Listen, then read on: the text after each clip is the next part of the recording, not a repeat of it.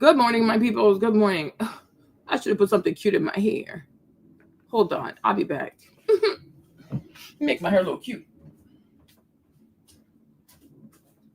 Let me make my hair a little cute, cute.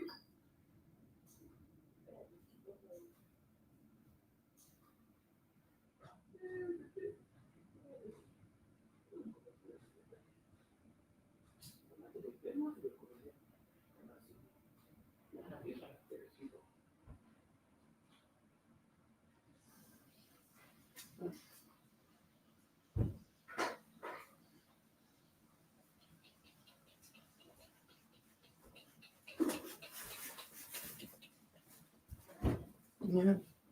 Next time, in every order, I'm going to go to do do do. Sorry, you guys. Like I'm like, let me make my twist a little cute, cute. Yeah, Ekinen put me on to these Japanese hair waters. Get you some TikTok shop. Yo, the way I love shopping on TikTok, it's a problem at this point. Okay. Get in here. Happy Sunday, y'all. Come on. Let's start the show. Okay, I'm gonna start the show in like 3 seconds, you guys. Hey Val, what's up, my love? I love you. You ready to get triggered? Oh, Val, guess what? I found a video for you. I was like, this is what I need to show Val so that she can understand what I meant about Christianity.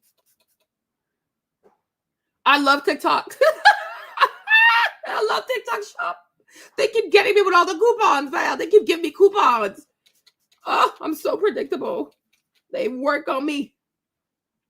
This smells so, so good. You can't get this bottle. Can't close the door. Okay, no problem, sir. Yes. I found a video, but maybe I'm gonna play the video after this one so I don't mess things up. I don't get distracted. Okay. All right. I'm gonna start playing video. It's a Mario product order. But I use my stuff though. I use it. It's really good. It smells like apples. Japanese hair water. Okay. All right, you guys. So let's get into it because we might be here for a long time. Hey, Abby. What's up? Miss you. But I figured you're busy. Okay, you guys. So here's the video, right? I'm going to play this video. Wode posted this video like about, let me scope it now, but whatever. He posted this video about like 17 hours ago, almost 500,000 views, right? So you know, Black people love to be triggered. So I'm going to play this one. So no Black people allowed in South Africa's white-only town, okay? So, yes. So there's a town, I guess it's called Orania, where these Afrikaners are not allowing, quote-unquote, Black people to go there, right? So you know that people have to be triggered. Oh my gosh, how can it be you're in Africa and then white people? Mark said, don't tell me what I'm triggered. I love you, Mark. Okay. Get him out. Oh, Lord Jesus. Lord Jesus. Mark cracks me up. Mark is like, I don't have it in me. Oh, Lord Jesus, right? So you know my people are triggered. That's why the views are so high. 500,000 views. Okay, almost half. It's probably 500,000 views because YouTube is delayed. They're so delayed with their views, right? Okay, cool. We're going to watch this one, you guys. And then I discovered this man, this German philosopher from, yeah, he is German, right? Guess what? He's a Libra. And I'm like, wow, like after Kevin, he might be my next favorite Libra, okay? But I'm like, this is crazy. This is crazy. We need to talk about this. Hey, Fumi. Well, Fumi's home, okay? Fumi's homeland. So, you know, my people are triggered because that video has so many views. I said, okay, let me watch this. So I was watching a little bit of it. I was like, okay, let me go live so we can all get triggered. I mean, probably not gonna get triggered, but y'all can get triggered in real time, okay? So let's go. Let's put guys know that white people. I'm in love with Orania. Yeah. Can I stay in here? You're not Afrikaner.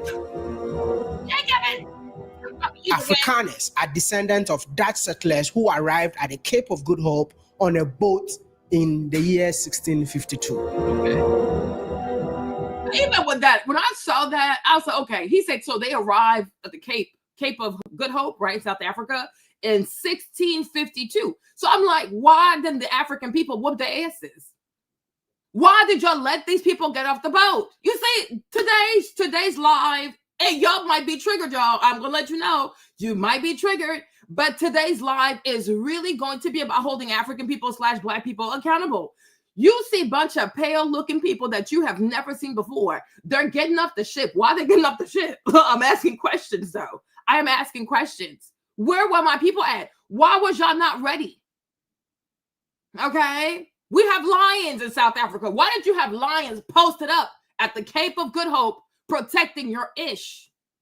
Okay? No, we need to hold. Mark, this is how you, Mark, let me tell you something, right? I refuse to get triggered because I said to myself, if you hold yourself accountable, you really can't really be mad at white people. Okay? Because I even feel like if you know them, you read their books, you know, these are people who are obsessed with the displacement. They love to displace people. They are obsessed with war. They have books like The Art of War, 48 Laws of Power, this, and that. I feel like 2025, I feel like white people are so predictable. It's up to you to read the books, okay? It's up to you to read the books. You have to educate yourself. But they don't hide who they are. They don't hide it. I think we're delusional, but they don't hide who they are. When I tell you the German, his name is Nietzsche, like that German philosopher, I said, there you go, white boy. Okay. Like I spent over maybe more than 5 hours, watching so many videos about this man. And I'm like, this is what's missing with Black people. This right here. Okay. But I'm like, these people do not hide who they are. They never have. Right. And I just feel like when it comes to Black / African people that have African ancestry, Black like this, right? I just feel as though it's a people that continues to be delusional. They just think that, oh, white people will just do the right thing. No, white people are trying to survive. They're trying to survive. And when you're in survival mode, you're not a nice person. You're not, I'm like, hold on, wait a minute, hold on. Okay. Right? Hold on, you guys. Hold on. Because this got to make sense, right? Do you see this? Hold on. Hey, Leash, cuckoo. Okay, look at this, right? For a people. Where's Denmark? Denmark is up here somewhere, right? Oh, even England. England's right here, right? Okay. Can you imagine leaving up here? Then you travel all the way. You travel all the way down here to come oppress people. Do you see the level of determination? Think about that for a second, right? Denmark, hold on, where's Denmark? It's one of these two, right? Oh, right here, the purple one. Okay, good, right? That Denmark? Yeah. No, sorry. Oh, Denmark is the gray one. Look how small it is. So this little piece of land is Denmark? Okay. These Dutch Viking people, these Nordic people. Okay. So here's Denmark. Here's the UK. Right? This is the UK. Orange right there. Gray is Denmark. Okay, cool. Now, these people had to leave, okay, from here, travel all the way down here, face the perilous seas. You keep going. You keep going. You keep going. You keep going. You keep going. Boom! To land right here. Okay? Hey, Elaine. But I'm like, do you see how dangerous that travel, the whole voyage, do you see how dangerous of a journey it is? So when people can make it that far, they can leave somewhere so small, travel that far to come to Africa, the southern tip of Africa, that you know they mean business. These people are desperate. Okay? They could have stopped in Senegal. They could have stopped in the Ivory Coast. Okay, so Ivory Coast right here, right? Okay, we're right. Yeah, where are we? Yeah, right here. Okay. No, they could have stopped in Senegal. Senegal's right here. Okay. Mauritania's right here. Guinea-Bissau's here. Guinea, Liberia, Burkina Faso. No, Nigeria, Ghana. No. And even Angola. Nope. They keep going, child. They keep going. They keep going over down here. So it's like these people truly wanted to survive. It is not a joke. And they get here after having traveled so long to get there. There's no one to check their asses. So what exactly were the black people of South Africa doing? Okay, getting drunk, being polygamous, fighting tribal wars and killing each other, right? Because how do the people show up and you're not protecting your place? Right? But the funny thing is, like, people always want to blame white people, not realizing that if the white men did it because the white men could, because where were you? What were you up to? Especially what were the men up to? Right? And whatever willpower it was that had these people, whatever it was that had the willpower that these people had to get on those ships to leave the top of Europe all the way down to South Africa. Why didn't African people have the same determination? Oh, you know what? Maybe let's see what's up there. Let's see. Because we're not curious. There you go. There you go.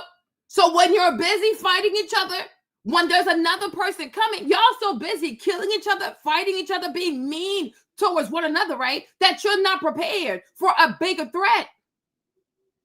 You're not prepared. So here we are. And now, because of this, generations of children have suffered. Generations of South African children have suffered because the mans were not doing what they were supposed to do. Protecting, not being involved in goofy ass quarrels, fighting over women, fighting over foolishness. And I promise you, if we could go back to that time, most likely they had more hatred for each other than they had for these pale people. Okay? Because that's usually how it goes. They probably had more hatred for one another. Like, oh, but you're from this ethnicity. You're from this ethnicity. So I hate you more. Oh, yeah, you're not that bad. So whatever, right? Ignoring these people. They get off these boats. You ignore the people. They start building the little huts. You ignore these people, right?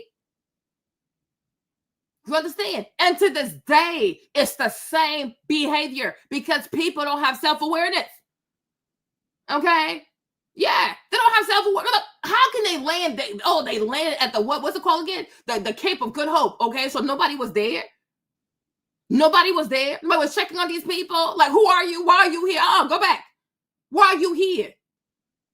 And this is why Marlene, I respect the white man, especially Donald Trump, okay, and Tom Homan, when they say we're closing the border and we are deporting you, because they know what they've done to other people. They ain't stupid.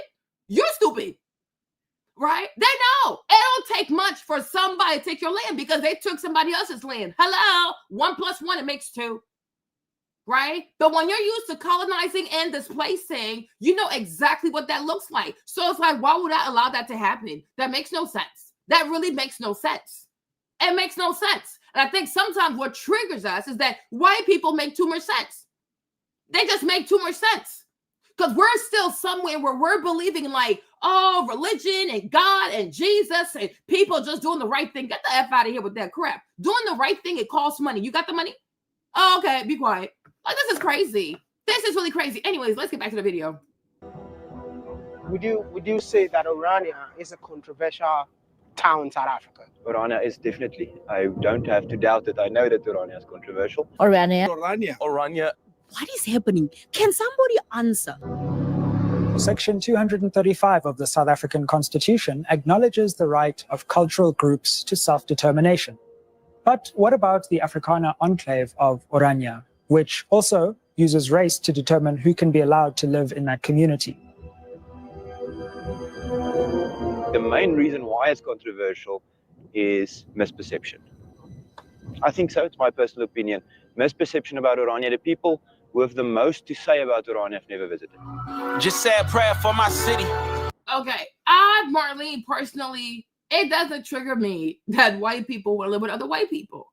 And my thing is, if they are as racist as people claim they are, then they should definitely be by themselves. Why would I want to be around racist people? So I could go and disappear at night, or they're going to torture me? No. No. If they are as racist as people claim they are, they should stay by themselves. Why do black people want to go around people who are not, they don't like black people? Why? Let them be. Because to me, in my mindset is, if they come up with a town called Orania that's just for whites and these Afrikaners, and they want to stay there and stay among themselves, right? Okay, then black people should have their own town and be even better, have everything better. You have to compete with those people. I mean, it doesn't bother me. Because when white people say, oh, we're going to have our own enclave and we're going to stay here as white people and we don't want to see any black people, and then you're a black person and then you start crying. Why? Why are you crying? So you don't believe that you can make it without white people? Why are you triggered? Yeah, like, why are you triggered? Who cares? If they're as racist as we claim they are, who cares? Like, I'm like, what the heck? I don't care. Live by yourselves. Matter of fact, if all you racist white people of South Africa could go live in the same place, that's actually a win for everybody else, because you can't deport them all. You really cannot deport them. And the reality of it is too also, right? Any African president, any South African president who tries to deal with these white people, because these are Europeans, they know they play a double game. When it's beneficial, they're Afrikaners, right? When they are told to do right by the country, it's like, oh, but they call their favorite European leader they know to apply pressure. So you got to be mindful, because the vast majority of the world's superpowers are white people, are Europeans. It's their kinfolk, right? So my thing is, if all the racist white people of South Africa decide to live together in one enclave, it's a boon for everybody else, right? Because wouldn't you love it? That's just me. Wouldn't you love it that all racist people could self-identify as racist instead of you having to figure out who's racist, right? They're doing you a favor. That's the way I see it. It's like you're doing me a favor. So it's like, okay, so if you identify as a racist, because we can't really deport you now, just go there and live amongst yourselves. So that way, everybody else can be at peace. Like, oh, we don't have to worry about which white person this is, because all the self-identifying white races have decided to live amongst each other. It's amazing. To me, honestly, I think it's amazing. If you know you're racist and you know you can't stand black people, instead of hurting black people, it's better for you to go live with other white races, right? Where you don't have to see any black people, right? And do your own thing. No, they will not. They're stuck there. No, they will not. But even that too, Mark, if they're able to take more land, you also have to blame South Africans, especially the black ones, right? Because since the 90s now, South Africa has been led by mostly all black government, right? Nelson became president like 93, 94, right? It's almost like 30 years. The black people who run South Africa are also corrupt. Like, I swear, sometimes if you compare South Africa to Black America, like, it's the same. It's just like different location. But I'm just saying, like, people complain, they complain. But when they finally get to be in power, it's a hot mess. New Orleans, Chicago, what other city you got? Washington, D.C. Like, you have a lot of predominantly black cities that are ran by black people here in America, and they're failing. It's the same thing in South Africa. And since the 90s, it has been ran mostly by the ANC. And they treat the ANC the way Black America treats the Democratic Party. They don't want to not vote for these people, right? They don't even hold their own leaders accountable, but they want to worry about these white people. It's insane. It really is insane to me. But if these white people also are now able to get more land out of South Africa, Mark, they have to look at themselves. When you watch the show, what's it called? Rich Africans, right? What's that stupid ass show? What is that stupid show they got on Netflix? Okay. All right. Right? If you watch the show, Rich Famous Africans, right? Okay. You see, these are people who are living, these are people who are living in Africa and want you to believe that they're living in a first world country. Like, oh, the weaves, the skin bleaching, the Rolls Royces, the Mercedes, the this, and that. Like, South Africa is not that rich. Black South Africans are not that rich. They're putting on this whole front for Netflix to show to people, oh, look at us, like we have money too. No, but you're using your money for the wrong things, right? Black people, I'm telling you, people of African ancestry are obsessed with white trinkets. I keep telling y'all this, right? The clothes, the shoes, the bags, it is stuff that doesn't do anything. You know what I'm saying? They don't like to save their money. They don't like to buy property. They don't like to buy land. Don't want to build schools. They do not want to be responsible. See, that's the problem. When you compare, like, at the root of it all, right? Let's go like continent for continent, right? Hold on. Give me a second, okay? Let me show you something, right? Let's be so for real, right? If we look at the world, give me this, right? Good. This is a great picture, right? If we look at the world and we actually go continent for continent, right? So there's no such thing as like Black America. Just say continent for continent. So you got Africa, you have Europe, You have South America, North America, whatever it was before. I'm not talking like any time recently, like go like 1,000 years before all of this, right? You understand me, right? African people, they have one psychology. Europeans have one psychology. Eurasia, they have one psychology. Asia, they have one psychology. Latin America, they had one psychology. North America, they had one psychology, right? You understand me, right? Cool. When it comes to these Europeans have said it many times. I'm like, all people have to do, if you're not white, all you have to do is read their documents, read their books, and maybe now listen to their podcast. You understand me? But you look at those who left Great Britain, who came here to America, because at that time, North America from Canada, I think, yeah, the vast majority of it, but maybe they're different. But I'm going to say this, from Canada all the way down to Mexico, right? These are Native American people. They have their psychology, right? Latin America might be slightly different, but I still feel like you do have some Native American people in there, right? Australia, you had the Aborigines, right? So, okay, cool. But my point is, white people, Europeans, believe in this concept of self-determination, meaning you want something, you go after it. And even sometimes when they know that they're not entitled to something, they will find a way to finesse themselves into believing that you owe them that. So they call it like divine, what's it called? Divine destiny. There's another one. Oh my gosh. They have another term to mean like, God, he chose me. So once they have convinced themselves of that, they're going for it. They're going for it. African people have a very laid back attitude. Okay. African people have a very manifest destiny. There you go. They believe in that. This is white people's mindset. It doesn't matter who's there. Like, no, God told me this is mine. And they're not going to stop. Look at Benjamin Netanyahu, right? We know he's a German. But he's not going to stop because he has made up his mind. And that's how you know he's white.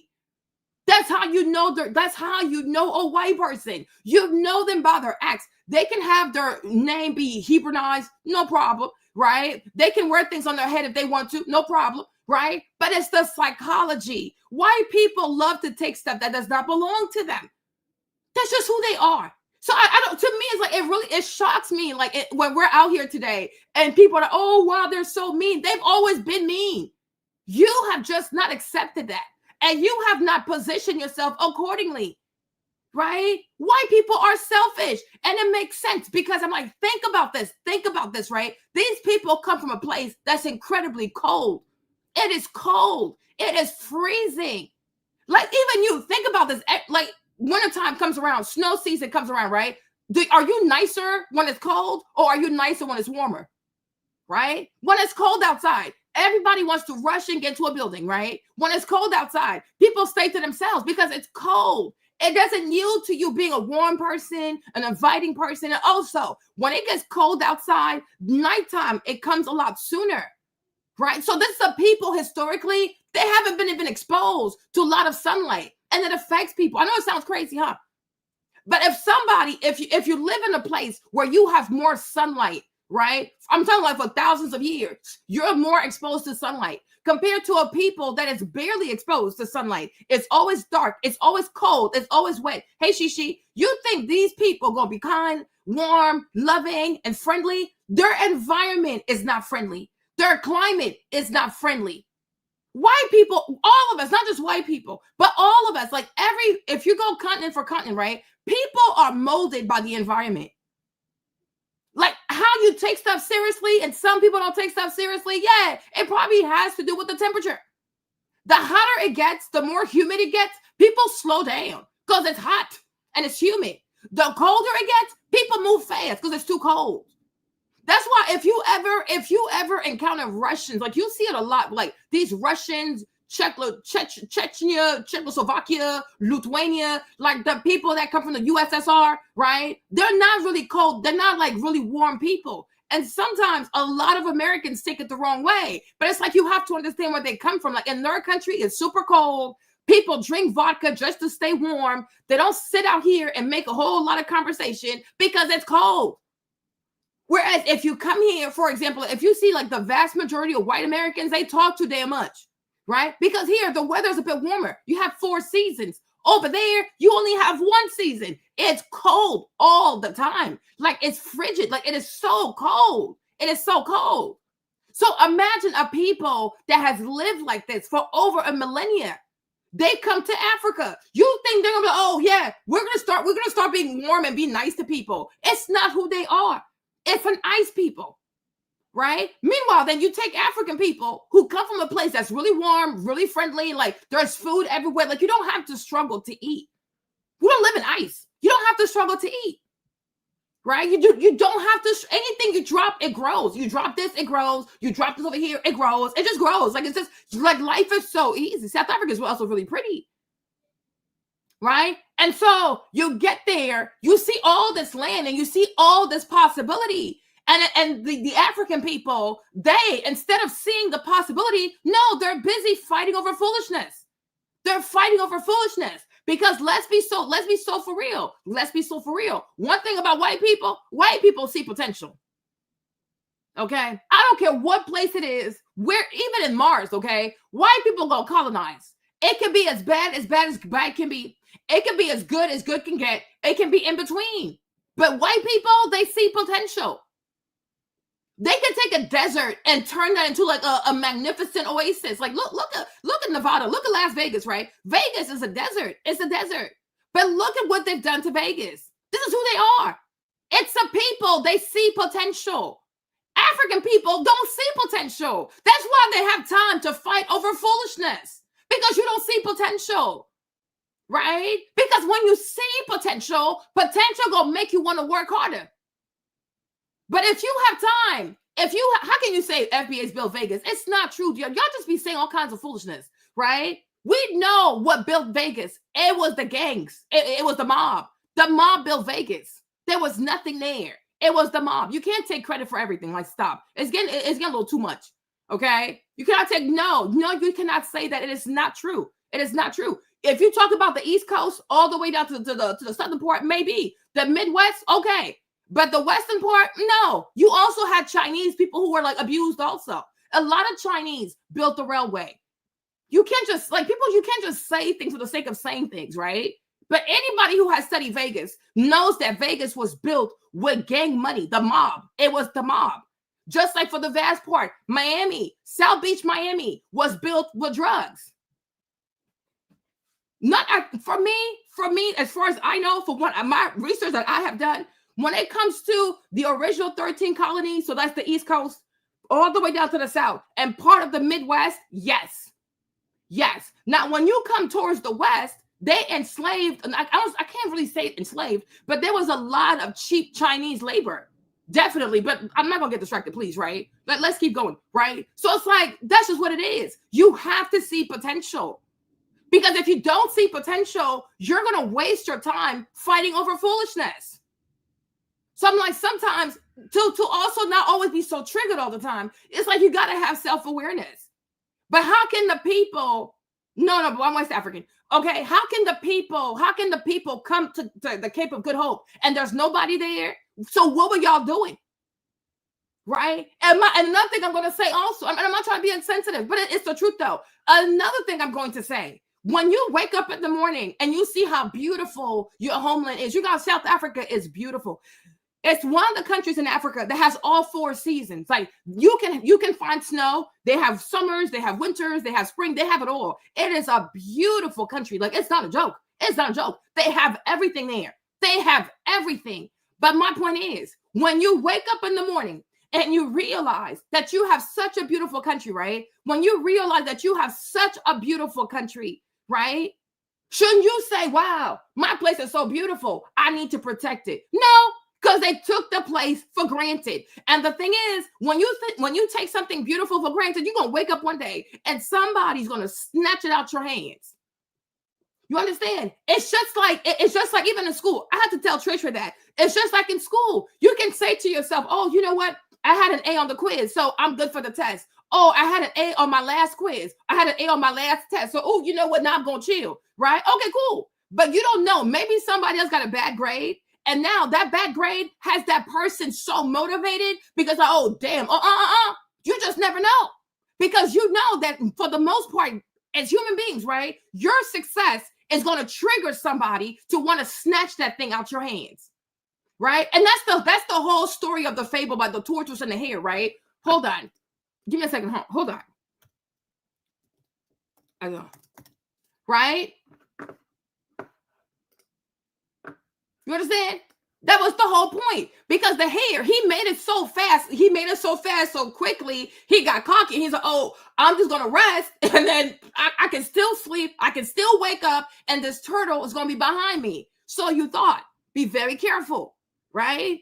In life, when you have something, you can't say, oh, I've achieved success. So boom, boom, I'm done. Or you know what? I made a lot of money. So boom, boom, I'm done. No, you're not done. You're not done until you're dead.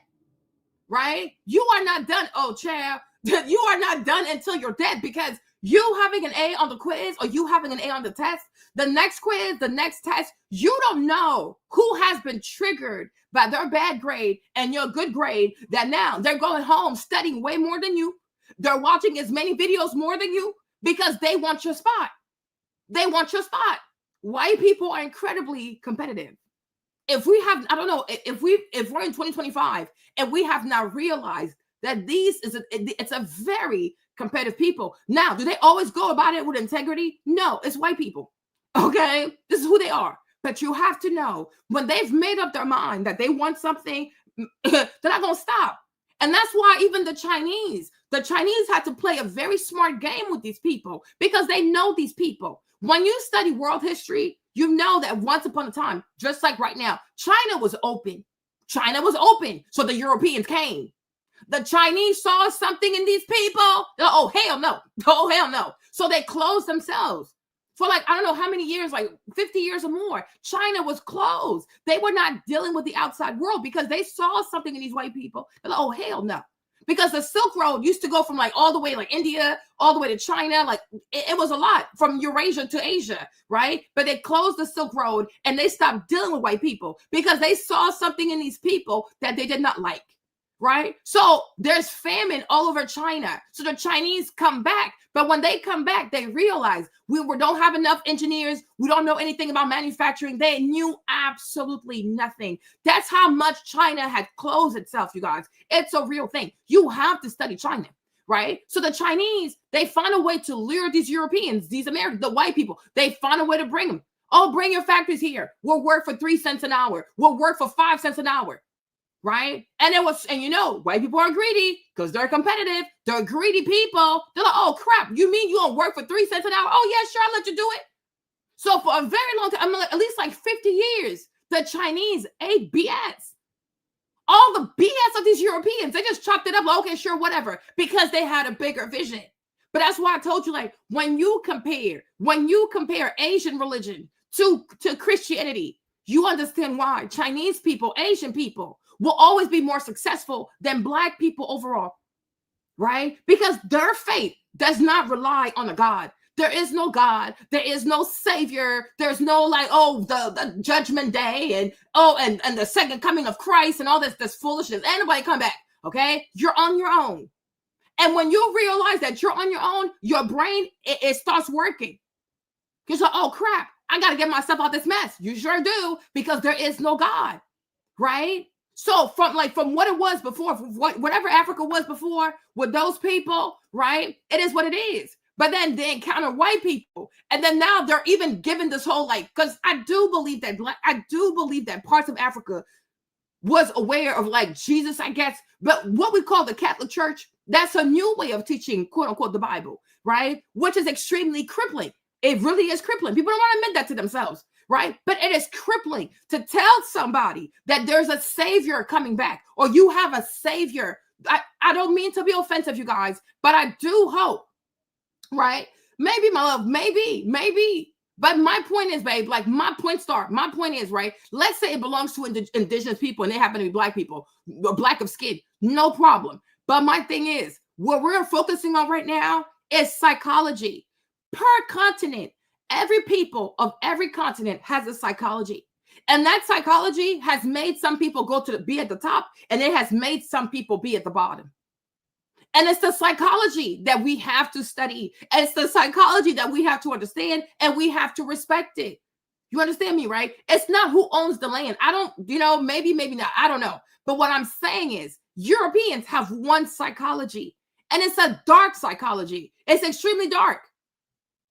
They have a dark psychology. Like the guy that I found, and I'm like, it's always Germans. Like, it's crazy how Karl Marx was a German, Hitler was a German, Nietzsche is a German. I'm like, what the heck? But then again, you realize that it's cold. It is cold, and they're getting sick. And a lot of Europeans used to be so sick. Great Britain suffered heavily from cholera. They were just dying. They had cholera. They had the bubonic plague. They had the leprosy. People need to study these Europeans. They were suffering, getting sick. They were dying. It's not a people that's healthy, right? And we can see it to this day. It's not as bad, but they're very frail. They are very, very frail, right? So, I think all of that, it just made for a certain psychology that is extremely dark. It is extremely dark. And it's like when people, we're not focusing on Africa right now. No, we are focusing on Africa right now. I don't know when you came in, but we are. Right now we are, right? And we're not just focusing on America. This right now is Africa versus the Europeans. So what we need to do, sorry, what was I going to say? So it's extremely dark. And because it is so dark, when Black people deal with these Europeans, they're shocked. Like, oh my gosh, like, why are you so mean? Why are you so mean? Right? But even that, when you start, Nietzsche is insane. When you start asking questions like, oh, but why are they so mean? Why won't they let me in? Why won't they be my friend? Right? Even those questions are questions that show that you are in a weak position. Right? Because only a weak person says, can you please be my friend? A strong-minded person will say, compete. Let's compete. And may the best, hey, Diana, let's compete. And may the best person win, right? A strong-minded person will be like, okay, if you don't want to be my friend, this is what it is. It's not a big deal because I can survive without you. But when you listen to Black people, even here in America, right? It's always, oh, white man, give me a job. White man, let me sit at your table. White man, do this. White man, do that. White man, this. White man, that. Just like Point Star said, he's like, oh, Black people built America. Sure. So if you built America, then why don't you build again? like make it make sense. Why are you asking people? If you believe in your gut that you are the main builders of this nation, then build again. If you did it once, you can do it again. And I would even argue that if you've done it once, doing it a second time will be so much easier because you have the wisdom that from having it done before. That make no sense, right? So do people say things just to say things? Or it's like something is missing? Because we realize that enslaved Africans, even though they did a lot of the buildings, they were not the brain of the building. And people don't have the courage to say that because I think people don't want to be called racist. Just because you are the labor force of the building, does that mean that you are actually the brain behind the building? No. You built according to the white man's blueprint. And that's why people can't do it again. Because where's the blueprint? The white man has it. The white man has it, right? You can be a labor force. And that's why, for the most part, the labor force can never really compete with the CEO. Take Amazon, for example, right? Take Amazon, for example. There's a lot of people who work for Amazon. But how come you don't have any of these Amazon workers trying to compete with Jeff Bezos? Because Jeff Bezos has the blueprint. You do the work. But there's a bigger picture. There's a bigger blueprint. There's a bigger business model. They don't let you in on the business model. They let you in on the labor part. Okay? I mean, white people can flood. That's what I'm trying to tell you, Black Point Star, right? That is what I'm trying to tell you. White people themselves, because once again, Black people do not study European history. White people themselves have gone through floods. White people themselves have tortured each other. These people, they're crazy.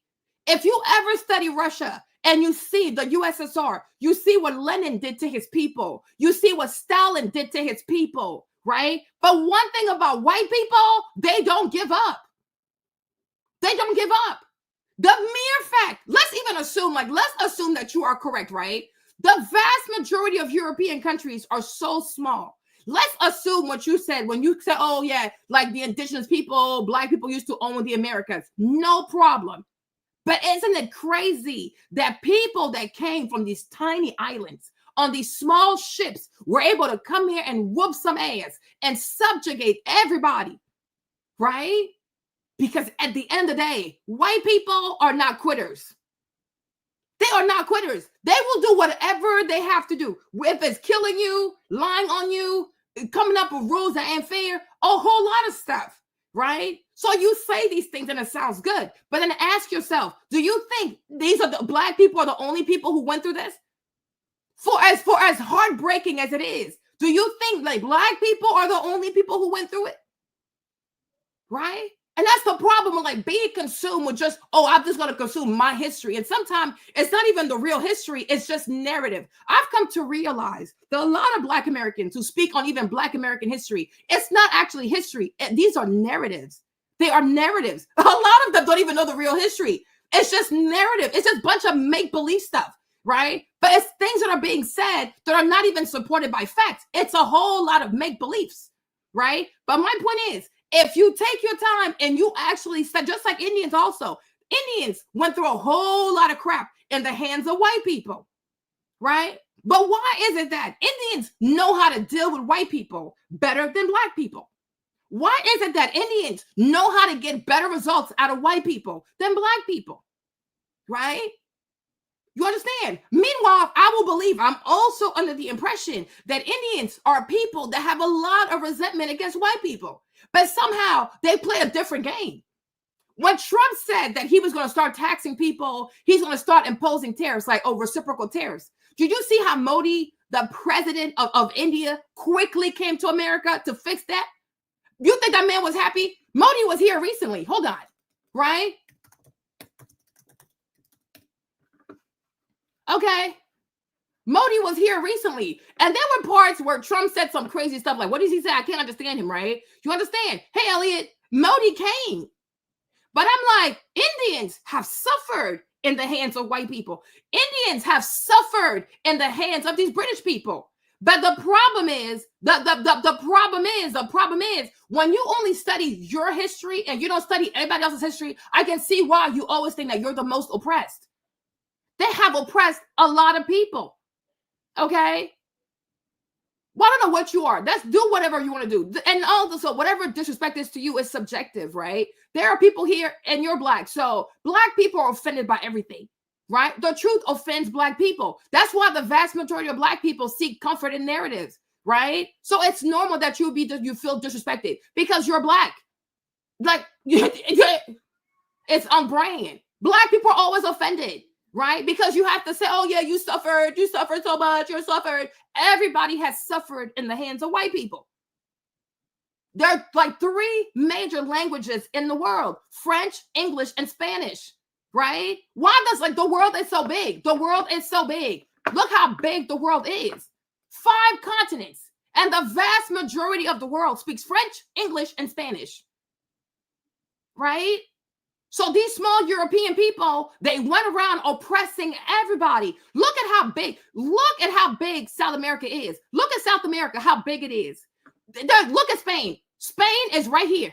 This is Spain. All of this from here, from Mexico, all the way down here, people speak Spanish. Yet it's only one country in Europe where people speak Spanish. This is Spain. This is Portugal, right? How can a small place like this manage to colonize all of this? This is ridiculous. This is ridiculous. There's only one country in Europe that speaks Spanish. One country. And yet you have, I don't even know how big this is, from Mexico all the way down. Do you know how many people in Mexico? It's almost like 200. Mexico's population is like 250 million plus. Mexico has the 13th largest economy in the world. That's why I say a lot of Black people, they don't read. They don't read. They just live for narratives and narratives of oppression, right? Because when you actually stop being emotional and you actually start thinking about things, a lot of things, you're going to start questioning it. Like, hold up, wait a minute. How can a small country like this manage to take all of this land, all these people, and then force all these people to speak Spanish? They all speak Spanish. And it's not just Mexico. It's not just Latin America. We're even talking about the West Indies, Hispaniola, right? These people are all over the place. Like, what the heck? What the heck? What the heck? Right? You look at Great Britain. Great Britain is even smaller. It's even smaller than Spain. And yet, Canada, America, and Europe, in parts of Africa, you have people who speak English. How does that even make sense?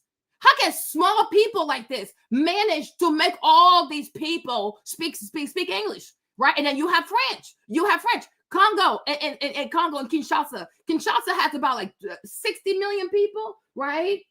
It's like 60 million people. It is the largest city in the world where people speak French. And all these people are African people. So there comes a time where you have to sit there and truly say to yourself, how the freak did these small people and white people are not even big? That's the problem.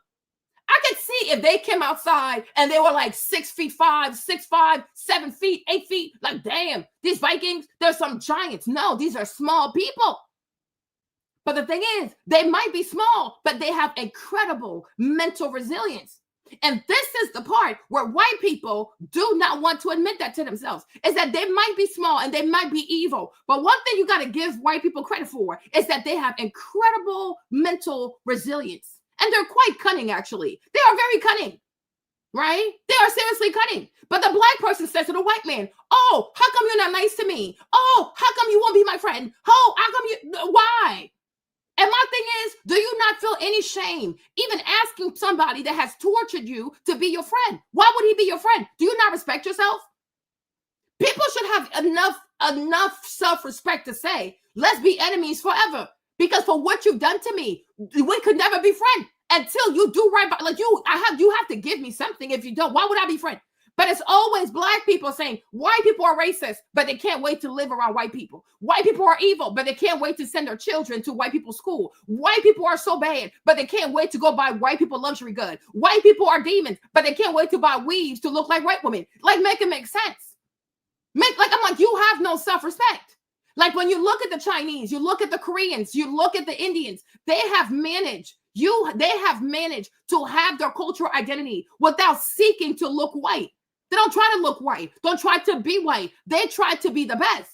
And by being the best, they have gotten the respect of white people. When you look at the Arabs, whether it's Saudi Arabia, right? Whether it is Saudi Arabia, but that's the problem. That's the problem. That's right. That right there is the problem, right? Because do you conquer because you need something, or do you conquer because you have to? You see, that right there is the problem. And see, if she was your leader in Africa, y'all would get killed. But we have everything. We don't have to go conquer, because conquest is not just to the act of going out there and brutalizing people. No, conquest is also like, let's trade. Let me impose my language. Let me make myself familiar to you, so that the day you lose your mind, you remember that once upon a time we used to do business together, right? This is the problem. This is the mindset. I even told my dad this. I said, if you were an African leader, your people would have gotten killed because you're too passive. You are too passive. Exactly. Conquest is not just you go places like what's his name? Like William or Alexander, and you just out here like torturing people, or like Julius Caesar. No, but conquest is also language, your food, your tradition, right? Even making these people say, you know what? Black is beautiful, because the way they would have seen you, like, wow, these are powerful people. Right? And it's funny how every time I look at these like stoic videos, right? Hold on. Let me show you something. Let me show you something, right? Let me show you something. Every time I look at these stoic people, okay? Let me see if I can find where's this, right? Y'all hold on. Because y'all know I love stoicism, right? But isn't it funny how when white people like draw or carve out their Greek and Roman people, and it's funny how these people are always so muscular. They're always so buff and incredibly good looking. Let me show you. Hold on. Let me find a stoic video. Because I watch this stuff all the time. Where is it? Child, where are my videos when I need them? Oh, Nietzsche's my dude. That Libra, he is crazy. But I'm like, you know what? I like you. Like, I really do like you. Hold on. Okay, you see? Let me show you something. Hold on.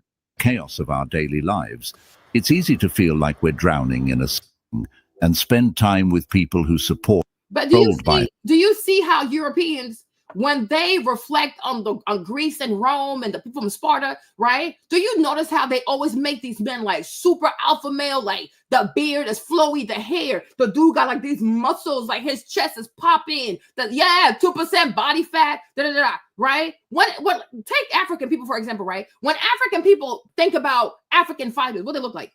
Besides Shaka Zulu, okay? Besides Shaka Zulu, most African fighters, what they look like? When these African countries or nations, these people, when they had their army, what they look like? You understand, right? It's like, and you see one thing about white people, right? Oh, thanks, my love. One thing about white people too, you guys, these people are obsessed with war. They're obsessed with war. When you've made war your ministry, you know, white people killed each other so much, they got tired of killing each other. So you know what? We can't even go. We got to stop because at one point, we're not going to have anybody left. So what they do? They started deciding to go kill other people. But they have killed each other. They have seriously killed each other. It is not a joke. One day I was sitting here and I was watching a documentary on Napoleon. This man just woke up one day. Nobody bothered this man. Nobody triggered this man. He's like, oh, he wants to fight Russia. Just like that. I'm like, sounds like this man has to be a Leo. There is no way somebody could be this obsessed with fire. And I'm like, he sure is a Leo, right? Out of nowhere. It's the same thing. When you study Julius Caesar, the man would just wake up like, you know what? Oh, I'm bored. I'm bored. Let me go start a war somewhere. Let me go just kill people just because he's bored. But he knew if you go into wars and you win those wars, people will have respect for you.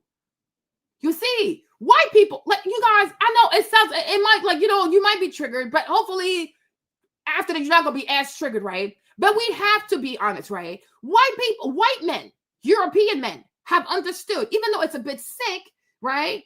I don't know, is it safe to move to Ghana? I don't know, I'm not getting in, right? But white men have understood, even though, you know, it is crazy to be out here just killing people for the sake of killing people. But when you go to war and you win wars, people respect you. Right. And not just that, it's like you become some kind of god, like you become some kind of like I don't know, some deity. Like people have so much respect for you because you're a man who fights wars. Right. Well, I think when I look at the African male psychology, their conquest is more and so of women, conquering women, being polygamous, having a bunch of children, okay, about a bunch of different women, right? Whereas these European, their pride as men came from how many wars they fought, how many wars they won, how much land they acquired, right? It's not the same psychology. So when you have a people that has been fighting wars for over a millennia, and they encounter people who fight these goofy ass wars, right? These silly wars, they're gonna whoop your ass. They're gonna whoop your ass.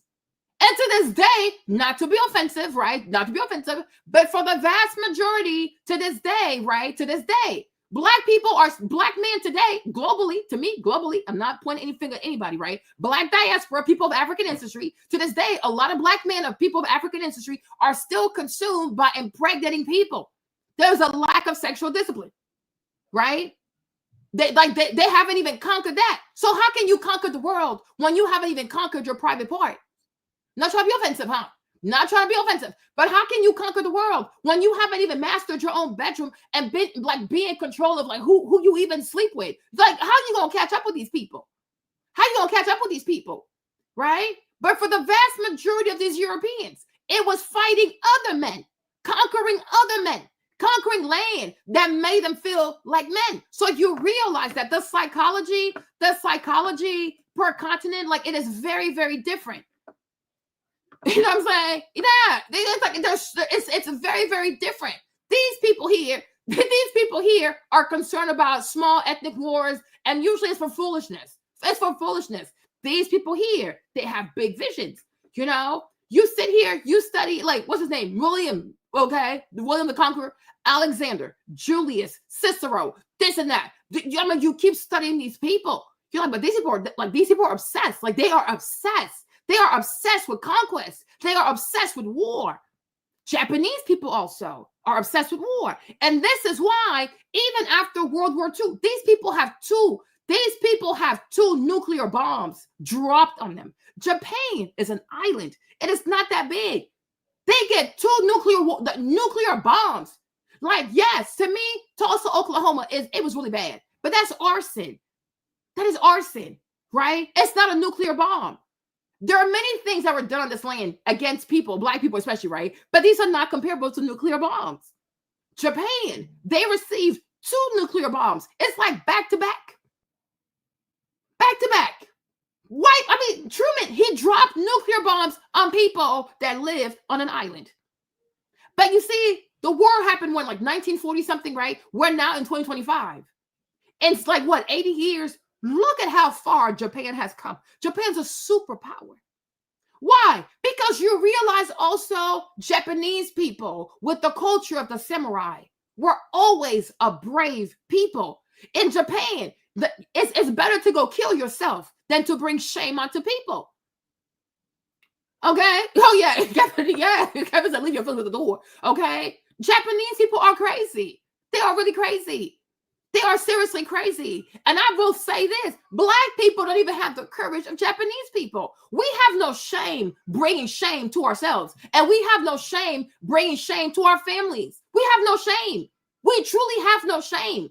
Like, what's it called? Like in Japan, even, and it's so sad because you'll see a high school student who failed his high school, like he failed senior year. Instead of bringing bad grades to his parents, he'd rather go take his life. I'm like, what the heck? You are crazy, right? But it's like, it's a people that's extremely self-aware. Like, nah, they're not gonna do it. But when you study the art of the samurai, these people have an insane amount of self-discipline. Their ethos are incredibly high. But a samurai would rather kill himself than to bring shame. They're like, like, what the heck? Are you what is this? Right? Like, you're like, this is insane. Like, you people are crazy. But they're extremely strict on themselves. You understand? Like, we naturally, right? Like, people of African ancestry, we don't have a lot of discipline. We talk about the stuff with slavery that we did, but you only did it because you were being bullied to do it. People are being tortured to do it. If torture was not involved, would people have done it? People have done it.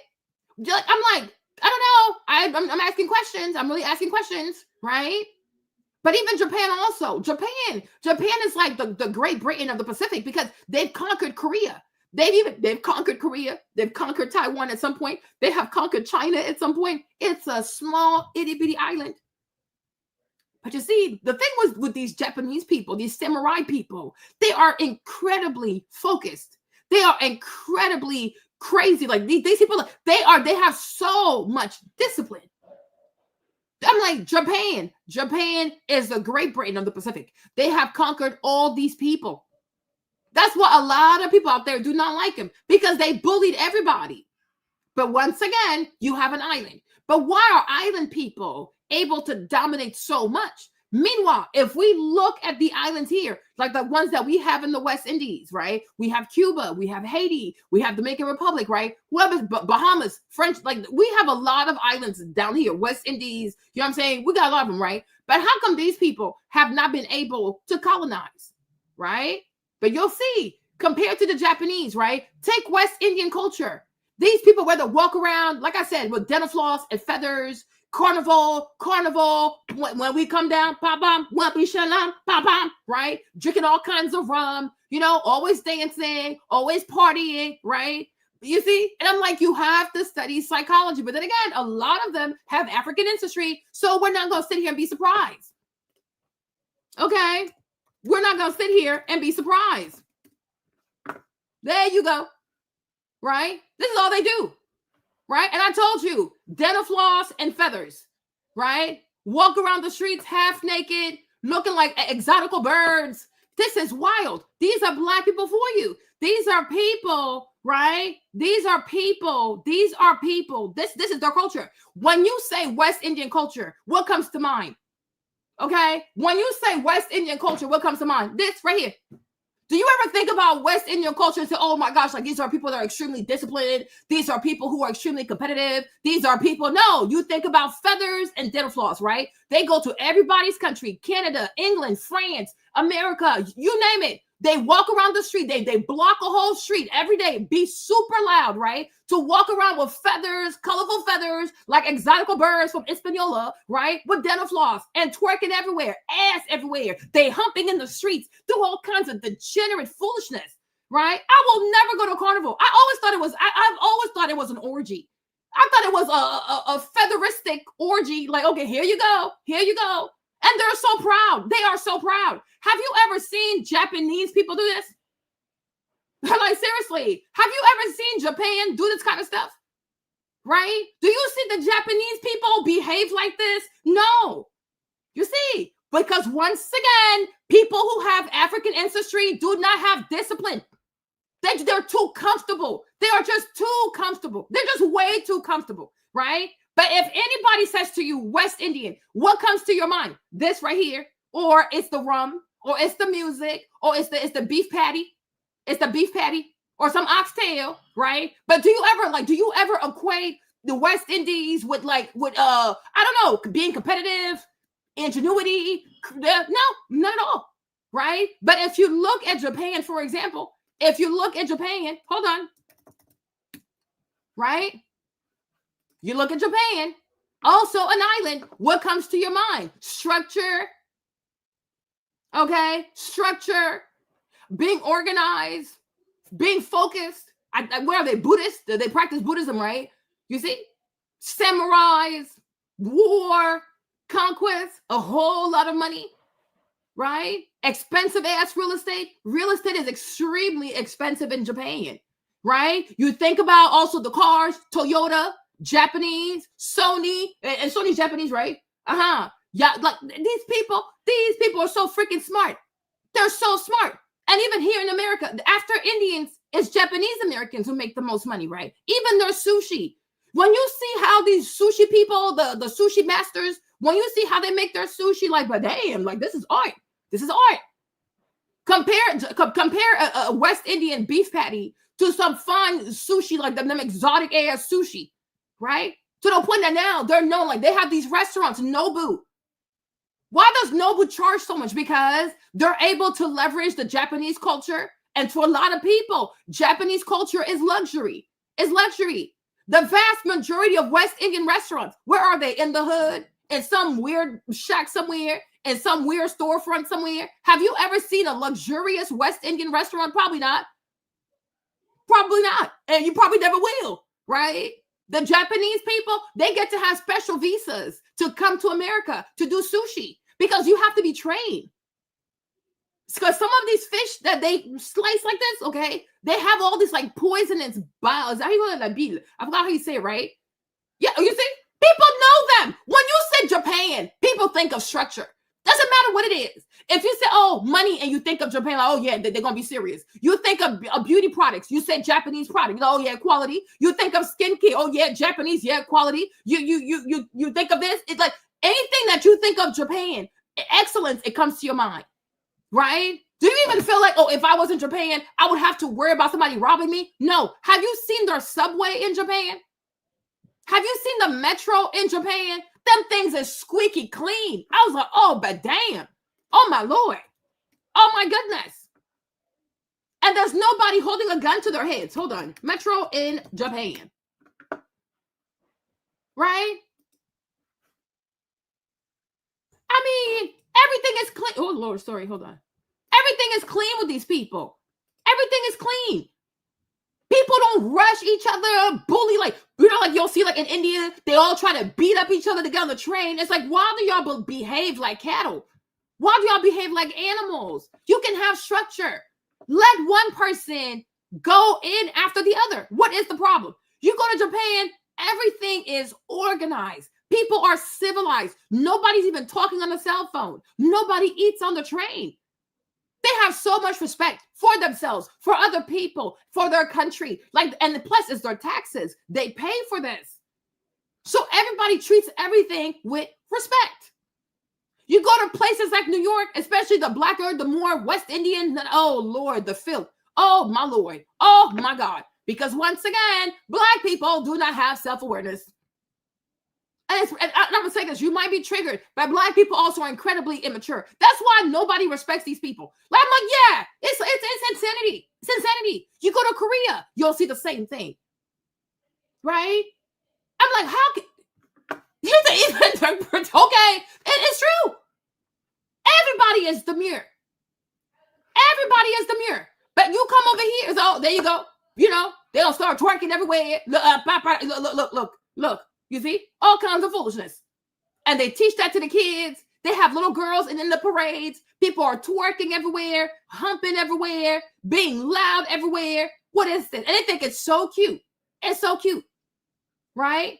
Okay, this is it.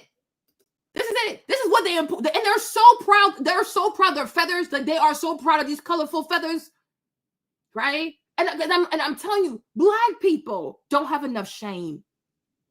They don't have enough shame. Because I promise you, when you have enough shame, you're like, you know what? I need to stop. Everybody out here is innovating. They're working on cars. They're working on robots. They're working on AI. They're working on this, and that. And we are still out here dancing, twerking, drinking, being loud. No, the degeneracy is their African ancestry. It's in their blood. It's their DNA. They can't help themselves. Because I know this behavior. I've seen it before. Right? And this stuff will continue when people keep lacking self-awareness. You understand me? Always loud. And we're never loud where it matters. Because success, I will even argue that success is quiet. Right? When they tell you the story about the man, Toyota, the family that owns Toyota, they're called, it's actually Toyota. But when they were trying to sell to Americans, they said, oh, if we call it Toyota, it's too Japanese. So we're going to call it Toyota with a T instead of a D. But it's actually Toyota, right? That man was broke, you guys. You have to study the way they recovered from the war. They got money from the Marshall Plan, right? But you see how the money from the Marshall Plan, you see how far it went? Toyota. I think Sony, Sony's Japanese. Sony's Japanese. Who else is Japanese? Motorola is Japanese. Hello, Moto. Do you remember how big the Razor was out here in these streets? Okay. Do you remember how big the Razor? Where's the Razor? Okay. Do you remember how big it was? Like before we had the iPhone, everybody wanted to have a Motorola Razor. Do y'all remember this phone? Do you remember this phone? Right? It's the Japanese. Right? They have so many companies. They have before the iPhone came, everybody was dying for the Razor. I wouldn't even be surprised if the T-Mobile Sidekick was also a Japanese invention. These people are innovating. People over here in those islands, they're twerking. People, they have no shame. Toshiba, I think LG also. LG, the people who make the appliances also, they're Japanese.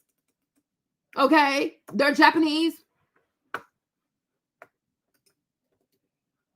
Yeah.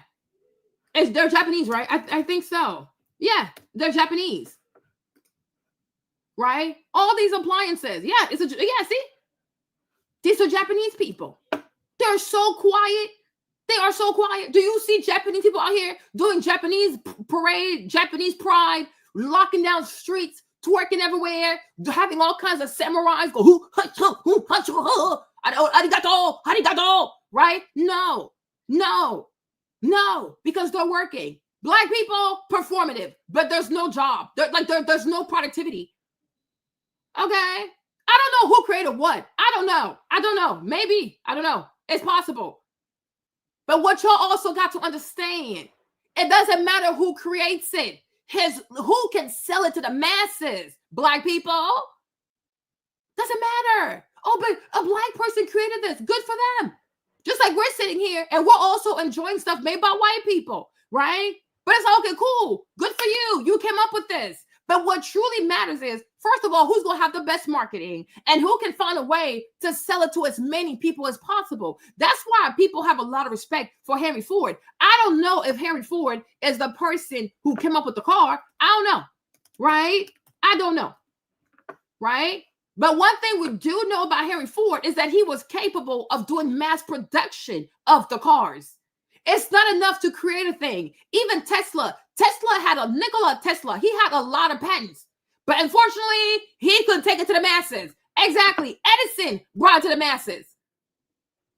Once again, I think a lot of us as Black people, we don't understand capitalism. I swear, like sometimes that's why I'm like, if you don't understand me, you might think I'm anti-Black, and I get it.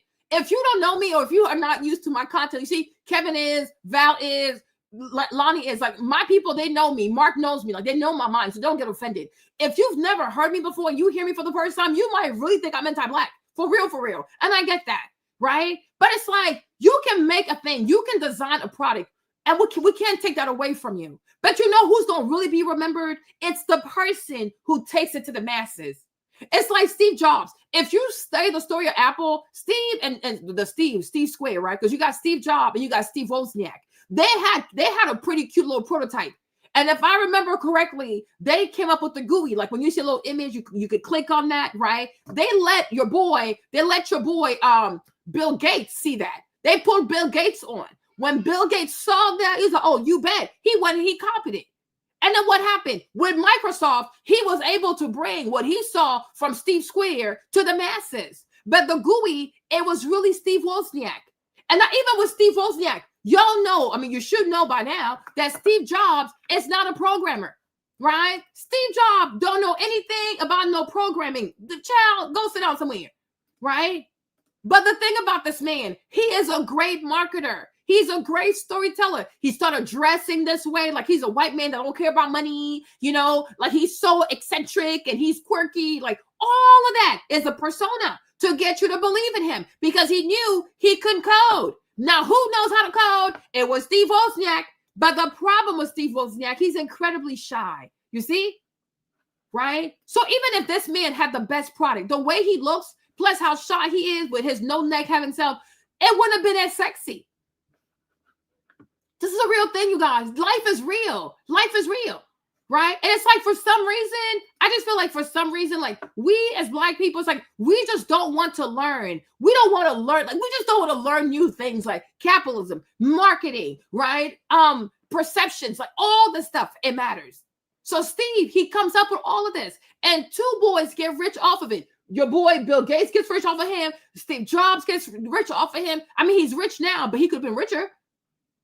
But he invented so many things. The problem is he didn't have the look, and also he didn't believe in himself, right? But I'm telling you guys, history, the celebration will go to the person that knows how to bring something to the masses, right? You can be the person that came with the microwave. Good for you. But we're going to remember the person who took the microwave from like being $500 to taking it to be like $30. Like, oh, damn. Because how'd you do that, right? People respect people who can bring stuff to the masses at a cheaper price. That's how it goes. That is how it goes. That's really how it goes. That's how life goes. This is really how life goes. And it's like we don't want to accept that. And so because of that, we suffer in our flesh because there's certain harsh reality about this world that we as Black people don't want to make peace with because it hurts us. Like, but it's the truth though. And then maybe that's why we hide in religion. Or maybe because we're so committed to the religion that tells you to believe in a savior. So therefore, oh, well, as long as I have Jesus, I don't have to learn this, and that. Oh, no, you have to. Because you're living in this world. And it's like, if you don't want to be oppressed, it's up to you. If you want to keep being oppressed, it's up to you. But you're going to have a choice to make, right? But there are a lot of people who created things. But they don't get to be famous because they don't know how to sell themselves, right? And then some people, they're not that good, but they know how to sell themselves because it's marketing. It really is marketing. It's storytelling. And it's like, hey, Sacred, I missed you, right? And the thing is like Steve Jobs, he was a better salesperson than Steve Wozniak. Steve Jobs knew how to finesse people. He's a scammer. He knew how to finesse people way better than Steve Jobs, than Steve Wozniak. He had a bigger vision. He was like, maybe if it was up to Steve, it would have stayed in his garage because I don't think he had enough self-confidence. I don't think he believed in himself. But Steve, he saw something in there, right? And that's why I'm saying, like, white people, once they see a thing, when they see potential, there is no stopping them. And that's why for as evil as they can be or they have been, they've also made life a lot easier for a lot of people. We have to be honest, right? Everything they've done was not always bad. We choose to focus on the bad side of white people, but we have to be honest. White people have done a lot for humanity. For as much as they've done evil, they've also done good, right? We have airplanes because of white people. Okay. And today, a lot of people can travel. We have these hospitals. We have these machines. We're able to save lives. People used to die. Back in the day, you would die at 40. You die at 40. That's why people used to have kids like 11, 12. They're already having children because your lifespan was not going to be that long. You understand? We have cell phones because of white people. We have the internet because of white people. They've done a whole lot of things, and they have saved a lot of lives because it's an incredibly ambitious people. And when they want something, they're not going to stop. White people can move a river. They can build a dam, take this river, have the river go this way and go somewhere else. You have to give these people credit. And sometimes, like they say, you might not like him, whatever, but it's like, hey, you can't deny it. And the sooner you study these people, the easier it is to deal with these people, right? That's the way I look at it. But I'm trying to tell y'all, and I'm trying to tell them, like, this whole Christianity stuff, this whole Christianity business, it has truly, truly, truly handicapped. It has paralyzed Black people. And I couldn't properly explain it until I discovered Nietzsche. And the way he explained it, I'm like, yeah. Because he was like, yeah, he said Christianity glamorizes victimhood. I'm like, it really does. It glamorizes suffering, right? When you read the Bible, especially not the Old Testament, but the New Testament with this whole Jesus stuff, right? The New Testament, it really makes you feel like you're about that life because you're suffering. And it's like, no, the purpose of man should be to come out of his suffering. Right? But the Christian, especially the Black Christian, says to himself or says to herself, oh, I'm suffering because God loves me. You know how we have this thing where we say God chooses his toughest soldiers for the battle, whatever it is. I've got how it goes, right? Foolishness. I will not speak that from my life. Okay? You understand? But like this whole notion of telling a specific people that they have to wait on a savior who's going to come, God knows when he's coming, right? On a new horse for the New Jerusalem. To me, it's so wild. It's so crazy. And that's why I told you guys, like, I don't know if I really want to teach my kids to go so deep into Christianity because I really think it paralyzes the mind. And I don't believe that it's healthy to teach men that they have a savior. No, you're a man. Save yourself. Now, if women want to be into religion, I can kind of see it because women love to believe in Prince Charming. Right? And Jesus, it does give that. And that's why a lot of ladies say, oh, I want a man that's just like Jesus, right? Because it fits into this whole, like, I don't know, paradigm of like having a Prince Charming, like, you know, a savior. But a man should not sit here and wait for another man to come save his ass. Messiah or no Messiah. You have to save yourself. You have to save yourself. Nobody is coming to save you. Right? And then you also have to be intelligent. You can't, oh, I'm gonna pray. No, you cannot just pray. You have to plan. You have to have strategy. You got to have money. There's a lot that you have to do. So you can't be at church all the time. That's why I said to y'all, a lot of people go to church because they're running away from serious things. Like they're running away. Why are you at church so much? Because you're afraid. You are scared to compete, right? You're scared to compete. You want a world where everybody's just nice and people just help the poor. No, that's not how it works. That really is not how it works. But let's get back to the video. Hold on, you guys. Let's get back to the video. Because at this rate, we're going to be here. Just say a prayer for my city. And what are your favorite things about Oranje? Have you ever seen a 16 or 17-year-old girl walk around 9 o'clock at night? Anywhere in South Africa? It's not common. For real. Okay. Yeah. We don't have burglar guards. And if they leave a bike somewhere, tomorrow morning it's still there. Would you agree with me if I say that this man performed a lot of atrocities in the past? It's our history. But I know it's your history. But at the end of the day, a lot of people were harmed in the process. You don't think if you are embracing this, you're definitely embracing apartheid? Is it okay to celebrate Shaka Zulu leader? Do you know who that is? I know who Shaka Zulu is. He killed a lot of people. Is it fine to celebrate him? See, even that question, I think he froze. But I'm like, he said, oh, is it okay to celebrate Shaka Zulu? It depends. Don't freeze. I'm like, if you're going to ask these white people tough questions, you also got to have self-awareness. Okay? What you mean there's no sound? Okay? You also have to have self-awareness. right? If you're going to ask them tough questions, okay, these white people here that you're celebrating, they have committed lots of atrocities. They have killed lots of African people. They have killed lots of South African people, right? The black people. Okay, cool, right? And I respect that. But you also have to understand, these people are not their people, right? White people, these Dutch people didn't show up there, right? And see these black people as their people. We see them as our people because we have their complexion and also we have quote unquote morality, right? But to them, you're not my people. Because remember, white people have killed each other also. So it's like, okay, if I kill my own people over there, why I can't kill you? Make it make sense, right? Now, when it comes to Shaka Zulu, it depends. Like he killed people, yeah. But Shaka did not kill a lot of white people. That's the problem. I would have told him that. Right? Like me, if I don't, I will celebrate Shaka for certain things, for unifying the Zulu Empire, because you had, like the Zulu people, you had different cliques of Zulus. Like it wasn't one Zulu nation, right? So you had a bunch of Zulu people like living all over the place. It's just like, it's like, for example, the 12 tribes of Israel, right? It's like, yeah, they're all family, but they all live different lives. Like, oh, you have, I don't know, Reuben over here, Joseph over here, Benjamin over here. It's 12 tribes. It's 12, like they're all family, but they live different lives, whatever. You have different types of Zulu people. They were all not united. I think now, like the mainland, Fumi's here, but I do believe that the mainland today of the Zulu people is KwaZulu-Natal, right? But before Shaka, you did not have the unification of the Zulu people. Like is KwaZulu. Hold on, let me show you. Hold on, I gotta show you this so that way I don't make a mistake. Okay, KwaZulu. Okay, all right. So that way, because you need to see, like, you got to have an idea what we're talking about, okay? So if I'm not mistaken, so I think this is the land of the Zulu people, right? Fumi should be here somewhere. Okay. Fumi, where are you? All right. So look at this map, right?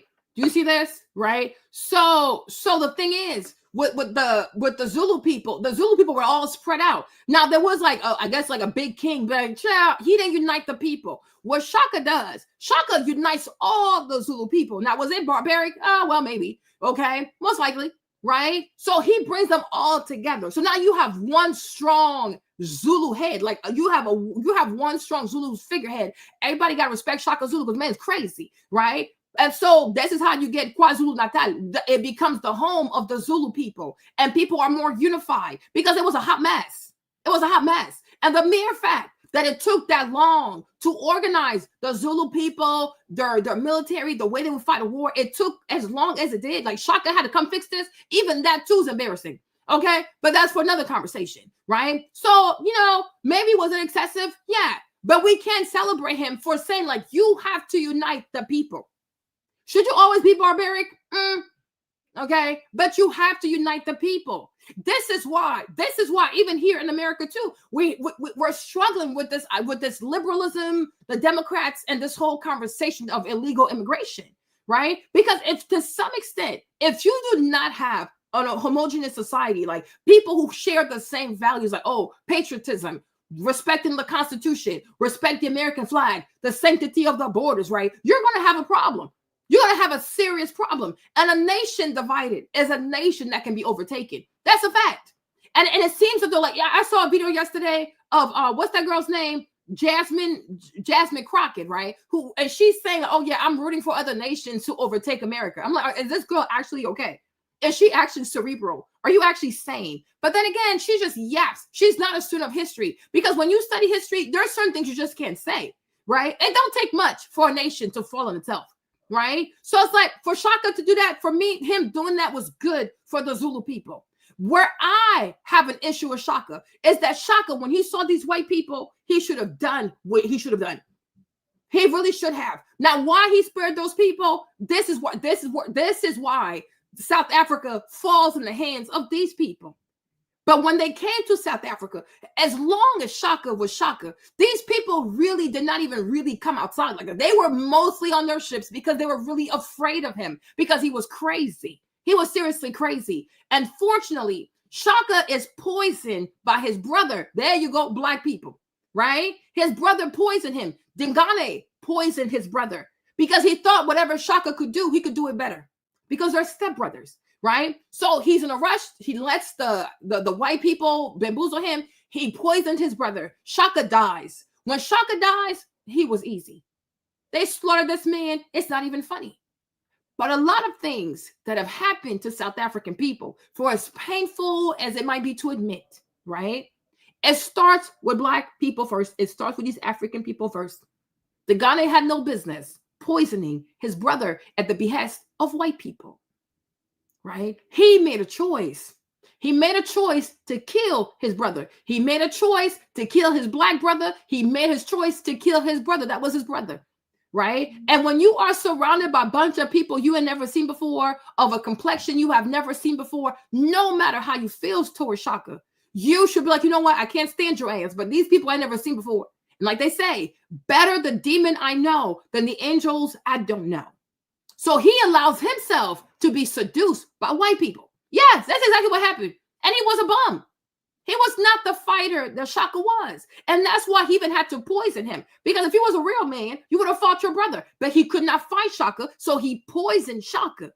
And it's funny how when we talk about the oppression of South Africa, of South Africans, right, in the hands of these white people, people never talk about what the Ghana did to Shaka. Because if Shaka had stayed alive, would it have gone the way it went down, right? But once again, when you are always stuck in this euphoria of always blaming white people, right, it makes it easier to not look at yourself. And to this day, we continue to see the same behavior where one Black person will hurt another Black person at the behest of a white person. We're not good. I'm like, we don't have the courage to say it, but we're not good. Even here, out here, we live out here, right? You'll have a Black person signed to a Jewish record label. And the Jewish man will say, oh, I'll give you 100,000. Make a song about how you slide on your ops. You run slime on people, wumpty wump wump. And the person, the Black person, oh yeah, I'll do it for 100,000. For 100,000. Why don't the Jewish people, the Ashkenazi Jewish people, go and find themselves some young hood Jewish boy? You got ratchet, they got crazy out there too. Why don't they pay their own people to say, oh, you know, on the day of Shabbat, I pull up at the synagogue, on David and Benjamin, right? Make your own songs. Do that. No, but you will never hear about sliding on Benjamin and David, right? Why? Because they respect their people. They don't want David to die. They don't want Benjamin to die, right? But you're Black. If they pay you enough of an advance, you'll sing all kinds of foolishness. You will sing all kinds of foolishness. N-word, N-word, N-word. Kill, kill, kill. Body bag, batty bag. The slime. It's like, what is this? For money. It's not even significant money. Right? It's not even a lot. Why are you making this kind of music? Why is he not making that kind of music? Why are you doing this kind of music?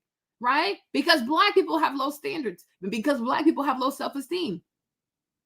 And low self-esteem will bring the worst out of a person. To this day, we see this behavior to this day. People will unalive people that look just like them over foolishness. Absolute foolishness. Right? Like, how many Black people have killed another Black person over Jordans? It's a real thing. It's a real thing. Okay? There are people who have killed people over tennis shoes. Something made in Vietnam. Right? But because the white man intentionally creates this scarcity because he puts so much money into marketing, you are not willing to kill somebody that looks just like you for a pair of shoes that was made in Vietnam, in the Hanoi, in the Saigon. Make it make sense. Make it make sense. Make it make sense. Right? Listen to the music. The half of these people don't even live this lifestyle. But they have no problem pretending to live the lifestyle, selling it to other people that looks just like them, going on tour, going to the club, and promoting a lifestyle they themselves know nothing about. Because that's what the Jewish man said you had to do, so they do it. They're incredibly submissive, right? Why is that? But it's like people don't want that. I'm telling you, people don't have self-awareness. They do not. Because you're like, oh, it's so crazy. Like, why are you asking me to do it? Why don't you do it? Right? If this stuff is so, if it's so good, it's so amazing, why don't you find a boy named Jacob, whatever you want, and let him make a song about how he be pulled up at the synagogue on the day of Shabbat, on David and Benjamin, right? Do it. Right? It's that they're so weak. They are so weak.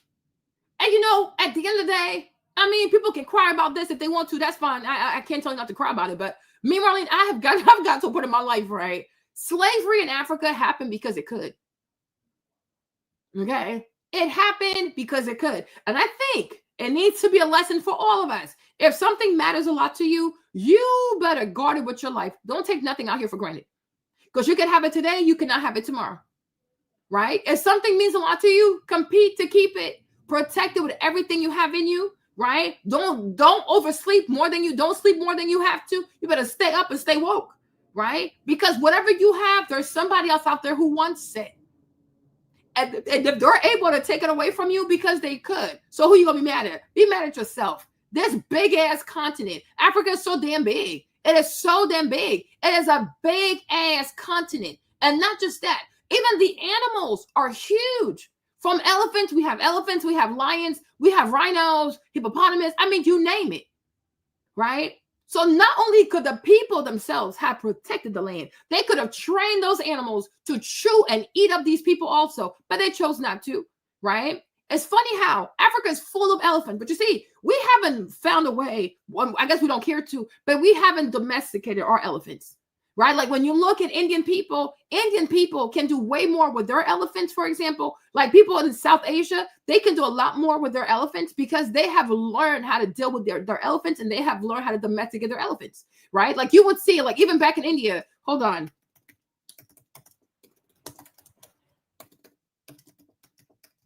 How about you spell these people's name? Maharaja, okay. There you go, right? You see? Right? Even before the British showed up, like they had these people called the Maharaja in India. They're like the richest people, I think, like in the southern part of India, if I don't recall. But they had a lot of money. They had lots of wealth, right? And you see, they have found a way to subjugate their elephants, to work with their elephants, right? They would dress them up. They could carry stuff, right? You see this? Because they're not easy animals to domesticate, right? But these Indians, they found a way to do that. So if you notice that, what's it called?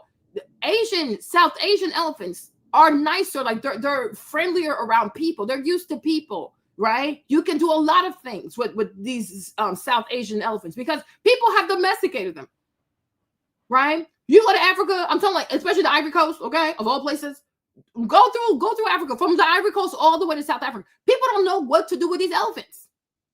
But imagine what they could have done had they learned to deal with these elephants. They could have utilized the strength of these elephants to deal with these white people. No, even lions. If Maasai people could kill lions with their bare hands, then I'm sure you could have trained them also. Because when you read the Bible, God said you can domesticate everything and anything, right? Why don't you make it your business to turn these lions into machines that also kill people and then send these lions after these white people? Why did you do it?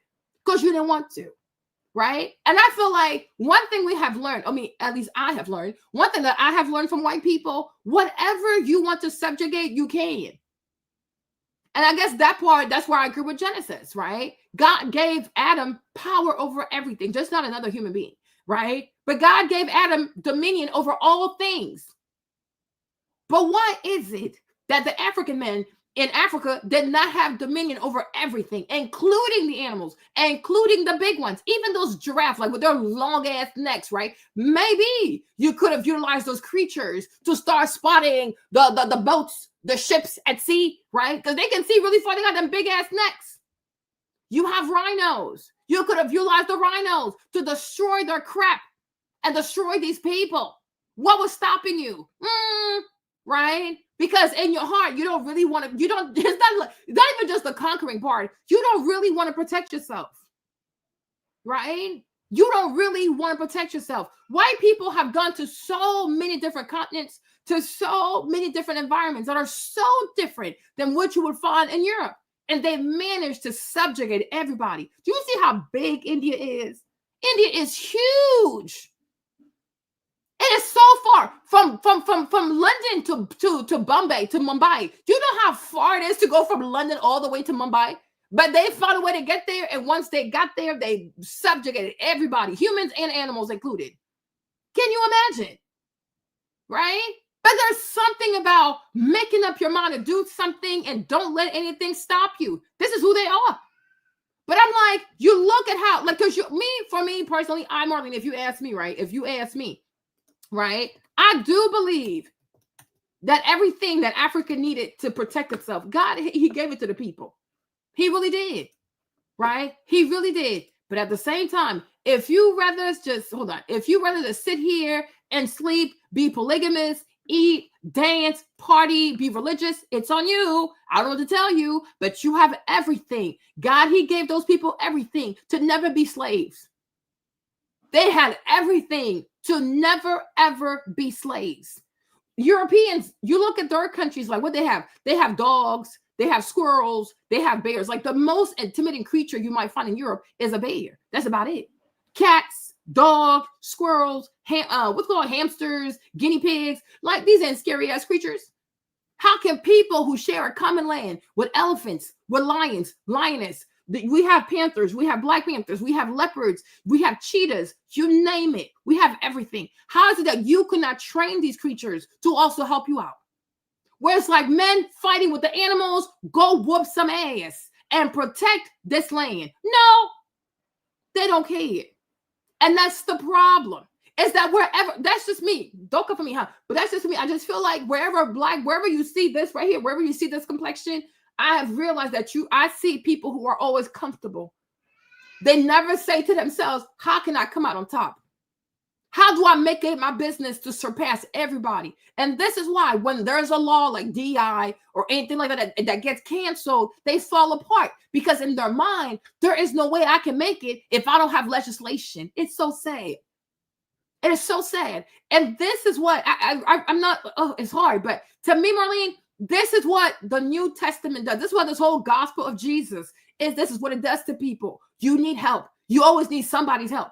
This is what socialism also does to people. And also, this is what the civil rights has done to people, that you need the government to intervene in your everyday life for you to be somebody. Because how without the government, okay, without federal legislation, oh my gosh, how you going to make it? Because you don't believe in yourself, right? And this is what I truly believe is a placebo effect, where they have you so convinced that that's why I said that the vast majority of white liberals are racist. This is why I say that the vast majority of white liberals are racist, because they train you to believe that you need something, a pill, legislation for you to make it. And the only way you can have your medication is if they're in power, right? You have to vote for us, right? Because once you vote for us, we'll give you your medication. We'll give you your medication. We'll give you your medication. They want to keep the people medicated because I don't understand whether they keep DI or remove DI. You should know that I'm always going to make it. I don't even know what this is about. But when you see people fall apart because of some legislation that really came under Obama, it's okay, so before then, how were you living? How'd you live? How'd you make it? Right? It didn't exist before. So it came, it's gone. Why are you falling apart? Why are you falling apart? That makes no sense to me. The Bible does not say God helps those who help themselves. It's not a Bible verse. It's made up. That's not in the Bible. You can look it up for yourself. There's no Bible verse that says God helps those who help themselves, right? But I can see, like, I get it in the vein of like, don't just sit there and wait for God. But unfortunately, if you read the New Testament, that's exactly what it gives. You want something, wait for the Son of David. You can't see, wait for the Son of David. You can't walk, wait for the Son of David. You don't have food, wait for the Son of David, right? And it cripples people. It cripples people, right? Oh, I'm still waiting on God to tell me what to do. I'm still waiting on God. I'm still waiting for God to bring me a husband. I'm still waiting for God. I'm still waiting for God. No, that makes no sense. You're waiting for what God? How do you know he's even real? And how do you even know he cares? There's like 5 billion people, like I think 7 billion people on the planet. Like, why would he care more about you than other people? And there's another lie that Black churches have like cemented into Black people's heads. Like, oh, you're so special. God cares about you. You'll have people who say, God told me. And one day they'll tell you they heard from God 25 times. How's that even possible? Girl, what? That makes no sense. You're talking to yourself. And that's why a lot of times when people hear Black people talk about God, they really think they're crazy because this makes no sense. Even if God talks, right? He talks to you 25 times out the day. Are you actually okay? Do you need medication, right? But it's a crippled people. They can't think for themselves without saying God. They can't make a decision without saying God. They can't decide who to marry without thinking of God. They can't decide what to do without thinking of God. These people are, if you are not Black yourself, you have to admit, It's not only is it concerning, because are you actually okay? Do you need medication? Do you need a straitjacket? Right? But it's pathetic.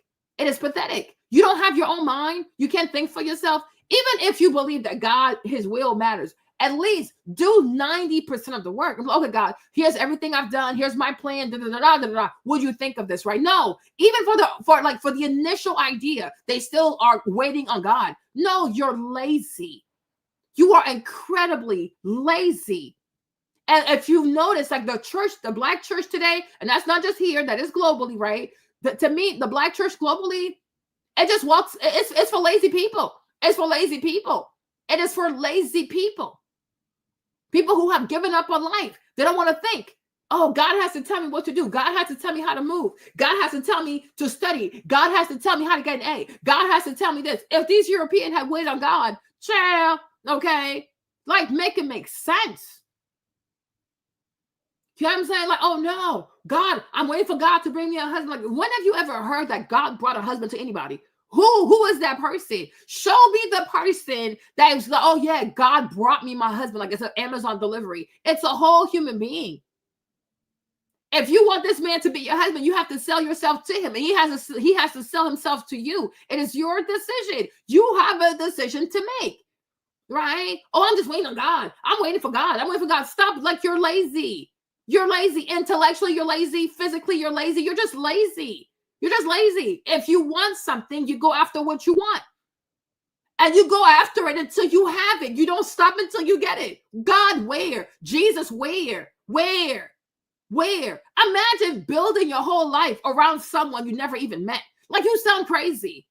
And even me, I love Jesus. And I've told you this, right? I've told you this. No, like, and I have told you this. As like, even Marlene, I told you this. I am ready. I am ready for Jesus to not be the Messiah. I am ready. If I die and I find out it was all like a fairy tale, I am okay with that, because I told you the reason why I support Jesus is not because he performed miracles. I don't give a damn about his little goofy ass miracles, right? I don't care. He multiplied bread. Wumpty wump wump. I wasn't there. I didn't eat it. It didn't benefit me. He walked on water. Good for him. Did that change anything in my life? No, I don't care. He resurrected Lazarus. Okay, good for him. It has nothing to do with me. I am not a Christian because of miracles. I am not a Christian because Jesus walked on water. No, I like Christ because I like his wisdom. I like the stuff he said. I can get down with that. Some of it I can't. I think it's pretty cool. And ultimately, he believed in something. It got him in trouble. He was like, he didn't run away. He let himself be killed. Now, I would have got myself killed, but hey, you know what I'm saying? But I respect that. I do. Good for him. It's like, to me, I look at him as a philosopher. More power to the man. More power to the man, right? I could die and then find out it was all make-believe. It's not a big deal. Because if you follow Jesus because you're waiting for miracles, then that's the problem. That is the problem. Stop waiting for things to be made easy for you. You have to work hard in this life. There is no shortcut. There is no shortcut. And the vast majority of Black people who are Christians, they're looking for an easy way out. Oh, oh, somehow there's going to be money in my mailbox. Why? Why do you want to have money you haven't worked for? Okay. Oh, somebody's going to die and then they're going to leave me some money. Why are you waiting? Why are you wishing death on somebody for you to have some money? Okay. Go get your own money. Why are you waiting for other people to die that you can spend their money? Or you're a witch. Like, what is going on? Okay. That is crazy. I don't wait on Jesus to bring me a husband. That is insanity. That is insanity. Right? Just like I was like, oh, you know what? I want to start doing hair stuff. I'm going to be a hair influencer. I just did it. I don't have to wait for God. And if you do a really good job and you make stuff really, really pretty, most likely you'll have favor. Why? Because anything that is done with dedication, seriousness, and consistency, you're going to find success. And it's not that hard. You don't even need God. If you post on YouTube, like you try to make good videos, pretty reasonable videos, right? Great lighting, great camera, great microphone, a nice thumbnail. You get straight to the point. People are going to like you. Why? Because you get straight to the point. People like people that get to the point as soon as possible. You're going to make it. You don't need God, right? If you do your homework, you study hard for your test, you study hard for your homework, you're going to have good grades. You don't need God. This is crazy. Oh, I don't know. I'm scared for my final. Of course, because you haven't studied the whole semester. Now you want to start prayer and fasting. Like, how does that even work? You have to study. You have to earn your grades. And the vast majority of Black Christians don't want to earn anything. They're waiting for miracles. They're waiting for miracles. bunch of criminals, bunch of like, I'm like, they're spiritual socialists. They are spiritual Marxists. And it's so pathetic to me. You want something, you have to go out there and get it. There are 15-year-olds getting it. You even have 16-year-olds getting it. You'll come on YouTube, you'll see like 19-year-olds, 20-year-olds. They have 5 channels, 20 channels. Every channel is monetized. I'm like, this is crazy. Even I feel embarrassed. Like, what the heck? Right? I saw this little 16-year-old boy. He makes like 50 grand a month. And it goes to show you, if people really want to make more money, they can. They just don't want to take the time, cut out the distraction, and really focus on what it takes to make it. People don't want to sacrifice anything for nothing, right? Cry, complain, pray, and fast. The easy stuff. It's easy to pray. It's easy to fast. But to cut out the distraction, to really regain your time and use and like, you know, spend your time on things that actually matter. No, people don't want to do that. They don't want to do that, right? Like, just look. You can look it up for yourself. Look it up for yourself. Maybe I'll look it up, right? Look it up, even here in America, right? In America, look at the number of hours that Black people spend watching TV. And you wonder why we have so many Black people who don't even understand politics. You wonder why we have so many Black people who don't even understand how the 3 branches of government actually work. The amount of time Black people spend consuming entertainment, it is so concerning. It is so concerning. It is so concerning because we are always seeking to be distracted. So between TV and church, right? Entertainment and going to church, how much time are we spending doing stuff that has nothing to do with actual work? Distraction, distraction, distraction. And then we complain. And then we say, oh my gosh, you owe me legislation. No, you have to take back your time and you have to manage your time better. You actually do. But I'm like, we spend too much time watching TV. We spend too much time watching TV.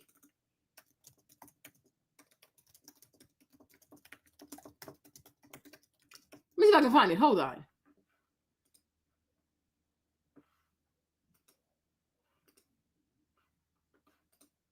Can I make this bigger? Hold on.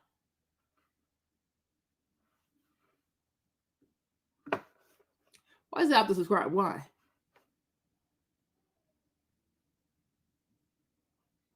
You see this? They have all the data. They have all the data. They have all the data. Black adults under 35 spend more than twice the amount of time with CTV versus live TV. That means consuming so much entertainment. It is really, really concerning.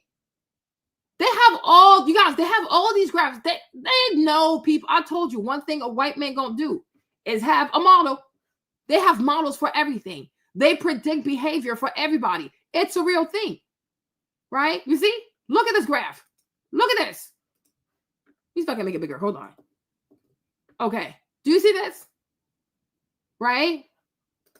What does it say? Average daily time spent watching TV per capita in the United States from 2009 to 2023 by ethnicity, right? So the black line, of course, you know, is Black people. Okay.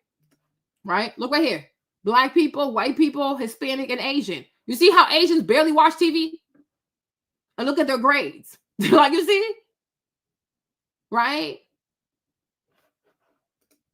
But do you see this? Do you see this?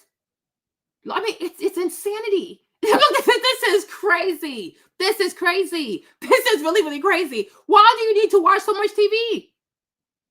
And on top of that, at least if it was like good TV, like documentaries and stuff like that, no, it's not that. It's foolishness, right? It's garbage TV. It is garbage TV. It's nothing educational. It's not documentaries. It's not engineering stuff. Like, it's not, no, it's just stupidity, right? And then after Black people, you have white people. After white people, you have Latinos. After Latinos, you have the Asians. Like, Asians barely watch TV.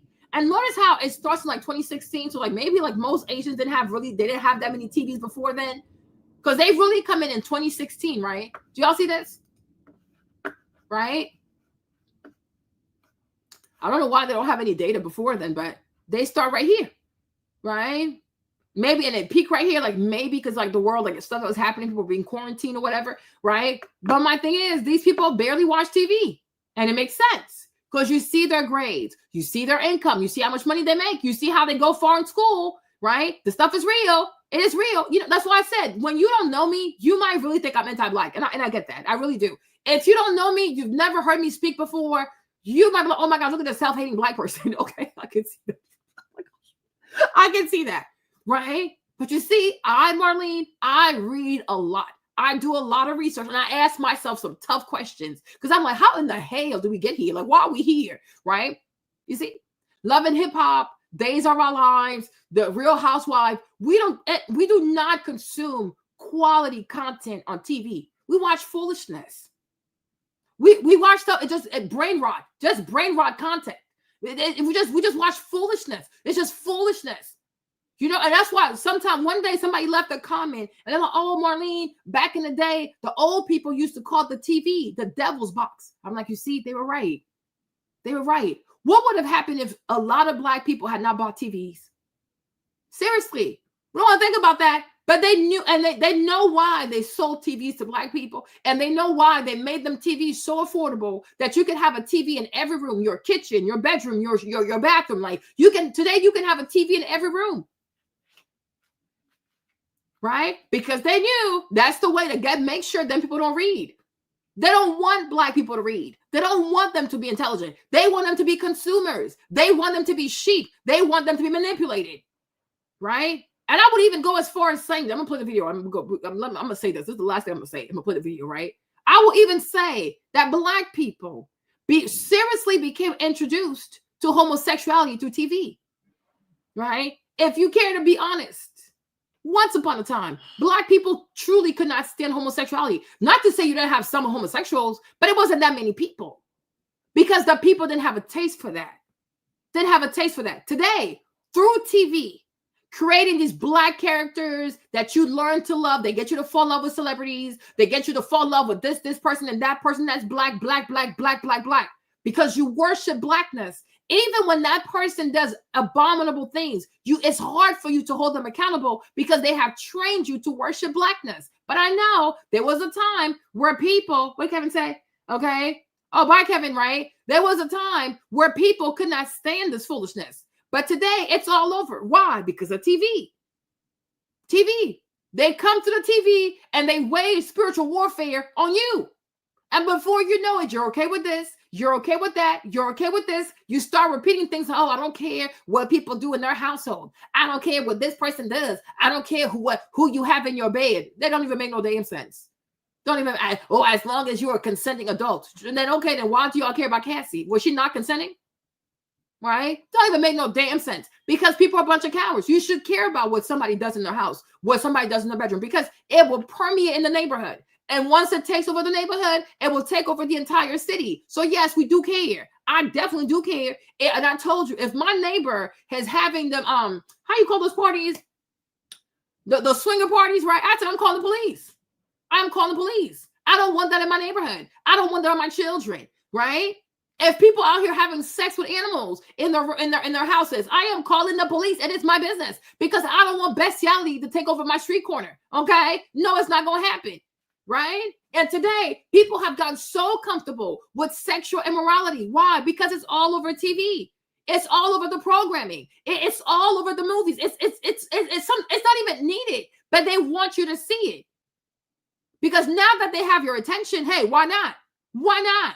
Why not do all kinds of weird, suggestive foolishness to get you to be okay with the behavior? And then maybe you'll take part of the foolishness, right? It's the TV. I don't know if you guys saw this. Hold on. Let me see. Dr. Umar said something.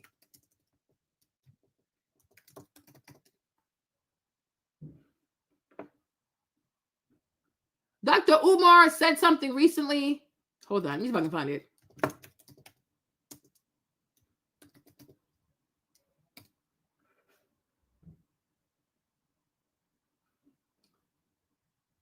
I don't know where he said it, but I saw this video, right? Hold on. I saw this video and I was like, it is so crazy. Hold on, let me play this for y'all. Because Dr. Umar Johnson has said something that I agree with and something we've been saying on this show. He's saying that Obama was a plant for the LGBTQIA plus Silent P crowd. Let's play the clip. One of the reasons Barack Obama was made president is so he could normalize the LGBTQ agenda in the Black community. Think about it. If George Bush tried to push homosexuality in the Black community, we would have rejected him. Of course. If Donald Trump tried to push homosexuality in the Black community, we would have rejected him. Of course. You could only normalize that through a blackface. Through a black man. Obama was made president to make it normal. When Barack Obama became president, homosexuality was not a mainstream issue, nor was it accepted as a mainstream alternative to the traditional family. I gotta look at By the time he left office in 2008, they were completely running everything. Was and that if the you year? even disagreed with, I'm gonna give you an example. It is. I do You a might lot be of right. graduation speeches, right? At the June. Okay. Elementary school, middle school, high school. I normally do about 20 graduation speeches a season. Okay. Right? Okay. When Barack Obama was president, I might have did 5. It dropped significantly. Schools who I normally did their commencement, they was calling me up, Dr. Umar, we can't have you speak this year. Why? The LGBTQ say you don't agree with them. You can't speak. I said, but this is a graduation speech. This ain't politics. This is motivation. Get ready for the rest of your life. Right. What does LGBT got to do with my 10-minute speech motivating these 12th graders to make sure you do well in college? Right. Well, we have LGBT teachers and they're saying you're insensitive and you're homophobic. So I saw how not agreeing with the lifestyle could limit your opportunities in life. You had people getting fired from jobs, not for pushing hate, because I don't agree with hate. Right. I don't agree with the lifestyle. Right. But I don't want harm for any human, no matter what. Because I was doing my hair, because I didn't know he did this. So I'm watching Jason Whitlock, and then I heard this. And I was like, this is so true. Because anybody who grew up in the Black church, especially here in America, anybody who grew up in the Black church here knew how much Black people could not stand homosexuality. Not the person, but the act of it. There was a no-no. And that's why even if you did it, you kept it to yourself. Even gay people who came to church knew how to act because you knew it said no. That was the culture. That was the standard, right? And once again, white liberals, I told you the bunch of racists, right? Because they knew Black people were pretty much the last people to stand against homosexuality. So they had to get them involved. And this is why for white liberal, it is so important for Black people to be consumed with Blackness. Because when you're consumed with Blackness, you are so obsessed with the color, the physiology, the phenotype, the complexion of a person, no matter what they do. Even if what they're doing is against God, even in your heart of heart, you're like, oh, this behavior ain't right. But because they're Black, you co-sign it. Because the whole premise of Blackity Black culture is to worship Blackness, not righteousness, right? Because if people were consuming righteousness, a lot of things would not be going down. But there's no righteousness. It is about worshiping Black people. So they know if you see Barack Obama and you follow Barack Obama and his wife, the Black women and the Black daughters, right? Whatever he tells you, you're going to do it. Oh, yeah, that's my president. That's my president, right? Now, I remember a time, even if a young Black man said, oh, mommy, I think I'm gay. She might be like, oh, son, we got to pray about this. Because how you know you're gay? Because you're going to ask some questions. Like, this is kind of bizarre, huh?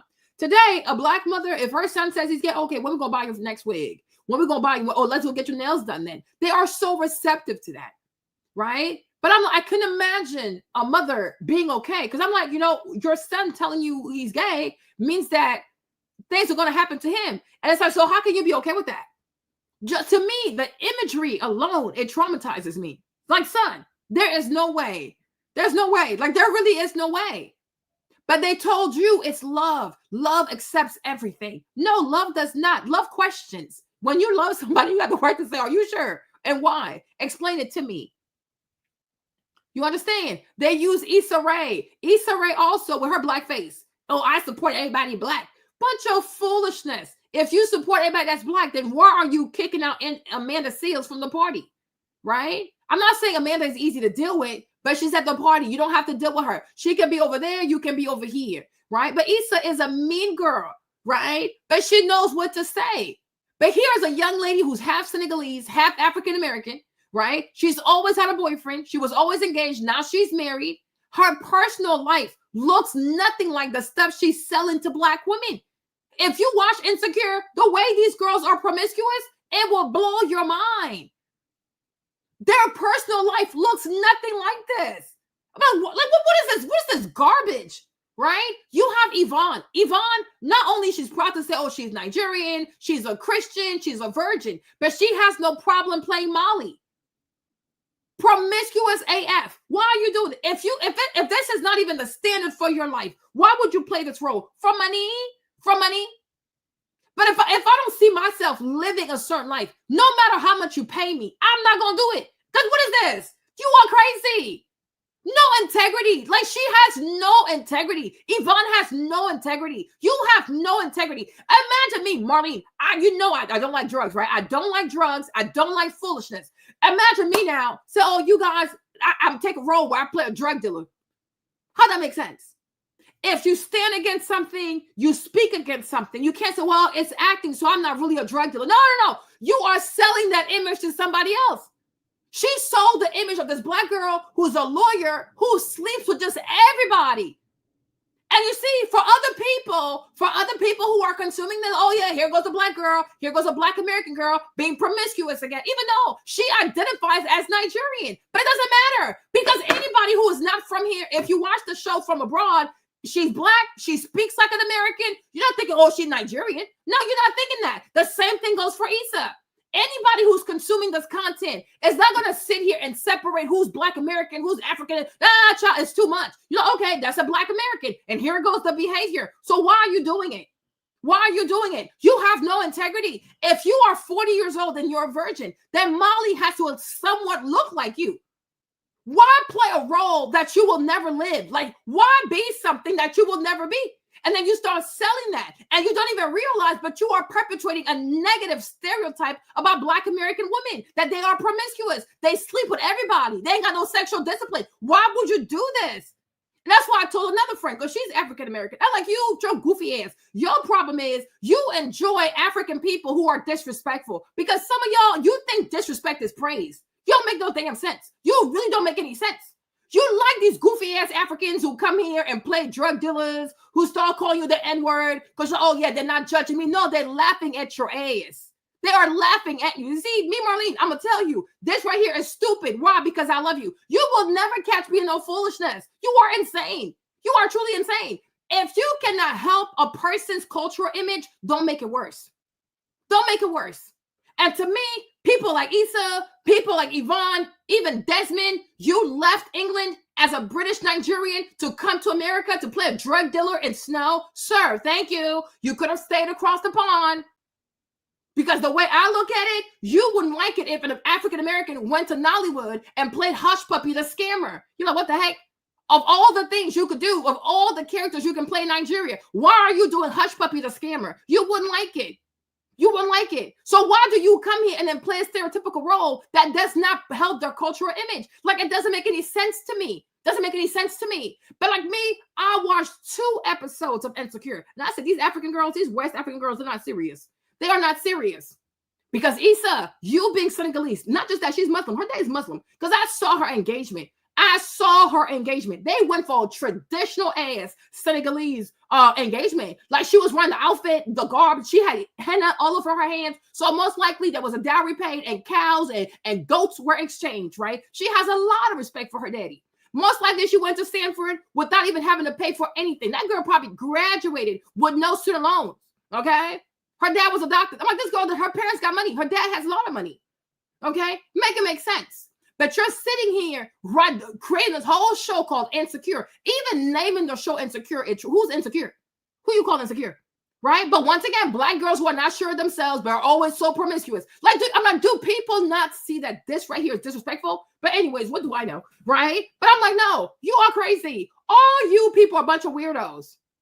Even Akon, they won't let me out. I'm locked up. They're like, what the heck? Y'all know how big that song was, right? And you hear this man talk about being in jail, being in the prison system. They ain't gonna let him out. You see, once again, perpetuating like these negative stereotypes. But these are the kinds of African people they love. They love the people who make fun of them because they think that, oh, it's a compliment. Oh, they're not judging me. No, they're judging you. They're laughing at you and they're making money off of it, right? Go sit down somewhere. These people don't live like this.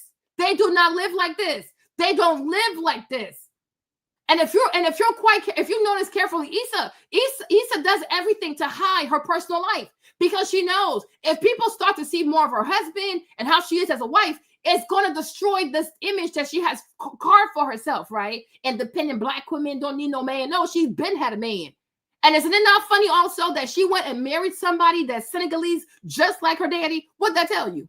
What'd that tell you? Make it make sense. Make it make sense. Ma, please, go somewhere. Go somewhere with that. They situation is. That's the way to do But it. with the way that they did it was the LGBTQ said to disagree with me is to hate me. They And this is why I'm gonna say before he says it. I'm gonna say one more thing, right? This is why me, Marlene, the vast majority of African people who live in this country who identify as liberals, I don't mess with them. To me, nasty work, because the vast majority of African people, they know better. They truly know better. How can you be African, especially West African? How can you be West African and be a liberal? Please show me what part of West African culture agrees with anything that these liberals do, right? Make it make sense. If it's not that you're selfish and you want your entire family to come here without papers or with papers and just do all kinds of foolishness, right? But if you were an honest person, per your West African culture, what is it about liberalism that matches African culture? These people, they're crazy. They are crazy. No African person, especially no West African person, should be a liberal. How? It makes no sense. It truly makes no sense. Makes no sense. You'll have Nigerians like be so proud of how they get married and they're married, but you're gonna go for a party that does not believe in a nuclear family? We have seen, especially Yoruba weddings, they go get married, they kneel at their parents' feet. They just lay there. They just lay there. Like, what are y'all doing? It's doing too damn much, right? Doing too damn much. So you're proud of that side of your culture. You like the fact that you people get married and people pay dowry, wump. You like all that stuff. But you're going to come to America and now you want to identify as a liberal. Please tell me what part of liberalism it matches West African culture. That's so disgusting. Like, it's one thing to go to Babylon because some money has to be made. Sure, make your money. But while you make your money, you can also keep your culture, keep your integrity because you know better. You know better. But no, watch them all be, I identify as a Democrat. And no, if you're West African and you're proud of being West African, you should be a conservative. Because please tell me what part of liberalism matches your African culture, right? This is ridiculous. You'll see all these African girls with them sleek ass frontals. It's like, girl, you have 4C hair. Your hair don't look like this. Stop lying to yourself. Stop lying to yourself. No, I didn't have one. My wedding was small. My wedding was small, right? But I'm like, this is crazy. You people are crazy. You are really, really crazy. You cannot be West African and identify with liberalism. What is going on? This is so bizarre. This is so weird. Every West African person should be conservative. They should actually be Republican because those values match West African values. Make it make sense. You don't even make any damn sense because you're insecure. You're insecure. So insecure, so pathetic. Like, it's just like your people just so damn weak. People just so damn weak. I was watching a video yesterday. I'm gonna play for y'all. I was watching a video yesterday with Jessica, and I was like, look at her. Another one. We see West Indian, Hispaniola, Haiti. So pathetic. She knows better. She was raised better than this. She knows better. Jessica's mom is a pastor. Jessica knows so much. She knows better than this. But she's so insecure because she's so desperate to be accepted by the culture. What culture? What culture? What culture? Can you imagine you grew up in a household, your parents raised you to have certain standards, but you go outside and you're so weak because black people have to like me. Black people have to like me. Oh, please. Oh, please. Imagine asking confused people to love you. Are you actually okay? They're confused. You got to stand for your conviction. You got to stand for what you know. You know, it's same thing here too. Even with Black America, you have a lot of Black Americans who were raised in the South. They were raised to go to church. They were raised to act right. They were raised to behave right. They moved to the North. They start acting crazy. They go to New York. They start acting crazy. They moved to Massachusetts. They start acting crazy. They moved to DC. Start acting crazy. They moved to California. Start acting crazy. They were never raised like this. Like, what are you doing? No, they're so insecure. They go somewhere. Everybody is so free, so reckless. Oh, you know what? I don't want to be the one that talks about God. I don't want to be the one that has standards. So let me start drinking too. Let me start being promiscuous too. Let me start being all kinds of crazy too. Are you actually okay? Like, are you seriously okay?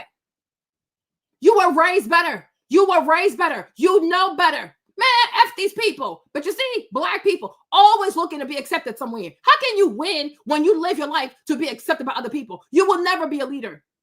Because leaders, they break from the norm. They break from the norm. They set their own rules. Like, okay, no, we're going to do things this way because this is my culture. Are you actually okay? Like, are you seriously okay? It's like, it drives me insane. It drives me insane. Like, you know better than this.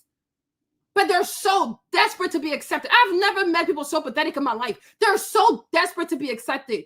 Be who you are. And maybe that's why I love Trump, because as goofy, crazy, like, you know, he's like a clumsy elephant to me. But I do like the fact that he's himself. Like, this is what you get. Like, this is it. You take it or you leave it. It is what it is. But he's not trying to be like, oh, let me be polite and let me be this. He's not this person. He's just brash. Like, he's just a mess. He's a mess. Like, he's just a mess. And he likes to talk a whole lot. You know, he does all these things. But I'm like, but that's him. That's who he is. Stop people saying, oh, live your truth, live your truth. No, then let people live their truth then. Like, make it make sense. But I'm like, this is crazy. This is crazy. Be who you are. Be who you were raised to be. But I really do not understand how you can be West African and be a liberal. I don't understand how you could be Black American from the South. Like, you were raised in the church. You were raised, you saw everybody be married. Nobody broke the law. Your whole life, everybody went to church. How can you be Black American from the South and identify with these weirdos? They're a bunch of weirdos. How can you identify with these weirdos? They're bizarre. They're just bizarre. No, because they seem like they're having a good time. Because they seem like they have money. Everything seems, it's not real. They're all miserable. They're all confused. It's a bunch of confused people. But anytime you hear people come after a family, like a nuclear family, you're like, oh, hell no. You are crazy. You are crazy. Because if we don't have families, what do we have? They want to have boys and women's sport. Like, what is this? What is this weird? What is this? What is this? They just stand for chaos all the time. It's a chaotic people. How can you identify with these people? I'm still trying to understand that. Right? I look at Wendy Osefo.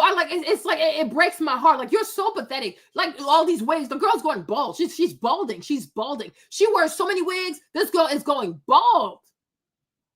And notice how the vast majority of Black liberals do not love themselves. Notice how the vast majority of Black women that are liberals are always wearing wigs, weaves, makeup.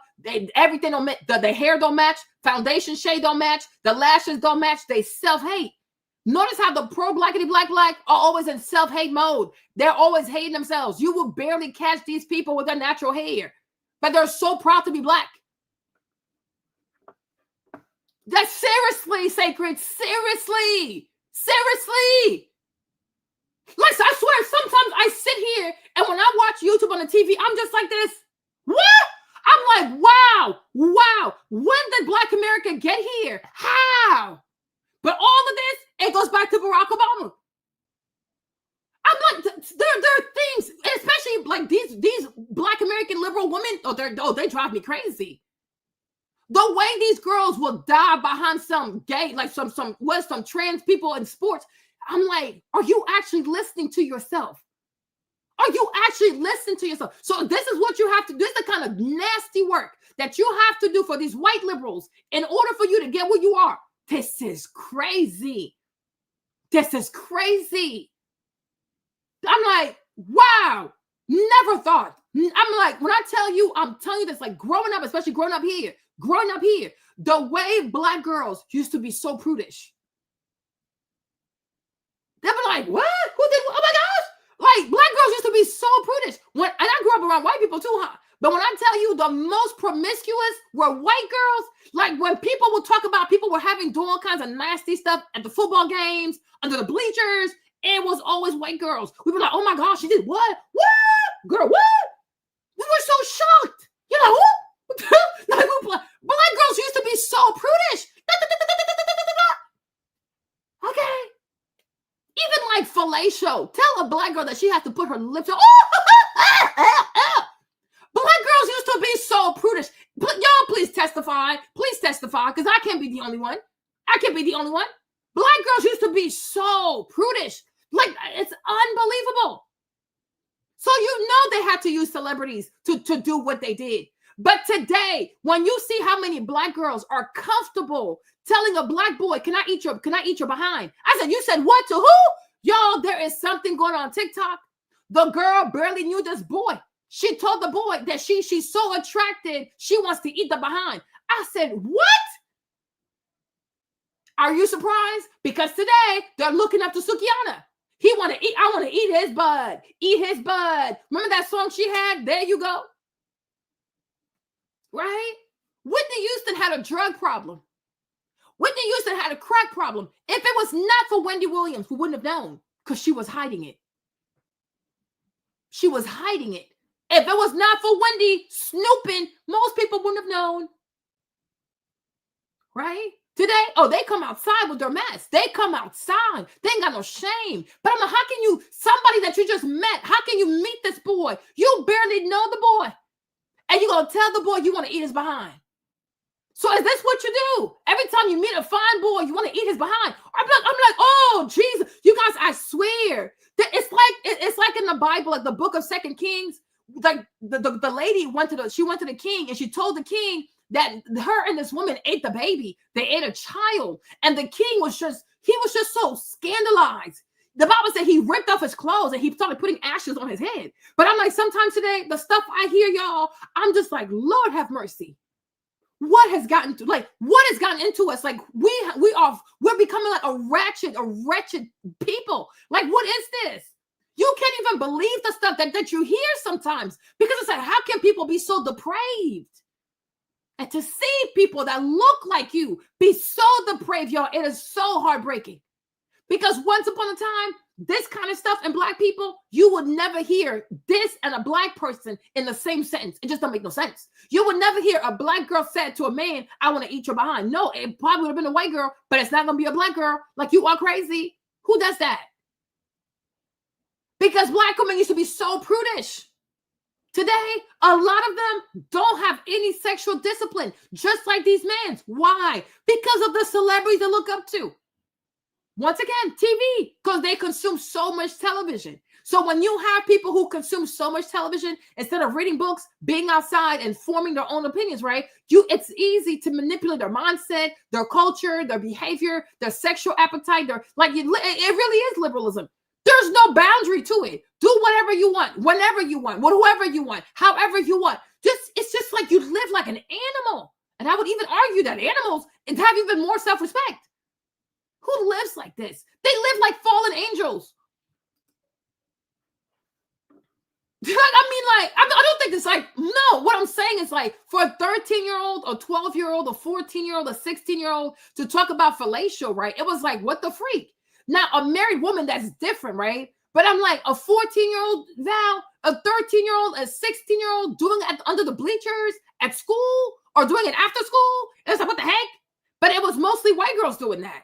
Like, white girls were known. I'm not trying to be offensive, right? But most likely, it is Virginia, so they probably were liberals, not conservative. But I do believe these were, I would say that.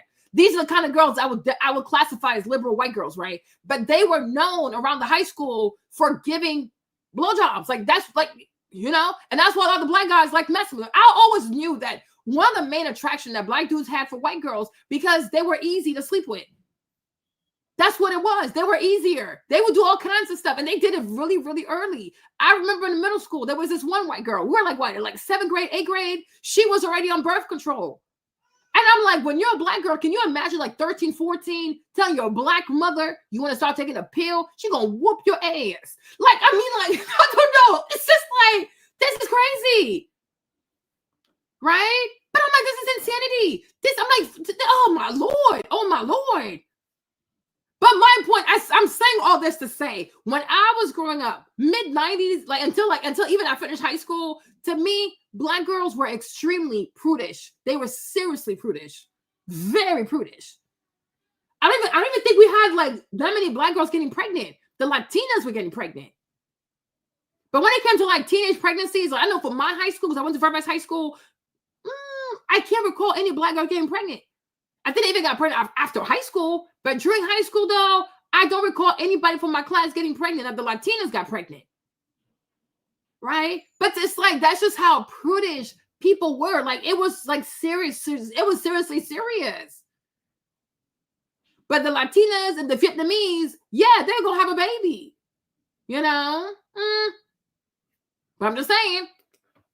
Created a narrative that if you disagree, you support violence against me. Right. You don't want us to work. You want us to be shot, killed, man. Yeah. We never said that. Yeah, that's ridiculous. We just said we don't agree with the lifestyle. Right, right. But they turned it into a whole campaign against anybody who disagreed with it. And that's another reason why a lot of people didn't vote for Kamala Harris, black men, because they got tired of the effeminization, and then they took it to Africa. Obama started it. He went to Africa. He went to Liberia. He went to Rwanda, a couple other places. He said, if you don't legalize gay marriage, we cutting off your aid. That's some of the best work I've ever heard from Umar. That's why, you know, Umar will do some silly things, say some things I disagree with, and who knows what he's done with the money for his schools. And I don't say that in a disparaging fashion, but Umar says a lot of things that I disagree with, but he also says a lot of things that I have to just tip my hat and say, hey, man, I appreciate you saying that, because that breakdown of the consequences of not being on board with the LGBTQIA plus silent P alphabet mafia agenda. That's what no one ever wants to talk about. And like me doing this show the way that I've done it, I know the consequences in terms of, I'm untouchable. I'm reviled in legacy media because the gay crowd has so much influence over human resources departments throughout corporate America that, you know, I'm as toxic and as nuclear as you could possibly be. And it does cost you opportunities. And you sit around and you wonder why Stephen A. Smith or some of these other people, it's like they always tip their hat and bow to the transgenders and the gay deal and all this other stuff. And if you notice also, if you look carefully at the Democratic Party, the vast majority of black men are gay because they want you to submit to that.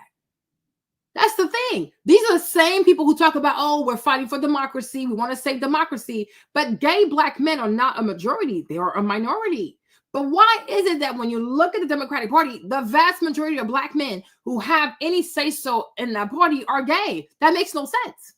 We should see heterosexual black men with family values. You don't really see that. You're more likely to see a lot of gay black boys, and not even like the more calmer gays. Like it's the very flashy, flamboyant gays, right? And then it's the vast majority of black women who have any kind of leadership within the Democratic Party are lesbians. They're lesbians, right? Even Karine Jean-Pierre. The fact that I'm sure they also took her as press secretary because she's black, she's Haitian, she's a lesbian, and she has a white wife. So it's like all of that.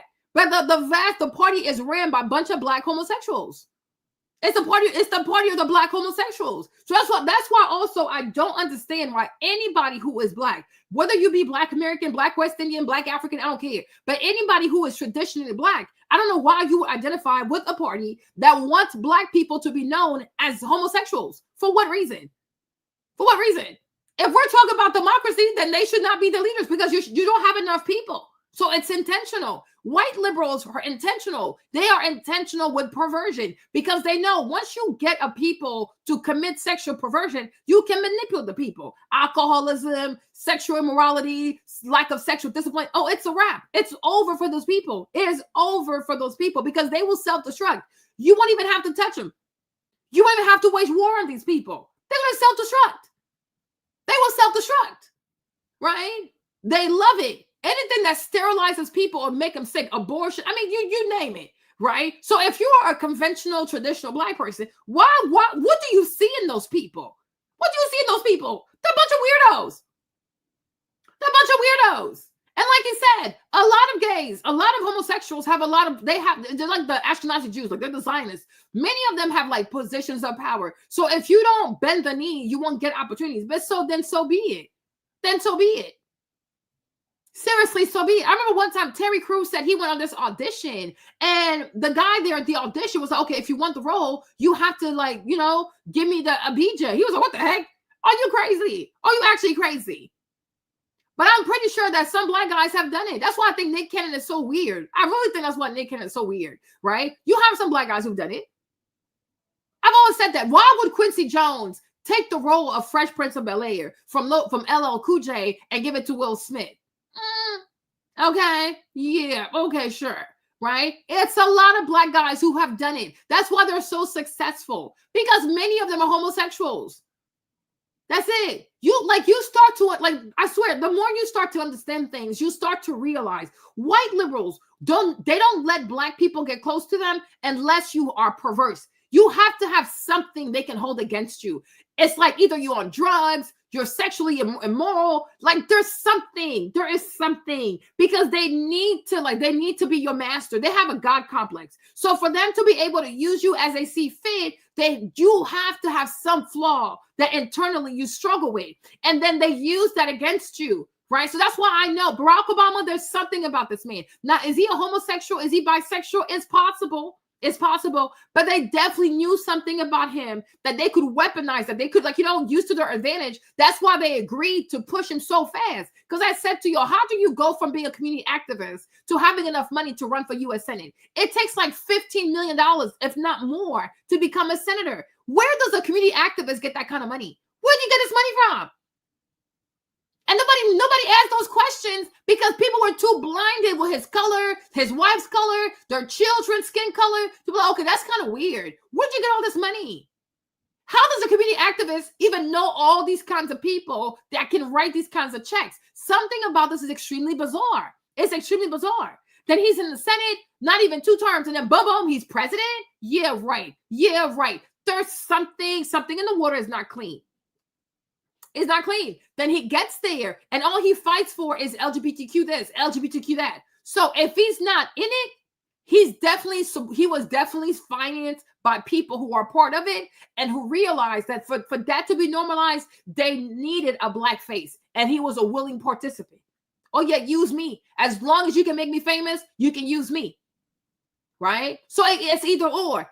Either he's a homosexual who agreed to have himself used for this stuff, or he's not one. But to have that honor to be able to say I'm a president, he agreed and he went along with it because something is bizarre. Something is bizarre.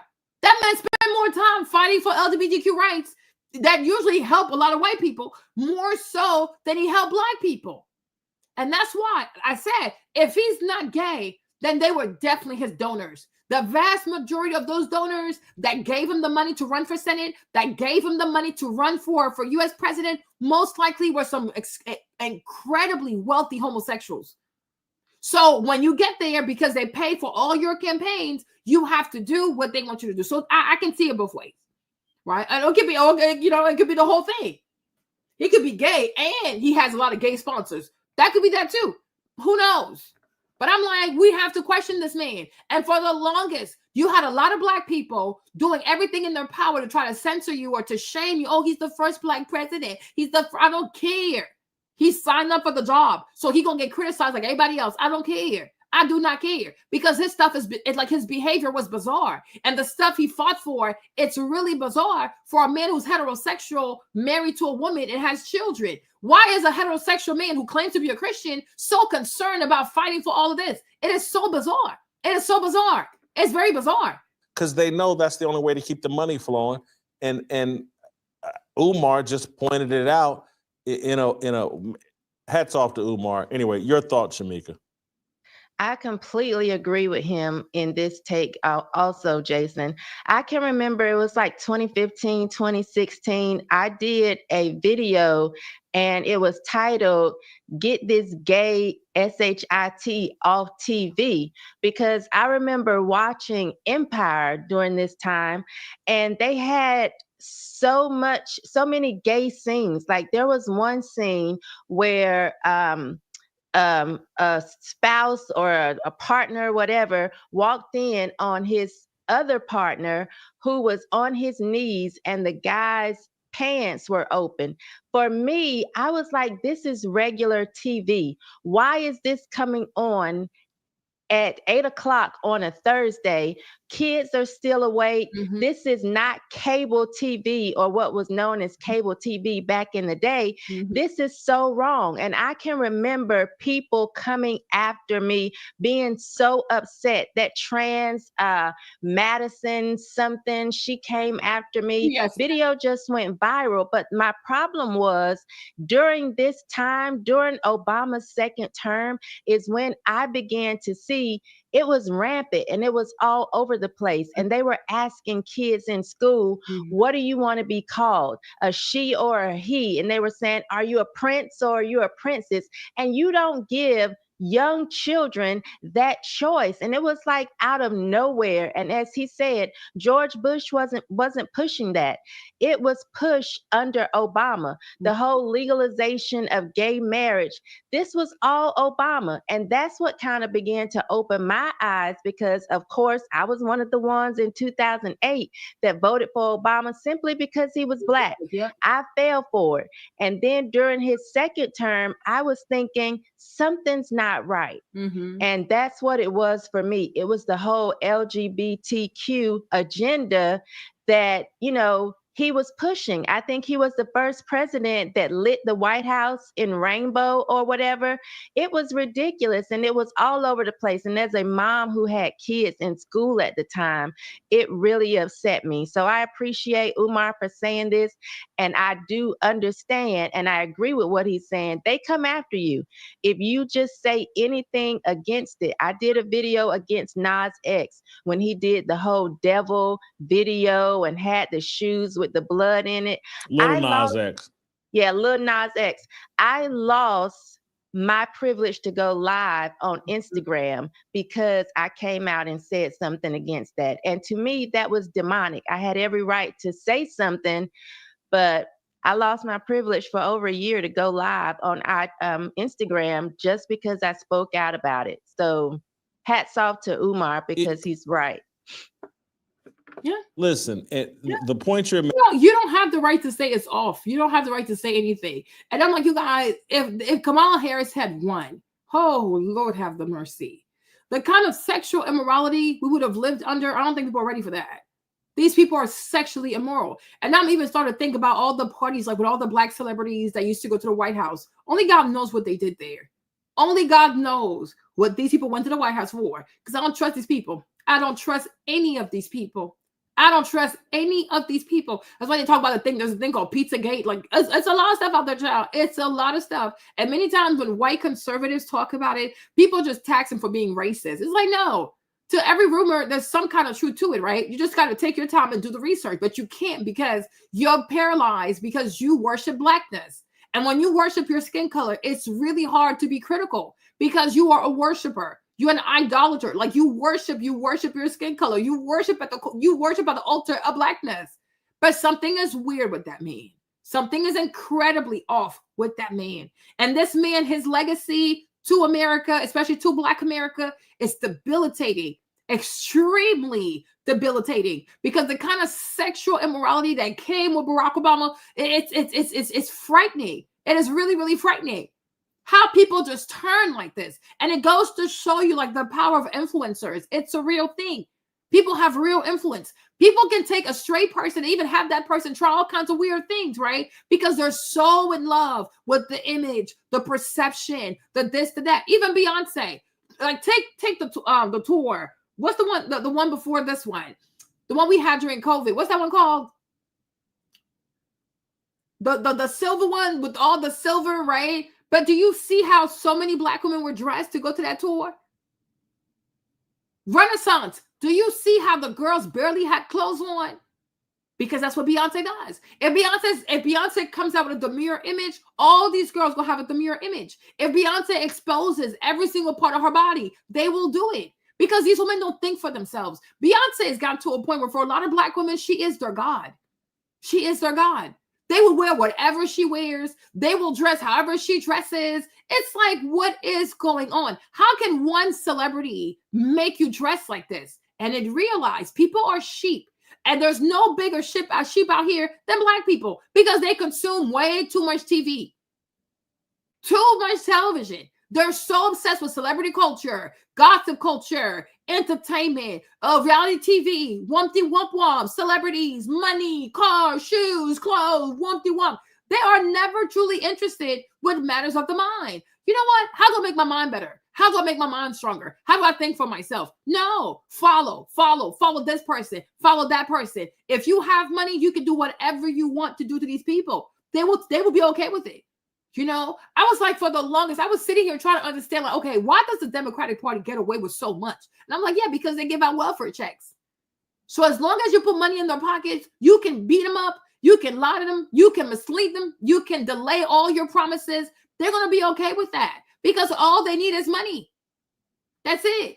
Because I'm like, how can people be so down for a party that is known for being the party of racism, that is known for being the party that was against the liberation of slaves, a party that is known for being the party of the KKK, a party that is known for segregating schools, a party that fought against integration of schools, a party that fought against busing, a party that is known for incarcerating Black men in the masses. How can you be okay with such a party? Because they give them money. They give them money. And as long as you give them money, they'll be obedient. That's it. And I'm like, oh, crap. It's all about money to these people. It's not about self-respect. It's not about pride. It's not about competition. No. They will forget anything you've done to them as long as you start giving them money. I'm sure if Republicans come up with a welfare program and Republicans start promising money to people, they're going to be like, okay, now I'm a Republican. They're not really offended. This has nothing to do with slavery. These are just excuses. It's all about money. It is all about money because there is no way. People don't like. There's no way they don't know this. I'm not all police. Oh, do you know that the Democratic Party was part of the KKK? They know it all. They know it all. A lot of them were alive when Joe Biden went to Congress and said all the evil, racist things he did. They know this. They know this, right? A lot of them probably had way more issues with Joe Biden compared to Donald Trump. Right? They know damn well that Donald Trump never passed any law to go against their goodwill and their best interest. They know this. They know this. But they're going to love Joe Biden, who was a politician for 50 years in D.C., congressman, vice president to president. He has more influence over the way your life turned out. But Trump was president for 4 years. Oh, my God. But he's worse than Joe Biden. No, it's just greed. It is greed. And you can count on lazy people to be greedy. There's nothing more. How can I explain this? Yeah, lazy people are virtuosos when it comes to greed. They are impeccable, greedy people. And I told you this. I said a rich man might be greedy, and people usually notice how greedy he is because you see how wealthy he is and he doesn't share. But I said to you, poor people are also lazy. They're also greedy because they're intentionally lazy, right? They denied the world what they have, but they expect everything because you're lazy, right? And that's what I've come to realize. The vast majority of Black people in America are incredibly greedy, right? So they will use slavery as a bargaining chip for a check. They don't really care about them slaves. Ask people, how many of them people who complain about slavery all the time have actually been to a plantation? They don't care. They do not care. Ask yourself, go ask these people who always talk about, oh, slavery this and FBA this. Ask them how many of them, when they went to college, even took one class in African American studies, right? They love to weaponize Black History Month against Donald Trump, right? We've grown up out here. We have seen MLK Day is usually used for parties, stripping, all kinds of foolishness. People care so much about Black History Month. People care so much about MLK. Every MLK street in America is up to some foolishness. You find any street in America named after Dr. King, they shooting, they're killing, they're drugging, they selling, they plotting. They ain't got no respect. They ain't got no respect. But it's all a bargaining chip to make white people feel bad, to get some money out of white people. That's it. They don't really care. They don't care. Because you guys, I swear, if you cared about somebody enslaving your ancestor, you think money can make that up? You think money can make you feel better? What money? What the heck? No, I'm not going to be happy until I enslave you too, so I don't know. Money's not going to make me happy. I've lived in America for over 30 years. That's why there's like, you know, when I see some people try to pull this whole FBA card on me, it makes me laugh. When you've lived somewhere for 30 years, yeah, it's like, yeah, I know it all about this point, okay? 30 years I've been outside. No, you're not going to bamboozle me. If I have been here for 2 years, I can kind of see it. 30 years from the sixth grade, I've been here. So I'm like, no, go feed that to the birds. Go feed it to the migrants, right? It don't make no damn sense. Because my point is, if you really cared about slavery, you cannot say, oh, my ancestors fought, my ancestors built, but I'm okay for open borders. How does that even make sense? How does that even make sense? If you care about slavery and you feel as though your ancestors built this country, there you go. So therefore, should we not close the borders and protect what they've worked hard for? Oh no, leave the borders open. Let the immigrants come and do whatever they want to do. So you don't even mean what you say. And that's why I say a lot of people just speak narratives. They're not even speaking facts. Because if you really believe what you say, then you would agree with like, we got to change the immigration policy. I really am. I really am. That's why it doesn't faze me. Like a lot of crap. It does not faze me. Oh my gosh, Sacred. I don't care. Because I know, I'm like, cousin, I know you too well. I know you better than you know yourself. Go do that with white people. It don't work with me. Right? But it's greed. The only reason why so many black people in America have been able to forgive the Democratic Party or to overlook what they have done because they write these welfare checks. That's it. If they never put money in the hands of black people will have the same energy for them people as they do for Republicans, right? But the issue with Republicans do not believe in writing checks to people. They believe you should make yourself. And that's the part they don't want to do. They're like, oh, but, because they're greedy. And it's a greed that comes from laziness. Yes. You don't get so triggered when you use the word lazy with black people. Oh, well, it is what it is, right? Because why would you sit here and wait for welfare check when you can make way more than that? We have seen what welfare has done to people, not even here in America to Black America. We have seen what welfare has done to Africa. I told you from the top all the way to the bottom, Africa is full of NGOs. So why is that place still crippled? Because giving people stuff doesn't help anything. It makes it worse. It makes it worse. Right? If you could, like, why is Africa still crippled? They have all kinds of NGOs. They have NGOs for days. And when they expose USAID, look at the kind of money that USAID is even spending in Africa. Condoms, they're giving people the money to buy condoms in Rwanda or Uganda. I'm like, why can the men in Uganda buy their own condoms? So you want to have sex, but American people have to be taxed so they can teach you how to use a condom? Like, do you not have any shame? Right? But because people are lazy.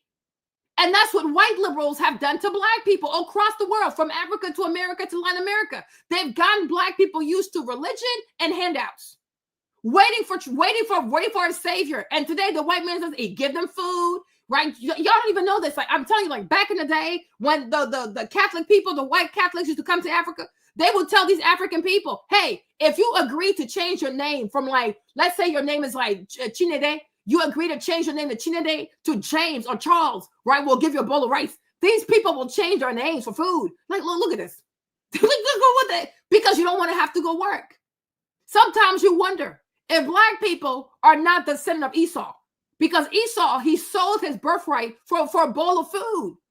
Food, convenience. The way black people love convenience, it breaks your heart. I don't want to suffer. I don't want to struggle. I don't want to do this. They want convenience so bad. So from Africa to Black America, look at how all this welfare, these NGOs, look at how it's destroyed black people. We have seen what welfare has done to Black America. Look. Anywhere you go, people live on welfare. The violence, the lack of education, the lack of self-motivation, the lack of businesses. No businesses wants to open near anywhere that looks like people receive welfare, right? People are afraid because they've realized it's a people that has given up. And you understand, when you start getting people accustomed to handouts, they just wait for you.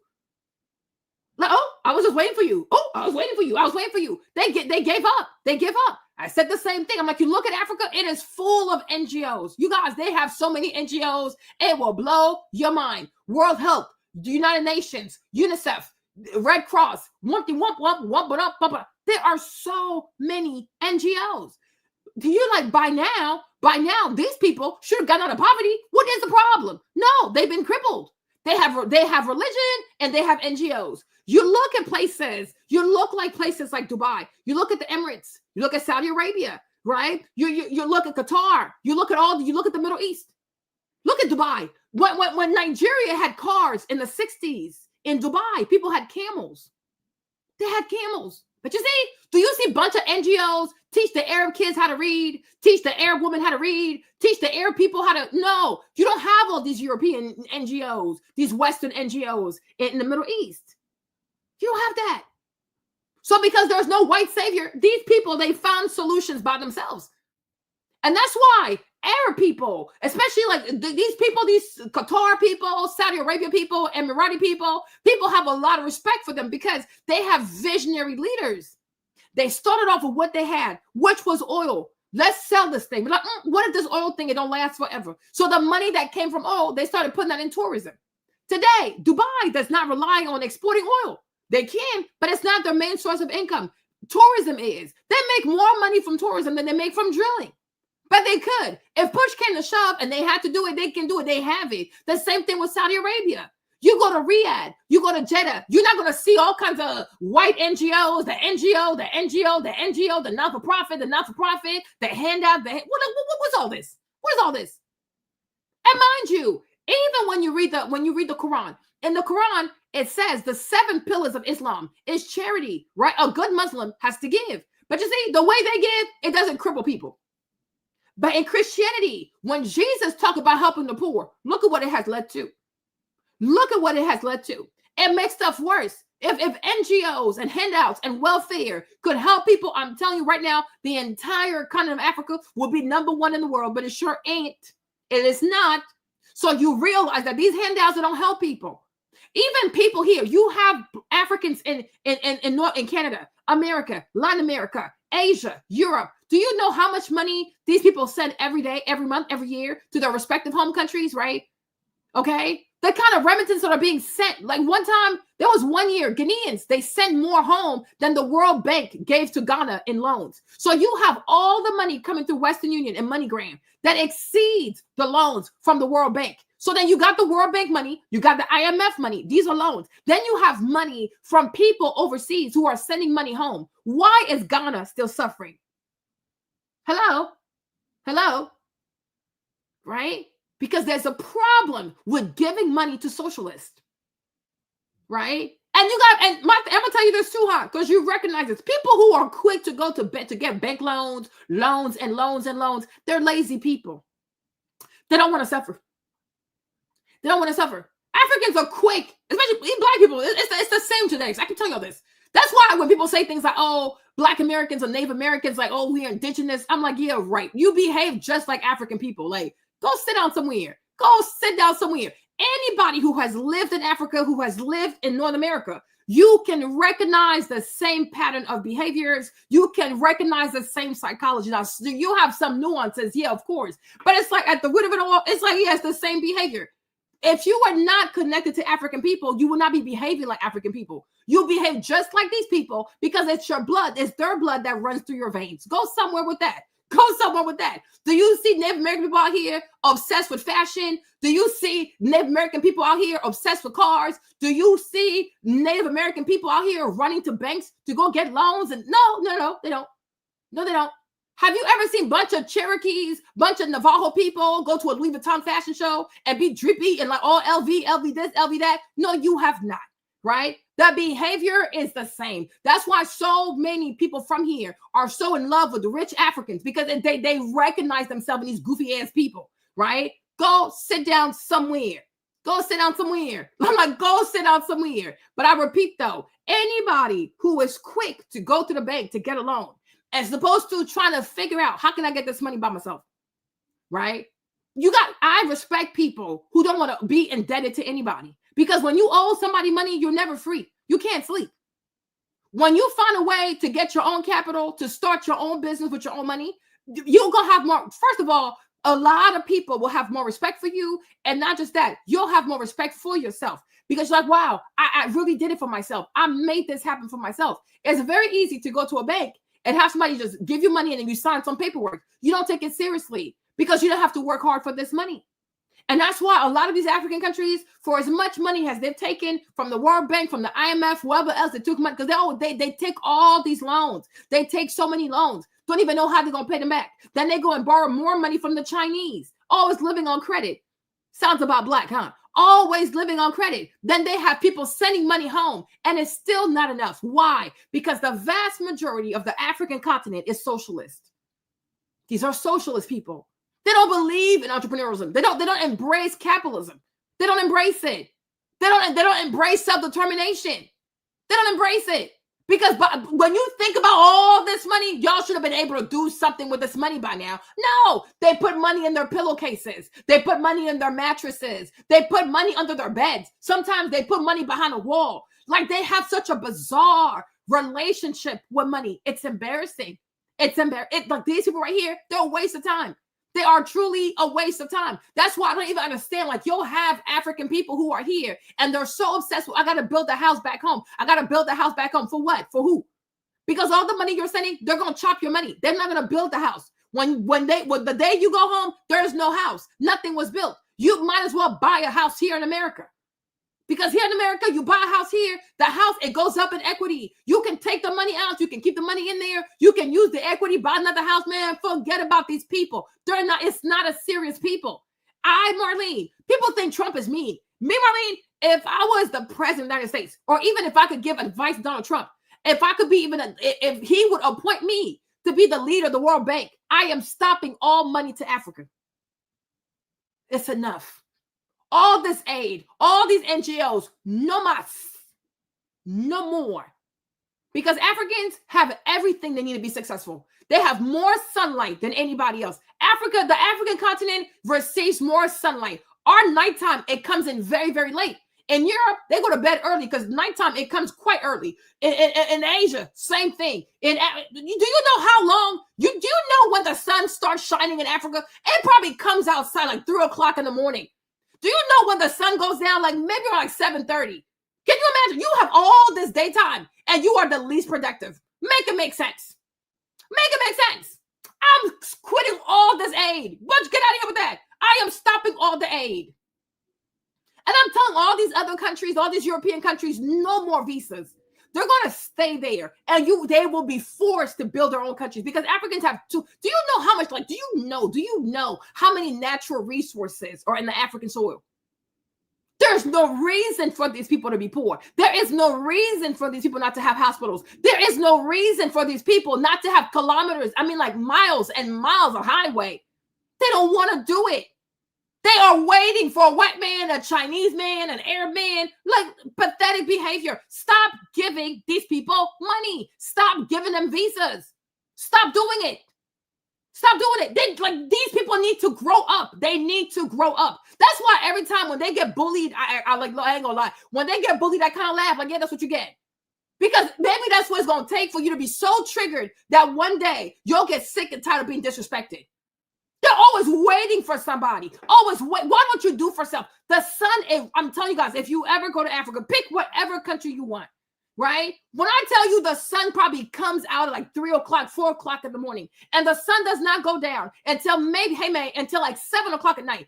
We have a lot of daytime. So when you consider that, should African people not be more productive than other people?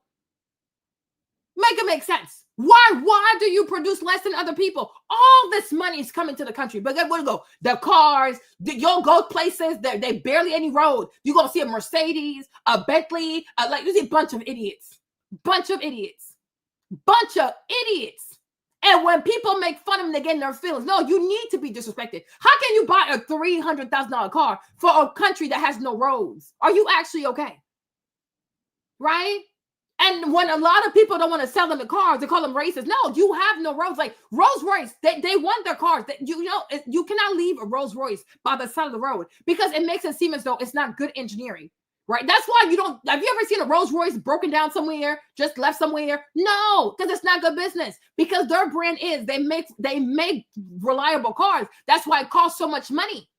But if you bring that car to Africa, because we barely have any good roads, you don't have enough people who can service that car. These kinds of images can do harm to the brain. It's not because they're racist, you idiot. How sensible is it to buy a $300,000, $400,000, $500,000 car and bring it to a place like Nigeria? Are you actually okay? Africans are a bunch of idiots.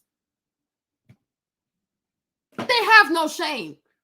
And the problem I have with my people, right, is that they're trying to skip the steps. So we want to go from, we were in the village to now we're driving Rolls Royce. No, even white people, it took them like centuries to get to a place where many of them could drive Rolls Royce, right? The same thing in China, the same thing in Asia, the same thing in Japan. Many of these people, they went through stages. So now there are so many wealthy people. There are so many educated people. So driving a Bentley, it makes a lot of sense because there's a lot of wealthy people. No, African people want to skip steps. So from 0 to 100, because the thing in between is too mature. It's too mature.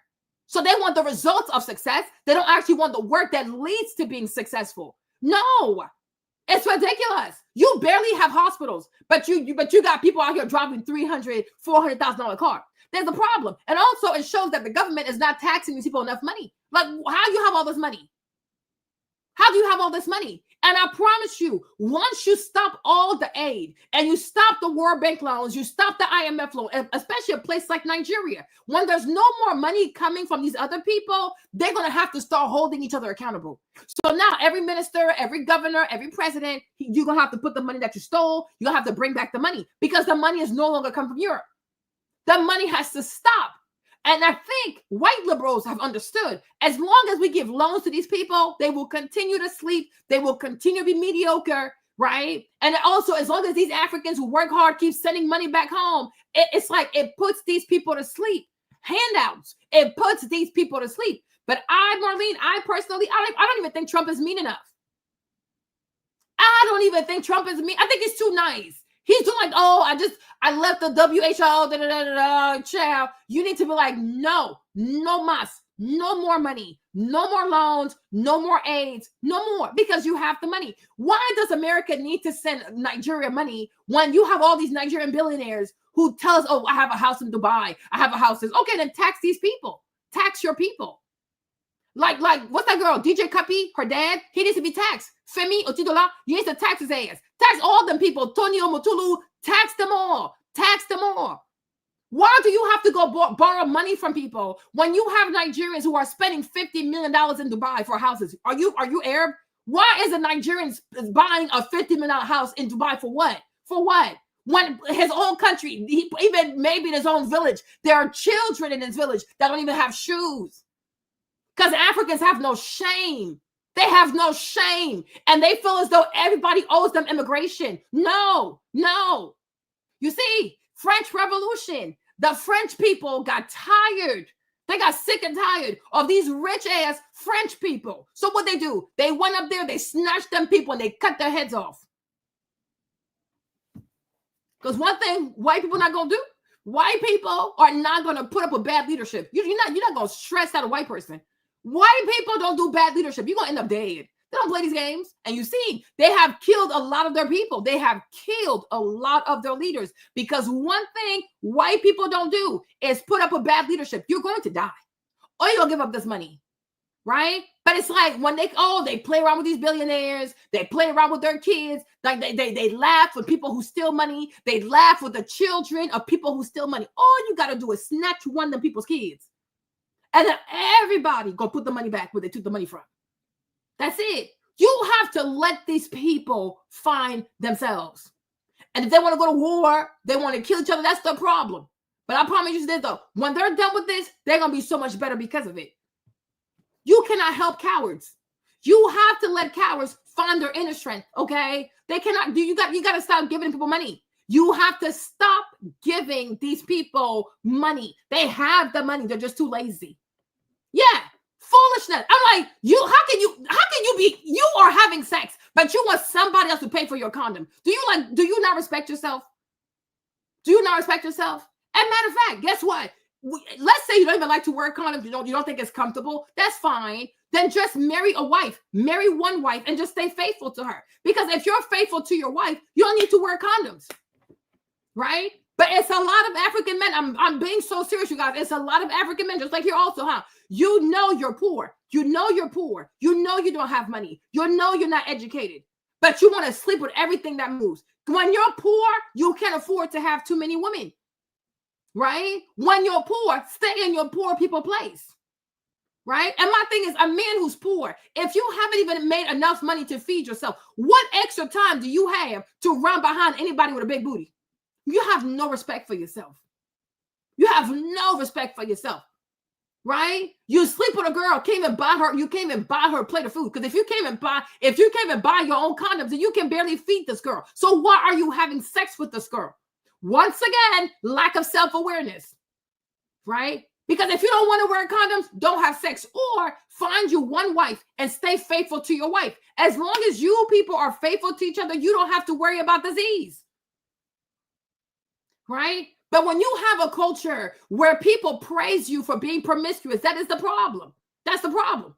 Right? And that's why people get mad. Oh, people are racist. No, it's not always racism. Sometimes your culture, like your mindset, the way you analyze problems, people don't like it because you sound stupid. How can you be proud to impregnate all kinds of people? It sounds like a problem because who's going to raise these people? And you see, even here, we have Nick Cannon. Oh, but I have money. It takes more than money to raise children. What are you doing? What are you doing? You are creating damaged people. Cam Newton, he's like, oh, I don't know if I have the money to take care of my kids because my money's not the same. It's full. You didn't know this before you got this girl pregnant. 3 kids. 4. When do you say to yourself, oh no, I gotta stop? No, you're 35 years old and you got 8-9 kids. There is a problem. There's a serious problem. But the problem is we are so focused on holding white people accountable. White people this, and yes, white people have done evil things to black people. We ain't gonna deny it. But at the same time, though, we have more control over ourselves, our bodies, our mindset, our work effort, our hands, our feet, even the stuff that comes out of our mouth. We are more responsible for us as black people than what white people have done to us. And I said this before, a lot of the things that white folks have done to us is because they could, because mentally you were not prepared. If you prepare yourself mentally, how can somebody oppress you like emotionally? You know what I'm saying? You were not prepared. And it's like, I don't know why people just don't want to admit that to themselves. We were not prepared. It sucks. I can see, you look at the history books, it really hurts to see people that look like you that went through so much. I get that. But at the same time, though, why were they not prepared? Because when you have such a beautiful place, you have such a beautiful country, you cannot afford to be casual about everything you have. You are incredibly wealthy. And that's why even here in America, you see how much money America spends on the military. Do you see how much money America spends on the military? Okay? Because they can't afford to slip. You know what I'm saying? They can't afford it, right? You have all these European countries, like they're part of NATO, they're part of the G6, the G4, the G8, because they know we can't afford to mess up. Russia, you see Vladimir Putin also, he's very aware because Vladimir got a lot of money too. He got all the gas because Russia gives Europe all the natural gas. The vast majority of Europe's natural gas, it comes from Russia. He can decide to create a recession and inflation throughout Europe if he feels like it, right? So he knows to whom much is given, much is required. But like he has a lot. He has a lot. So because of that too, Vladimir stays ready. When you have a lot to lose, you have to stay ready. There you go. You got to be ready, right? You have to be ready. You got to have discipline because if you're not disciplined, you will lose everything you have. You lose everything you have. But how does it make sense to us that the wealthiest continent in the world today, the vast majority of people who live there are poor? They're poor. And not because the place is not wealthy, because nobody wants to think about solutions to fix all of this. Let's just wait for a handout, wait for a savior, wait for Jesus, wait for this, wait for that. Y'all, sometimes you get to a point, you're like, oh my gosh, Jesus. Like this thing, honestly, it might be just too far gone. It might be too far gone. And then the sick part, whether you live here in America or you live in Europe or you live in Africa, you have these black sycophants of foolishness, like of victimhood. Oh, you're a victim, right? You're a victim, right? The white man, right? The white man, right? Oh, shut the hell up. Shut the hell up. That's why I'm like, even places like organizations like the NAACP, right? If they did not manufacture racism every chance they had, right? What else would they have to offer people? Right? What does the NAACP have besides white people did us wrong? White people did slavery. Okay, anything else? When is the NAACP going to also hold black people accountable for hurting other black people? How come the NAACP never talks about the black crime rate, black incarceration rate, the rate of single motherhood, the rate of these horrible school grades? So many black children are failing. How come the NAACP is not focused on that? No, white people. Shut the hell up. We are sick and tired. Okay, white people are evil. We get it. But we're also evil. Nah, right? No, because God forbid they hold the mirror to themselves and say, wow, we also fucked up. We're also fucking up. Our children are failing. And I told you this, in most predominant Black cities that are ran by Black people, I'm talking like the mayor is Black, the police chief is Black, police commissioner is Black, is Black, everybody Black, the whole city ran by Black people. Crime rate through the roof. Illiteracy through the roof. The scores, horrible. They're so bad. They're so bad. But these are Black people. There's no white person in leadership. Why is it so bad? They even had a situation in Baton Rouge. It was getting so bad. The white people said, y'all need to fix this. F you, you're racist, you're racist. You guys, what I tell you, these white people came up with a plan to separate themselves. So now the town has been split up. There's a white side and there's a Black side. And do you know which side is thriving? Just guess. Do you know which side is thriving? And do you know which side is failing? Right? The white people are thriving and the Black side is doing horrible. Horrible. To the point that now they're begging these so-called racist white people to come back because they can't do it without the white people. They can't do it. I'm like, I wonder why. I'm not even surprised. They were cussing them out. Oh, y'all some racists. You guys are evil. You're racist. Okay, I'll give it to you, right? White man evil, white man is racist. But my thing is, when the white man is here, do stuff move? Does it move? Like, is it a well-oiled machine? Most likely,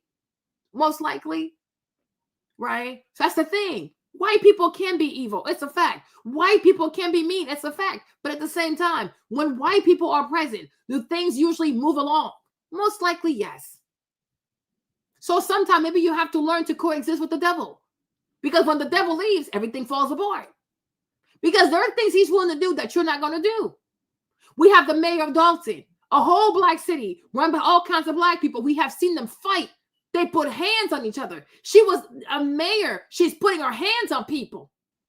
My Lord, it's all Black people.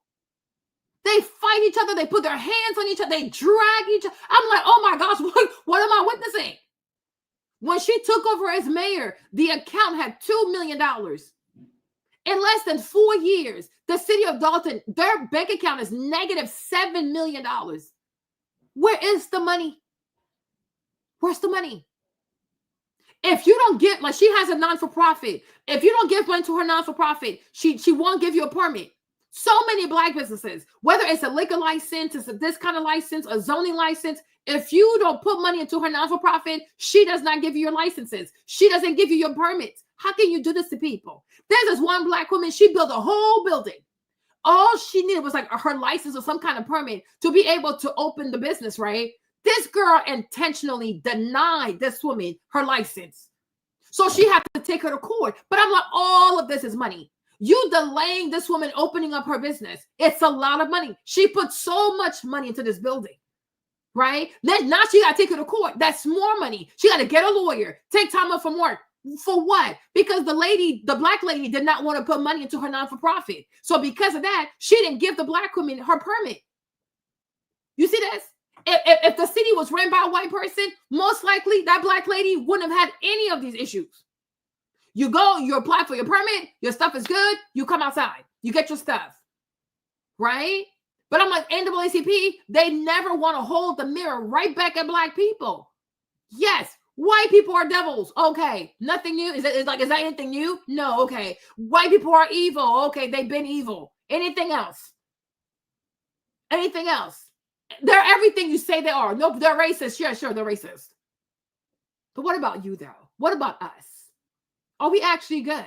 When we look at everything we've done so far, is this the work of good people? Do good people act like this?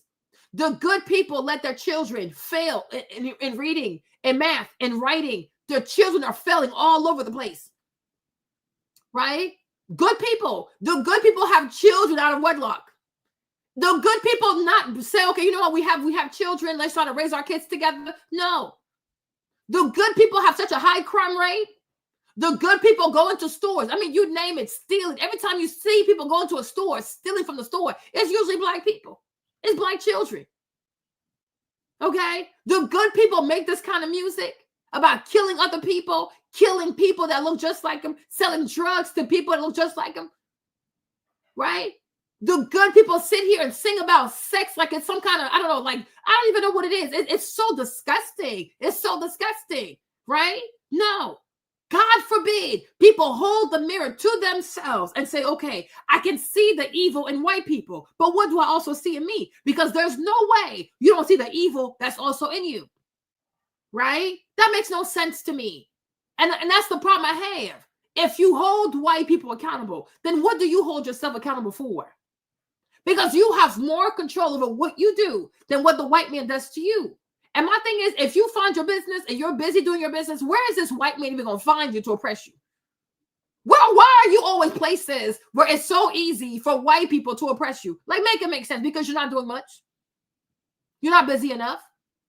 You don't mind your business. And you always try to be in their business. Because why is it that these white people, like, you have such proximity to these white people that they always have a chance to be mean to you? They have a chance to oppress you because you're not minding your business. Because you don't know how to live without them. So therefore you get bullied. Build your own and stay out the way. You won't know where to find them, and they won't know where to find you. I'm like, child, this is making about how pervasive it became in television shows. And so virtually every TV show, even before Obama, I would have to go look and see. So help me out here, guys. I'm going to look, but you guys look as well. What year did The Sopranos debut? And what year did The Wire debut? Because I'm a big fan of the HBO TV shows, you know, from The Sopranos, The Wire, going all the way back to the Larry Sanders Show. But I would watch them all. And like HBO had, what was it, Big Love, the show about Mormons. I'd watch them all. And but there was a couple that I would not watch because it's like I can't. There was a show 6 Feet Under. I don't know if everybody says 6 Feet Under is great. I think I watched the first 1 or 2 episodes.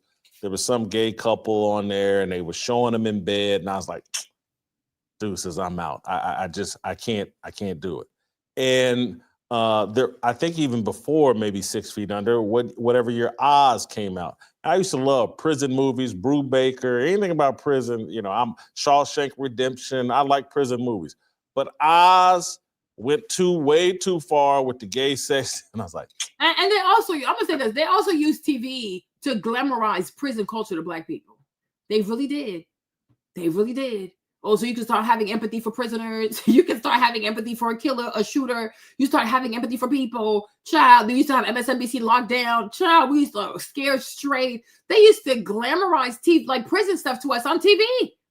And you're just sitting here consuming all this prison content. It's like, this is sick. This is so sick. I'm out. But what I figured out is that even with a show like The Sopranos, which debuted in 1999, and so that's before Obama, but by season 6 or 7, I don't know what year this was, they introduced the gay mobster deal, Johnny Cakes, big overweight, Vito, I think was his name, and this whole season, I think it was season 6, was dominated by Johnny Cakes and being like, oh man, they done snuck this into The Sopranos. And now even when I look back at The Wire, which is my favorite TV show of all time. Favorite TV, and I'll stand by that. It's a great show. But they intentionally made the 2 most heroic characters, Omar Little, I don't know if you watched this, The Wire, Omar Little, and then this Black woman cop, Kima. They were the most righteous and ethically, both of them was gay. And this is not by accident. And so when you thought about the people that had the most integrity as it relates to the white, it was the Omar, the gunman, that robbed people and was the honorable drug robber or whatever. And then. So I remember Omar, right? Omar was gay. And he used to mess with this little Latino boy. That's his boyfriend. Okay? That's his boyfriend. And the way The Wire was so big, y'all, Wire was so big. And all of this making Omar gay, it was all intentional. That's it. Because they know you're watching TV. And through that TV, we're going to mold your mind. We're going to mold your habits. We're going to mold your taste. They know what they're doing. And now you could even argue they're doing the same thing with social media. Doing the same thing with social media, you know? Team of the cop. These were the most honorable, ethical people. And I was like, this isn't by accident. So for me, I can love The Wire, continue to watch it.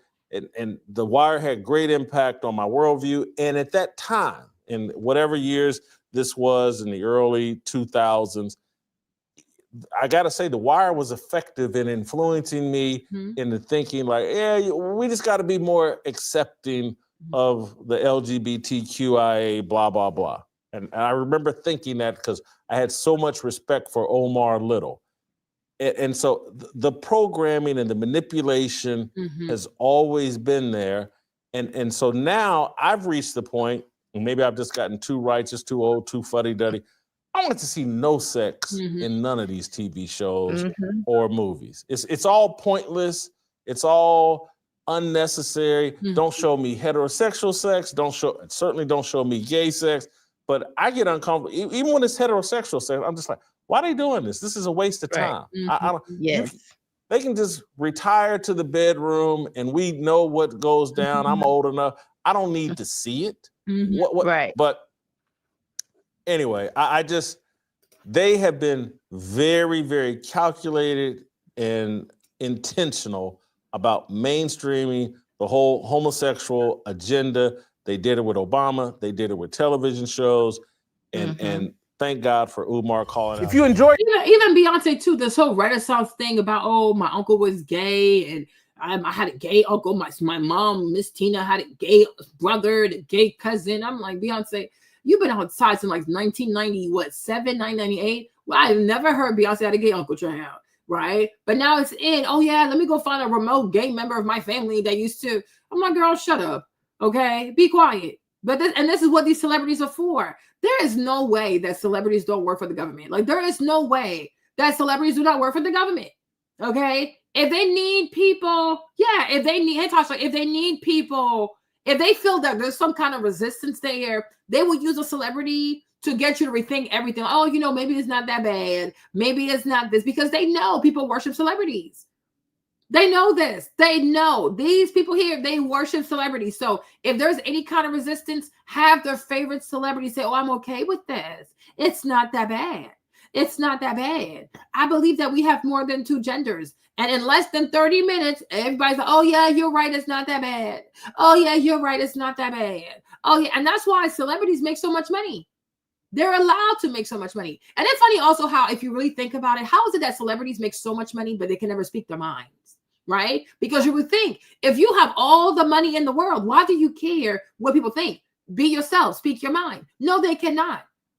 They cannot speak their minds. And that's why sometimes I even do wonder if they have access to their own money. I really do. I really do wonder if they truly have access to their own money. Because when you have a lot of money and you have FU money, you should be able to speak your mind. But I think a lot of stuff is fake. It's make-believe to have you believing, oh, they're so much better than you. They're so much richer than you. They're so much more successful than you. And I'm like, not trying to be offensive, but you're so rich. You're so rich. That'd be funny, huh? I'm being serious. All right. You're so rich, right? You're so rich, but this is who you end up with. Like, something is bizarre, you guys. Something doesn't make sense. Like, imagine me being a billionaire and I'm gonna be the baby mama of a rapper, a gang member, somebody who's always on trial for murder. Like, no, like, that is just crazy. That is crazy. I'm like, oh, do you really have this money? But they know you're not gonna question it. If you see the house, if you see the accolades, if you see the articles, right? Forbes magazine said that this person's a billionaire. Forbes said this, Forbes said that. Oh, yeah, I believe it. Are you sure you should believe it? Does it make sense to you? Ask yourself this. If you were a billionaire, if you were a woman and you were a billionaire, you had all this money, and all this power, and you were such a business mogul, you gonna go for A$AP Rocky? Excuse me, what? A$AP Rocky? Seriously? That's like, ooh. No, something doesn't make any sense. Something doesn't make sense. Something that, like, it does not make any sense, right? Oh, you're so successful. You are so rich. You are so powerful. You're so this, you're so that, right? Really? And then your husband is a former drug dealer. Like, do you see what they're doing to people? And you wonder why today so many Black girls in America are so obsessed with dating bad boys, dating drug dealers, shot callers, and shooters. Beyonce herself is with a drug dealer. Can you imagine? So you're like, okay, do you really have this money? Do you seriously have this money? All these people are controlled. They are all controlled, for as much as I can't stand Kanye sometimes. But he said they can't control me the way they control Beyonce and Jay-Z. These people are controlled. And I'm pretty sure they hate each other. But this is the brand. The drug dealer, the poor Black guy from the inner city who didn't have a daddy and he had to sell drugs to make it, right? He finally becomes an entrepreneur. He becomes a capitalist. Young Hubbard, you heard, right? And he marries Beyonce, okay? The light-skinned girl from a middle-class family and her mother's Creole, right? You understand, right? What is that? Like, what's the messaging here? If you're a Black boy growing up in America, be a criminal. Be a criminal. Right? And do you not find it bizarre? Is it not odd to you that the vast majority of Black men who are incredibly successful are usually have a criminal past? Curtis Jackson, 50 Cent, he got shot 7 times. Okay? Dr. Dre was out here beating on people, being with the what's it called? Death Row Records. Like, this is so bizarre. What's all this? Diddy also, all kinds of foolishness. Notice how the vast majority of these Black guys are always criminals. They always have a criminal past. They always sold drugs, but it's okay because they had to feed their families. You would think in America there's no EBT out here. Okay? Why don't you go apply for benefits? Matter of fact, why don't you get a job? Okay? Why don't you get a job like everybody else? Most people who need money do not become drug dealers. They get themselves a job. They work. Oh, but you don't understand, Marlene. It's hard. It's hard growing up in poverty. There's poverty everywhere. Being a criminal is a choice. Having lack of integrity is a choice. You understand? And they have sold this image of Beyonce. This girl, this little proper Creole, whatever she is, girl from Texas, right? Who falls in love with a drug dealer from Brooklyn, right? And now she's the wife of a former drug dealer. Young Hobart, you heard. What's the message here?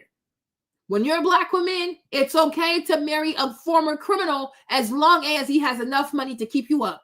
That's the messaging here. This is what they sell people. And you wonder why. It's hard out here for an engineer. It's hard out here for a doctor. It's hard out here for an accountant. It's hard out here for any Black man who has integrity, right? Because Black men with integrity are not glamorized. Black men with integrity are not put on a pedestal. Black men with morals are not respected, right? Somebody said the other day, he's like, oh yeah, you can have more respect killing people and going to prison. I'm like, it's true. If you're a Black guy and you kill people and you go to prison and you don't snitch and somehow you find a way to come outside, they will have so much respect for you. They will put you on a pedestal. They love killers. They love people who have murdered other people. It is a weird thing. It's a weird thing I have noticed on this land, right? They love somebody. They love it. You kill somebody, you rob somebody, you go to prison, you don't snitch, and you come outside. They're like, oh, look at him. He's a real hero. And we've seen it many times. With King Von, Dirk, who else out here? About a week ago, what's his name? Whatever his name is, Share. We see it all the time. Can you imagine what this is? We are like a culture where people respect people who go to prison, who kill other people. So that's why so many kids today, so many Black boys today want to be killers. Because they see respect. You get so much respect. You get so much admiration. So many girls are going to love you. Okay, all the girls with the BBLs and the long nails and the lace front, oh, they're going to be so into you. You're a killer. You kill people. You're toxic. They love toxic people with money. That's how it goes. You see? Because I'm like, you see this? And this will go down in history. So she has a drug dealer husband. The other one, he's from a gang. That's why his name is ASAP. Because it's all a gang. It's like ASAP Rocky, ASAP Ferg, ASAP Burke. It's a bunch of ASAP stuff doing all kinds of foolishness in New York. All kinds of foolishness. When he was 16 years old, he was at Rikers for attempted murder. This boy, the spirit of murder, it follows this boy. And I hope he doesn't do it to her one day because he has a problem.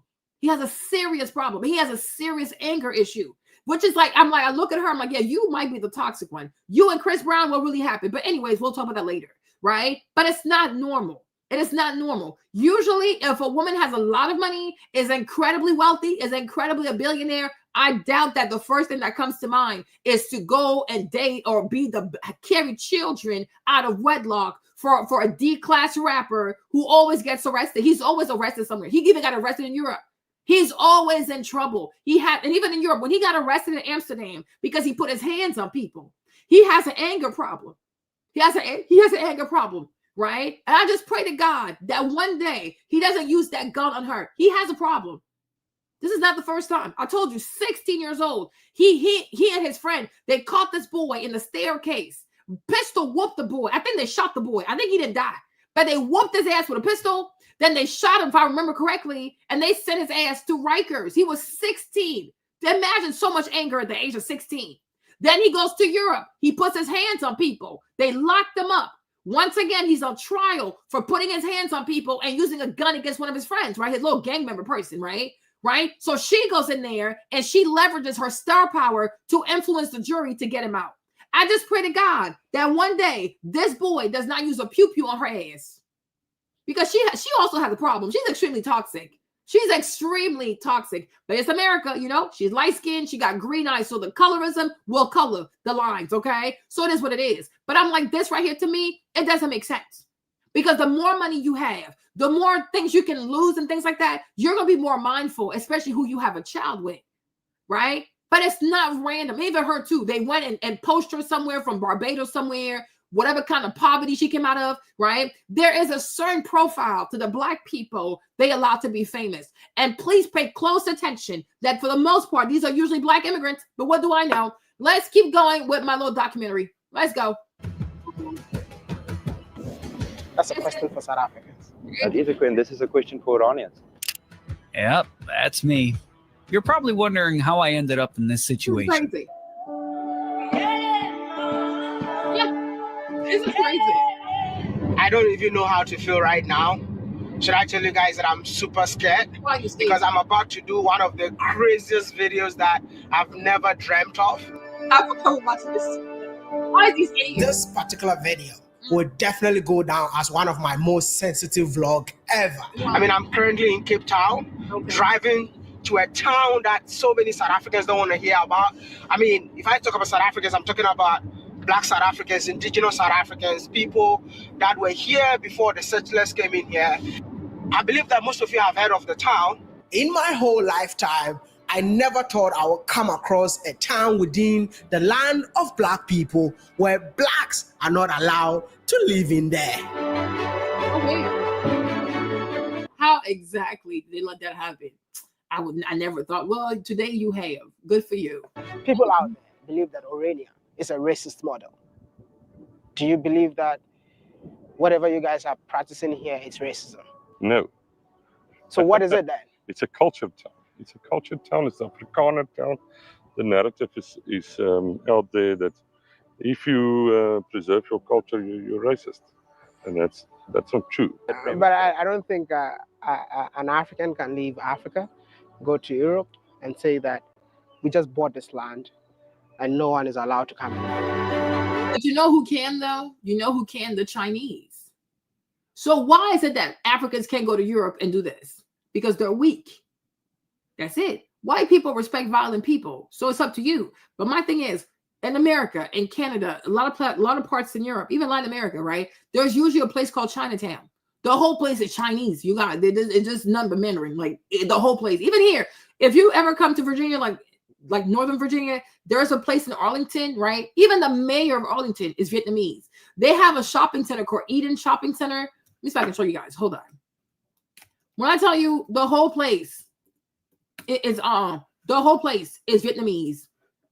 Like even the streets, like the streets are in Vietnamese in America. You're like, what the heck? What is this? Right? It's called Eden Center. Everything is Vietnamese, you guys. It is Vietnamese. You go in there, even the menus are Vietnamese. The streets are in Vietnamese. The mayor is also Vietnamese. Everybody over here is they're all Vietnamese, right? But we know a lot of Asian people, Chinese especially, but I guess some Vietnamese, but usually it's Chinese people though, right? Wherever they go, there's always a Chinatown. And you'll have a lot of people in there don't speak the language. Like if you have a Chinatown in America, There's a lot of people in there who don't speak English. If you have a Chinatown in Paris, there's a lot of them who don't speak French. You'll have a Chinatown in anywhere in Germany. They won't speak German. They speak Chinese. They speak Mandarin. It's up to you. They don't care because they're self-sufficient. So my question is, why is it that you can't do the same thing? Well, there you go. Otherwise, you do see it. And they stay to themselves. They stay to themselves.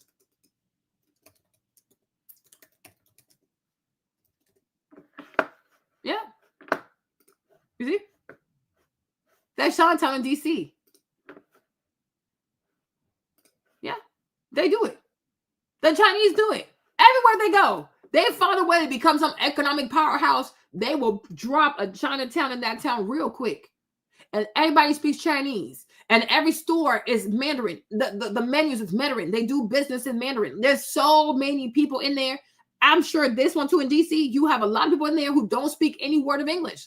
But I know the one in Paris, for example, nobody speaks French. There's so many people in there who do not speak French. They don't speak a lick of French. And they've been there for ages. So why is it, right? I don't know if they have a law or not, but my thing is, I don't know Orania, I don't know if it's a law. I don't know what it is. I don't know if they have a law or if it's just that nobody just messes with them. I don't know. But my point is, what he said was, oh, you can't go there and say, oh, nobody in here can come here. Okay. But why is that? Why is that? Right? Maybe it's not impossible, but why haven't you done it? Because they won't let you do it. So if the Europeans did that to South Africa because they could. Okay, but why is that the case? Right? Why is that the case? If you say, oh, this is Africa, this is African land, and these Europeans are coming over here, they're taking part of Cape Town, and they're saying that this part of Cape Town, no African can, like no black person can step foot on there, right? Why do they accept that? So if they're doing it because they can.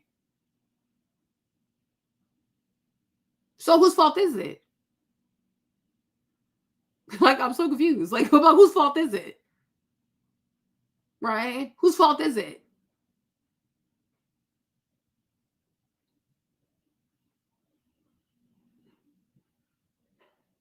Exactly, that's what I'm trying to say. Whose fault is it? If you're saying it's an entire continent, there are a few white people in South Africa who say, oh, well, this is ours. Nobody can come in here. And then this is how it goes. Okay. Is it because of the white people or is it because you allowed it? There are more black people in Africa than white people. Oh, well, my point is, Africa has it's over 700 million black people. There are way more blacks than there are white people. So my point is, if a white man can be around 700 million Africans and say, I'm not scared, this is what I'm going to do. And then it happens exactly as he said it's going to happen. Whose fault is it? Whose fault is it? Right? And that's my problem. Oh, but these white people, no. It's not about what the white people decided to do. It's your response to what they decided to. That's what I'm looking at. Right? They tried it. You allowed it. Okay, so you're okay with that. Why are we crying? Right? But you know, if something quite similar was to happen here or somewhere else, right? Most likely, white people will do what white people do. Terrorism. This thing won't disappear. Right? So if it stayed there because you allowed it, okay, cool. That's it. So maybe you're scared of them. I don't know. Okay. So that's that. So whose fault is it? Whose fault is it? But I'm always going to go back to black people because I'm like, no, it's an entire continent full of black people. You have more black people than you have white people. So if these white people are not afraid to tell you this is how it's going to go, and that's exactly how it goes, who do you have to look at? We have seen Tulsa, Oklahoma over here, right? The white people felt threatened by the success of those black people. So what happened? They burned everything to the ground. They burned everything, right? Okay. It's up to you. Yeah, it's up to you. Hey, Mickey. But once again, you're not brave. You're scared. Right? And that's why, like, I'm telling you, if you ever compare European philosophy to, I guess, African philosophy, if you can find it, right? Africans have lots of proverbs, but I don't know about philosophy. But my thing is, this is why when you look at a lot of European philosophers, like especially the French ones, right? They always have a lot of questions about life, the meaning of life. Should I live? Should I die? Maybe should I don't die? Maybe I live, right? They really question their own existence. Like, is it worth living? Is it worth fighting for? Right? So I guess they've decided it's worth fighting for. Black people don't, I feel like Black people sometimes, they're afraid to die. So because they're afraid to die, they don't want to fight. They don't want to fight until they really, really, really have to fight. Whereas like if you compare white psychology, oh, they stay ready to kill somebody for anything. Look at the whole like Palestine and Israel. Oh, they released 3 hostages. They released 4 hostages. I'm like, so for 3 people, you killed 400,000 people? Do they even hear themselves? Right? Oh, Hamas released 3 more hostages. I'm like, okay, so for 3 people, you had to kill 400,000 people? For 3 people, you have to go bomb all of this, destroy everything for 3 people? You see, white people stay ready to kill. You want to keep pleading with white people instead of accepting who they are because you're afraid to die. And you see, as long as you're afraid to die, the white man will always subjugate your ass because they're not afraid to die. Because think about this. People that left Denmark and they trekked these perilous waters to make it to South Africa, they're not afraid to die. People that left Great Britain, trekked all the way to Nigeria, Australia, North America, they're not afraid to die because they could have died in those waters. They're not afraid to die.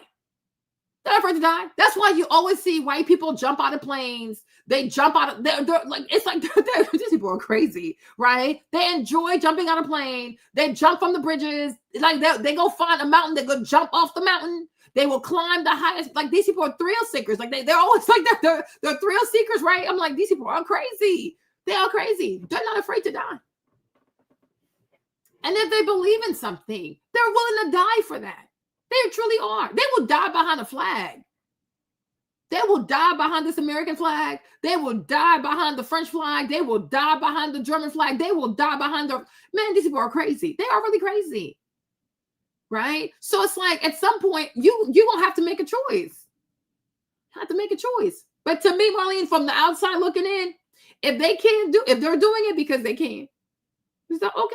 So it's not really a big deal. You just want to make it a big, they want to make it a big deal. I don't think I really don't think it's a big deal. Compared to what South Africa was before to what South Africa is today, I don't really think it's a big deal. And nobody is stopping Black South Africans also from having an all Black South African town or South African towns. Nobody is stopping them. But like I told you, it seems to me a lot of my Ugutis, because that's how you say brother, right? A lot of my Ugutis out there, they're too busy chasing women and chasing a bunch of kids. Because I'll be outside with them. I'll be outside. They be on some foolishness. I listen to a lot of Black South African podcasts. They be on some BS. They're out here trying to figure out their sexual identity, sexual orientation, sexual this, child support this, the 50 rand, the 30 rand. I'm like, you see, foolishness, sex and alcohol. I'm like, yeah, please, go sit down somewhere. Go be quiet, okay? Be quiet.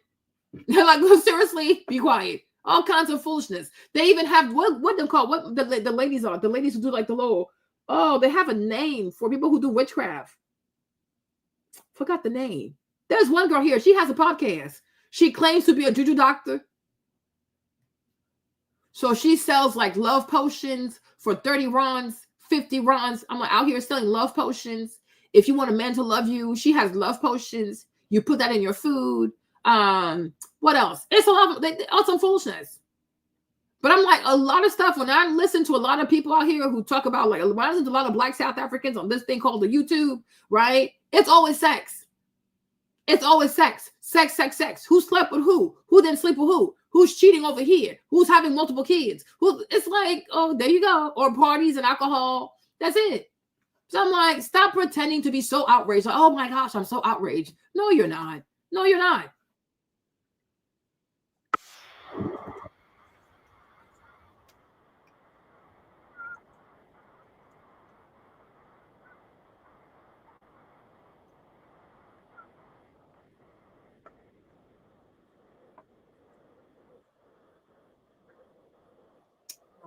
God damn.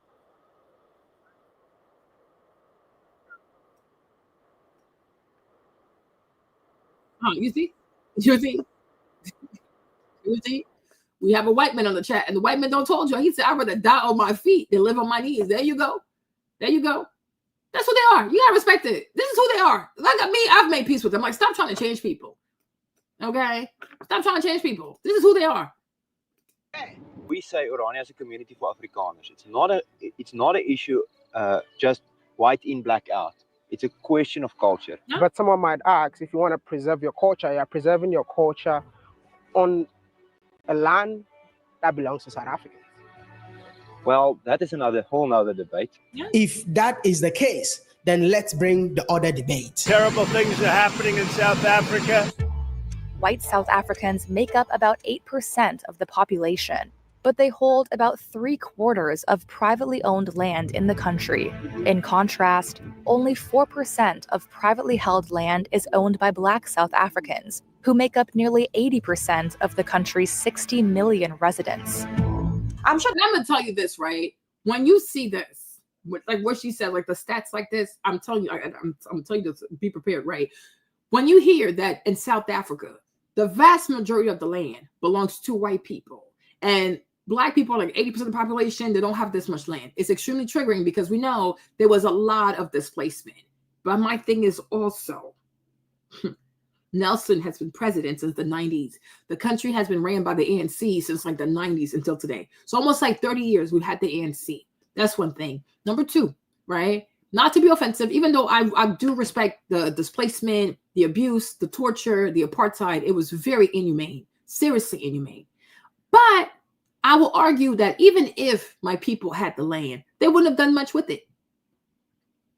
Really? I'm serious. They wouldn't have done much with it. Yeah, they would. People keep, I swear. Let me tell you this, right? White people are evil. Sure. White people are racist. Sure. White people have brutalized African people. You're right. Child, it is what it is. I agree with you, right?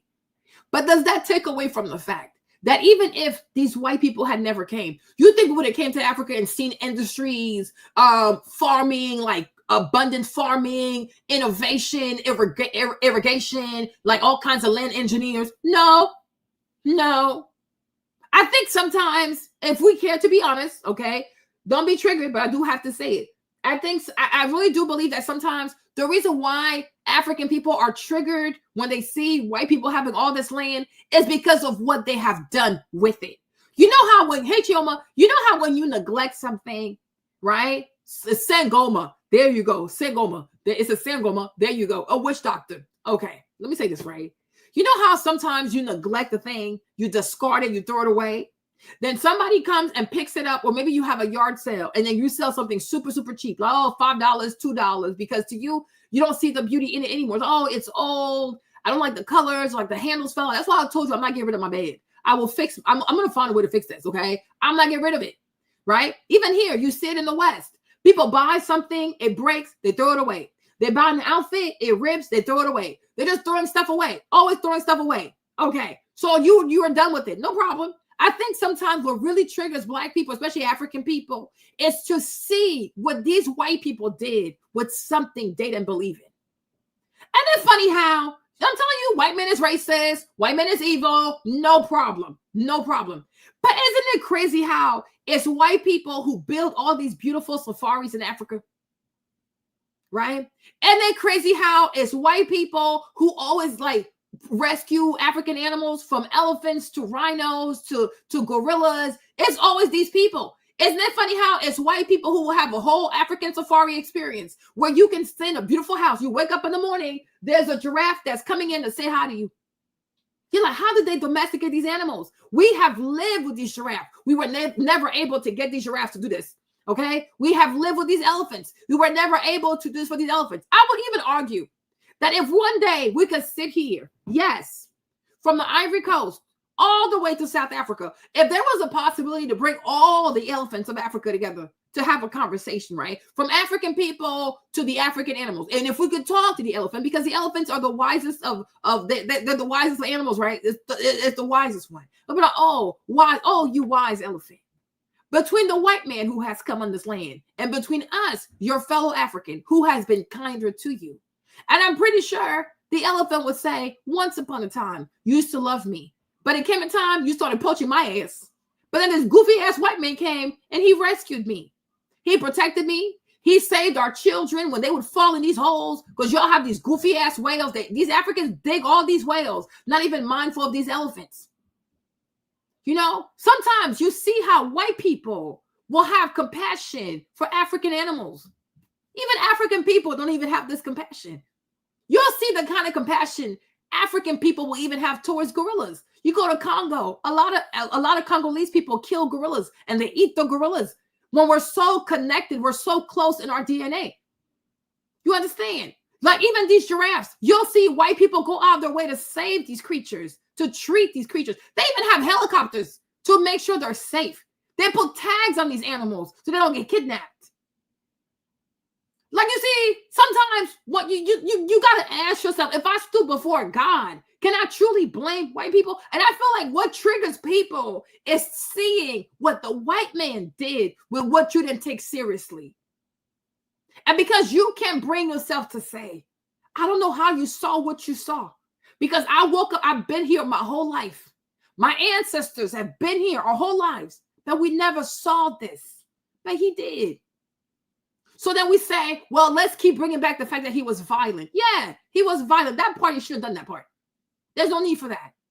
He could have learned to be a bit more diplomatic. He didn't have to be so violent. But I guess given their culture, violence is what they know best. Right? But we keep weaponizing their violent past. But we also have to admit they have done a lot of good things.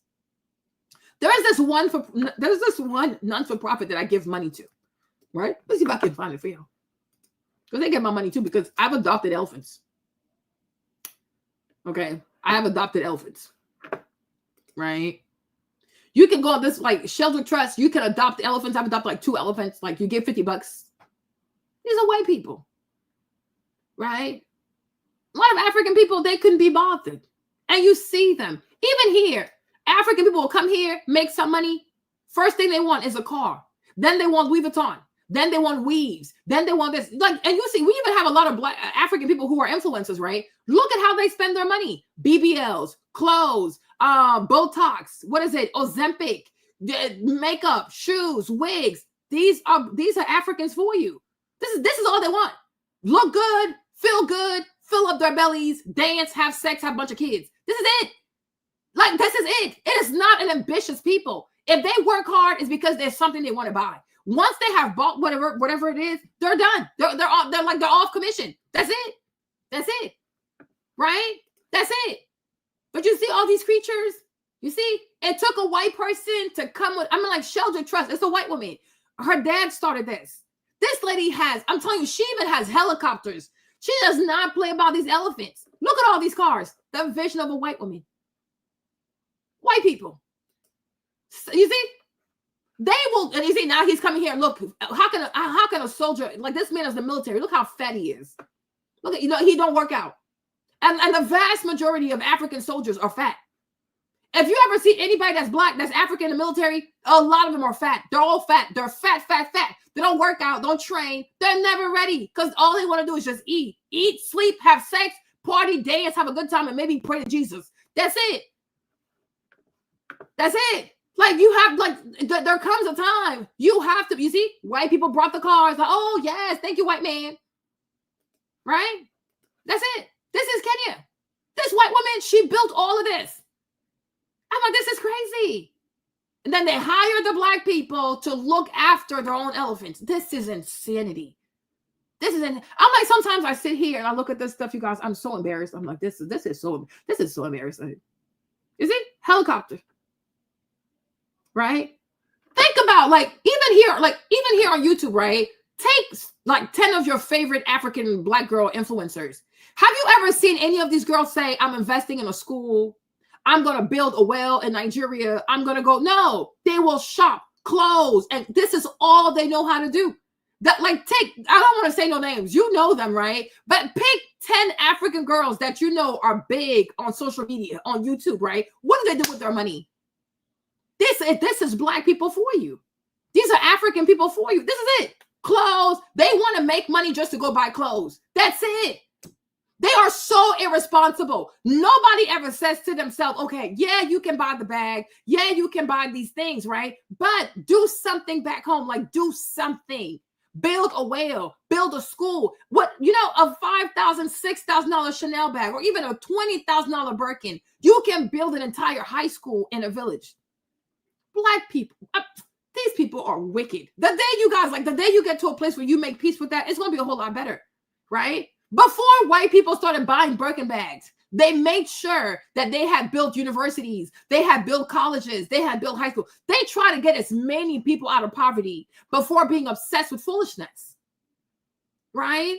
You study some of the greatest, wealthiest white capitalists. Like I'm talking like Cornelius Vanderbilt, the freaking, what's his name again? Roosevelt, what's his name? Rockefeller, the Carnegie, these people, they were not even interested in this foolishness.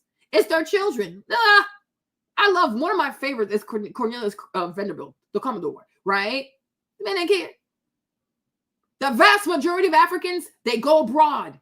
As soon as they start making money, they look for clothes. They look for a design. A bunch of insecure people without vision. Don't even know why they come to Europe. And they get so mad when people want to deport their asses. You're not doing anything meaningful anyways. You just want to go shopping. Right? Go to France and see what Congolese men are up to. They could struggle, like suffer. They could have the hardest job. And as soon as they get their paycheck, they're down to the Champs-Elysees trying to buy the most expensive outfit, the most expensive. They even have it's a whole thing. They call them the sapologie, like the dressers, like the fashionistas, whatever, right? They will work so hard. They'll clean the cities. They'll clean the gutters. As soon as they get a little 2,000 euros, 3,000 euros, oh, they down the Champs-Elysees. They go to stores that even rich people don't know about. This is what they left Congo for. Like, you guys, it's if you're not familiar, like, it is what it is. But for me, I'm like, no. These people right here are incredibly unserious. They are incredibly unserious, right? You'll have white children, even like, look at Mr. Beast, right? Jimmy's not African, right? He's not even African American. Jimmy is a good old white boy from North Carolina.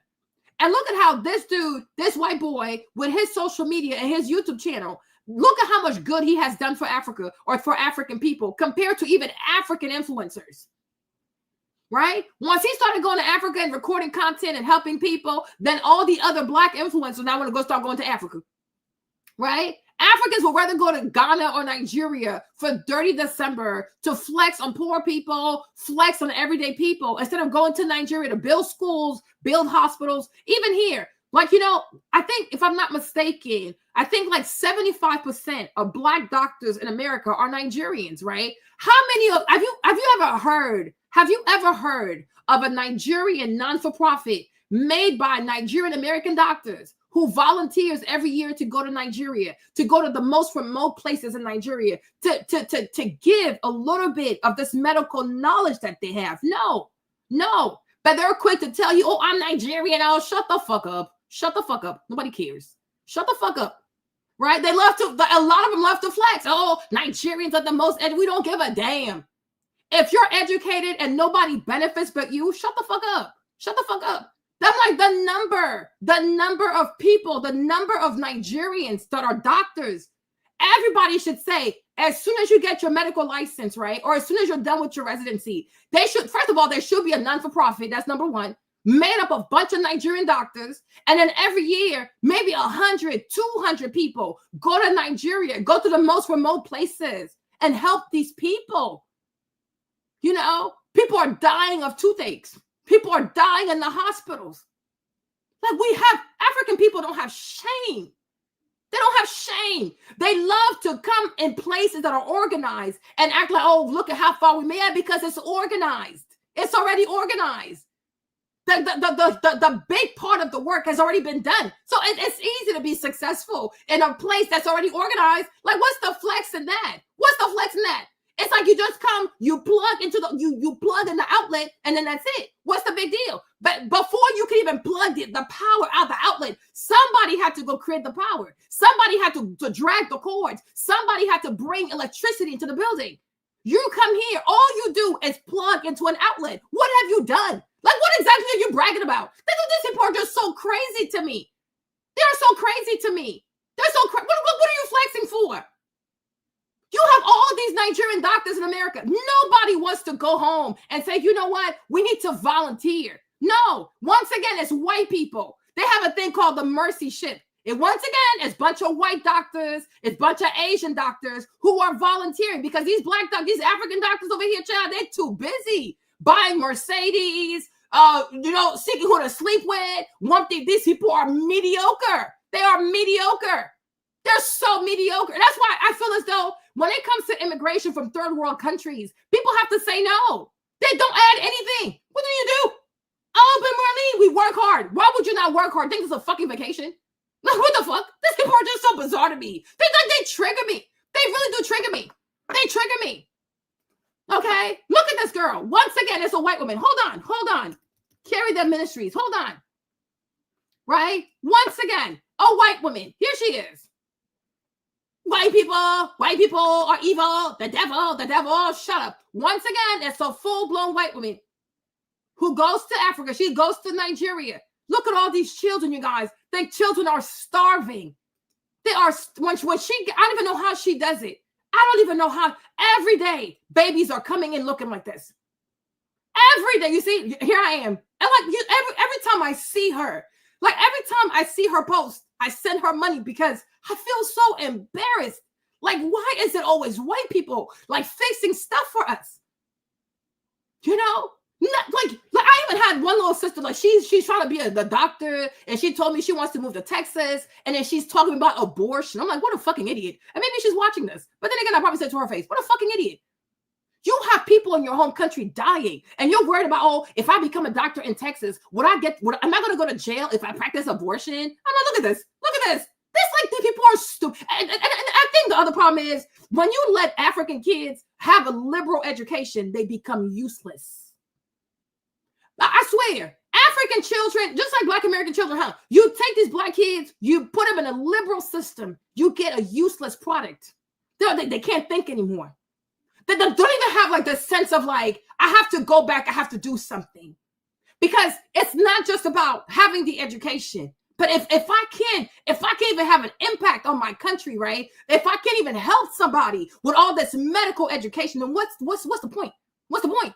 No, am I going to be able to practice abortion? I'm like, this is what goes through you. I'm like, you're such a weirdo. I told them, like, you're such a weirdo. You have consumed so much bizarre content on the internet. Like, it has made you weird. It has made you so bizarre. You are weird. You are seriously weird. There are kids like this. Hey, Lacey, there are children like this that come to this lady. They look like this every day. I was like, I don't even know how you do this. And look at this baby. Look at this baby. Right? And you'll see a bunch of Nigerian influencers over here. You will think Nigeria was Dubai. It is not Dubai. It's still a third world country. It is still a third world country where children, this is a white woman, this is what she does. Meanwhile, you'll come on YouTube, you'll come on social media, the vast majority of Nigerian influencers, my bag, my shoes, my clothes, my outfit, my makeup, my wumpty-wump-wump, they never do any kind of service. They never do any kind of charity. You will never hear these people say, you know what? Let me take $5,000 to all these bags I'm buying. Maybe I need to go build a school. Let me build something. Let me build a whale. No, they come here. They see how people have worked so hard to develop America. They see how people have done so many things. And they never say to themselves, wow, I wonder how many people back home don't have shoes. I wonder how many people back home don't have access to clean water. I wonder how many black girls don't have education. To this day, there are places in Nigeria where girls get married at 11, at 10. Every time you do a YouTube video, you could, when you end a YouTube video, you could easily say, you guys, here's a non-for-profit, donate. You can give exposure. You don't even have to give money out of your own pocket. They don't care. You would think that these people come from a place called Dubai. Like, you would, like, the way some Nigerians carry themselves, you would swear they come from a first world country. They come out of Dubai. No, they come out of Nigeria. Nigeria is still a third world nation. Okay? It is still a third world country. It's easy to flex when you go into a country where everything is organized and all you have to do is just plug into the system and they'll be, oh yeah, look at me, I'm so successful. Yeah, because everything works. Right? But if it came up to you to build all of that, yeah, it would be dead. It would be happening. It would not be happening. And I'm like, this is insanity. But every day, you guys, these babies are coming. I mean, the babies come there emaciated. They come there, and you see, and this is why I have a hard time throwing away stuff. You know, every time I see her page, I go and I give her some money. Every time, like, look at the babies. You know, and sometimes also people take the babies to these African doctors for African medicine, and they kill the babies. They make them suffer. But how can we say, oh yeah, 75% of Black doctors in America are Nigerians? And you look at Nigeria, very seldom do you see any of them go home and volunteer and help these people and say, oh, you know, I can't let my people go out like this. You understand? And I'm like, they'll sit here and they'll make documentaries about a town where white people don't want to let Black people in. Oh, shut the fuck up. We have bigger problems. There are bigger problems in South Africa. South Africa has bigger problems than to worry about a town called Orania. But once again, focusing on white people allows African people to distract, deflect, and do all kinds of foolishness, right? Because here's some people who don't want to own their own shit. Of like, do you know the rate of HIV/AIDS in South Africa? If you're going to make a documentary, talk about the real issues that are plaguing Black people. Talk about even the power. There's a serious problem with electricity in South Africa. Right? And like I said, for the past 30 years plus, the country has been ran by Black people. It's been ran by the ANC. There is a serious problem with energy in South Africa, right? So why don't we talk about that part? Oh no, let's make a whole documentary about white people being racist or whatever. Who cares? Who cares? The biggest thing right now holding people, the thing that's holding Black people back in South Africa is not Orania. It is not Orania. Once again, deflection. There are serious problems in South Africa. It doesn't make sense because they don't have that many people. It's 63 million people. 63 million people. An entire government that is ran by Black people. Look at this, Jacob Zuma, huh? He was the president. This man had like 12 wives. No shame. I even think he went to jail, if I'm not mistaken, right? How can a president have 12 wives? Right? Instead of running South Africa, he was out here with 12 wives. You see this foolishness? In Senegal right now, they also have a president that's polygamous. Like, what is this foolishness? What is this foolishness? Like, what is this foolishness? Right? What is this foolishness? No, I'm telling you, all this obsession with white people, it's deflection. It is nothing more than deflection. Right? Thabo Mbeki, when he was president, I don't know what he did, but whatever, okay? So you had Thabo Mbeki, I don't even know what his legacy was. Jacob Zuma, a hot-ass mess. I don't know who's the current president. These people are crazy. They are crazy. So I told y'all this. I said South Africa got bigger problems than worrying about Orania or whatever the white people doing in Orania, okay? Okay? The violence in South Africa. The violence in the townships. Okay, there's a lot of violence. There's an excessive amount of femicide, women getting killed by their partners. So many Black men in South Africa are murdering their girlfriends. They are killing their wives. They're killing their sisters. Why don't you, like, one day, come on now, you should have made a documentary about that. But he knew rage baiting always brings the views. Marlene, I will not be distracted. I will not be distracted. If you ever sit there and you compare Black South Africa to Black America, they're quite similar. They are truly similar. I mean, then it makes sense because they are both people who had to live with British people, and Dutch people, right?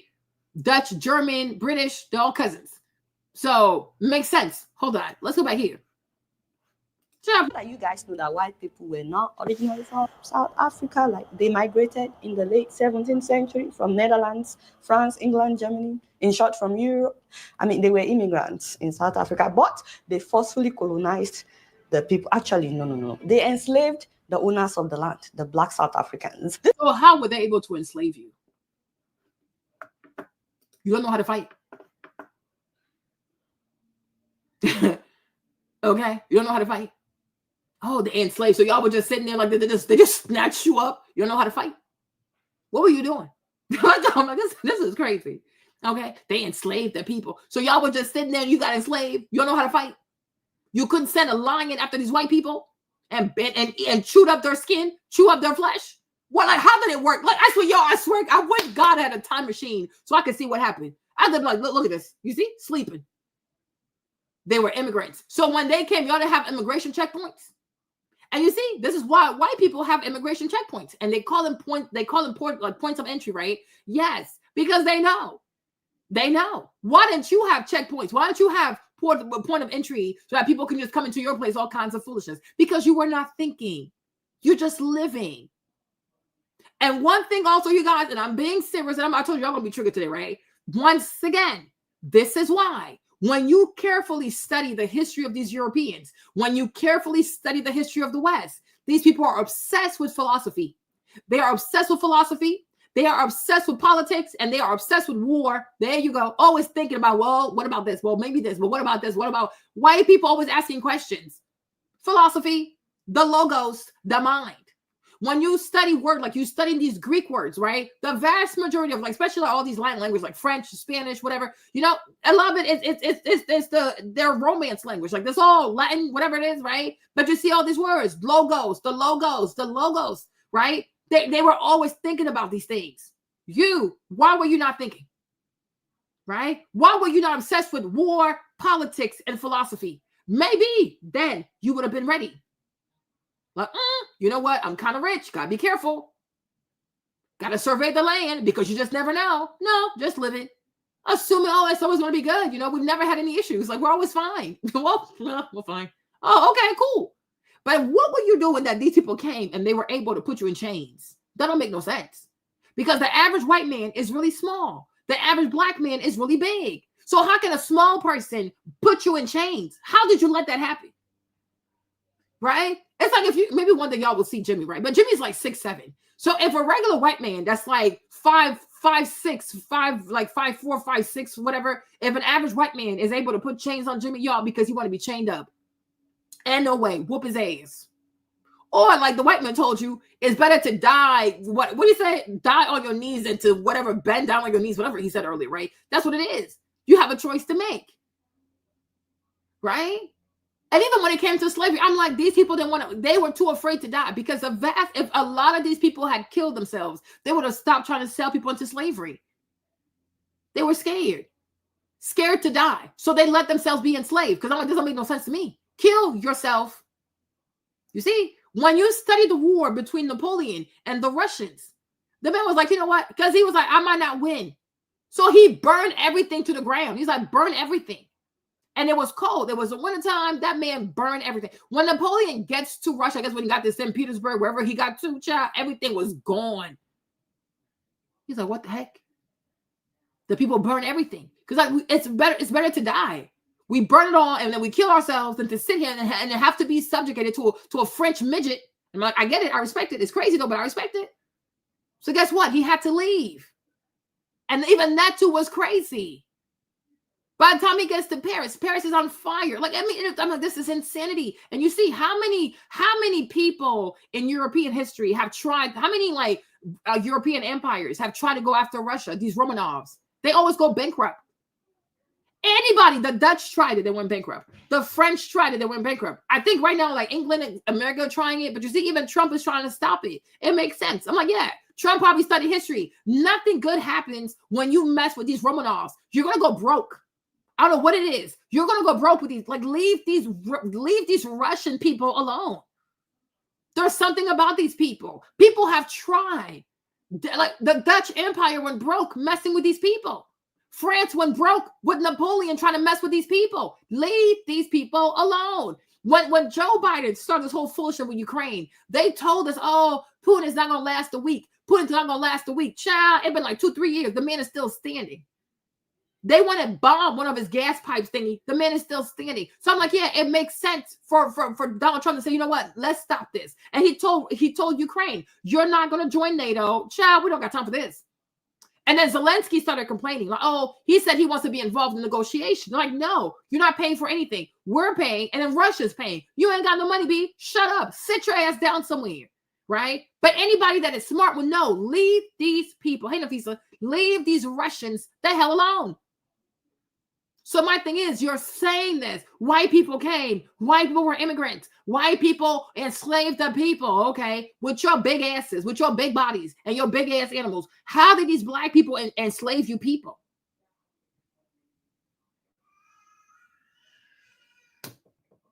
Why don't you also say to the people, when the white man came, Dengane poisoned Shaka Zulu and he killed his brother, leaving people without leadership, leaving these African people to be exposed because nobody was ready to fight the war. How can you kill your brother when you don't have enough people to make up for him? You don't even have his brain power to make up for him.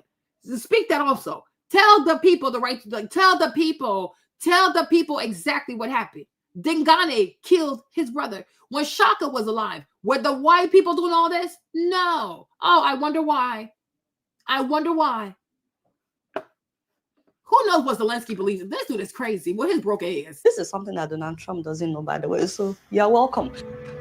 Of the decision. Last month, President Cyril Ramaphosa signed into law a bill that allows the government to expropriate property for public purposes or in the public interest, in some cases without compensation.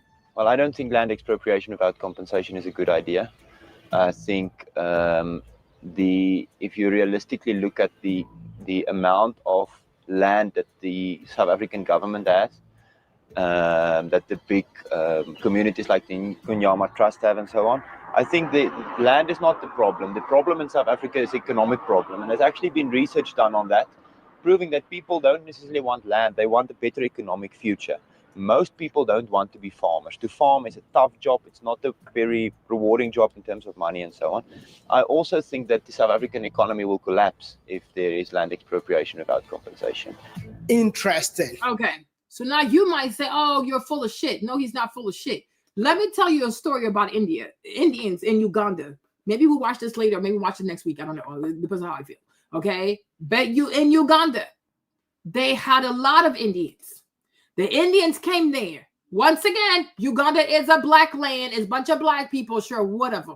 The Indians came there, you guys. What these Indians did for Uganda, even Ugandan people didn't do it for themselves. Once again, the jealousy, right? So Idi Amin comes into power. Another idiot, anger, alcoholism, being a womanizer, sleeping all over the place, a hot ass mess, right? So Idi Amin took issue with the success of Indians in Uganda. So what does he do? He takes the land away from the Indians. He made it so hard for those Indians to even have citizenship. I mean, it became a hot ass mess. Eventually, the Indians say, you know what? It's enough. We're tired. They packed their bags and said, okay, we'll just go. Some went back to India, some went to Europe, some went to America. When I tell you the Ugandan economy took a nosedive, because you know what? It's not just a matter of giving land to people for the sake of giving land to people. It's this land appropriation shit right here, right? It's given the same energy as reparations. But hey, we'll talk about that for another day, right? This notion of if you just give people something back that was stolen from them, that somehow not only will you restore these people, but they're going to be so wealthy because of that. Yeah, the lies you tell yourself. When the Indian people left Uganda, the Ugandan economy took a nosedive. To this day, they haven't recovered. Why? Because Indian people have a work ethic that these Africans do not have. Oh, yes, I said what I said. Even when it comes to making loans, they used to make small business loans, like not too much, like maybe like $50, $100, like not micro loans, right? They came up with a system of even making micro loans to Ugandan people. They themselves didn't know how to do it, right? Indian people could work 12 hours a day, 15 hours a day. The Ugandan people, they want to work 4 hours, 5 hours, they want to sleep, right? So he took the land from these people, did everything to these people. They left everything behind. And you would think they were able to take over and do better. No, they didn't have the work ethic, didn't have the business sense, did not know how to make things happen, didn't have the courage. To this day, Uganda has not recovered. And this is why Uganda's out here taking loans from China. They took a loan with China. They didn't pay the money. When the loan matured, they were not ready to pay it back. The Chinese extended the loan by 10 years. They were still not able to pay it back. So China took the airport. So today, is it Kampala? What's the capital of Uganda? Right? These people love to lie. Hold on. Right? Where's it? Yeah, Kampala. There you go. I had it right. Okay. So to this day, right? So the airport, if you ever go to the airport in Kampala, right? The airport belongs to the Chinese. So they couldn't pay the loan, they took their assets, right? Always moving out of anger. There's no strategy. And not just that, there's no honesty. Even if we take these lands back from these white people, can we do better than they have done? Or because they were mean to you, you want to just be mean at the expense of the economy? Because if the economy tanks because you're taking back these land, everybody in South Africa will suffer. Right? Life is not a fairy tale. Life is not a fairy. Life is real. It could be, yeah, they're evil, wumpty wump, no problem. But my thing is, what these white people have done with this land, if you take it back from them, can you be even more productive, as productive, or it's all going to just go into bullshit? Because if it's just to grab the land and then fumble the bag, please let these white people have the land. Let them have the land. But one day when I sat here and I saw this documentary, I think it's this one. Hold on. I couldn't believe it. Hold on. Is it this one? Because y'all have to see this.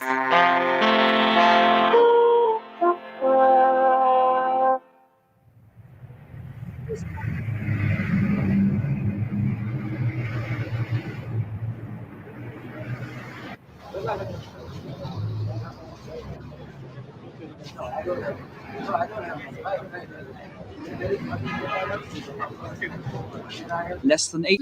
Hold on. I don't know which one I watched it. I can't remember. Hold on.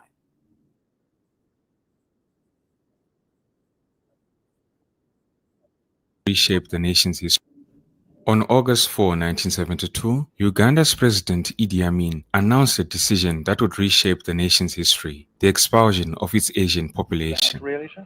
Yes, they must go to their country. Even nationals of Uganda. If they want to go, they are welcome to go. What will happen to these people if they don't go by the time they're?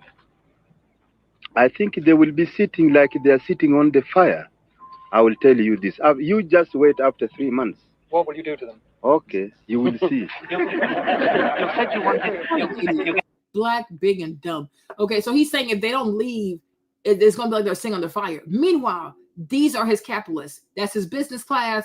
These are the capitalists. These are the people who are making loans in Uganda, right? But just because they're not African, they're Indian, and they are successful because they work really hard. So he's triggered. But once again, he's an idiot. He didn't go to school. And not just that, he doesn't understand economic principles. That's why you don't let activists, socialists, Marxists, communists run your country, because they're big. These people will be blinded by their anger and their desire for revenge instead of doing what's good for the economy. Because I'm like, this whole thing about taking land away from these white South Africans, right? I get why some people might want revenge, but you also have to look at the economy, what's it called? The economic consequences, right? Because if you take the land and you have not trained enough Black South Africans to know how to be successful farmers, because it's not just the fact that, oh, these are white people in Africa, we got to take the land back. If these people have been farmers for over 100 years, the kind of experience they have, the knowledge they have, that's why in economics, we talk about competitive advantage. When you've done something for 100 years or even 50 years, you have way more experience than somebody who's just going to start being a farmer just because the government said, well, we took the land back from the white people who wants to now be a farmer. Do you know how long it's going to take for those people to even break even on being successful farmers? So just because you can, does that mean you should? Because economically, does that even make sense? Now, if you've been training a bunch of Black South Africans for the past 100 years on how to take over these lands, and you know that if they take over the land, they'll be even more successful with these lands, and I guess we could then do it. But if you don't have the people to do the job, don't just do it for the sake of doing it, because everybody will suffer. Everybody will suffer. But I think sometimes when it comes to Black people, I told you, they don't care about the economy. They don't care about the economy. They don't care about economics principles. They don't care about capitalism. They don't care about money. They don't care. They are just mad. They're angry. They're triggered. They want revenge. And it's like, no, this is not how the economy works. And when it comes to the economy, and we can all suffer, sometimes you got to learn how to take your pain in stride. Like, okay, we don't like these white people. Maybe they stole the land. But as where we are right now, they are the best at doing this. So if they're the best at doing this for now, let them have it.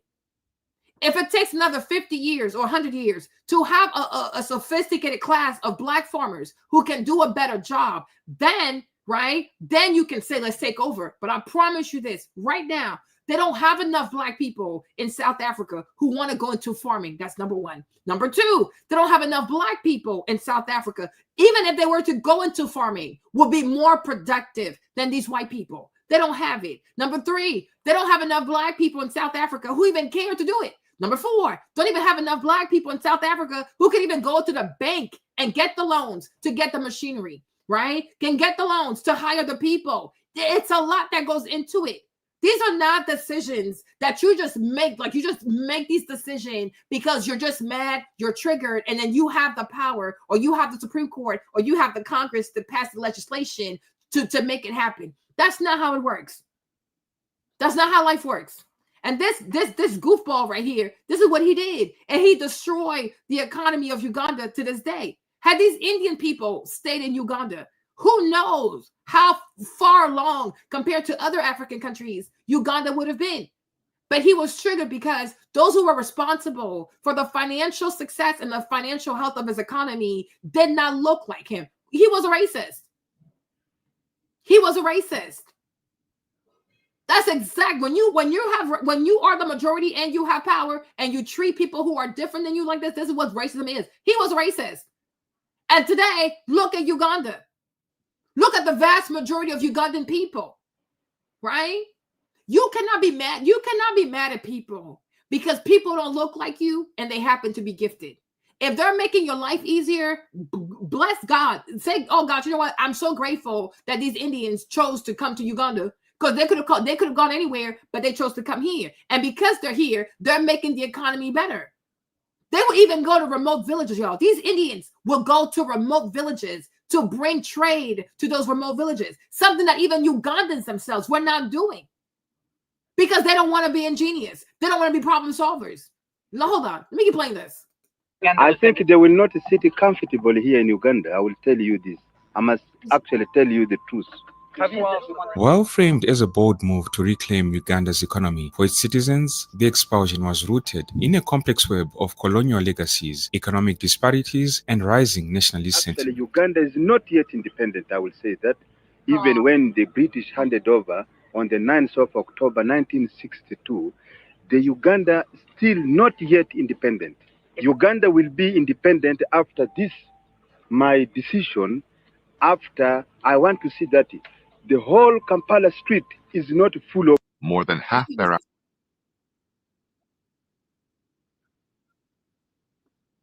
run by the Ugandans. Street is not full of Indians. It must be proper black, and administration in those shops is run by the Ugandans. Okay, you see? So he said stuff has to be run by black people. That's all he cared about. But do those black people, do they have the intellectual capacity to do this? No. If the Indians came and they did it, and they did it so well, you must say to yourself, that's crazy. Maybe have people study them. Maybe send people to India to see how they do stuff in India. And you see, to this day, Indians are good at business. They're good at innovation. They're good at technology. They are really good.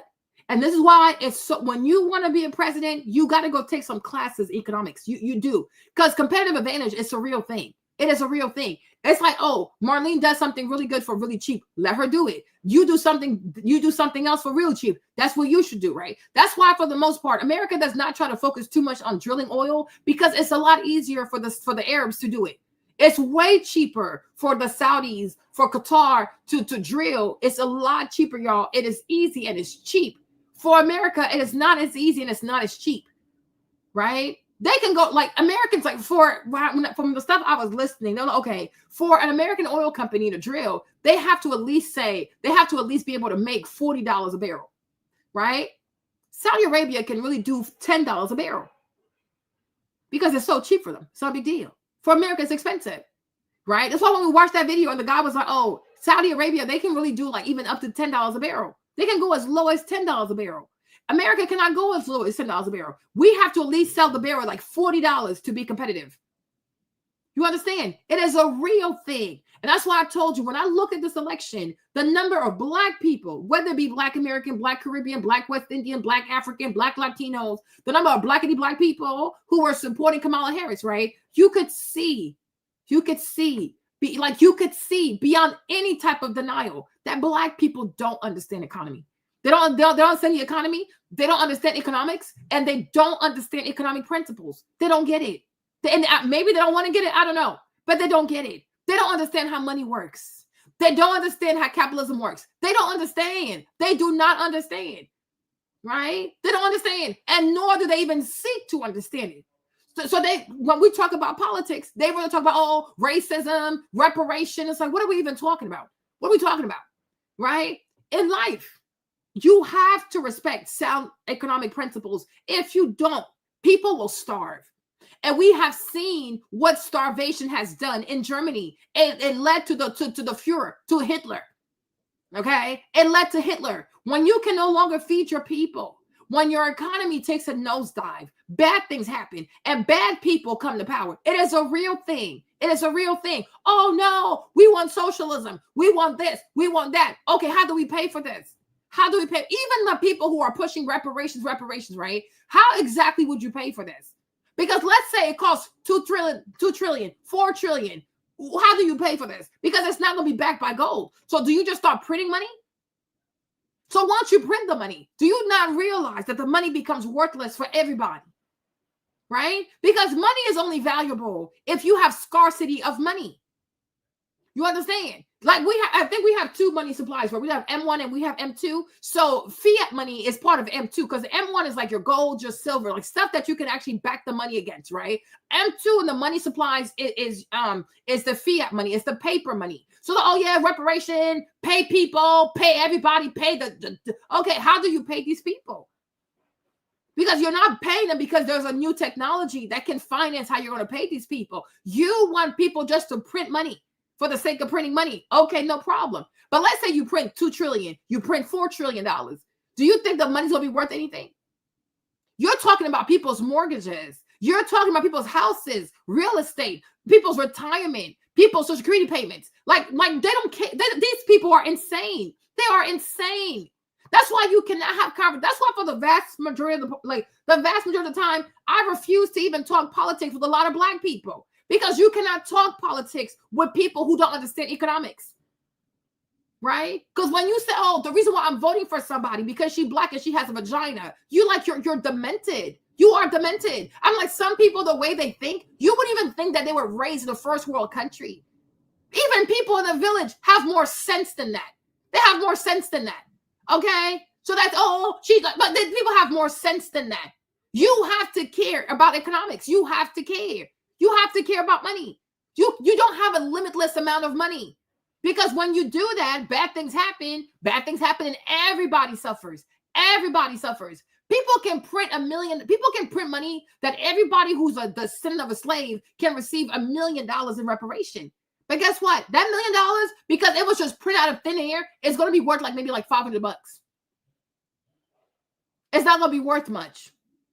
And that's why a lot of people, just like, what's her name? The girl in Congress, the superfire, I forgot her name, Ayanna Ayanna Perry, right? And her foolishness, right? That's why a lot of people who talk about reparations, it's just for distraction. They're not serious. They themselves don't want to really sit down and say, okay, how exactly will we go about this? Because they know most likely it's impossible. And when it comes to money, no, it's not going to happen. Right? But they keep saying those things because they know that a lot of people, when it comes to understanding economics, a lot of people have a low IQ when it comes to economics.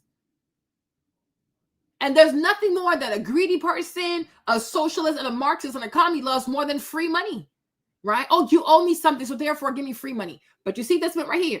He was more focused about the complexion of the people who were running the country, like people that were actually making the money, the country move financially, right? Than to say, you know what, I would love to see Black people. I would love to see Ugandans be in charge of the economy and all these businesses, right? But maybe we don't have what it takes. So instead of expulsing these Indian people, maybe you create a school of business, create universities, create schools, and then have these Indian people teach what they know about money to the Ugandan people. And it might take 40 years. It might take 50 years. But when people come into your country and they have a certain know-how, instead of trying to kick them out, why not have these people become teachers and professors and teach you exactly everything they know about money? How do they do it? How are you guys able to go to all these remote villages? Like, how does it work? Right? So he said no. And then the people went broke. Where's the video? Hold on. I have the video here somewhere. Hold on. Where is it again?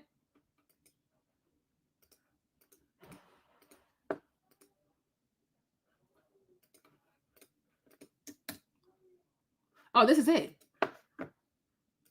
Okay, watch this real quick. Hold on. I think it's this one. Right? These Indian shopkeepers remained after the railroad was completed, selling not only to their countrymen but also to the British and, primarily, to the much larger indigenous African population.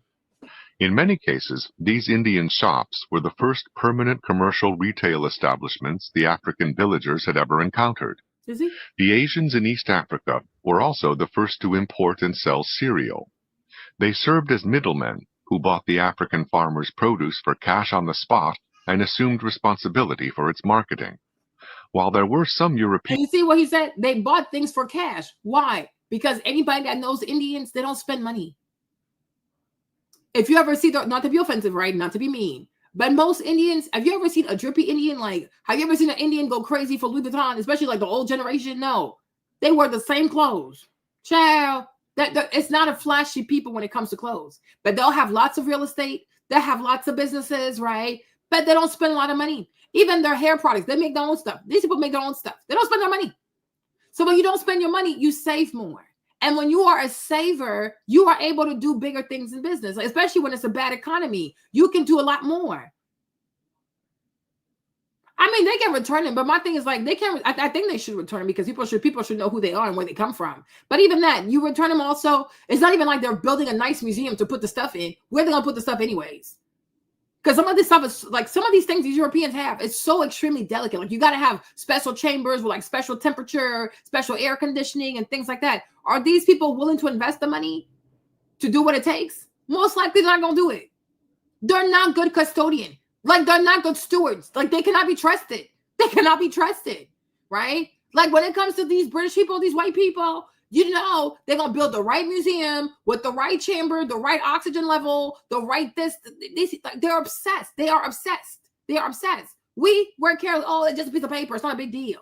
The temperature is hot because it's very hot. It's hot. It's humid. You're going to show up 5 days from now, a week from now. The whole thing is gone.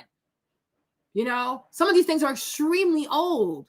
And because they're extremely old, they have to be handled with extra care. Do you trust these people? Would you give it back to them? You tell me. But what he said here is, like, oh, they had cash on hand, so they could pay for stuff in cash. So most likely they have better prices. And also, it took the Indians to come to Uganda for even people in the village to even know what a storefront looks like. Make it make sense. Make it make sense. That's why I, Marlene, I don't F around with socialists. These people are triggered by success. Oh, Trump and the billionaire, be quiet, okay? You are insane. Like, no. Wholesalers, Indians conducted the bulk of the retail trade with African natives. They transformed East Africa from a largely subsistence and barter economy into a money economy. Yeah. Taxes were paid in kind in Uganda until the turn of the century, but were paid thereafter in money, rupees. A young Winston Churchill, after touring Africa, wrote of the Indian trader in Africa who was penetrating and maintaining himself in all sorts of places to which no white man would go. Yeah.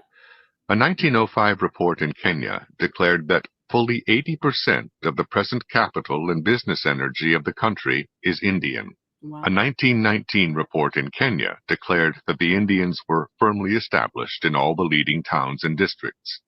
Indians collected and purchased virtually all the cotton crop in Uganda, and by 1919 had built 17 cotton gins there.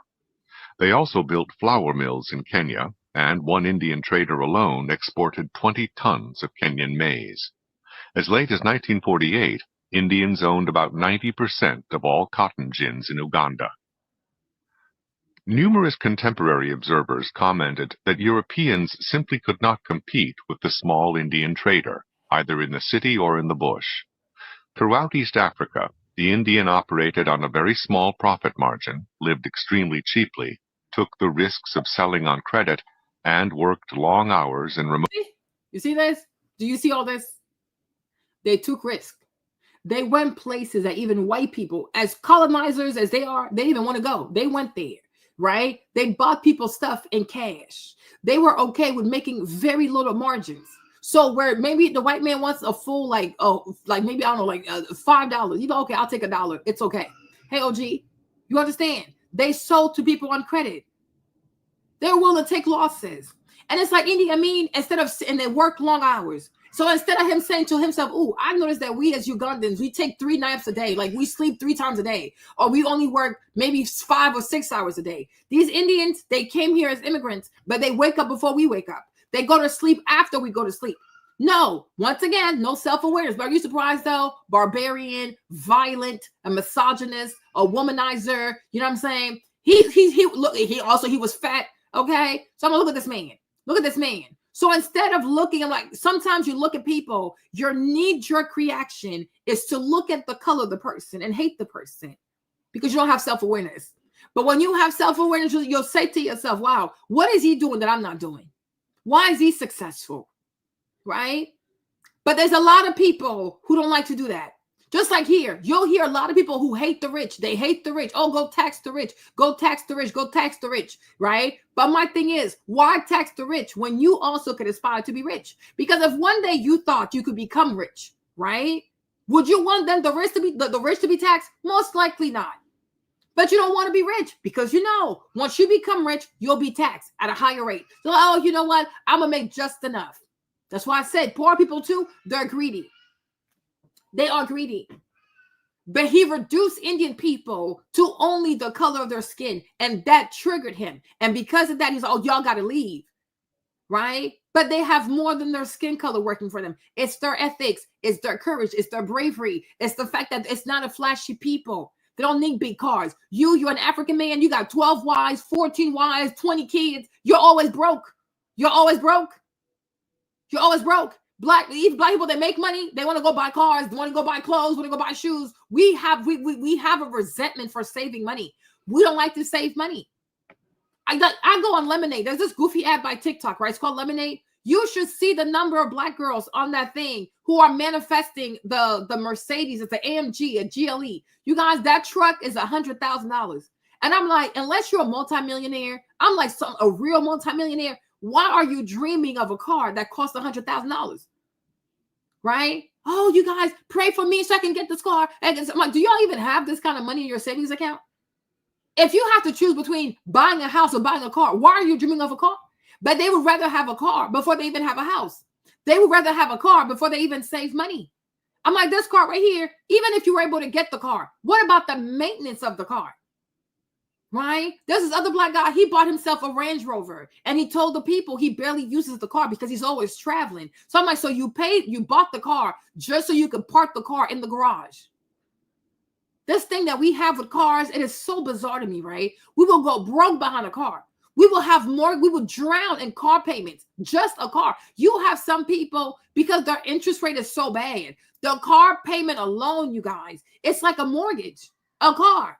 And that's not even with the insurance. That is just the car note alone. Like you got people who pay $800, anything $800 and above for a car. Why? Why? Because we'd rather look successful than to actually be successful. But you see, the people who work hard to be successful, when they finally become successful, they have so much respect for money because it was so hard to get the money, right? They don't even want all these expensive things. Oh, this is too much, right? Even my husband here, he was like, "Oh, let's get a new car." I'm like, "James, how many miles do you even drive? Like, you guys, we barely go anywhere." I'm like, "You're not even a week like this." I'm like, in a week, we're not even driving more than 20 miles a week. I mean, I barely leave the house, so I'm not even driving. I barely leave my house. He leaves the house more than me, but he doesn't go too far. So I'm like, okay, so to go to Walmart or the gas station, you go buy a whole new car. We don't go anywhere.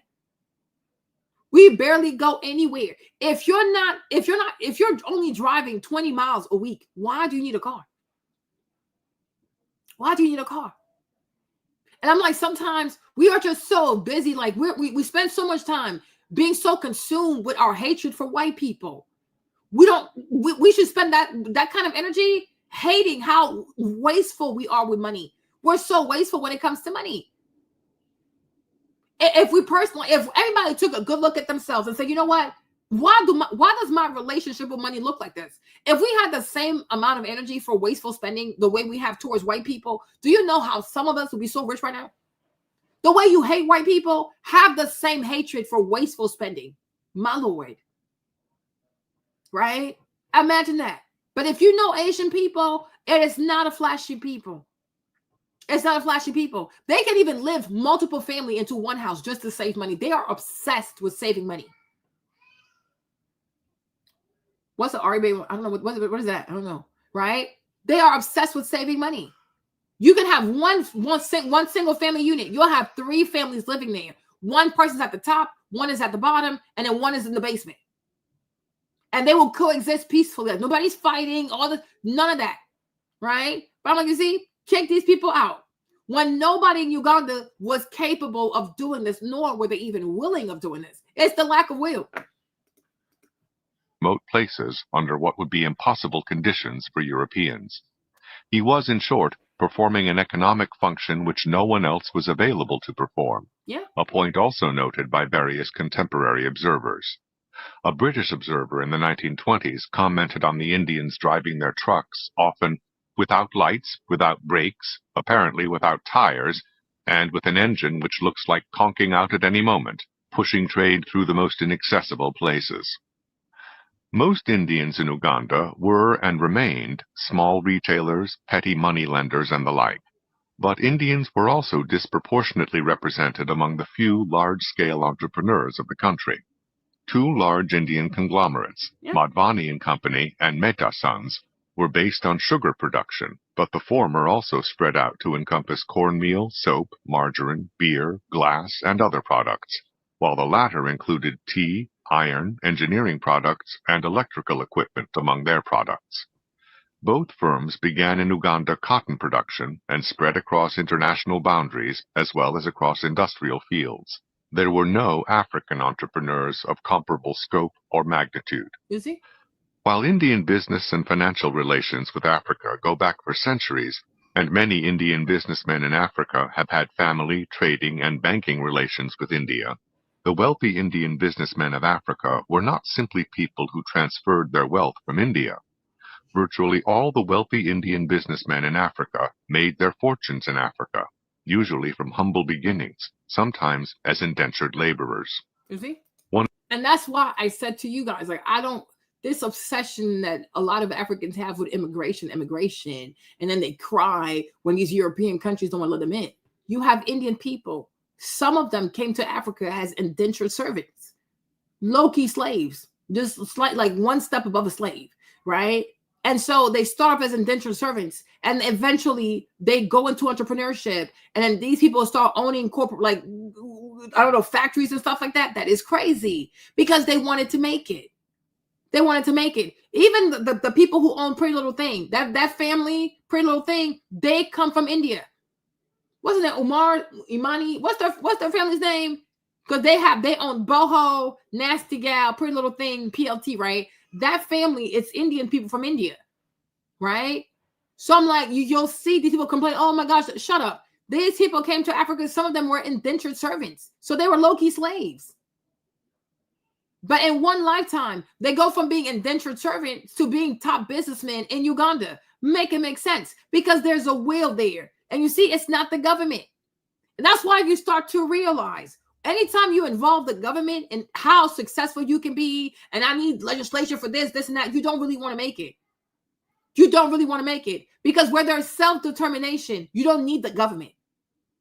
You don't need the government to pass legislation. There was no legislation. Like, make it make sense. And you see the thing about the Indian, they can't use the whole white man is an immigrant, white man was a slave owner, white man is a colonizer. They can't use that with these people because these people were not violent or crazy like the white people, but yet they came in and they took over. So it goes to show you Africans were receptive to being subjugated. Okay? Some came with violence and some came with business skills. Either way, they won. They won. Why? Because the people were responsive to being subjugated. It's a real thing. It's a real thing. And instead of learning from these Indians that they might also say, you know what? Oh, these people came here as indentured servants. Look how far they've made it. Maybe we also need to change our ways. No, they ain't gonna change nothing. How much you want to bet the people who got paid the cash money for their crop probably went and bought beers, they bought clothes, they got themselves some wives, they went and paid for dowry. These people don't take money seriously.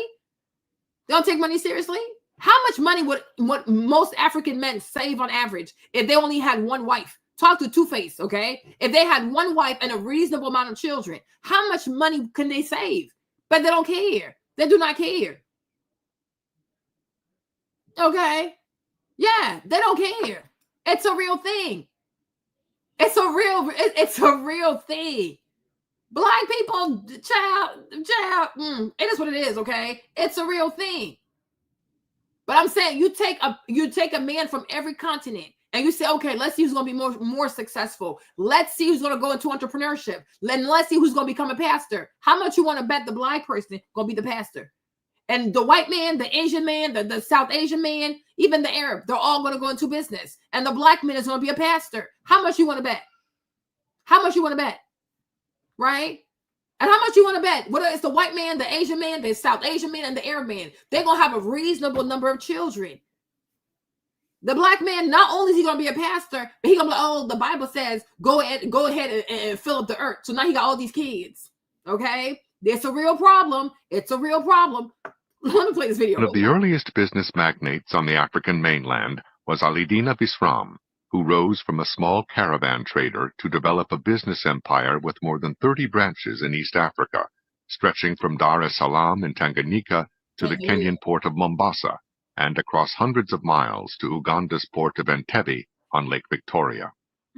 He also had land investments in almost every town developing in early Kenya and Uganda, a fleet of sailing vessels on Lake Victoria, and he pioneered in cart transport services on land as well. That this was not merely self-perpetuating wealth was underscored by the future of this financial empire after his death.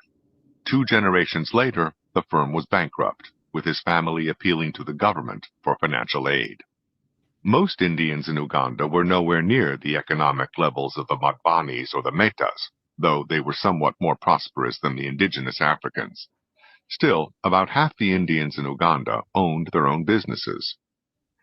The enormous economic role of Indians in transforming the economies of East Africa is all the more remarkable because of their relatively small number in proportion to the total populations of those countries. At the peak of their population size in Uganda in the late 1960s, Indians, Pakistanis, and Goans together added up to fewer than 100,000 people in a nation of more than 8 million. They were just over 1% of the population. The Asian population was of course much smaller in the earlier years, though rapidly growing, both through natural increase and by immigration, much of it by the successive bringing over of family members by those already settled in Africa. As of the early 1920s, there were between 5,000 and 6,000 Asians in Uganda. This more than doubled in a decade, and after World War II, there were 35,000 in 1948, growing to about 63,000 by 1956. As with the Chinese, the Jews, and other middleman minorities around the world, the economic contributions and success of the Indians in Africa have been in sharp contrast with the social and political opposition they have encountered. European settlers, who generally arrived in Uganda after the Indians, were their earliest and most vocal critics. During World War I, Europeans were able to get government controls and restrictions on the cotton industry introduced, with the net effect of benefiting Europeans who were having difficulties competing with the Indians. However, anti-Asian feeling has generally been less in Uganda than in Kenya. Nevertheless, such antagonism grew as the passing years saw the emergence of small native African businessmen and some educated Africans in Uganda, both of whom aspired to positions in the economy and in the civil service already held by Indians. These African groups tended to be anti-Indian in outlook and to try to turn other Africans against the Indians.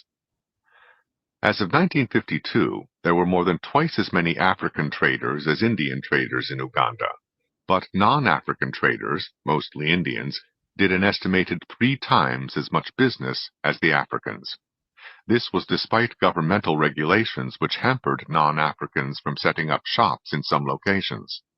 At the same time, Indians owned approximately 90% of the cotton gins in Uganda, many purchased from Europeans in financial trouble between the 2 world wars. Most of the cotton produced in Uganda was sent to Bombay.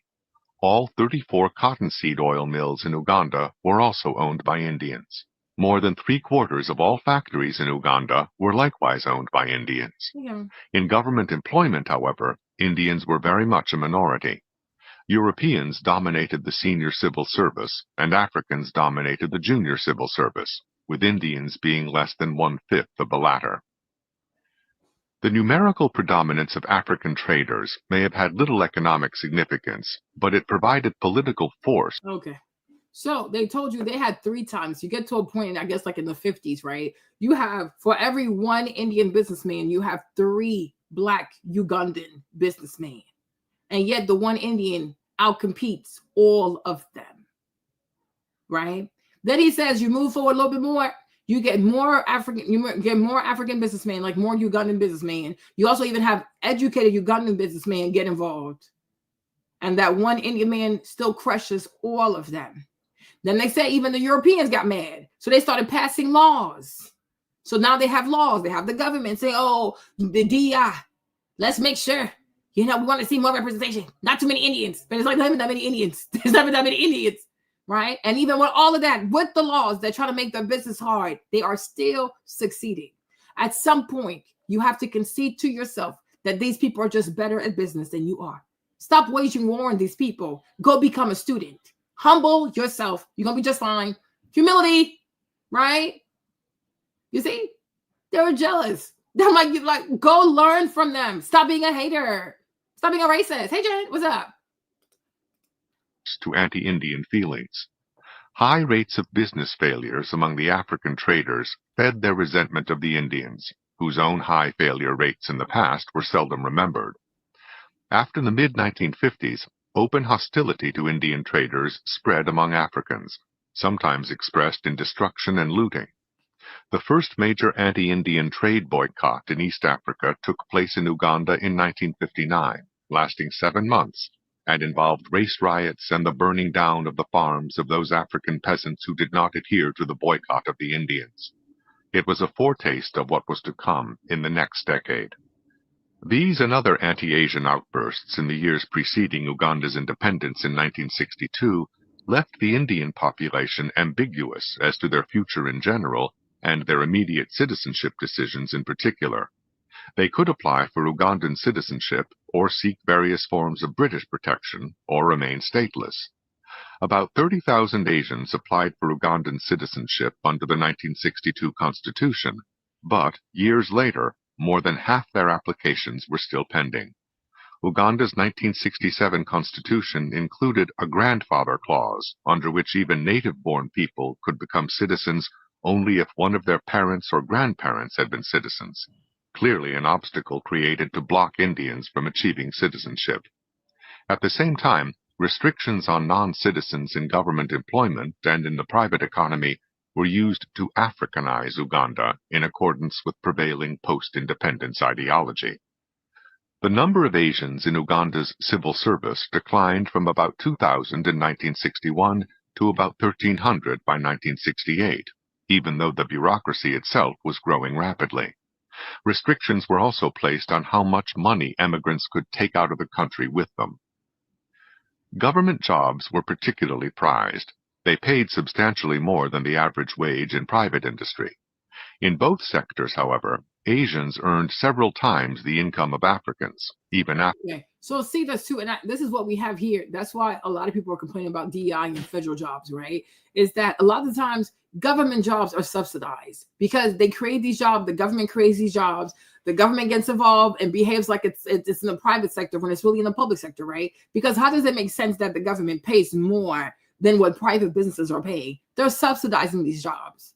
They're subsidizing these jobs. We have the same issue here, right? Because the way it should make sense, the best paying job should be in the private sector, not in the public sector. It's the government. They don't have a business. They tax people. So where are you getting this money to pay these people? That makes no sense, right? And so what that leads to is that a lot of people, and you'll see that throughout Africa, because a lot of people back in the day wanted to work for the government because government jobs paid better. So even when people had big degrees, instead of going into entrepreneurship, they would aspire to work for the government because they would pay more, you couldn't get fired, and you had all these benefits. And this is why, for the vast majority of African people to this day, lean more socialist.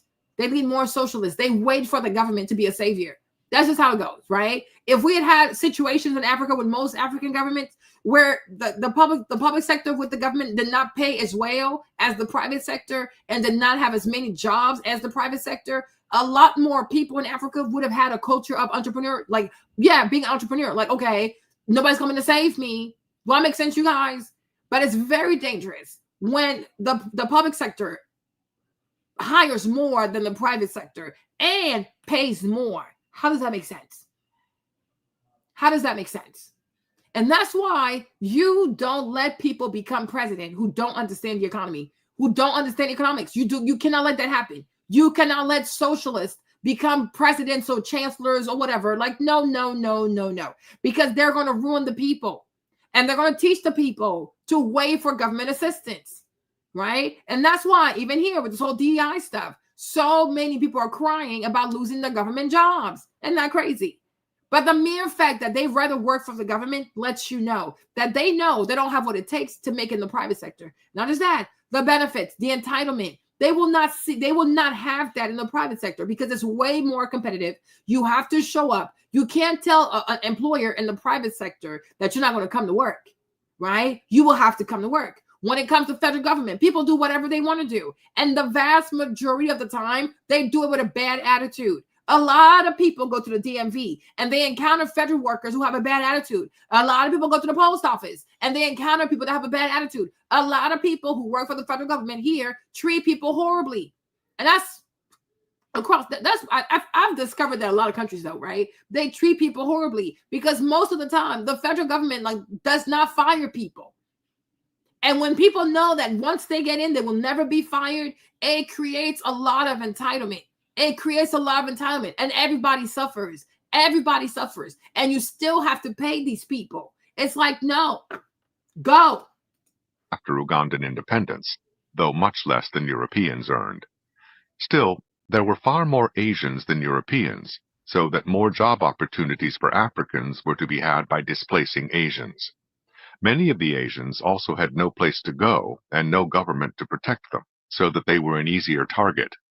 In the days when India was a colony of Great Britain, the British colonial government in India did not hesitate to intervene on behalf of Indians in Africa.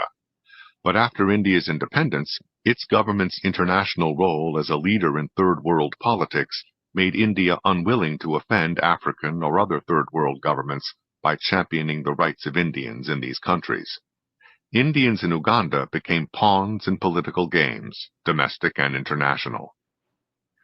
The final tragedy for Indians in Uganda came with the rise to power of Idi Amin. His grossness and butchery were imposed on Ugandans by force, but much of the rest of the world, and especially African leaders, shared a certain complicity for their good-natured tolerance of Amin as an anti-colonialist who could twist the nose of whites. As one journalist wrote, "The world chuckled, Africans applauded, and Ugandans died, often at the rate of 100 to 150 a day." Amin directed a special venom toward the Asians. He accused them, among other things, of both overpricing and undercutting, and warned of dire consequences if they did not collectively mend their ways. And you know who else did that? Who else did that? Kamala Harris. Kamala Harris said that the grocery stores were price gouging. And they went along and believed her. And it's like anybody who knows anything about the grocery people, they don't make that much money. Grocery stores have some of the lowest profit margins ever, right? I'm like, if you want to charge somebody, if you want to accuse somebody of price gouging, it should be Apple, right? Even these cell phone companies. But no, she's like, oh, the grocery stores are price gouging. Did she ever tell you who did it? Which grocery store? No. Just saying things like that. And that's exactly what he's saying. That's why people who understand communism, people who understand authoritarian rule, people who understand fascism, people who understand Marxism, they were scared of this lady and whoever is responsible for this lady. Because when you start accusing people of price gouging, especially grocery stores of all people, and then you don't even give proof of whoever is doing the price gouging, you're full of it. This is extremely dangerous. We were told earlier, these people operate with a very low profit margin. They barely made any money. Right? But because it's like, okay, we've done everything to these people to stop them from being successful and they're still being successful. So it must be because they're price gouging. No, they have the work ethic that you don't have. They're good at business. You're not. And maybe they have lots of savings. So even though you're making things a lot harder, They're able to make it because they saved a lot of money. But what he said right there is exactly what Kamala Harris said. And that's exactly why people who understand economics could not vote for this lady. You don't accuse people of price gouging if you don't have any proof. Did she take anybody to court? Did she ever say anybody's name? No, she could not. Because if she did, she would have been sued, right? Grocery stores barely make enough money. And that's why they sell other things amongst groceries to finally make a profit. Most grocery stores don't just sell groceries because otherwise they would not make it. And that's why when you have a grocery store chain, it's a chain. They got to have a lot of grocery stores to be profitable. Otherwise, it's not going to make any money. But just saying all kinds of foolishness. And it's like, because it pleases the ear of an idiot. They're like, yeah. Like, shut up. If you know anything about grocery stores and their profit margins, they don't make that much money. That's why they sell other things, right? They sell other things. Otherwise, they're not going to make it. They're not going to make it. But it's dangerous. Like, this kind of talk is extremely dangerous. In August 1972, he ordered 50,000 Asians expelled, citizens and non-citizens alike, and severely limited how much money, 55 pounds, they could take with them. The Asian population of Uganda, which had been 96,000 in 1968, was estimated at only 1,000 at the end of 1972. Many landed destitute in England or in whatever other countries would take them. The economic role of the Indians in Uganda can perhaps best be appreciated by considering what happened after they left. The economy collapsed. The Asian shops were often simply turned over to Amin's favorites, who sold everything and then closed them down. The confiscated wealth was not simply redistributed. The total wealth of the country was diminished. In agriculture, the Asians' coffee and tea plantations, which required constant care, were neglected after their departure and became breeding grounds for deadly tsetse flies. Ugandan soldiers who smuggled the coffee across Uganda and into Kenya helped spread sleeping sickness and make it a major health hazard in the region again. As of 1972, at least 35% of Uganda's national output was produced by Asians, with some estimates ranging to more than half. 20 years after the expulsions of the Asians from Uganda, the economy still had not recovered from the havoc created by those expulsions. According to the head of Uganda's own Chamber of Commerce, most of the Africans who took over the running of former Asian businesses were untrained and became business failures. With cracked and crumbling streets in the capital city of Kampala, and with half-completed construction sites still untouched since 1972, economic desperation and pressure from the World Bank and other Western aid donors led the Ugandan government to seek the return of Asian businessmen. Efforts to attract these exiled businessmen have centered on the restoration of the thousands of confiscated properties belonging to them. Yet relatively few of the Indians and Pakistanis returned from abroad to reclaim their businesses. The hostile... And can you blame them? Because what if they come back, they fix everything? You're going to get jealous again. You're going to get jealous. It's all jealousy. So I'm like, even with the white people in South Africa, yeah, be mad about the past, wumpty wump wump. But my thing is, if you get rid of these people, can you take care of everything? Most likely not. Most likely not. Most likely not. You want to shop. You want to do your little bleaching creams. You want to have sex. You want to drink. You want to be LGBTQ. It's a new thing. In South Africa now, these black people are so consumed with being LGBTQ. You want to go see your sangomas. You know, they don't want to do it. They don't want to do it. Like, the vast majority of African people are lazy. They are lazy. They're not ambitious. They're not ambitious. They don't aspire too much. If they have a little bit of food, a place to sleep, a good party on a Saturday, a good outfit, they're good. They're content. Like, they risk their lives to go to Europe just so they can clean toilets. Like, what the fuck? At least imagine if these people were risking their lives to go to Europe to become physicists, nuclear scientists, you know what I mean? Astronomers. No, they risk their lives like this to go to Europe to just do basic job, be nannies, security guards, clean the toilets. They don't aspire too much. So what's the big deal? What's the big deal? What is all this? What's all this? Right? They leave their continent when other people are coming there making things better. I'm like, so me, this whole South African thing with the white people, I'm like, yeah, whatever, because you don't have enough trained people. Because, you know, competition It settles everything. If a lot of Black South Africans really wanted to be farmers, I promise you, even these white people could not keep their land. Because they told you even the white people can keep up with the Indians. So if Black people in South Africa were really serious about farming, I promise you, even these white people would have to concede to them, because that's how it goes. Like, that's the marketplace. That's how it goes. Whoever does it for better and cheaper wins. They win. They win. So if you can't compete with these white people, that you need the government to intervene to snatch the land and give it to you, you're a loser. You're not going to be successful. When has the government, I would love to see, like, when did the government ever write legislation to try to right some wrong from the past and it ever led to anything good? Where? The best way to right the wrongs of the past is to compete. Compete. And may the best farmer win. But I promise you, if the vast majority of Black people in South Africa truly wanted to be farmers, and the best farmers, even these white people couldn't compete. They couldn't compete. The ANC has been running this country for 30 plus years. So they can't say, oh, we're afraid. No. The power's in the hands of Black people. Even in terms of numbers, Black people have the numbers in South Africa. So you have the government. You have the numbers. They don't have the willpower. And this is the truth that a lot of people don't want, that a lot of Black people don't want to tell themselves. Like, no. Right? Don't want to do it. You don't want to do it. That's it. Environment of Uganda made returning there an unattractive option. No, don't go back. Despite the economic losses suffered by Ugandans as a result of the expulsions of the Asians, resentments against Indians and Pakistanis remained high. No way. In addition to this more or less spontaneous animosity, there was organized opposition to the return of the Asians by those Africans who had taken over their businesses. Of course. The Uganda African Trade Movement issued a public statement plainly stating that its members intend to wage an atrocious war everywhere in Uganda on any Asian returnee.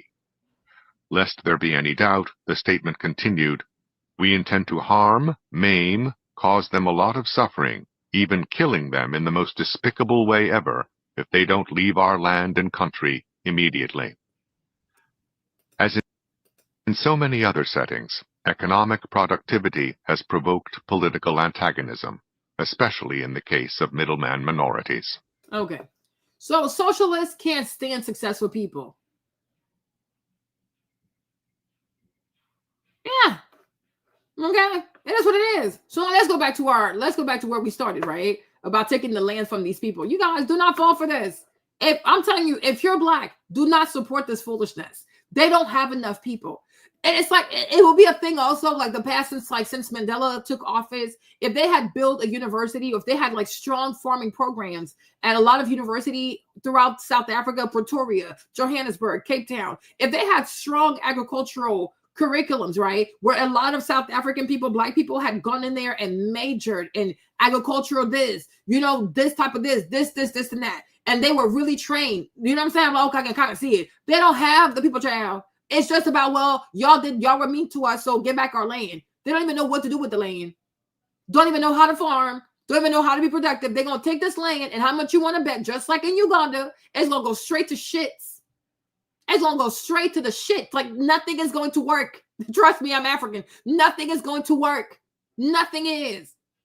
Nothing is going to work. You're going to see these nice farms. You come back, if they kick out these white people, you're going to come back 5 years from now. Everything will be a hot mess.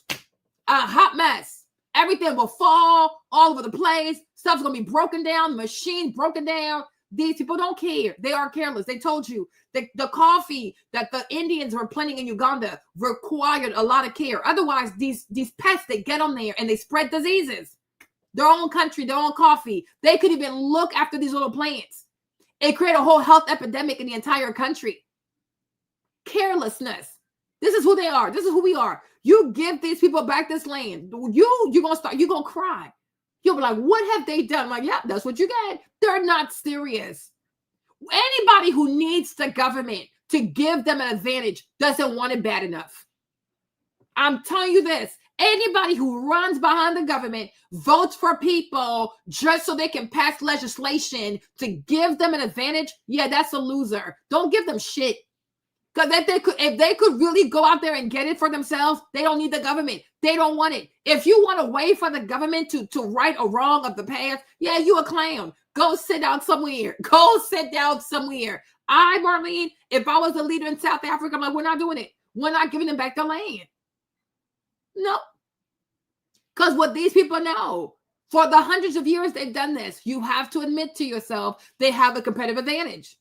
They do. We could say, do you mind hiring more Black people and training them? But I promise you, the vast majority of Black people in South Africa also don't want to go into farming. They want to be rappers. They want to be entertainers. They want to be TV hosts. They want to get their makeup done. They want to be influencers. They want to do all kinds of foolishness. You see it all over here on YouTube. They don't care. They don't care. Yeah, Kevin said warning. They don't care. They do not care. They don't care. Right? They're immature. They are immature. It's an immature people. Man, please. I also think that the South African economy will collapse if there is land expropriation without compensation. Interesting. And I want to include you in this conversation. So let me know what you think in the comment section. But don't forget to like this video because it's very important to me. Welcome back. Oranje, an Afrikaner-only town in South Africa, has weighed in on the US President Donald Trump's order halting financial aid to South Africa and offering refugee status to Afrikaners. But this is what Afrikaners think about Trump's offer. We are not necessarily interested in tax dollars and handouts and help. What we want, we already got to an extent. We want recognition. We want recognition from abroad. We want recognition locally, and we want recognition from our peers. That is to say, firstly, those people are a people upon themselves, and this, they have the right to make certain decisions for themselves. That is what we want. We don't want people's money. We don't want people's handouts. We as Oranje want larger recognition, greater recognition. And I think that is not too much to ask. Actually, I think that's very reasonable. And probably you might be wondering, what do Black South Africans feel about this? Oranje can't be a Volksstaat. It is actually what I consider to be a micronation. It's just like a small, it has certain independencies. They have their own currency. It is, yeah. You know, when I picked up on that, I realized that there's a measure of sovereignty that is not complete. Yes. You guys might be wondering, how did I got to know about this town within South Africa? So recently I found myself in South America on a project of connecting Africans in the diaspora with Africans living in Africa. So I found myself in Suriname and I came across this village called Dahomey. And within Dahomey, no white person is allowed in this village. So out of curiosity, I was like, you know what?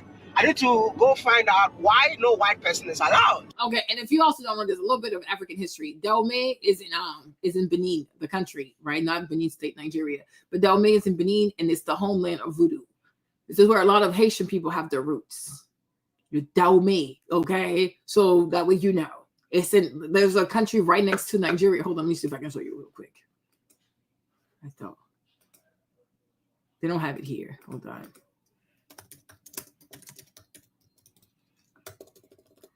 So let me show you a picture real quick. All right, there you go. Okay, so Dahomey is right here. Nigeria is right here. Okay, and that's why in Nigeria, like in Benin, for example, the country, not the state, you have a lot of Yoruba people there because it's not that far. It's not that far, but it's majority Fon people. Like the Dahomey people are Fon people, so that's the bastion. It's the homeland of voodoo. So a lot of Haitian people, this is where their ancestors mostly come from, right? And then they also have Yoruba ancestry because it's not far. But I think once upon a time, all of this to some extent was like all that was Yoruba land, if I'm not mistaken. And right here you have the Fon people. So these are people responsible for, aka the religion called voodoo. Okay, voodoo is how it's called. Okay. There you go. You learned something today. Let's keep playing the video. I was told that no white people are allowed in this village. Is that true? Yeah. Why? The spirit that they have here is a warrior spirit. who fought against the European in the slavery time. And every time that the warrior spirit see white people, he get aggressive, so they want to fight. That's why they don't allow white people to come. Okay. What will happen? Let's start back. Let's start back here. Okay. So he's saying no white people has ever been to this town. We can see it. people think it's a flex. People think it's a flex to say we've never welcomed white people. Well, duh. But my thing is, had you let white people come in here, it might look better. You know what I'm saying? It's to your advantage to let white people in there. Not to be offensive, but look at this. I can clearly see that you have not allowed any white person in there. Right? Exactly. That's the point, Kevin. That's my point. That is my point. Orania has nothing but white people. Look how it looks. Dahomey has no white people. Look how it is. I'm like, you think you're hurting yourself. Okay. Yeah, he was. The family, yeah, I told you that. I told you they're Kenyan. Then they left and they moved to the UK. Right? You see. But if y'all let white people in here, how much y'all want to bet you will have running water? You would have better roads. You would have better roof, whatever this is. No, but it's true. It's true. We can tell. You can look at it, but like, yep, white people live there. Oh no, and no white people there, right? So it's like this to be probably. Oh no, because they have spirits. Okay, then learn to tame their spirits. But my thing is, nobody's an angel. White people have good sides and they have bad sides. But when it comes to their good side, though, they're gonna fix this mess. They're gonna fix this mess. They're gonna put all your kids in school. Everybody gonna go to school. Everybody gonna go to school. Okay, everybody gonna go to school. Because white man gonna make you useful. He might be mean to you, but he gonna make you useful. He gonna put your ass in school so he can use you later. Okay? They cannot. They really cannot. They don't want to admit that to themselves. Like, it's like it hurts them to admit that. You know what? We need white people. Yes. Everything about these people is not bad. But I'm like, yeah, I can tell that y'all don't let white people in. Because if you had white folks in here, they would have fixed all this. Like, what is this? No white people. And on top of that, it's not like you're going to go out there and seek the knowledge. Okay, if you're going to exclude white people, but somebody has to go out there and see what they do and then bring it back to the village. And hopefully you can turn the village into a city. No. Oh, we don't like white people because they have a spirit. Man, everybody has a spirit. You have a spirit. You're lazy and you're messy. Okay? Who don't have a spirit? Everybody has a spirit. Oh, when they see white people, they want to fight. When you see all this poverty, you don't want to fight. You see all these look all these metal roofs. Like, look at this, a hot ass mess. Everything's a mess. That'll make you want to fight. You're more triggered at white people than your own poverty. Are you actually okay? These people are so silly. These people are crazy. They are so crazy. Can you imagine? You are more triggered at white people being here than my own poverty. Okay. You barely have running water. That don't trigger you. But the white man in his spirit, he has a fighting spirit. Yeah, sometimes he does too much. But maybe because he has a fighting spirit, that's where wherever the white man shows up, things get a whole lot better. They get a whole lot sophisticated because he has a fighting spirit. You have a spirit of complacency and poverty. Yeah, exactly, Kevin. They have no shame. Like, we don't let them in here. I'm like, yeah, I can see. It shows. It shows. Like, it really does show. Like, you people are crazy. You know? And I'm telling you, you get rid of these white people in South Africa, it's going to look just like this. It's going to look just like this. Okay? I know my people. They are not serious. I was told that no white people are allowed in this village. Yeah, we can tell. Is that true? Yeah. Do ya? The kids don't go to school. Why? Yeah. The spirit that they have here is a warrior. But you want to bet all these kids have never been to school, probably don't know how to write their names. You see? And they're so proud of being ignorant. These people are so slow. The white man has a spirit. You have a spirit too, but you have to learn from him because he has done great things. Oh, you know what? I want my house to look like this. I want my kids to have this too. I want my roads to look better. Nobody, look at this. And they're so proud. But yeah, he has a watch that a white man made, or maybe the Chinese man made this. I don't know. Their spirit. Who fought against the European in the slavery time. And every time that the warrior spirit see white people, he get aggressive, so they want to fight. That's why they don't allow white people to come here. What will happen if a white person comes here? Death.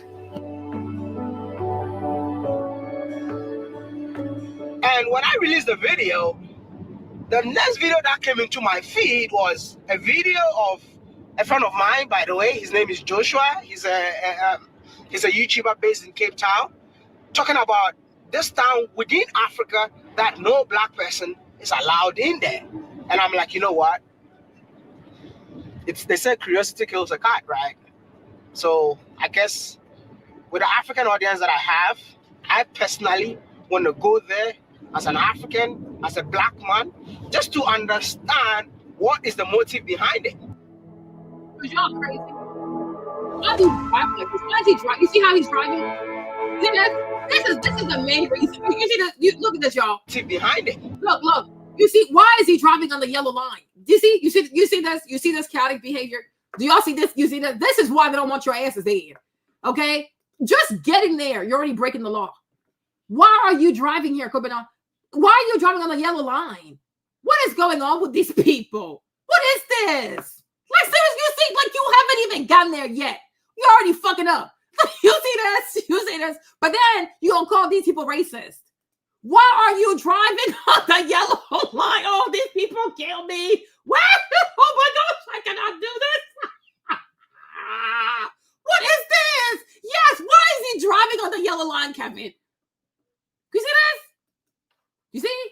You haven't even gotten there yet. You already acting up. This is some BS. Like, this is ridiculous. This is so ridiculous. Why is he driving on the yellow line? Are you drunk? You see? And this is why they told you they don't want black people there. That's what I said to you guys. I swear, I said sometimes when white people want to say to themselves, it's not racism. They don't want to deal with this culture. Like, it's too much. It really, like, even me, I'm triggered. What is this? You haven't even gotten there yet. You're driving on the yellow line. Who does this? Look. Oh my God. Why is he doing this? Oh my God. Bro, like, literally they have everything in here. Okay, you see, they have everything in there. You guys, please notice how the place is clean. Do you see trash? Do you see foolishness? No, we have to be honest. Look how clean and well manicured the place looks. Okay, these people, they work too hard for y'all's foolishness. You can't even drive in a proper lane. You drive on the yellow line. Like, why would they let you come there? Okay, you don't make any sense. This doesn't make any sense. What is this? Wow. I made it to Orania, and believe me or not, this is not the Orania that I was expecting. Oh, luxury, huh? Because when I got here, I found a country within South Africa. Oh, okay. Look at this. Everything is organized. The trees. Look, you guys, you see? You see this? You see this? You see this? He's like, oh, damn. Even he's like, damn. Oh, my Lord. Oh, my Lord. Yo, it's okay. It's okay. It's okay. He's like, oh. He's like, oh, they have everything. Oh, Jesus. Oh, Lord. Are we looking at the Republic of Orania? I think there's different levels to freedom. I think our dream, we as Afrikaners, we love republics.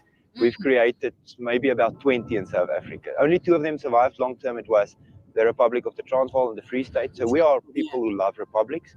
Our ideal form of government is a republic. And I hope that one day, maybe my children will see it. Okay.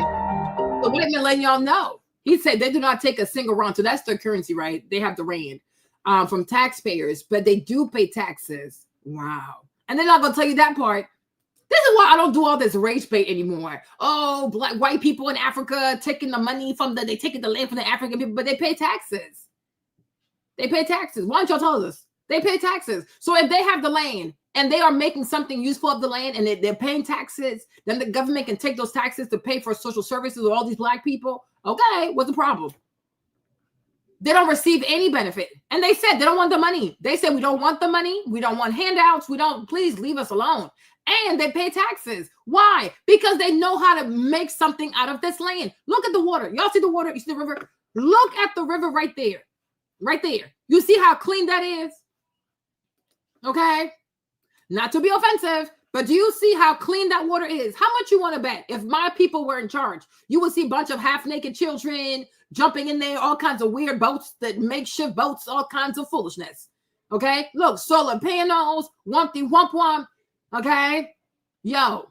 All right. Colonizers know how to colonize. Okay? Okay. Good morning, or should I say sunrise, from Orania.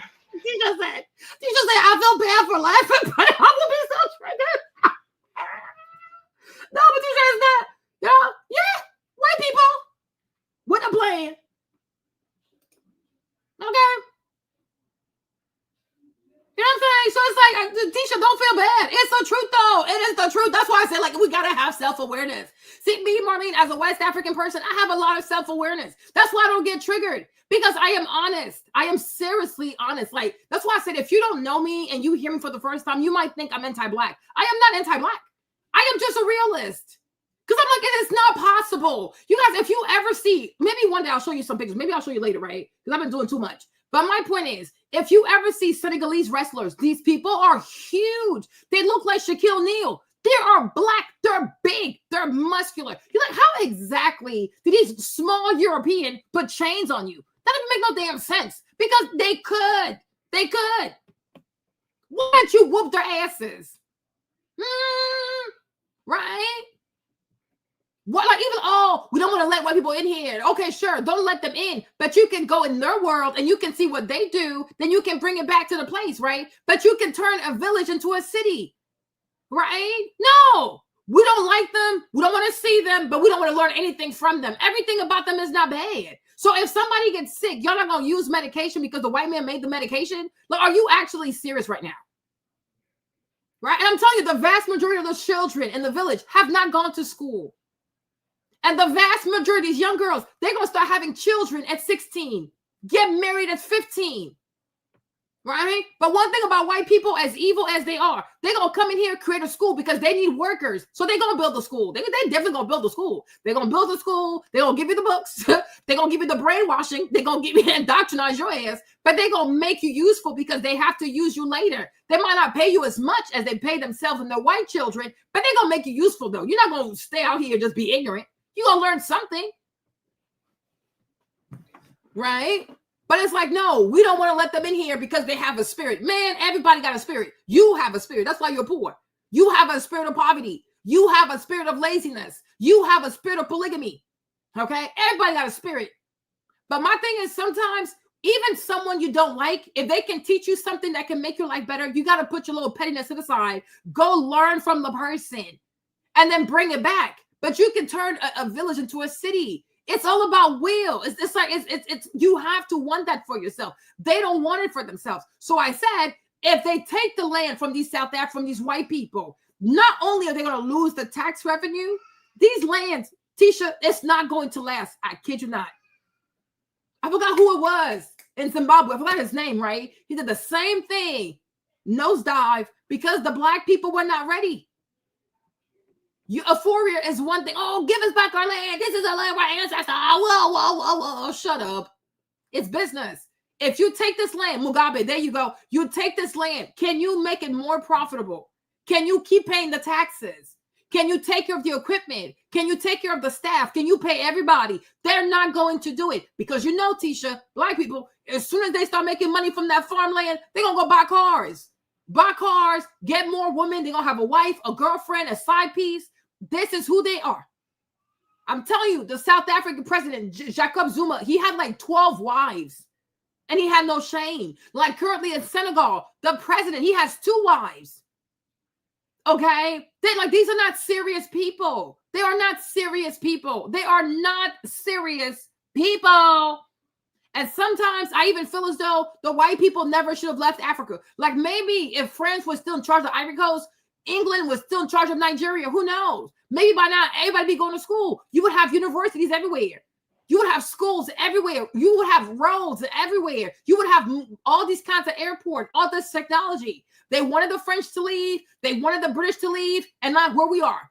There's corruption. There's tribalism. There's all kinds of stupidity, right? The kids are foolish. The kids are dumb as hell.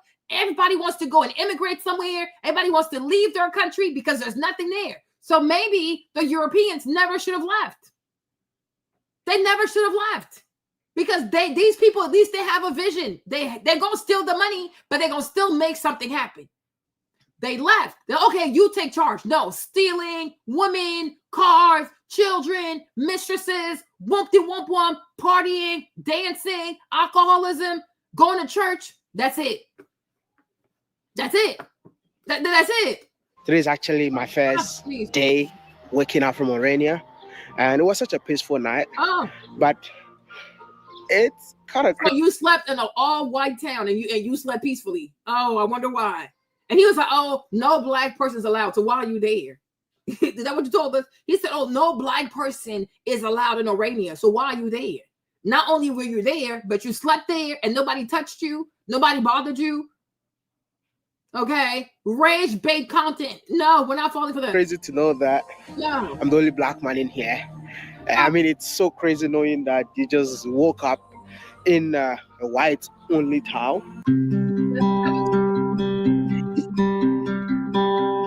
We feel so patriotic about our community, so proud. It's still small, you know, but we're so proud of the things that we have achieved. Today, Orania operates like its own micronation. The town of about 3,000 people run its own economy, and one of the backbones of their economy is agriculture.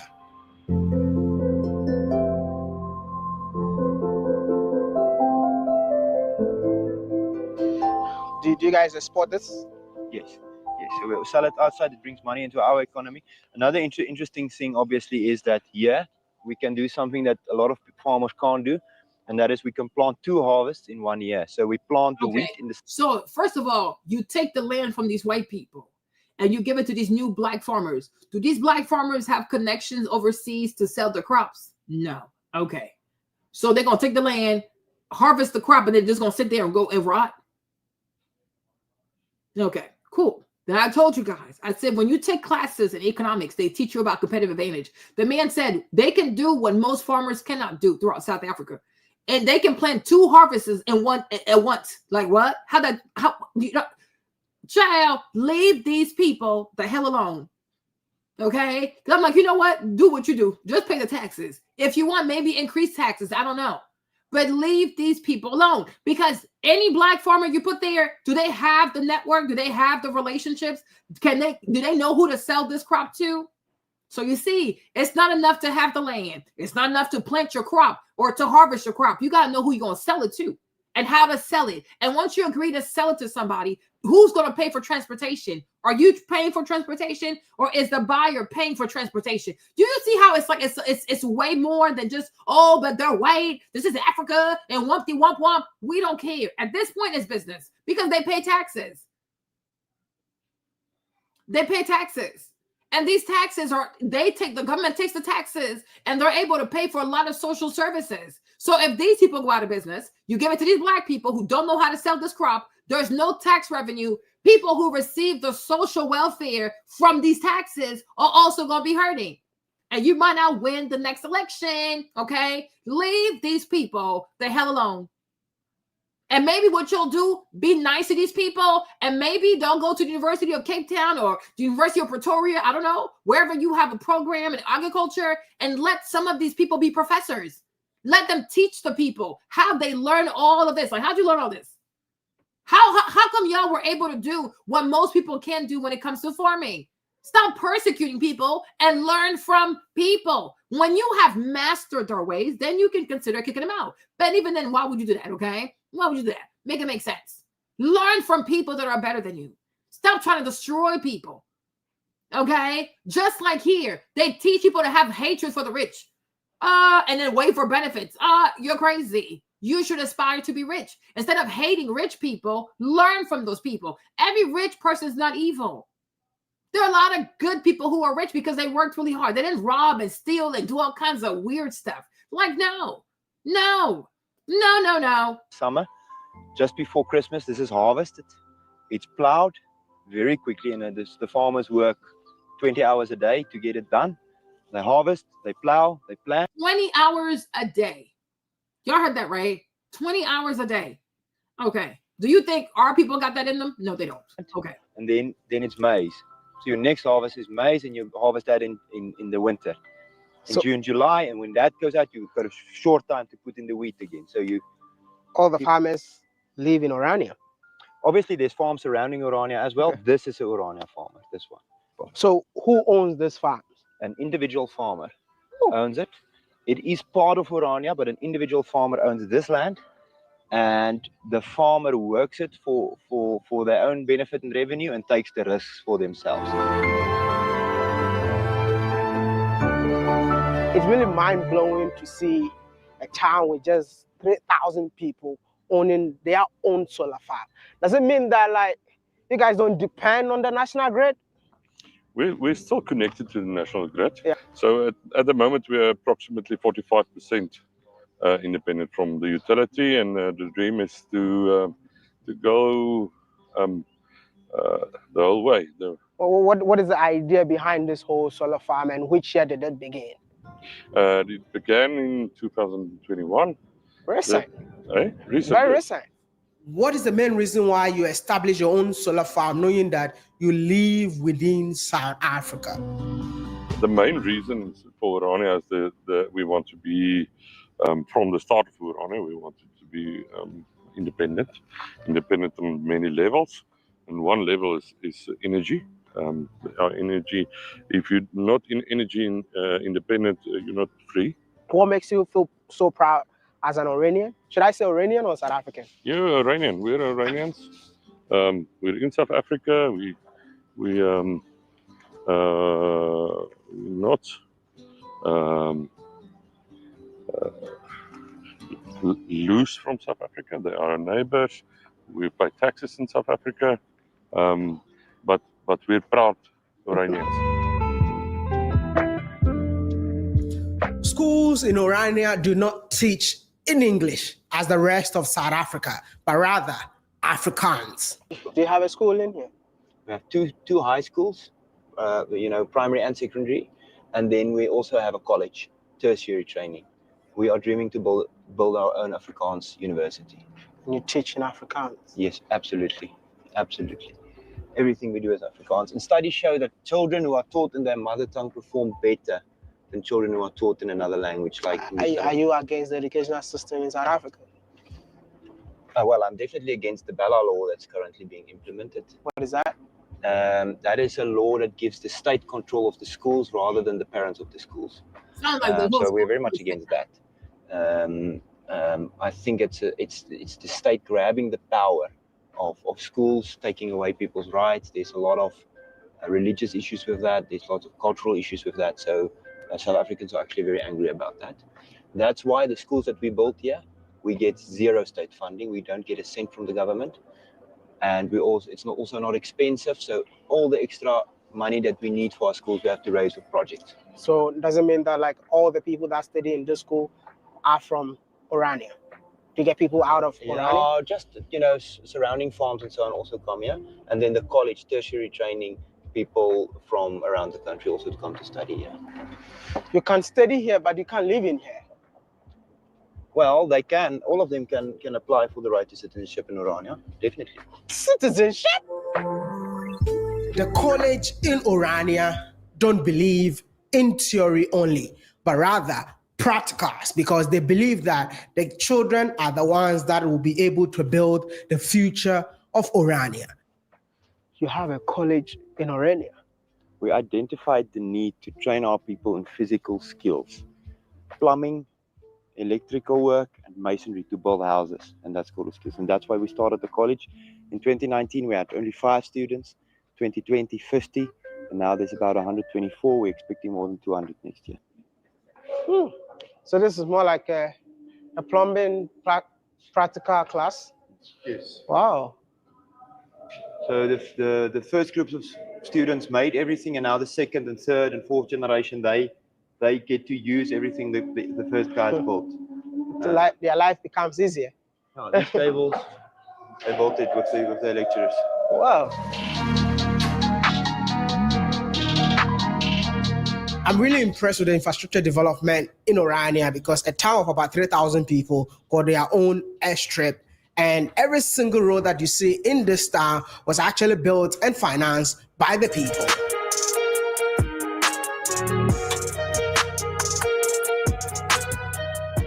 What do you do in Oran?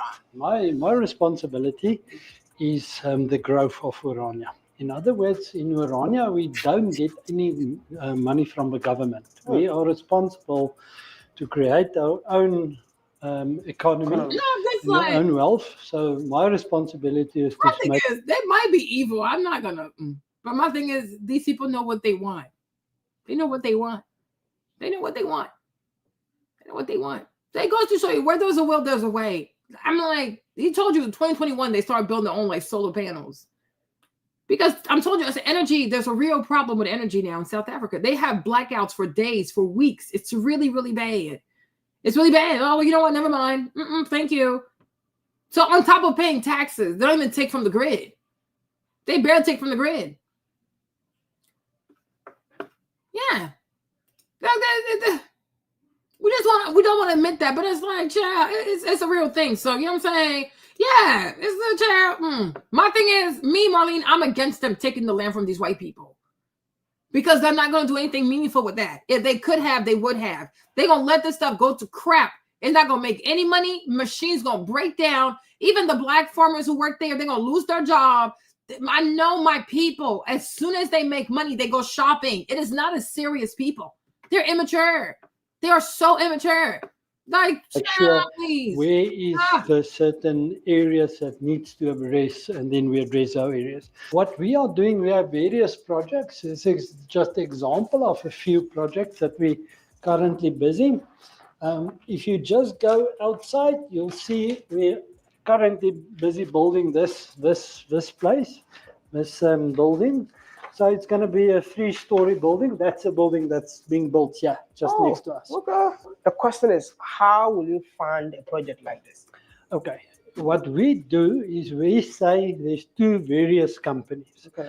The one company is a company that's funding, but it must make commercial sense. And then other company rent it from that company, but it's two separate countries. So you must focus on your own business. We must make sure that the Orania is growing. We are not in the... okay. So we rent this building from another company, and that company just make economic sense. In other words, yeah. They built their own health facilities, and each facility is equipped with ambulance. But if the case is beyond them, they will airlift you to the general hospital in South Africa. The helipad, we have a helipad here that can be used during emergencies. We have situations where we had needed a helipad to do recon around the area, but also if there are medical emergencies where people need to be moved to hospital, we can airdrop them. We can bring in the helipad. We also have the ambulance services that help us, so we can move people to hospitals if they need to. Orania got its own bank. And what really shocks me to see that they trade in their own currency, popularly known as the Ora. The Ora, their local currency, is used within the community to keep the money circulating among residents. Which one is the highest denomination? So it's easy to distinguish from the rand. The 200 is the highest in value, and it goes all the way to 10 Ora. So you get the 200, 100, 50, 20, and 10, just like the rand currency. So exchange rate? Exchange rate is 1-to-1. So 1 rand is equal to 1 Ora.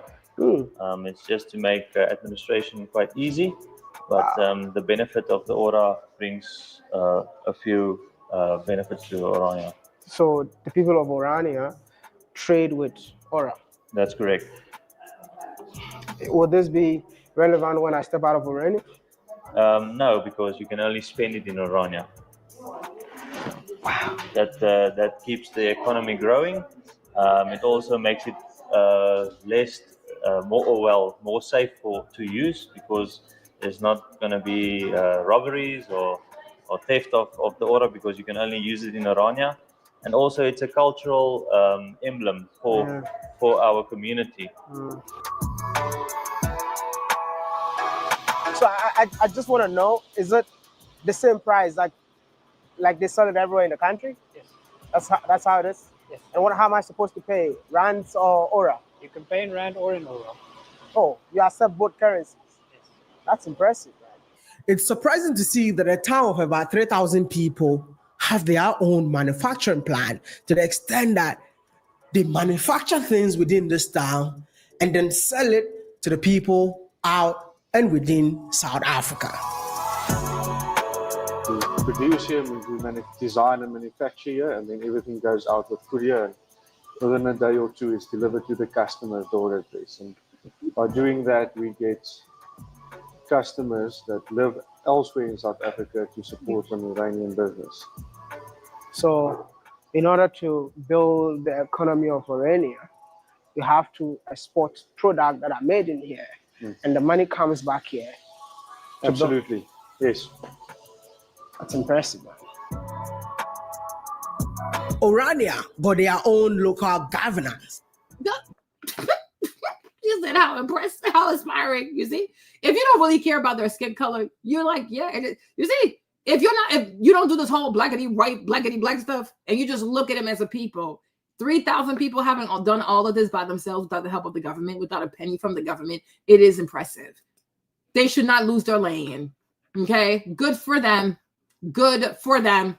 I think what is important of it is the fact that it's totally unique. What makes it unique? Well, there's no other such town council in South Africa. First, it's free of political parties. There's no political parties in Orania at all. All the people here representing the community are personally nominated and voted for. Secondly, we had a settlement with the South African government in the year 2000 about our status as a municipality, giving us the option to first make our own municipal bylaws as a local government, and secondly, to have our own local taxes and levies, which we can use for the development of Orania.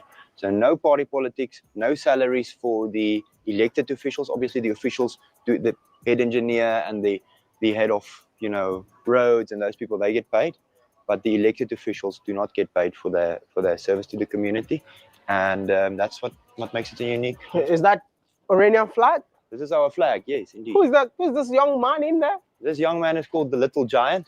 The Little Giant? Yeah, it symbolizes rolling up your sleeves to work.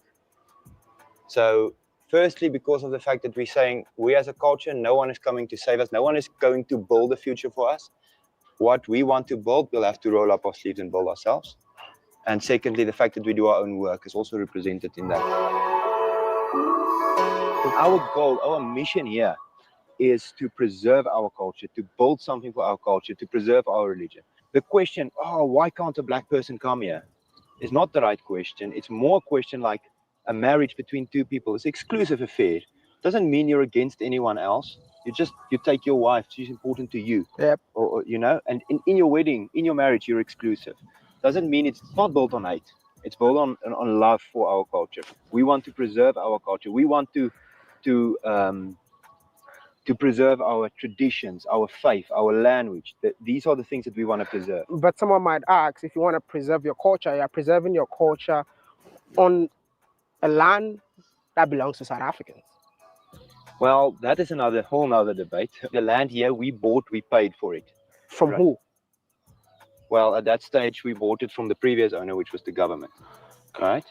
But I don't think an African can leave Africa, go to Europe, and say that we just bought this land. Kobina, you're giving serious cognitive dissonance. The men told you they bought the land. Okay, they bought the land. Or can they fix everything that happened in the past? No, they cannot. No, they cannot. And I'm like, even here too in America too, huh? It's like this thing of like, no matter what white people do, it will never be enough. At some point, people have to stop. People have to stop. Like even these people here, right? I get it. Their ancestors wasn't shit. Like they were evil. I get it. I get that part. But it's like, okay. At some point, you also have to be willing to move forward. Like, okay, this thing, it shouldn't have happened the way that it did. It was extremely barbaric. It was extremely violent. But today, would it not benefit a lot of South African people, even the government, to say, you know what, maybe we should send a commission to Orania to see how we can help the townships, to help other people that are struggling, other cities and towns and villages that are struggling in Orania, because they have discovered something. And maybe that's how they pay it back. I mean, they're already paying the taxes, but maybe you can have some people from Orania help the government come up with like a training program, a module for like all these mayors throughout South Africa. So because they figured out something. You know what I'm saying? It's like, okay, everything about a person is not bad. Right. Because I'm like, even like in the beginning, oh, these white people in Africa who are taking this land, child, they told you that they bought the land, and they're also paying taxes. They're paying taxes. They also don't take a penny from the government. So at what point do you also say, okay, they've done enough to make up for it? And when he says, like, it's me, I said the same thing. I'm like, the fact that Kobina is there shows that they're not racist. They don't want some foolishness. And I know exactly what kind of foolishness it is. I know my people. They don't want the foolishness. That's why I said sometimes when white people move away from black people, it's not because of the complexion, it's the mindset. There is a certain culture that comes with black people that some people don't want to deal with. That's it. I've told y'all this before. So me, I know exactly what it is. I ain't gonna say about what it is. You know what I mean? Like over there, nobody gets robbed, nobody gets mugged, nobody steals. You can leave your stuff at night. You come back in the morning, it's right there. Nobody's touching it. They have better things to do than to steal from people. No, they don't. They want their environment to be a certain way. So if you're like-minded and you want to work hard, you don't believe in the government, and that's the main reason why a lot of black people will not go to Orania, because a lot of black people love socialism. They love welfare. They love government handouts. In Orania, there's no handout. If anything, the people pay for everything. You have to pay taxes to the South African government, and then you got to pay taxes to Orania. A lot of black people in South Africa, they're not going to be okay with that because they want to receive. Give. Okay, so you're not compatible. But I'm sure if you want to make your own money, you believe in yourself, you want to work hard, you can work 20 hours a day. I'm sure you're fine. But they're not going to do it. I know my people. They're going to do it in piano mix. You know how to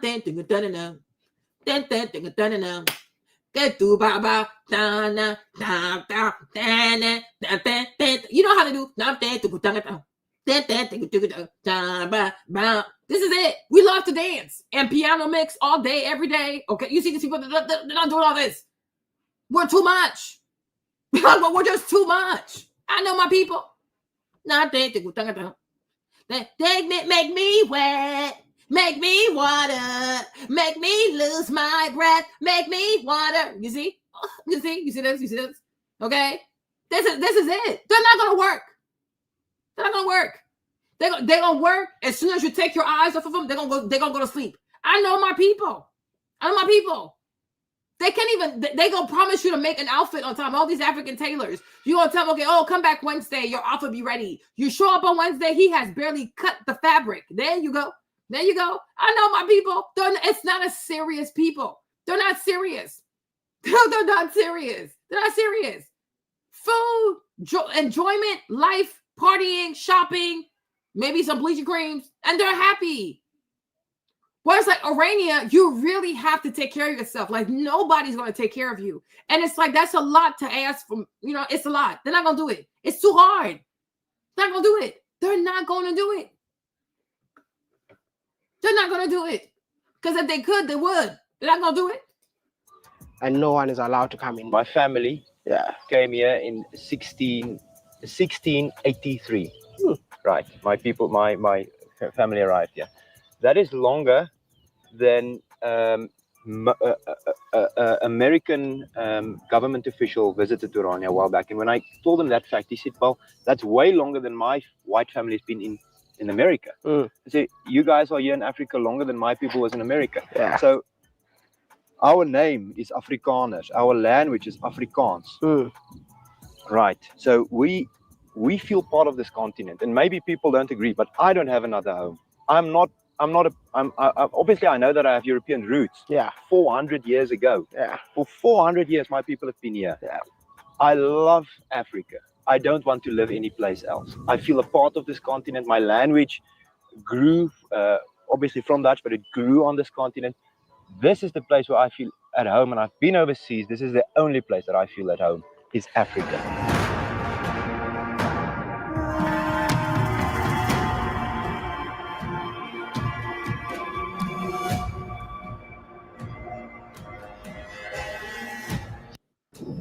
with all the monument that I see,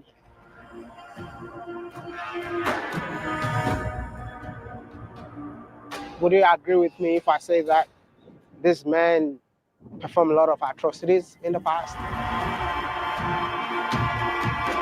Well, I think obviously these are controversial figures, and I think the fact that we put them here in Orania with our own funding, some people are uncomfortable in the rest of South Africa to care for them, to see them in public, and I think that's why Orania is also a solution to a lot of the international conversation about monuments, because this is on private land, private funds, and it's our history. But I know it's your history, but at the end of the day, a lot of people were harmed in the process. You don't think if you are embracing this, you're definitely embracing apartheid?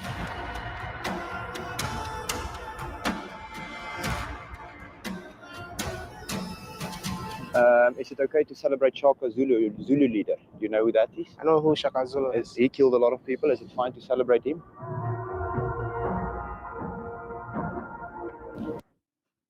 That's a question for South Africans. No, but you should have answered the question. You asked him the question. You need to also answer his question. Me, I would answer the question. Of course, I'm gonna celebrate him. Certain things he did wrong, I can say that.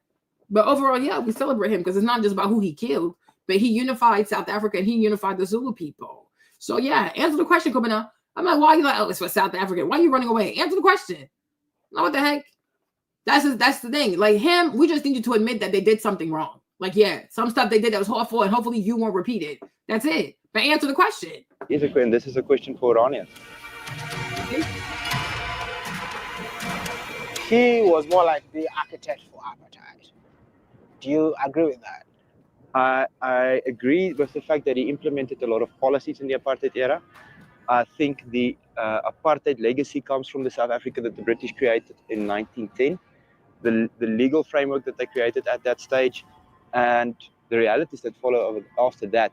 A lot of the South African black people fought on the British side and did not get recognition or the ability to vote after that. Yes, he continued with some policies, he created new ones, but the reality of South Africa in that context was already set there in 1910. You don't think it's because of this that's why people have problems, because of history? Like, but you're white man, you're being a little delusional. Even if it was set by the British, he could have dismantled that, and he did not. He took advantage and he kept it going. So you can also be honest, okay? You celebrate your little granddaddy, but you can admit to yourself that your granddad was a horrible person. Okay? So many South Africans are not happy with this history, even though it's part of them. But I believe, like you just said, let the past be past. I mean, we can never forget our history. But I mean, I feel like this being here, it's more like a, what do you call it? Like a sword in the eyes of the people of South Africa. I don't think so. You don't think so? We have had from the ANC Youth League, we have had influential South African politicians. We have had 2 state presidents of South Africa. Nelson Mandela landed with his helicopter just there. We have had traditional black communities, Xhosas, Zulus. We have had the people of the Barulong tribe. All of them have been there. I have seen in their eyes no offense. They have expressed no offense.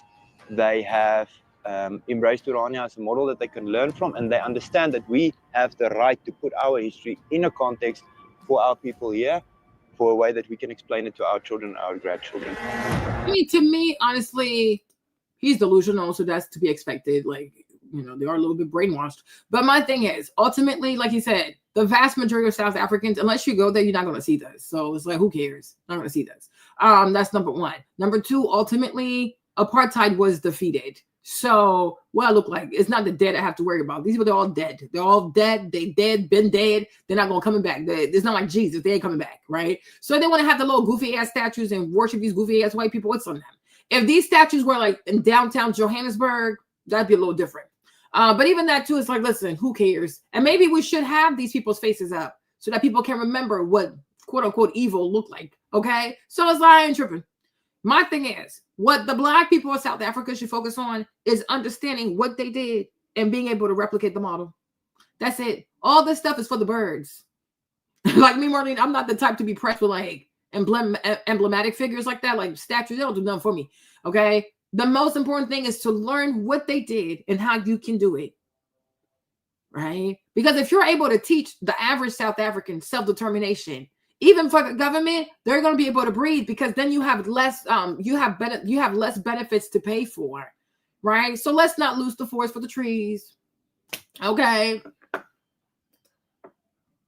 Yeah. Oh, yeah, they are. And they don't want to tell the people that they're making money from these people. But I'm like, it's in their own land, whatever.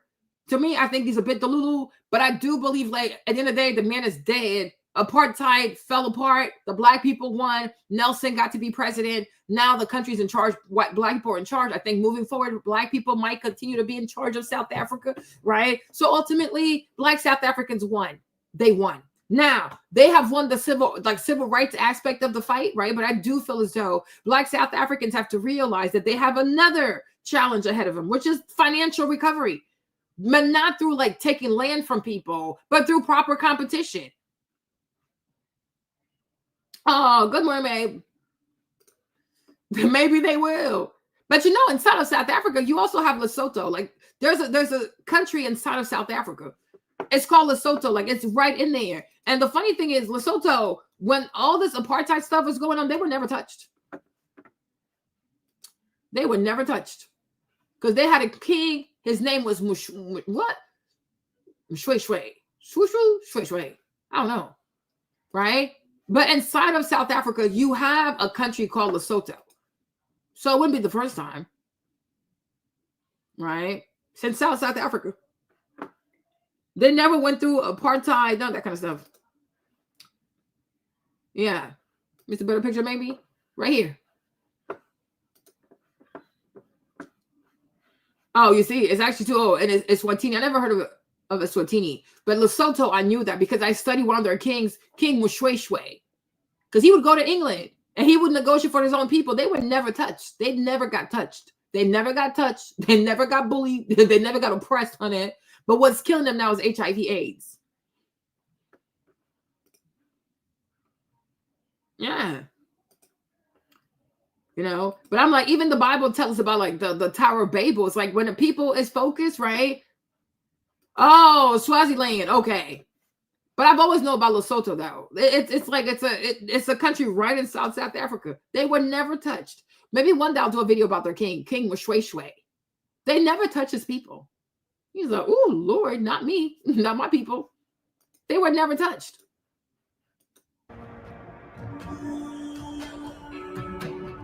My experience is two things I take from Orania. Number one is that they're doing it for themselves. Yeah. And that's the culture that we as Black people need to learn fast and hard. Amen. You see, he's not a hater.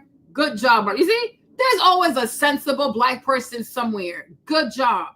He's right. He's right. Don't hate. He's right. But my experience is two things I take from Orania. Number one is that they're doing it for themselves. Mm-hmm. And that's the culture that we as Black people need to learn fast and hard. They've got white domestic workers, they build their place. You look at Orania and jealous down. What is wrong with Orania for me is the racism thing. What is right is the fact that those people are building a city right in front of our eyes. Mm-hmm. 10-year plan for Orania is to turn this that you see here, to take this from town to city. And true to our culture, we don't want a big city full of skyscrapers. We're going to build no higher than 3 stories. And we will integrate our agriculture with our city. What we want is a city that feels like farm, because we are farm people. We are people who live in the open, who like camping and hunting and outdoor activities. Mm. So we want a city that feels like a farm. See? And we're gonna. I told you, outdoor activities. The vast majority of Black people in South Africa want to go to the club. Oh yes, the club, the lounges, and piano mix, smoke hookah. Oh, y'all, they something else, especially Johannesburg. Oh, they something else. They don't want to do this. It's not sexy to them. They want to wear fancy cars. Fancy clothes, drive Mercedes, drive Bentleys, drive Rolls Royce. They don't care. They do not care about farming. If you think if the vast majority of African people care about farming, they'd be out here risking their lives across these perilous waters to go clean toilets at the KFC in Paris, right? There's so much farming that needs to be done. We can't feed the average person in Africa. We can't feed the average person. There is so much land. They don't want to farm because it's not glamorous. They want to be influencers. They want to go to Europe just to get work and buy clothes, buy wigs, buy bleaching creams, buy fashion, you know, be on social media. That is it. They just want to make money so they can look good. Buy perfume, 20 perfumes, 50 perfumes. This is what we do. They don't want to farm. These people do not want to farm. They don't want to farm. Tell any black person, let's go camping. They're like, what? Camping? You see? They hate nature. They like going to the grocery store. Everything is ready for them. They don't like to farm. They're not serious. They built a rural city. That's our dream. Our businesses, our schools, our Afrikaans university between this agricultural lands here around us.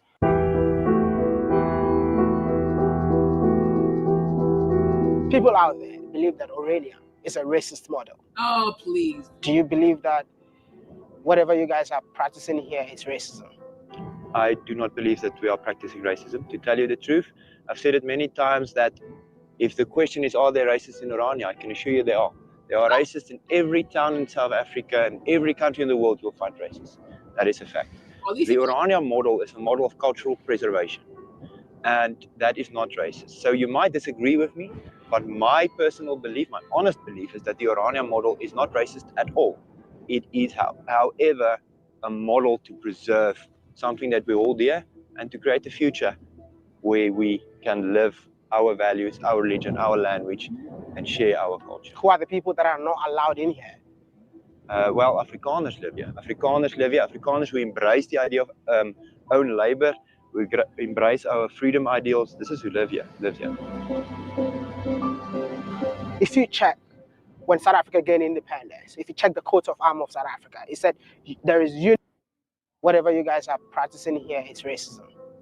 I do not believe that we are practicing racism. To tell you the truth, I've said it many times that if the question is, are there racists in Orania? I can assure you there are. There are racists in every town in South Africa and every country in the world you'll find racists. That is a fact. The Orania model is a model of cultural preservation.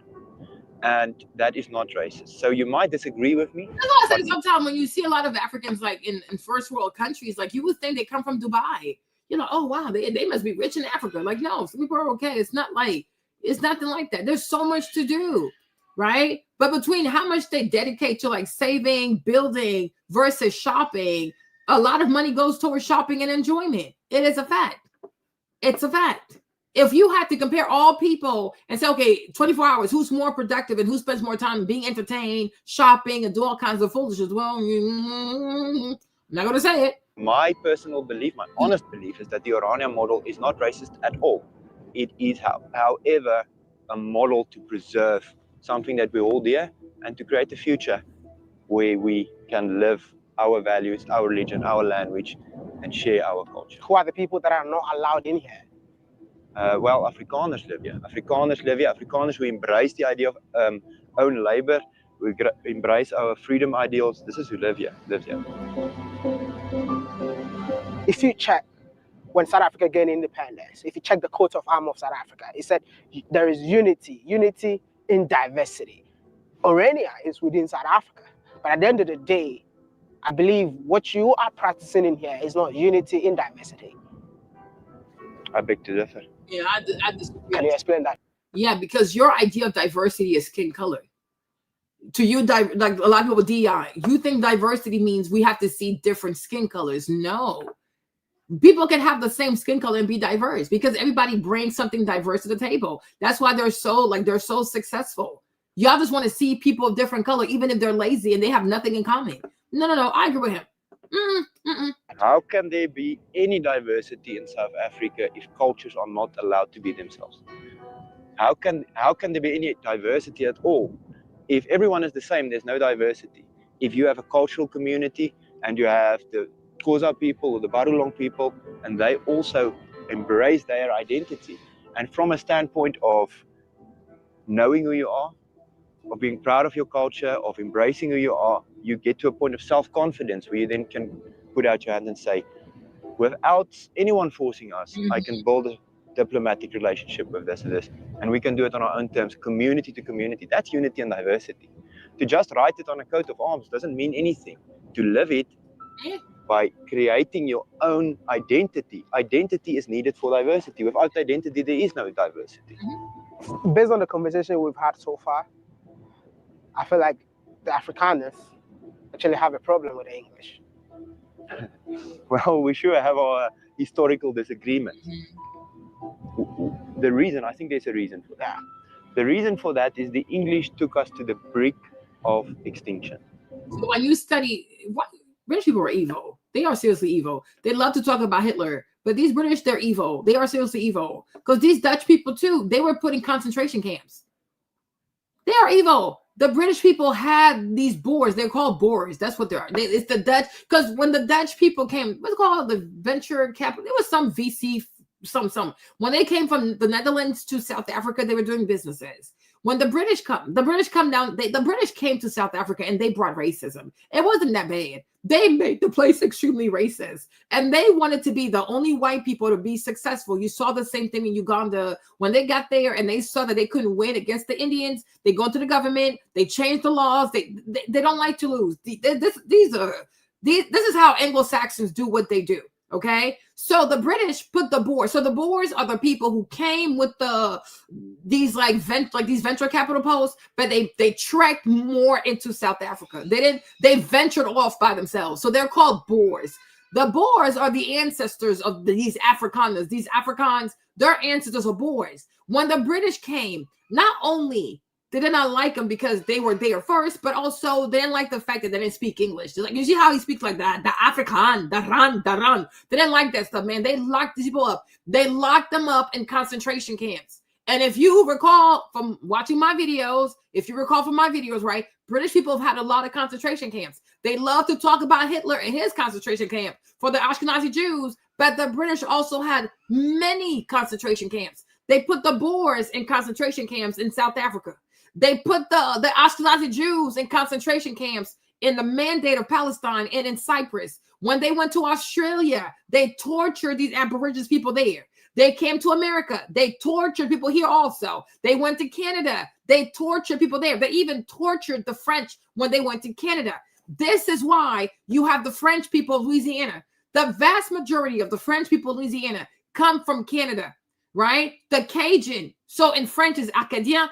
When they left Canada because they were getting bullied by the British. This is what they do. These small island people, the pirates of the Caribbean, okay? They went there, they bullied the French. Those who got tired of it, they tracked their way down to, I guess, Louisiana, because it's part of Louisiana Purchase it was kind of French. It was all French back then, right? So the Cajuns leave Canada and they trek down to Louisiana and they make that place their home. But these are French people from Canada, right? And then their leader was Jean Lafitte. If you ever go to Louisiana, you ever go to New Orleans, you'll learn about Jean Lafitte. Okay, he was a pirate. I'm sure he was a racist too. I don't know, but he's a French Canadian Cajun man who was the leader of the Cajun people who'd leave Canada to come settle in Louisiana. My point is, they just bully people. They go around the world just bullying people. So he's right. The Boers were put in concentration camps by the British, and they almost perished there. It was really, really bad. They almost perished there. So if what he's saying about the Black South Africans fighting on the side of the British against them, I can see why they had beef with them also. I can see it. Like, oh, bitch, really use you a lot of my ops. So there you go. Okay, I'm gonna beat your ass. I can see that part, but I have to check that part. I don't know.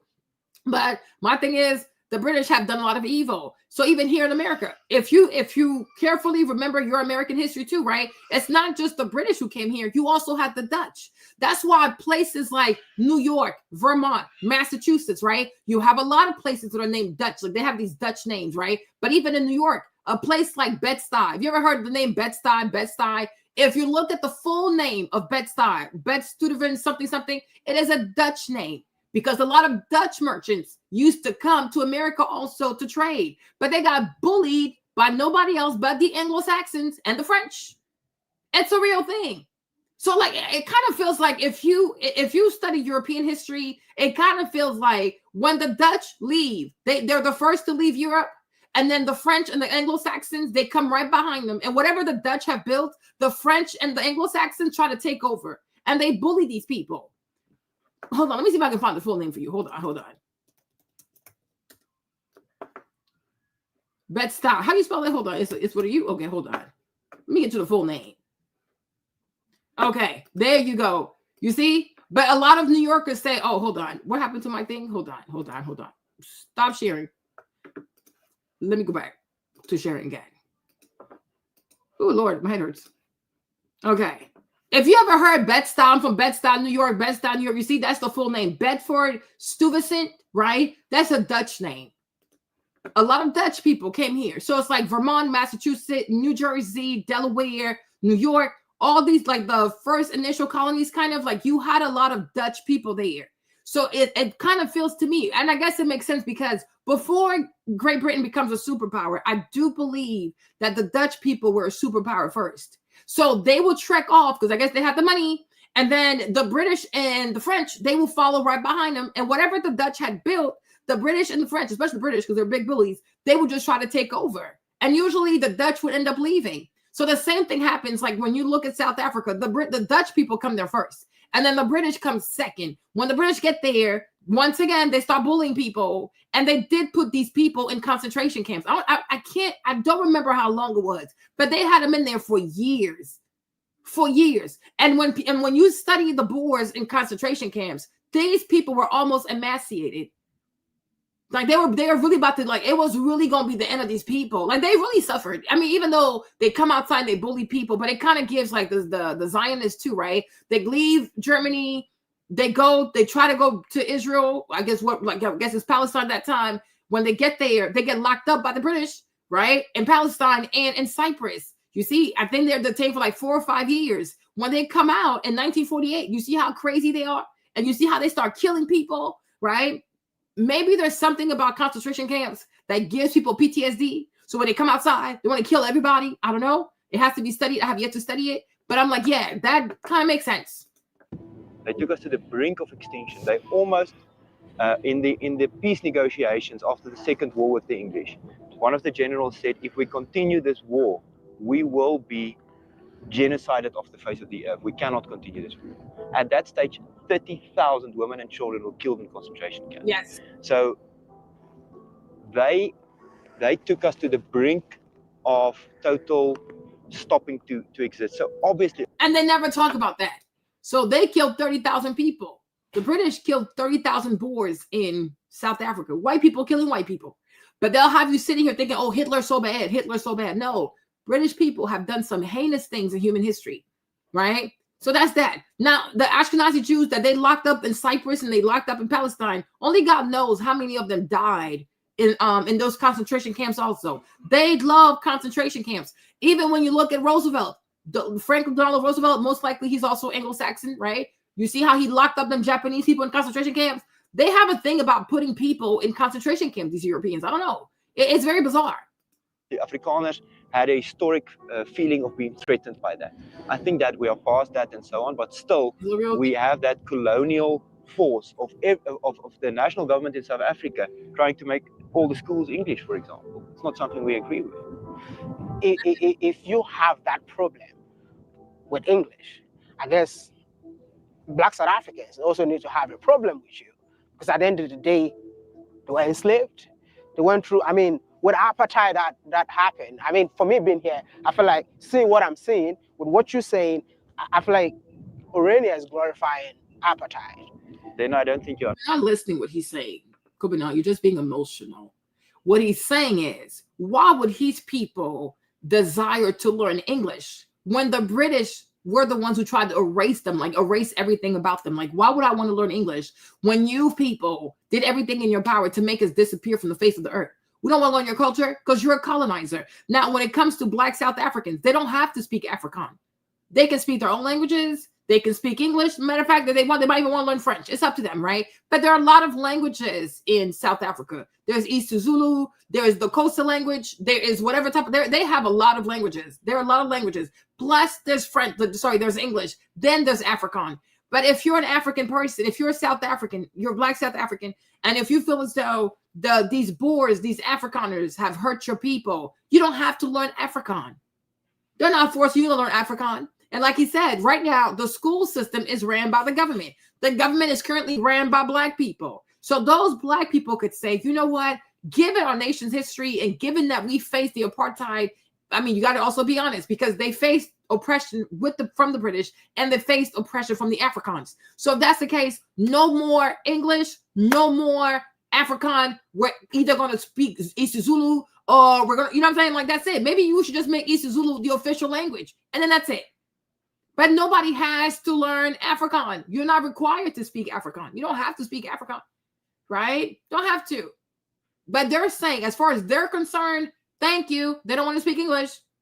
They don't want to train their children in the language of people who almost deleted their very existence.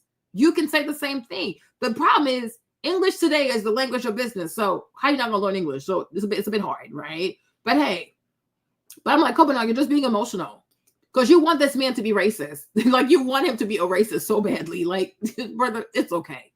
You've seen all those beautiful things and then you want to focus on, but what about race? What about race? What about the economy? Okay, what about the economy? How can you take what you've learned and bring it even to Ghana, to Kumasi or somewhere and make it look just like this? Always focusing on the wrong things. Like it's crazy. I perfectly understand. I understand whatever you're saying. You don't think? In the Great Trek, in the wars, many of our people were killed by leaders like Dingaan and Shaka. And you know, and there's the issues with the previous regime as well. So our question now, I mean, Shaka had the right to kill your people. Like, what the heck? Why are you here? Like, you're a foreigner. Okay, so maybe you should have made your intentions more clear. But you people also finessed his brother to kill him. So be quiet. You're not the person to be doing this. Let me go there, Rude. Let me go to Orania and talk to this man. Are we going to hold this as a tit for tat game forever? Orania's way of thinking about that is a very niche model. I don't think it's a mainstream idea thinking about it, but we have our own way of thinking. We view freedom as not being oppressed by anyone and not oppressing anyone. Thank you, Millie. And I think that's not the reality in South Africa anymore.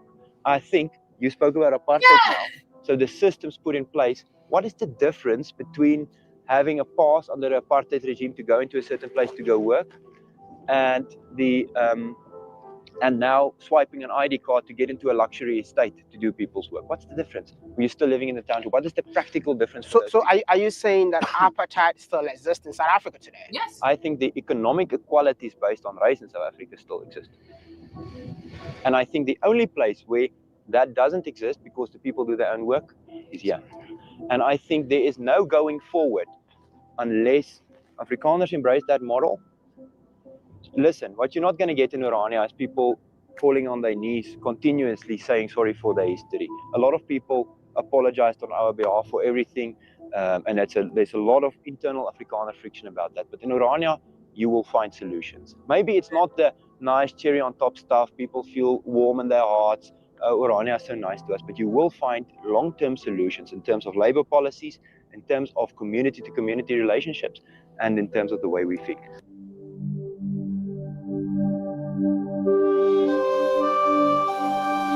Listen, I might not agree with. Look at the grass. Look how pretty the grass is. If it was my people in charge of this, no, it'd be a hot mess. It'd be a hot. You see this? You see how green that is? You see how everything is well manicured? You don't see toilet paper, plastic, half-naked black children, African kids. You see this? You see this? You see this? You see this? You see this? It's a real thing. Self-awareness ain't gonna save a lot of people. Self-awareness is gonna save a lot of people. Like me, I have a lot of self-awareness. That's why I say if you're not used to me, you might think I'm anti-black. No, I'm just sober. I'm okay. I've made peace with a lot of things. But I know if this right here was owned by African people, it would not look like this. Cut the grass. They're gonna cut the grass. Yeah, right.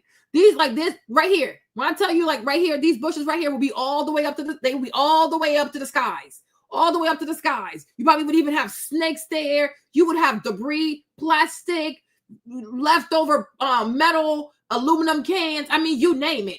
This whole place, and the next thing you know, it's gonna turn into a whole mosquito nest, and then people gonna start having malaria. This is how they don't like to clean. They don't like to pick up after themselves. I said what I said. They don't like to pick up after themselves. You eat something, put it in the trash. You're done drinking out of a can, put in the trash can. You're done using plastic, especially plastic. You gotta be very mindful with plastic. Put it somewhere, like put it in the trash somewhere. Don't just let the stuff just be all over the place because you're not gonna clean it up. They're not gonna do it.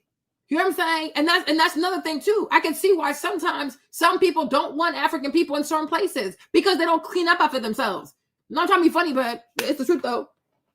Unless they're getting paid, they're not just going to start cleaning up. They're not going to do it. You have to pay them something to make them clean their own places. Like, well, please, whatever. No. No.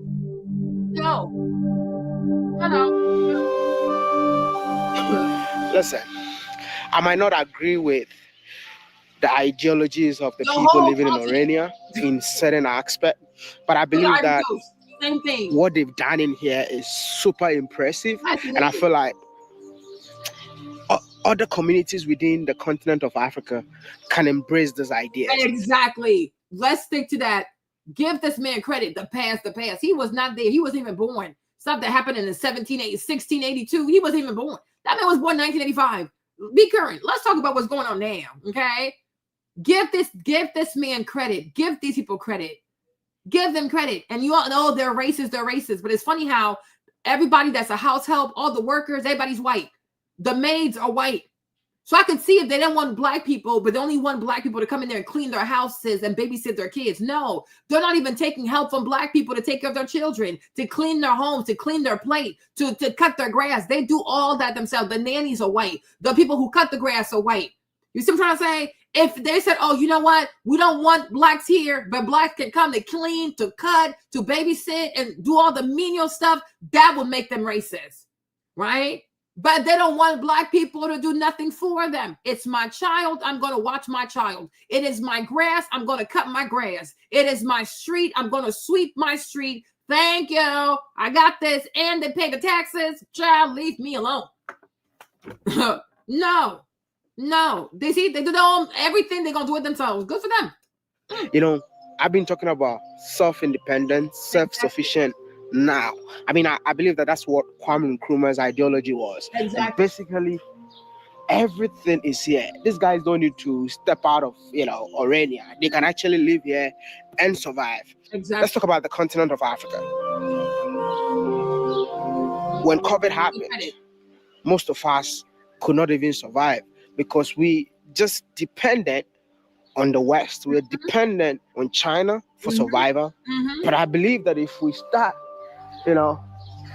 building our own communities, our own way, knowing that, hey, we're going to make money and use the money that we make within our community to build our community. I believe that the entire Africa will be super great, man.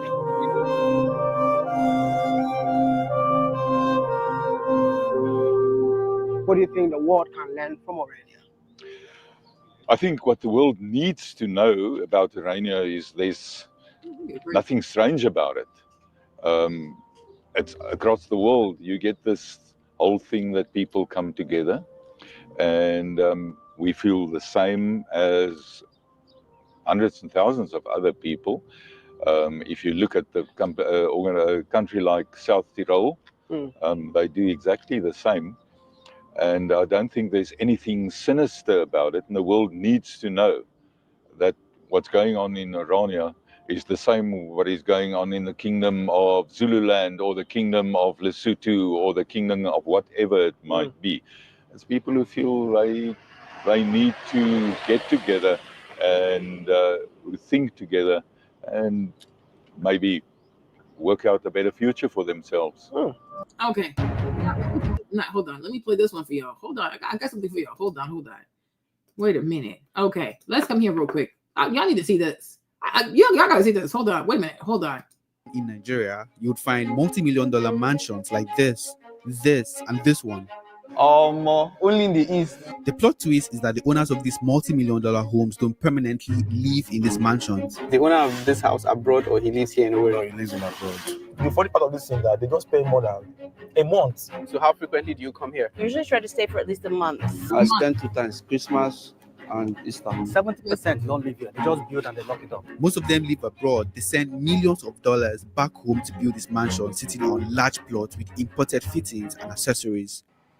Wow. Yeah, so we have 12 bedrooms in total. So how do you feel like living in the mansion? We spend about $1 million here. So yeah, it's a waste of money. He spent $1 million in the village to build a mansion. He didn't build a hospital. He built like a tiny small school. That's why these people, when they try to call white people racist, no, shut the fuck up. Be quiet. You're an idiot. If the white man is a racist, what are you? See, if the white man says, I don't want to help this African child, or I don't want to take my money to go help these African children, okay. But you, when you're African and you build a mega mansion in the village, meanwhile, the vast majority of kids in the village don't even have shoes, but you build a mansion so you can come there once a month. They go there once a year. Oh, they go there once a year. So he asked him, did you build a school? Did you build a hospital? No, nothing at all. But you see the people of Orania, these racist white people, right? Everybody has a regular size house. Because they'd rather have, let's have smaller houses and make sure that the kids have schools, that there's a hospital. No, not African people, Chav. They're going to build the biggest house in a village where people are starving. People barely have food to eat. Obnoxious as fuck in the village. Obnoxious as fuck. They have no shame. They have no shame because the whole goal is to flex on poor people. So I'm like, this kind of behavior, like, what do you call, if the white man is racist, what do you call this kind of behavior? When I remember watching this, I was so triggered, like, these people are just so fucking wicked. They're so wicked. And meanwhile, you still have all kinds of women who are probably there, right? Who are probably there, and they have babies on the ground. They have babies on the floor. Children who probably have to drop out of school because their mama can't pay tuition. That's $20. People are wicked. People are seriously wicked. They are, you see, the white man gonna come, even if he steals, he's gonna build something that's gonna help everybody. You come, you build this mega mansion that is so obnoxious in a village, actually, right? Why don't you build this in Beverly Hills? Because you can't do that. They go find the poorest of black people, the poorest of Africans, and then they go build these mega mansions. They only go there once a year. So if you're not there once a year, why not build a hospital that people can use all year round? If you're not really there, you don't need a house this big.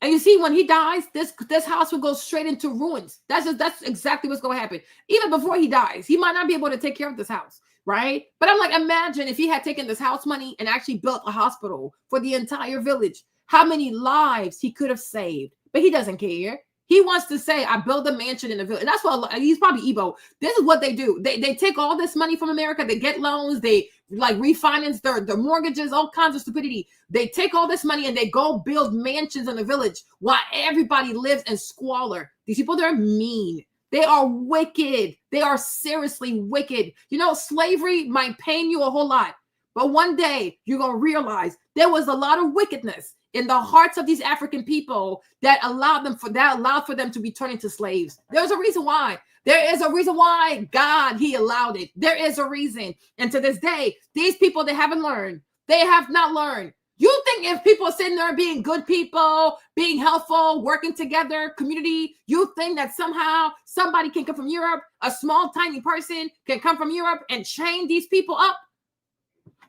Like, make it make sense. This was extremely triggering for me. Okay, I'm like, this is insanity. On it and tell you that it's Igbo inheritance. What do you think is the worth of that house?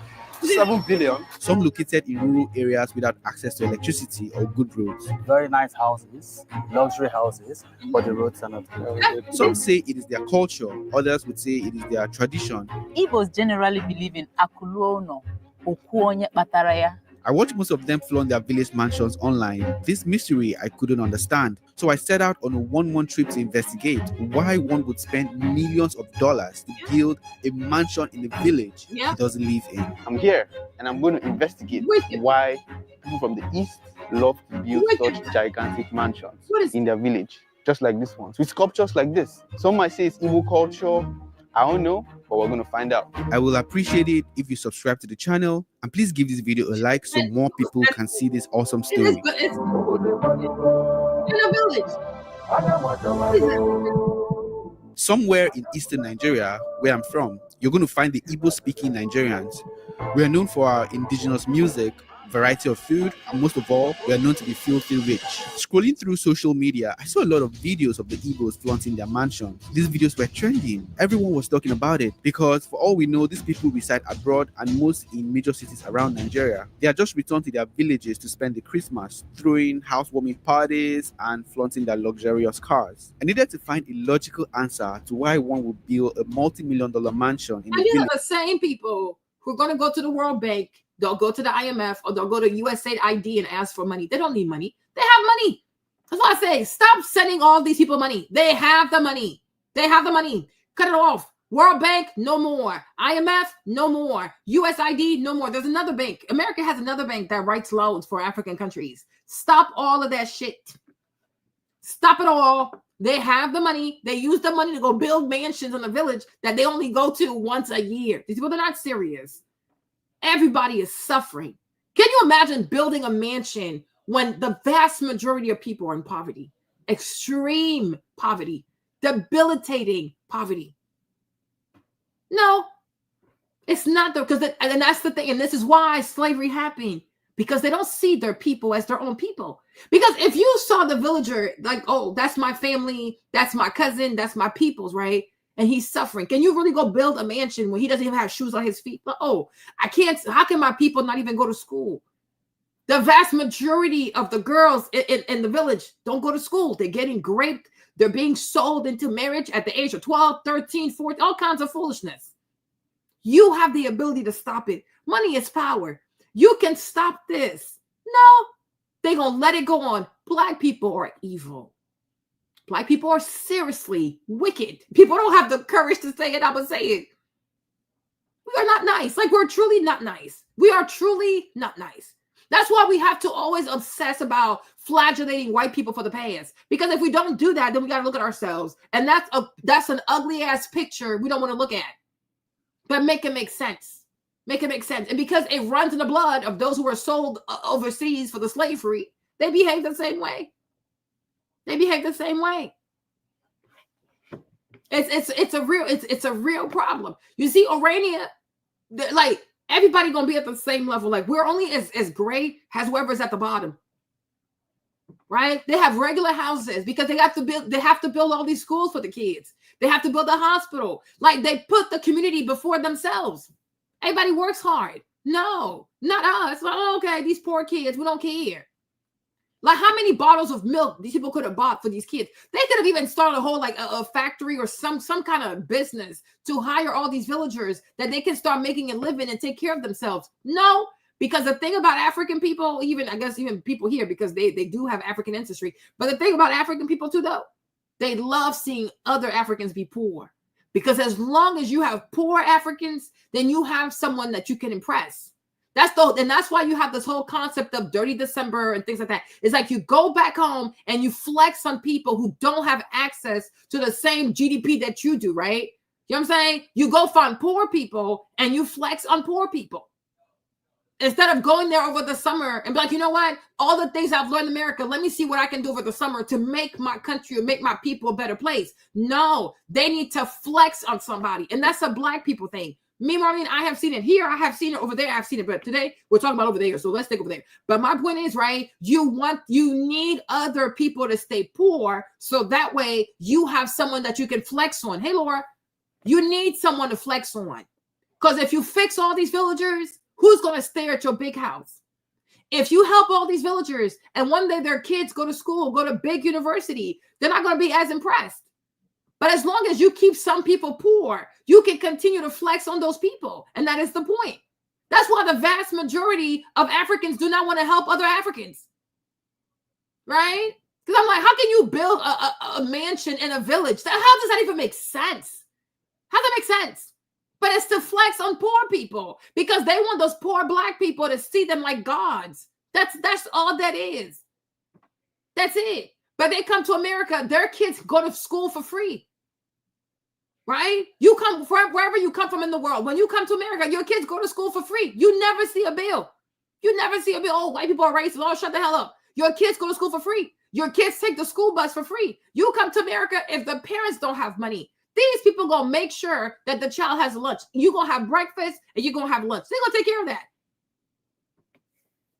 They gonna take care of that because they have structure and they try to make sure that, hey, if you're an American or if you live here, you're gonna have some standard of living.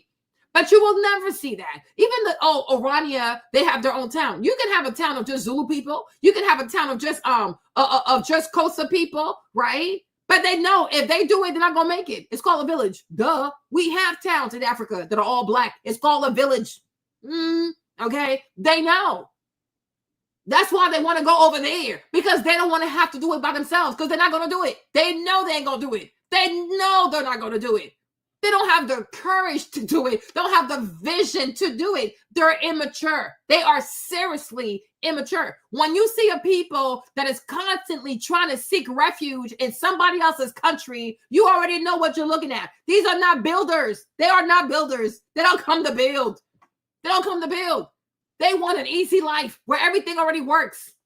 And God forbid you tell them to leave. What do you mean I have to leave? What do you mean? Trump is a racist. No, Trump is mature. Go build. Go build your own country. Thank you. God bless you. Go somewhere with that. You are insane.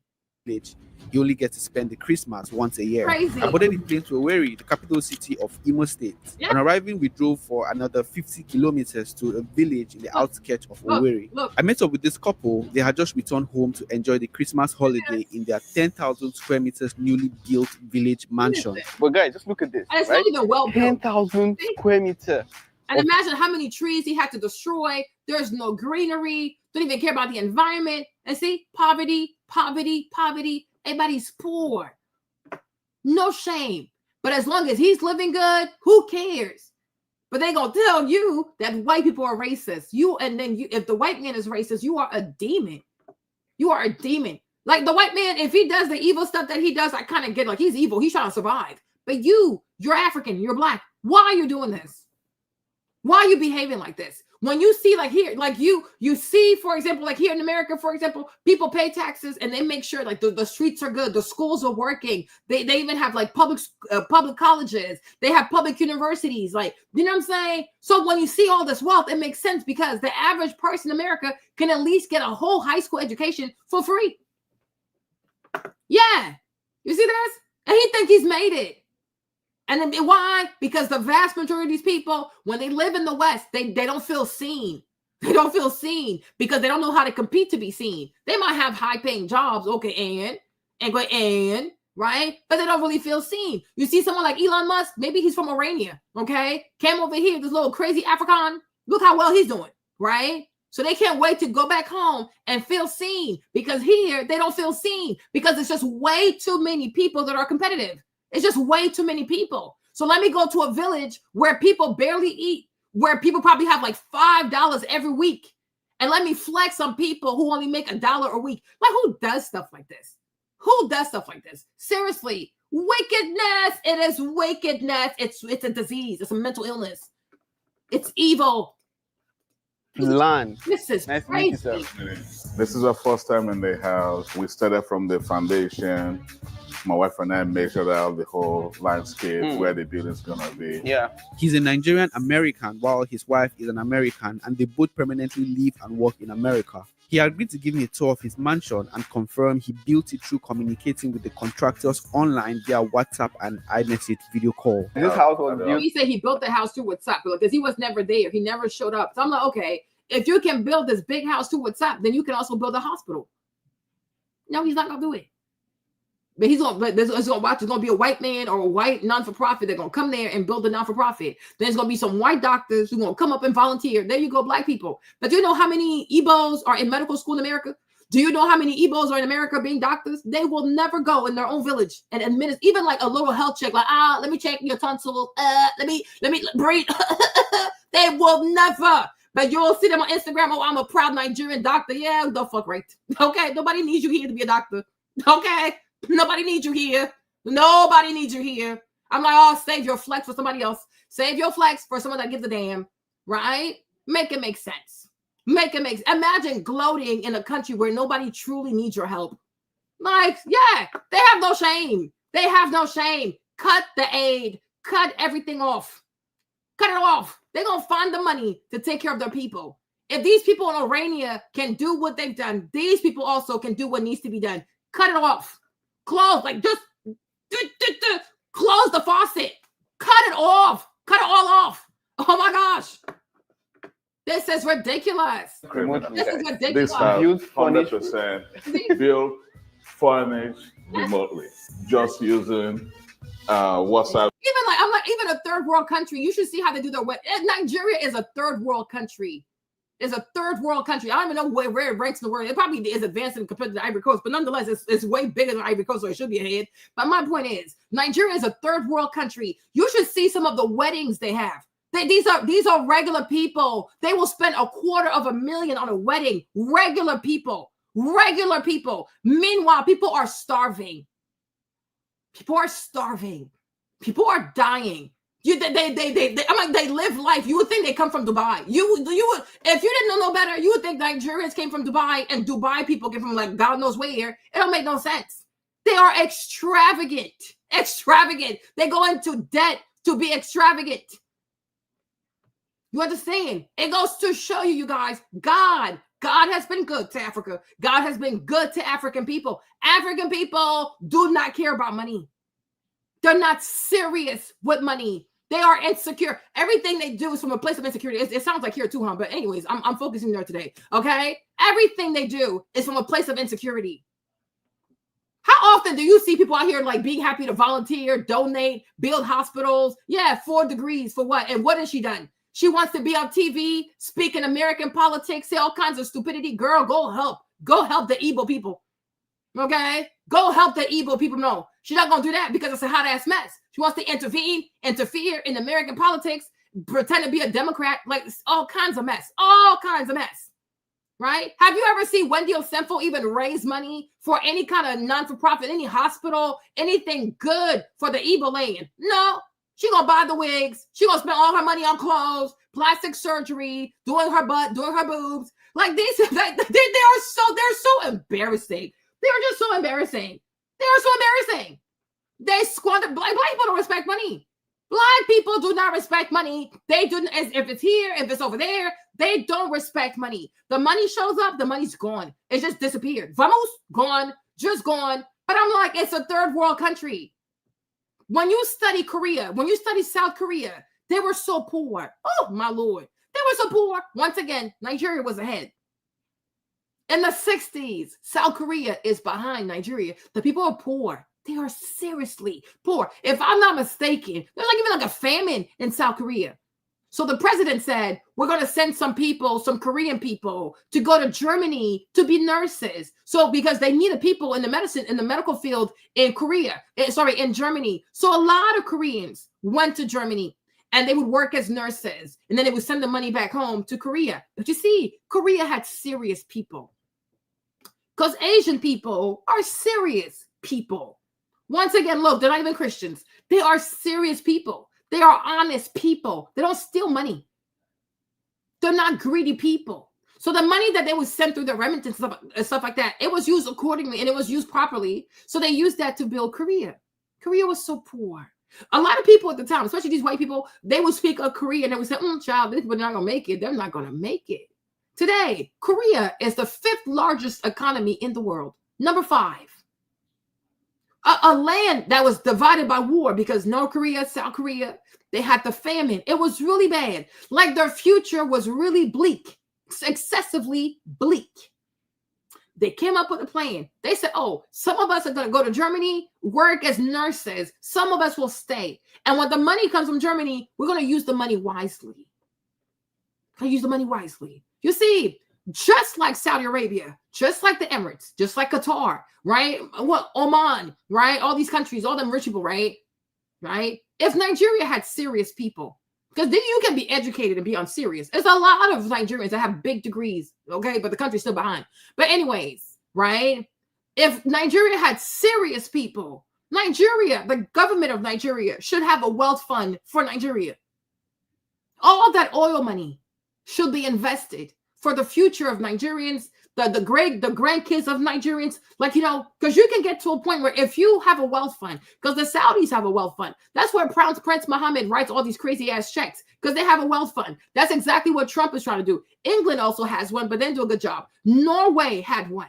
You see, if Nigeria had serious people, If African people were serious people, Nigeria would have a wealth fund. And from the 60s, since they've been freed until now, even if they had started the 90s until now, do you know how much money would be in that wealth fund?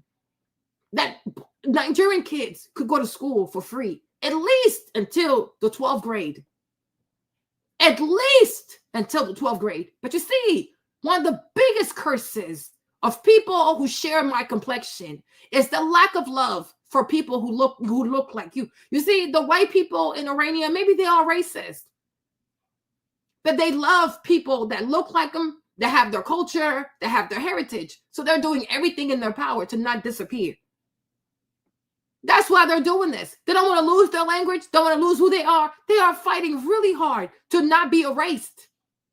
That's why they don't want to be controlled, because they know if you start taking money from the government, you're going to be erased. Like, child, you're not going to be here much longer, because you will be forced to adapt into a bigger society. And they don't want that, because if that happens, they will lose themselves. And they know this, because they said a lot of people had tried it, but only two separate towns survived, right? Orania being one of them. You understand, right? But Black people, African people, they don't have the heart to love. Even here too, I see the same thing here, but I'm not gonna focus on here today. To say, take money, spend some money, you're a leader, whatever. But you can also say, as the father of the nation, or as rulers of the nation, the people who are in charge of the nation, yes, we steal money, but we should at least make sure that every Nigerian child can at least finish high school without any parent have to put up $1. Nigeria has enough money. Nigeria has enough money. If these people if they had started a wealth fund in the 90s, even if they had started a wealth fund in the 2000s, do people have any idea how many Nigerian kids could go to school for free? Even if they can't go to college, at least let those children go to high school. But we're so mean. We're just a mean people. And that's why when Donald Trump says the things he says, I support him, because we spend all our time hurting other Black people, but we don't want a white man to say things that are mean. No, we're mean. We're mean. So maybe sometimes it takes a bigger bully to make you feel how you make other people feel, because you do the same thing to other people. Do the same thing. You're so damn selfish. People are so selfish. People are so financially irresponsible. And it's not that hard. It is not that hard to find people, to hire people and say, okay, every time Nigeria sells this amount of oil, we're going to take even 5% of that money and put that money into a wealth fund for Nigeria. Okay? But no, they're not going to do that. What you mean? Well, we would put them. No, they have to spend the money. They got to buy mansions in the UK, luxury apartments in the UK, Rolls Royces in the UK, right? Everybody competes with stolen money. No shame. No shame. But they'll have you believe that the reason why they're not where they're supposed to be because of racism, because the white man, be quiet, because of your own wickedness. There is no reason why a country rich in oil as Nigeria, even Congo, the DRC also, the DRC, they should have a wealth fund. Congo should have a wealth fund. All this coltan, these minerals, and they probably even have oil too, huh?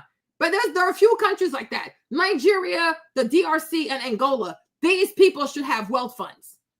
And you invest the money, and then that money will then take care of all your social services and paying for these benefits. You have, because you can't just tax people to pay for all of this. It doesn't make any sense.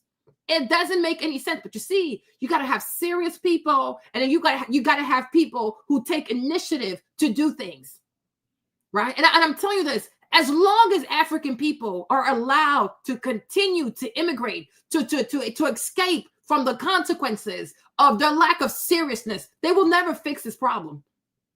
They will never fix it. That's why anybody, even in France with Marine Le Pen, anybody who says, get out of my country, I support these people. Because as long as they can continue to flee that continent, they will never be mature enough to do it. And then, but when white people show up, or when Asians show up, or Indians show up, and they do what they don't want to do, they're like, oh, well, it's too many Indians. It's too many white people. It's too many this. Shut up. You're lazy. Be quiet. Nobody asked. Do too damn much. They are insane. WhatsApp video FaceTime. That's it. Straight up. We have 12 So you could have bedrooms built a and hospital. 13 bathrooms. 12 bedrooms. Yeah. So right here in Nigeria, then we call that a mansion. I mean, looking at the land space, how much do you think it's going to cost you if you were to get similar land space and similar build over there in the States? For this type of house in the United States? Yeah. 20 million. Minimum. This is very large. This is huge. Yeah, this is first living room. Yeah. See, 12 bedrooms, huh? And when they're not there, nobody can sleep there. So they lock the doors. Nobody can sleep in there. So if there are people who need a place to stay, oh well, they lock the doors. They have 12 bedrooms just to say we have 12 bedrooms. It's not to help anybody. It's not to assist anyone. Does the house even need to be this big? Yeah. They don't care. They do not care. But watch them over here. They're going to come. They don't care about their own people, right? But they're going to come here. If Trump says, oh, I'm going to change this law, change this immigration law. Oh, my gosh, he's such a racist. Oh, my gosh, oh, my gosh, oh, my gosh, right? That's why the vast majority of Africans, when they come here, they're Democrats because they want socialism. But when they go back home, you would think they would say, oh, you know what? When I go to America, I have these benefits. I can go to the hospital. My kids can go to the school, so maybe I should do something similar. No, all they know how to do is just take. They're not builders. They are takers. I'm telling you, even all these visas, they need to limit the number of visas they allow. Force these people to take accountability. They have the money. They're incredibly immature. You start blocking their visas, you start forcing them to stay there. They're gonna start building things because when you start having real necessity, you won't have a choice but to build. But as long as you know that you can flee to Europe, you will never take life seriously because there's a way out. And that way out is Europe. It has to stop. It has to stop. Because there's no way why people who are on a continent that is so wealthy, people are so poor, and we have mansions and villages. How does that even make sense? And that also lets you know that the government does not tax these people high enough. Because he should pay a tax rate so high that even he thinks twice about doing the housing. Or if you want to build a mansion in Nigeria, especially in the village, right? You're going to have to be required to give 25% of whatever your house is to build a hospital. The government is not doing its job. Nobody should build a mansion in villages where you don't even have a single hospital. Let me be in charge of these people. I'm going to deal with this, right? And I promise you, the house is going to get smaller. The land is going to get smaller because their asses, because they're so wicked, they're not going to want to pay for this hospital. But yet, if their mama gets sick, if anybody in their family gets sick, they're going to be the first one to want to have access to the hospital because these people are takers. That's why you stay the F away from socialists. That's why you stay away from Marxists and you stay away from communists. Okay? They don't build, they take. Okay? This is call it a wedding area, ante room. Yeah. I don't know. Because this is our main. This is the main area. Good. Yeah. Sometimes we just hold a little meeting right there. It's very easy. Having people in. All right. This is the right here. This is our dining room. Okay. This is the kitchen. Yeah. This is the handwork of Raleigh signatures. So what's your favorite thing about this kitchen? The cleanliness. All right, it's neat and I like the way she designed this kitchen, and it's super clean. And anybody that sees the kitchen, you cannot even tell that it was done remotely over phone. This kitchen is like being at home, and that's exactly. China. If you study China, because some people be lying a little bit about China. If you study China, Elena, under Mao, they were communist. When Mao dies, I forgot what his name was. There's a president that comes in. He's like, okay, we're going to have to start opening up. I don't even believe that President Ping is a communist. I don't think he is. But I do believe that with President Ping, he understands like Mao is like, he's kind of like a god at this point, right? So it's okay, sure, let's just do his efforty. But the way China's out here doing business, nah. These people, I think they're far gone from being communist. I think the problem is China. They want control of the people. They want to control the people. Half of it, I get it, because you have 1 billion people. How many law enforcement officers do you have? So you do have to scare these people, because if they don't self-regulate, this can be really bad. China is huge. Okay, it's huge. And you have 1 billion people. But I'm like, the China of Mao and the China of President Ping, it's not the same. To me, it doesn't give communist, but it definitely gives, we want control of the people. We will control the people. Now, I can see another issue is that the Chinese, they dealt with the Europeans before. And I think that encounter, it was not positive. So I think like this time, I told you, I think this time around is like, okay, we're going to be more mindful of how we deal with these Europeans, because they have a tendency of bringing perversion to people. They pervert people. pornography. I mean, you name it. You know how it goes, right? LGBTQ. What we don't want, they don't want that foolishness into China. Okay, they're like, nah, yeah, we can't, we cannot. Because look at what it has done to America. Look at how it has divided America. That you have people today who are proud to burn the American flag. I mean, it's a hot mess. It's a hot mess. But I would say to me today, I don't believe that China is communist. I believe that China is more authoritarian. But they have definitely embraced the free markets. Because how else do you get 1 billion people out of poverty? It's a lot of people.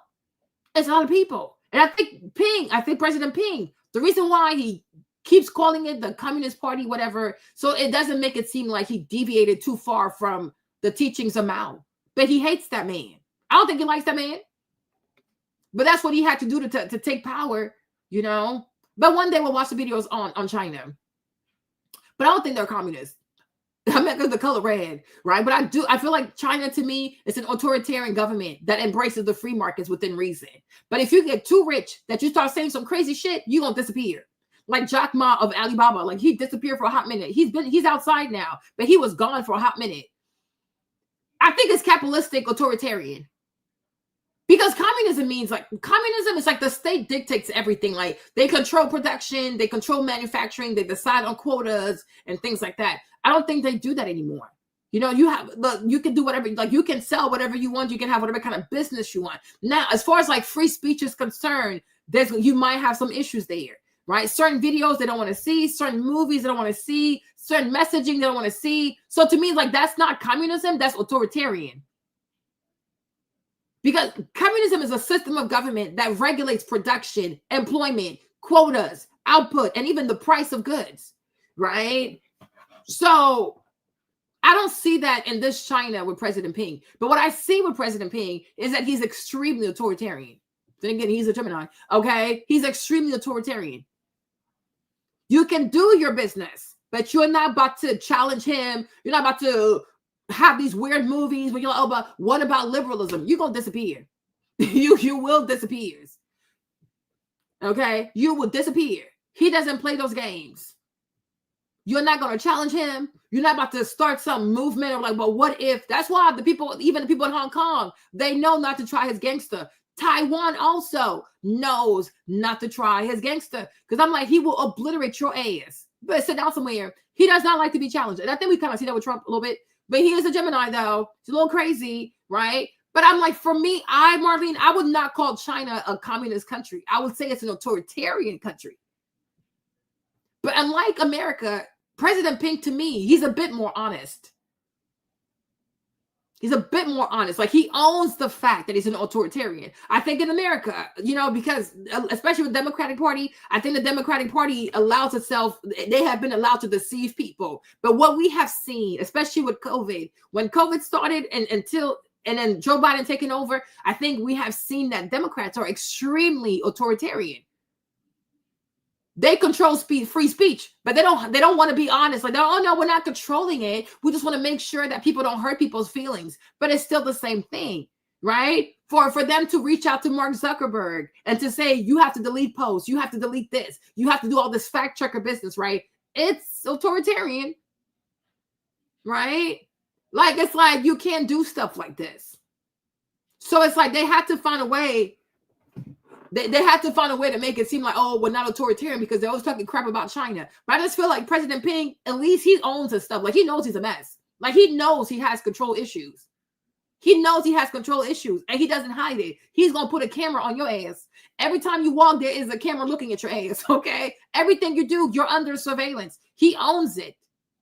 In America, they don't like to own it. And that's why Eric Snowden had to flee this country and go live in Russia, because the NSA does not want to admit that they practice surveillance on people, right? But when you have a country that tells a company, you either have to sell to us or you close your business because we believe that you belong to China. We're an authoritarian state. Right? If you're in a country that really believes in free trade and democracy and all this and the free markets, you cannot tell somebody because you haven't done anything yet, because they have yet to prove to us how TikTok is giving people's information to China or how TikTok has been used by China to sway an election. They haven't proved shit. Well, we think that one day, maybe eventually you might do it because you are Chinese. So therefore, we think you belong to the government, and therefore you either sell to us or you cease to exist. That's authoritarian.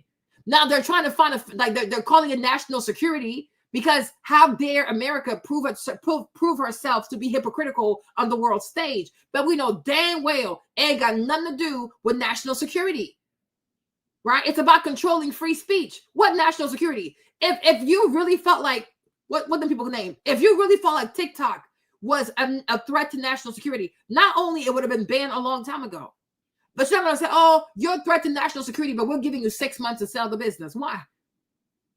In 6 months, who knows what they could have done in 6 months, right? Then they go to the Supreme Court. Trump comes in. He's like, oh, I'm going to extend it by 30 days. He's been in office for more than 30 days. Okay? So you don't really believe that this thing is a national threat to security. But this is what you have to say to not be seen as hypocritical when it comes to free speech and how we have a government that wants to control free speech. But the Democrats were absolutely about controlling free speech. We had an entire election cycle. Trump bad, Joe Biden good. Trump demonic, Kamala Harris perfect. Trump racist, Joe Biden never been a racist. Okay, Trump is so evil. Trump hates black people. Trump does not want to rent his apartment to black people. Meanwhile, Kamala Harris was out here locking up black mothers for truancy. They never talked about it, right? Over to 1,600 or 1,900,000 people that she locked up in California. They never talked about it, right? She had the state Supreme Court almost put her in contempt of court for refusing to release the people because the jail were above capacity. She didn't want to do it. We read the article that said that they had 54 prisoners to one toilet, right? If Trump had been the DA in California and the prisons were full of black people and brown people, and then you had 454 black people to one toilet in the prison, people would have lost their minds. People lost their minds. But the media, nobody ever criticized Kamala Harris. Her brother-in-law is involved in some kind of money scheme, some kind of fraud scheme where like $15 billion went missing. Nobody talked about it. Nobody talked about it. The way the media, the way mainstream media covered for her ass and called Trump a criminal when she's also a criminal. Her brother-in-law is a criminal. Joe Biden's a criminal. Hunter Biden's a criminal. Yeah. Under these Democrats, we have experienced authoritarian rule.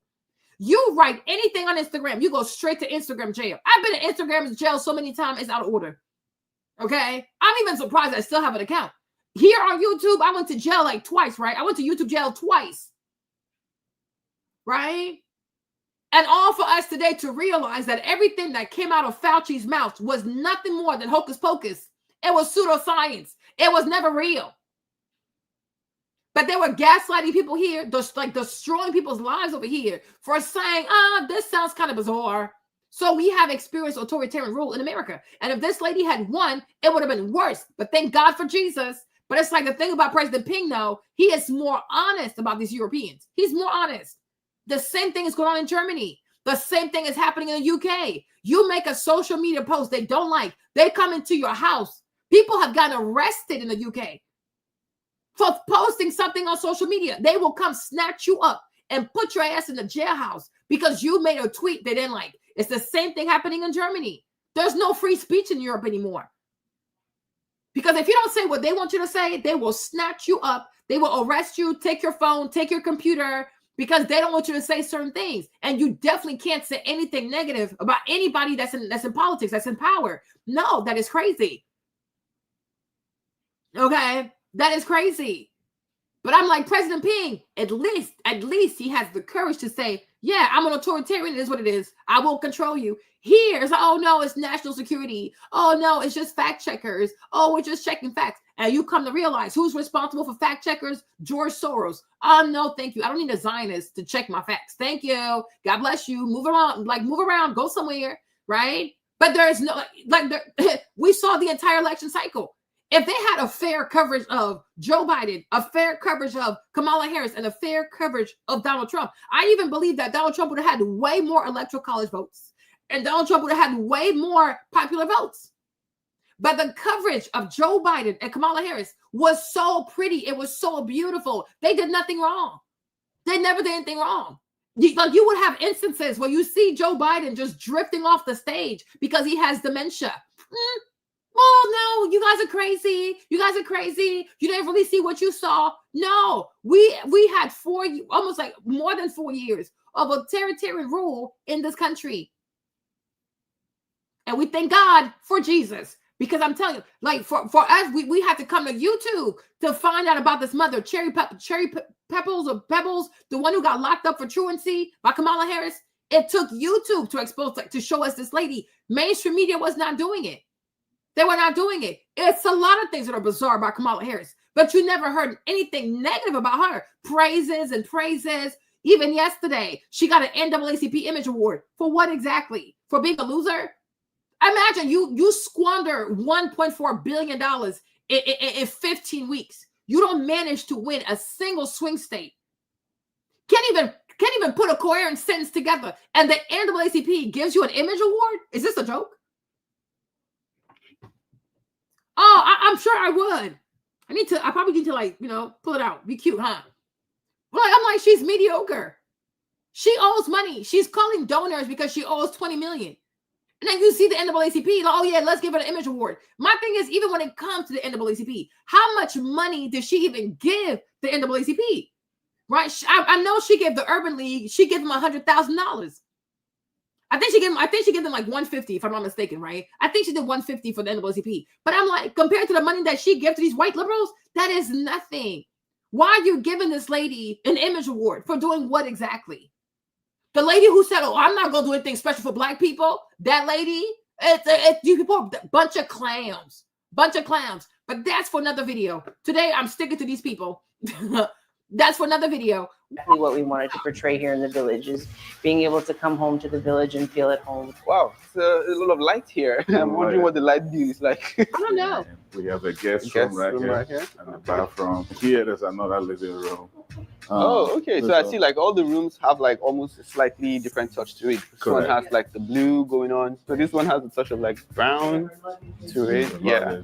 So when we don't want to spend time downstairs, down there, we come up here and just relax. And just chill and have fun. So what do you like to do for fun when you're not working? We play, pretty much watch TV, workout. And oh, okay. This is catch you fool. Good night. Yeah. And this is yo, really nice, yo.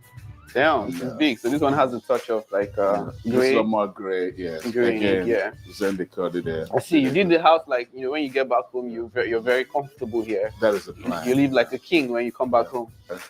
Yo, is this a bathroom or a mall? Yeah, that's a bathroom. Yeah, these guys. Oh, I saw that. Good. These tiles are 4 feet. They were all big slabs. Oh yeah, they're very big. Yeah. It doesn't look like something that's made here in Nigeria.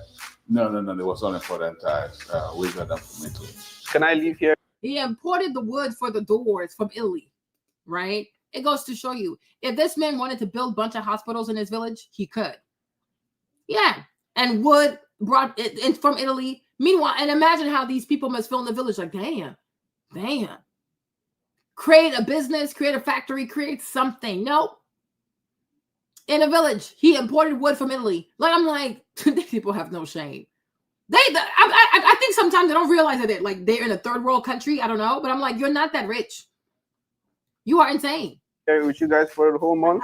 Yeah. Yes. I'm welcome, right? You're welcome. You can always visit. I'll be vlogging every day. Yeah. So when you're not around, like the house is like closed up. Like, do you have maintenance people coming in to like clean up and stuff? We do. We have people that work here. All right. These properties, I just want to know the worth. Like, you don't have plans of selling, but if you're going to put this property on the market, how much do you feel it's worth? We spend about $1 million here. To this currency, that's like how much? Billion? Yeah. Yo, 1 million in the village. Damn. Well, first of all, sir, what do you do for work? Oh, I own a business. Oh, okay. I own a Toyota dealership. We're one of the only black people. Actually, I'm on the first African person to own a Toyota dealership. You're the first African person. Yeah. The business like that, I was getting into it. Was it easy for you? Like, it wasn't easy. It was like 20 years in the making. Damn. Yeah. So it didn't start. Just that one day. So he said like he has a car dealership here in America, right? In America. I'm like, okay. It took him 20 years. It wasn't easy. Okay. Instead of building, that's his wife. Oh, that's his wife. That's his wife. Instead of saying, okay, I learned entrepreneurism and you guys, it's a lot for me. I learned how to be an entrepreneur in America, right? So maybe go to the village, build a school where you can teach young people how to be entrepreneurs. Like, right? No. All the stuff they learn in America, they bring it down to go and build a house in the village. Do you see this? But I'm like, a serious person will say, like, just like a lot of Chinese people, they come here, they study, they go right back to China, and everything they've learned, child, you better believe they're going to show the Chinese how to do it. Okay? Like, do you even know, like, President Ping, his finance minister, right? I think he went to Urbana, like, he got his PhD econ from one, like, a really big school here in America, right? So Chinese, they'll come here, they'll go to the best schools in America, they go right back to China. Because they're in competition mode. Now, let me see how you do it. They're going to go, they go, okay. Boom. They go home. And everything they've learned here, you better believe it, times 5. Okay? They're going to teach the whole village. I showed you. I said, remember, like, I told us, oh, there's like Shenzhen. That's like their Palo Alto. That's the Palo Alto of China, Shenzhen. I said before, it was a fish town. And at one point, they went through a serious time of famine because everybody was dying. Today, Shenzhen is the tech capital of China. They're even better than the Palo Alto over here. That's where the ByteDance, the Tencent, like they have a thing called WeChat. WeChat comes from there. ByteDance, the owners of TikTok, they come from there. The vast majorities of Chinese startup come from Shenzhen. But it's like 50 years ago, there was a famine. You see, a few people from Shenzhen, they learned business somewhere. Maybe they went to America, I don't know. But they went back to Shenzhen. And they started teaching people about business and tech and coding. And today everybody's doing a lot better, right? So it's like, to me, if you sold cars in America and you became a businessman, come to the village, build a school, and teach all these kids in the village about self-determination, business, profit and loss. Okay, when you buy a product, how much do you have to add on the product to make profit? And you buy more product. Teach the business skills to the young people. No, he's going to keep all that knowledge for himself. That's the African way. They're going to keep everything they know for themselves, because what about if they teach you or teach your child and tomorrow your child is more successful than their child? These people have a sick mindset. They have a deranged mindset. They really have a deranged mindset. But a serious person will say, what I learned in this country, what I learned about being an entrepreneur, I'm going to go home and I'm going to teach those kids everything I know. I'm going to teach those children everything I know. Because you see, what's missing from a lot of these people in the village, right, is self-determination. Sometimes you have to be exposed to stuff. Listen, you can talk about that, right? It's inertia. You got to be exposed to something that your mind can go, oh my gosh, I never thought about that, right? That's why people meet. That's why we have diversity, equity, and inclusion. People can come with different ideas and like rub their heads together and then come up with better ideas. No, these people like him, they will die with all this knowledge. That's why I even told you, there are so many in America. You have so many Nigerian doctors. When they get older and they're no longer doctors, how many of them will say, oh, I'm going to go to the University of Abuja, I'm going to go to the University of Lagos or whatever they go and teach all this medicine I have learned. Everything I have learned from med school, my years as a doctor in America, I cannot die unless I give all this knowledge to somebody else. They ain't gonna do it. They will die with all this knowledge. This is what they do. That's why the vast majority of African people do not write books. God forbid they share their knowledge. And I even think this is why, for the vast part, African people have more of an oral history than a written history, right? Because they're like, nobody wants to write it down. Because God forbid you write it down, and then people actually don't forget. They don't like to write stuff down. They don't like to write books. They don't like to share their knowledge, right? So it's like you keep everything in you. But like even here, you'll see, like in America, you'll see it. Like, sorry, even with these Jewish people, right? They'll go make a lot of money on Wall Street. They'll make a lot of money on Wall Street. And then when they're done, like when they're old, they'll go be a professor at Columbia somewhere, be a professor at Harvard somewhere, be a lecturer somewhere. If you ever, and I guess it goes back to Rome, but it's like white people, if you pay close attention to white people, they love to teach. They will teach you everything they know. They love to teach. They love to talk. And you can see it here too, here in America. Pay close attention. When white people have podcasts, When white men have podcasts amongst each other, right? Look at their conversation. When black guys have conversation here, look at their conversation. Right? You'll see a vast difference between how two white men will sit at a table and have a podcast. It's always about self. How do I become better? How do I run faster? How do I manage my time better? What about, like, that's why they love podcasting, because it's about making each other better. They challenge each other. Okay, maybe try to work out this way. Try waking up this way. Have you ever read this book? Did you read this book by Tim Ferriss? Did you ever read this? White people, they share openly. You just got to pay attention, right? Black people, they're going to have a podcast. They're going to talk about all kinds of foolishness. All kinds of foolishness. I'm like, these people are crazy. They are seriously crazy. They are really, really crazy. But let me focus on these people, right? My point is, everything you have learned being a car salesman and all that entrepreneur thing, first of all, instead of this big old house, right? This man could have written a book.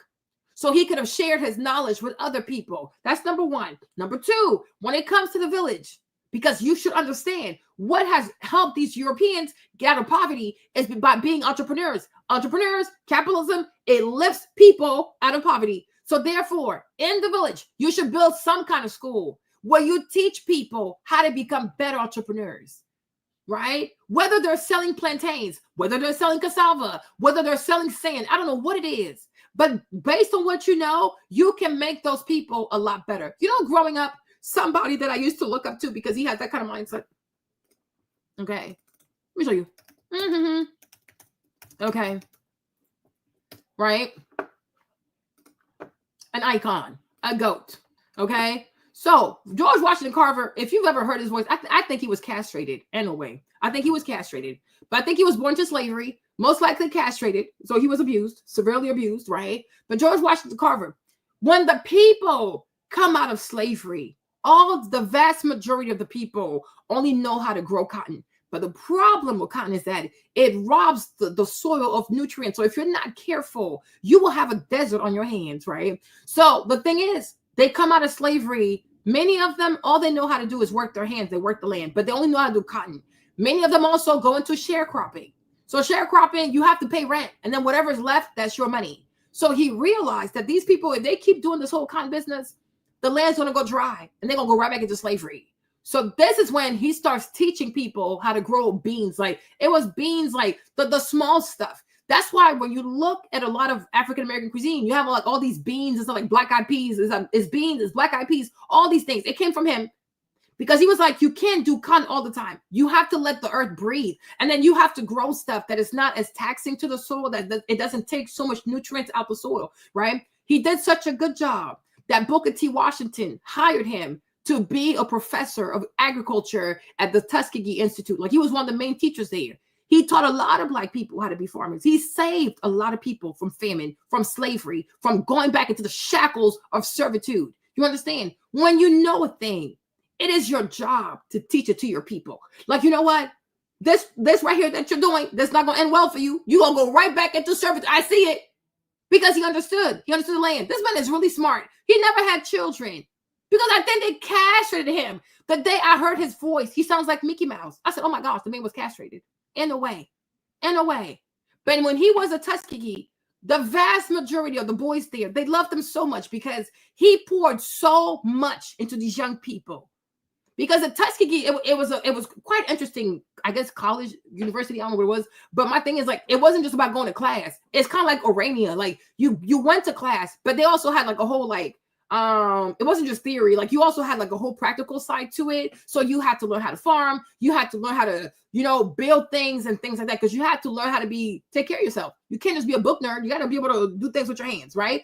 But a lot of the students there who went to Tuskegee and learned under George Washington Carver, right? They loved him so much because everything he knew, he was teaching people because he didn't want to see people that look like him suffer. Today, you have a lot of people out here. You have a lot of people, right, who know a lot, but they would rather die with this knowledge than to give it to people that look like them so that those people can overcome obstacles, they can overcome poverty, they can overcome suffering. What is the point? What is the point of coming to the West and being able to experience all that you have experienced for you to reduce it down to building a mansion in the village, right? And even that too, you're going to leave that behind. But if you put the knowledge or you put the desire, the flame for entrepreneurialism into these people, it will stay with them forever. And every time they do something, you're going to live through these people. You might be dead, but they are who they are because of you. They're better at business because of you, right? They know how to trade because of you. He's like George Washington Carver is an icon. I don't think this man gets enough celebration. But I remember like when I used to read about him and how he saved those black people from like, because it would have been really bad. I started crying because he could have not said anything. Like shit, it's my knowledge. I'm gonna keep it to myself. Fuck you, bitch. And he didn't. He's like, this is not going to end well for these people because they didn't know. You know what I'm saying? They did not know, but he knew. He was like this because cotton, it takes a lot of nutrients out of the soil. And maybe once upon a time in the Sahara, maybe that's what happened. That's why now the Sahara is a desert, you know, because people do things to the land and they're not mindful of what they're doing to the land. But anything needs to rest. You can't just take advantage over and over and over. You have to let the land rest a little bit. And he saved them. And because of that, Booker T. Washington hired him to be a professor at Tuskegee, right? And he taught a lot of young people. And I think it was like mostly boys, right? They love him for that. The man is impressive. He's really impressive. So my thing is, when you have learned something, do you not believe that first you should maybe like write a book so you can share it to other people? That's number one. Number two, maybe be a professor, right? Go and teach these people. Go teach these people. Go teach your people. This is how you do business. This is how you think about business. This is how you buy inventory. This is how you manage your money. They need that help. No, they come, they build mansions, or they come for Dirty December. They twerk, they drink, they do hookah. Then they get back on the plane. That's it. They don't share anything. They don't help anybody. They don't educate anyone. They don't say, oh, let me expose you to something different. No. You know what I'm saying? No. Oh, well, you figured it out because I just came here to flex on you. That's it. Then they'll come back to America and wipe their lips and have the audacity to say a white man is racist. You're an embarrassment. Make it make sense. Make it make sense. Just wake up and have your own franchise. I started from the bottom and worked for. I became a director. I worked for multiple companies. Wow. It's like a lot of work. Before eventually bought a Ford dealership on a Ford franchise and added a Toyota dealership. For a $1 million mansion, the road leading to the house wasn't the best. The land area is about 10,000 square meters. I could not spot a single tree, but there was greenery and he plans to add some recreational facilities later on. We're supposed to put in tennis and basketball for my son. Oh, nice. Some of the you see how it's poorly built because they put cement there too, huh? That cement they wasted to put on their property, they could have used that to build the road. You know, cement, it makes things really, really hot. But because they're a bunch of idiots, cement makes things seriously hot. It would have even been better for them to have gravel on their property than cement. Anybody who's gone to Africa, you know, if you ever stand close to some, you ever stand, what's the thing called again? It's not cement. Sorry. Yeah. What's this thing called? Asphalt. If you ever stand close to that thing, it gets so hot. It gets so hot. That's why people use it to build roads. But when you have a house or you have an estate, it's better to use grass or use gravel. Makes more sense. And environmentally, it's better, right? But all this right here, he could have used all this asphalt and he could have done a lot of road for people to get there. But the problem is that's a wicked man, right? So he only wants to have why would he pay for the whole thing to be paved with asphalt? So that way other people are going to enjoy it? No. You got to come on his property to enjoy something smooth. You see their mindset? But yet they come to America, they go to England, they go to Canada. You know, these people have put asphalt everywhere. You have roads everywhere. They enjoy it without even saying, oh, who built this? Who bought this? Who did this? Right? There's no generosity. You want something from them, the only way you can enjoy it is if you're on his compound, then you can enjoy it. There's no reason for him to have asphalt on his property like this. You guys, it gets super hot. It is super hot. So it's better to go with grass. If you don't want to cut the grass, then go with gravel. It's so much easier.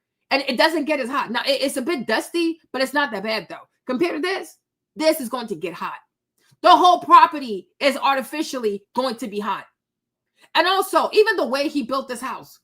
Why? Because the stuff he sees in Europe, he wants to build the same model in in Imo State. No.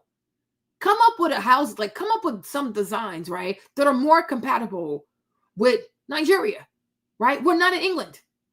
We're not in Beverly Hills, right? But once again, they copy stuff without even thinking about, why am I even doing it like this, right? Why am I even doing it like this? Now you would think, go also like try to source local, get as much local stuff as possible. No, they don't want anything local because if it's local, it makes it cheap. So they would rather pay to order stuff in Italy, pay for customs, have these big trucks drive through the village, stress the people out, maybe even kill the people.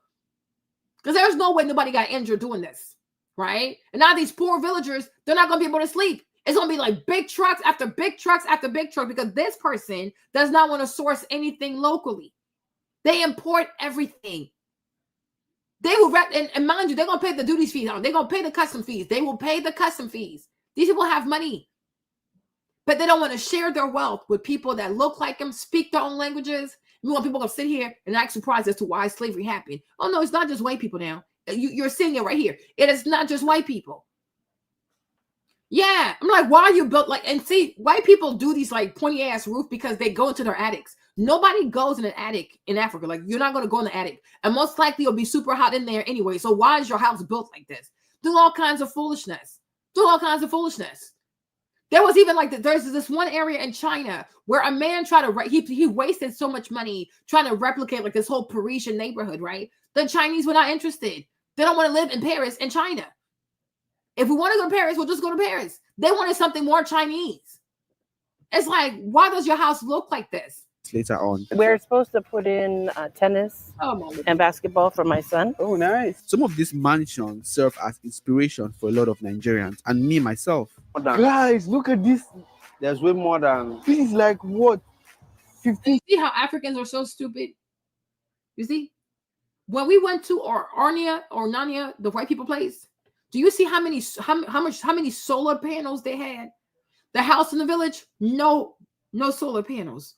These mansions all throughout the city, all these capital, like these main cities, right? No solar panels. Notice how the vast majority of these African homes, these Nigerian homes, don't have solar panels.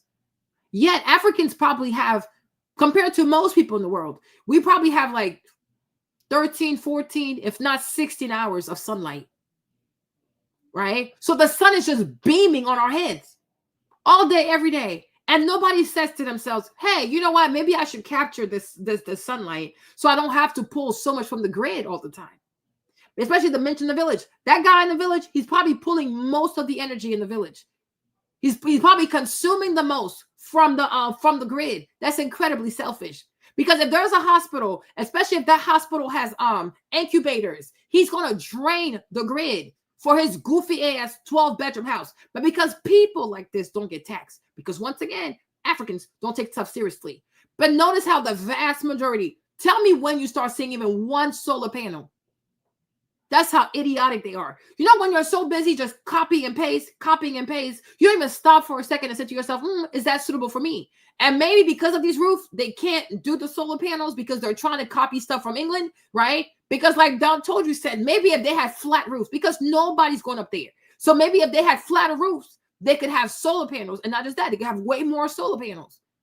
White people build their houses a certain way because it's based on their climate, and most likely they're going to go up. They're going to go up to the attic. You're not going to go to the attic.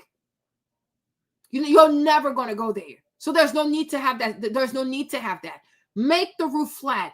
Put some solar panels on these roofs. And you big mansion people, get off the damn grid. Because there are hospitals nearby that need the electricity because they have incubators with small babies in the NICU. Can you please do that? It is not that hard. It is not that hard. But look for yourself. Look for yourself. You're not going to see one. You don't see not one solar panel. And there is not a single solar panel in sight. But this is a country that probably received 13 to 14 hours of sunlight. I'm telling you, sometimes until 7 p.m. at night, it is still, you can still see the sun because it's so hot. No, there's not a single solar panel. So they're pulling off the grid. Selfish. But they want to sit here and monitor who's racist and who's not a racist. Stop it. Insanity. 2,000 square meters. There's way more than from here. The land here. Is the guy a famous businessman or a politician? Not a famous businessman. He does real estate in Lagos. What somebody told me was the Lagos government has banned the man from buying real estate in Lagos. That's He enough. has acquired too much, so they banned him from buying property. And you can't say his name, right? I don't know his name. What's the name of the company? He has Millennium Plazas. He's a very wealthy man. What do you think is the worth of that house? 7 billion. Because the land, you look at the land, a plot of land here is 40 million. So times it by, let's say land here is, 100 plots. Yeah. 40 million times 100 plots is 4 billion. Oh, that money is too heavy for So me to calculate. it's 4 billion. It's too heavy. It's 4 billion. Only the land is 4 billion. Then talk about the house. And the house is just small inside. No. Look at this house. Look at the back. There's another one at the back. This same size at the back. Look at it. Yeah. This house I've been like this for like 2 years. The man wanted to this hotel. When they want to build this hotel, he told the man not to build the hotel. I want to buy it. So the guy, he gave him a blank check. Write the figure you want. The guy said no. The owner of the hotel said no and built the hotel. The guy never wanted anybody around it. So these are my motivation. In the morning, I just say, come on. You can do it. Come on, I'll do it. I went back to the city and I was told to visit Udenwa Estate. It is the richest gated neighborhood in Owerri, Imo State. This is an Once again, okay, he has solar panels. A few of them have solar panels, but a little bit here, a little bit here, a little bit here, right? The vast majority, there's no solar panels. Like, this is insanity. These people are embarrassing. And you'll see, they'll tell you they have PhDs, they are doctors, but they're just a bunch of idiots. They just have, one thing I've come to realize, you can have degrees, right, and be just an idiot because you're not smart. School, and I think that's why people out here are struggling. This one girl, she went off on CNN. Oh, as a Black woman, I am more educated than anybody on this panel. I'm like, girl, nobody cares. Having a bunch of degrees don't make you smart. As you can see, right? You can have a lot of degrees and be a plain idiot. Because when you're actually intelligent, you think smart. Like, you know what? Maybe let me build this house in a way I can put more solar panels because there's way too much sunlight for you not to take advantage. Take advantage. It's free. Yeah, you see some, but do you see enough though? Do you see enough? It's not that many.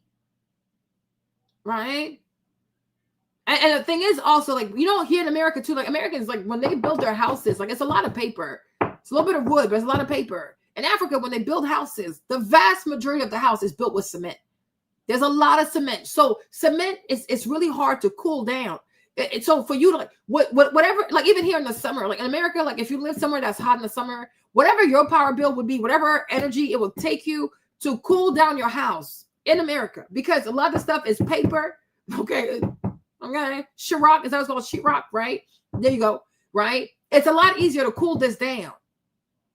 Right? But the thing with cement is heavy. It's very, very thick. It's an insulator. It's a deep one. So you know how long you have to leave the air conditioning on for you to even have some kind of cool temperature. It is really, really hard.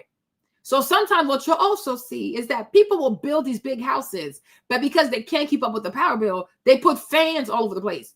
Or sometimes they can't even afford furniture, but there's a fan in every room, and they take showers and they let themselves be wet. I mean, it's all kinds of foolishness. But my point is, if you're going to build a house, given your climate, you should be mindful. You know what? Maybe it makes sense to invest in solar panels. Hello, it's not that hard. It's really not that hard, right? But once again, you have to be smart. You got to be intelligent. Right? You can't just be a book nerd. Anybody can go to school and study and get straight A's. We're no longer impressed by people who have straight A's. We are impressed by people who know how to solve problems with their big brains. Okay? Right? That's it. That's why the vast majority of Democrats, all they can talk about is their degrees. Okay, but how come you ain't got no common sense? You have all this education, but you ain't got no damn sense. You're so educated, but yet you don't understand that there's only 2 genders. Make it make sense. Make it make sense. How can people be so educated they become so stupid? Okay? You know what I'm saying? But then the people who don't brag about their education seem to have more common sense than people who have all this education. So you have a PhD, but you don't know how many genders exist? Are you actually okay? Yeah. Because like in Mali, for example, they build with Adobe. Adobe it cools you down. It's very, very chill. That's why if you go to Mali a lot, even they have a big mosque. There's this really huge mosque in Mali. It's a big, big deal, right? I forgot what it's called, right? But it's made in complete mud because it's warm. It keeps it warm. But these people here, they're so obsessed with white people, they just replicate everything. White people here, they have a certain environment, they have a certain climate, so they built their houses a certain way. You are in Africa. Why are you trying to copy all this stuff? Be inspired, but ultimately make it in a way that matches your climate, your environment, and also in a way that makes sense for your power bill. Because if you have all this, solar energy, right? What's the better roof to have the most solar panels, right? They really should. They really should. But they are obsessed with copying whatever they see Europeans do. But they really should. Right? Should you build with cement or should you build with Adobe? But even that too, huh? If people were willing to put some money behind it, you could have researchers get to the bottom of this. Or maybe you can mix and match. Like you can put a cement here for your foundation, and then you can use Adobe for everything else. Right? But it's like I'm telling you, like Adobe, it doesn't matter how hot it is outside. When you step into anything made with Adobe, it is so cool in there. It doesn't get hot. It doesn't get hot. When you step outside, like, oh my gosh, it's so hot. But cement, if it's hot outside, it will be hot on the inside. So that's why, like, to cool your house down when the entire house is made with cement, it's extremely expensive. So most people can afford to have the air conditioning running like that. Maybe at night, probably, and also that because it's cooler at night, so it makes more sense. But throughout the day, people are suffering. People are seriously suffering because everything is made with cement. It is really hot. Yeah, it's really, really hot. It is seriously hot. I'm like, this is insanity. An urban area and home to a lot of wealthy people. Damn, this is a massive home. What is like a house like this? How much will you say it costs? This is going to be about 500 to 550 million. If you can see, this is like a guest chalet, but yeah. this is how in Imo State, this is how they usually build their security houses. So that's guys. Are you seeing the security? Are you seeing? Looks like I want to be a security man, eh? And they live for free, eh? Yeah, they live for free. So we're at the very lovely architecture right here. It looks like there is nobody living here, but luckily enough for us, we saw the architect or the guy that constructed the house. You're the architect. You designed it. I designed and I did the house. So what was the concept behind? Actually, it's supposed to be not contemporary, not like the usual thing that you see around. Yeah. Like as you can see, it's more like a classic and traditional kind of building. Yeah. How much do you think a house like this is worth? So you can keep like 600 million. Whoa, 600 million. All right, let's take a look at it. Grandeur. Look at the door. Was this made in Nigeria? It's a foreign one. Foreign. Yeah, Israeli door. Israeli from Israel. I like this grandeur cathedral type, Was this like a special request from the client? Yeah. The client is a special man with a special taste. Yeah. It's very difficult for you to please somebody who have taste and knows exactly what he wants. So, all right, so let's go around. This is the dining. Very nice, guys. Very classic. What do they call this kind of chairs? Is antiques. Antiques. Yeah. Royal. How much does this cost? Yeah, this one is about 3M plus. 3M plus. Yeah. For just some chairs. Okay. So this is the bar. Okay. Yeah. And then this is the kitchen. Okay, and this is the kitchen. Does it have any other kitchen up, or this is the only one? No, this is the only one here. So the storage is over there. They don't stay here, so there's no point building here. So here, this is another. Wow, man, guys, look at this high ceiling. Oh yeah. Damn, this can take another story. Room, yeah. Wow. So this is another second living room. You see these high ceilings? Do you know how much it takes to cool a place like that? They build, nobody thinks about energy cost. Just ignorance. Man, c'est pas possible. First living room, this is the second living room, yeah. Wow. Wow. As you can see. Well, this, from what I can see, the furnitures are not cheap furnitures. No, they're not cheap furnitures. It costs a lot of money. Like this one, like what did this set? How much are we looking at? This one, we're at 5.5 million. Whoa. All right, so we go up. Where's the master's bedroom? This one? Okay, look at the master's. Wow, okay, you're still putting the place together. Yeah, I'm still putting it together. Okay. You can see. Really nice. This is nice. This is a dressing. Oh! It has its own entire. This is not even a walk-in closet. This is like an entire room. This is a walk-in closet for the man. Damn! All of the space.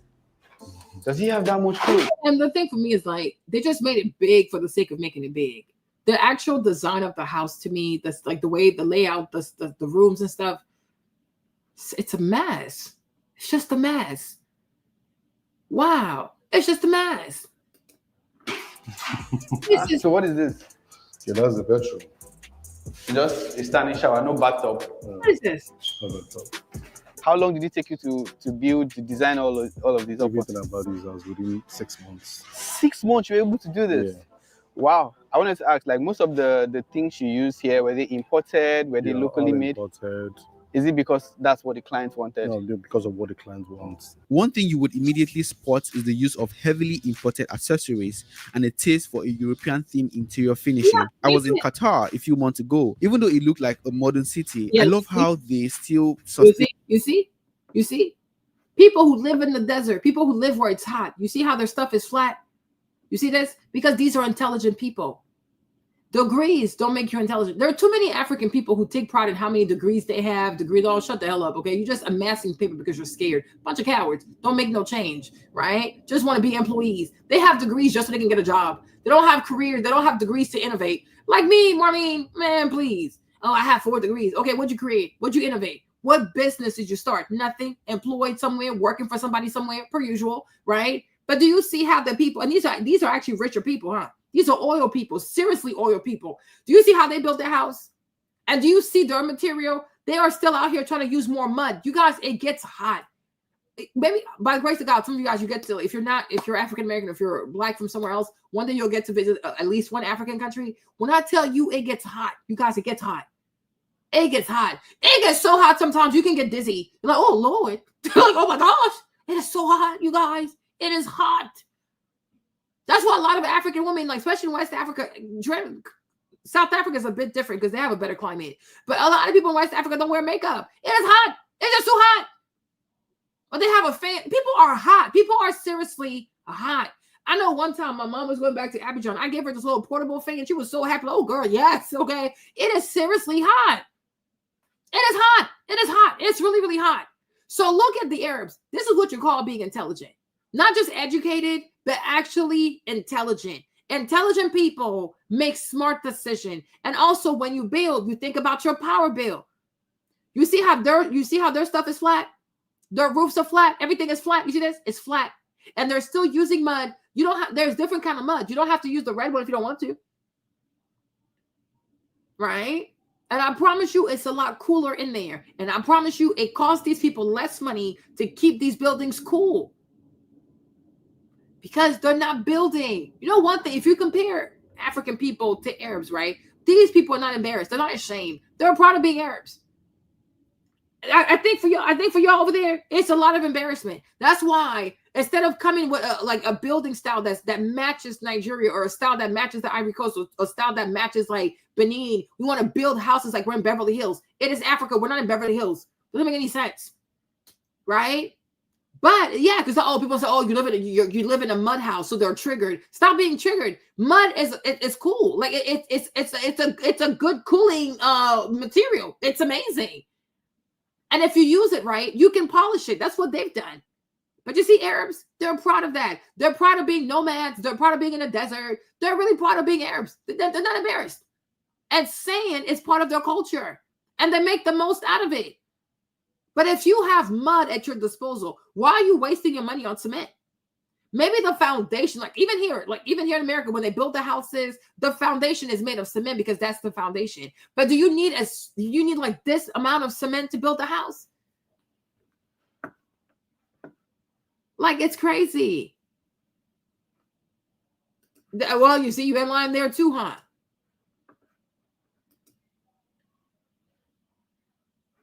It's ridiculous. It really is ridiculous. Like you cannot keep up with the power bill. And if you plan to retire in that house on your retirement money, you're going to pay for all this electricity. You are insane. In their traditional architecture without coming off as too modernized. And I wish to live to a day where Nigerians and Africans in general will do the same. Like these beautiful villas I visited and shot somewhere in Mauritius. That's in Mauritius. So that's like off of Madagascar.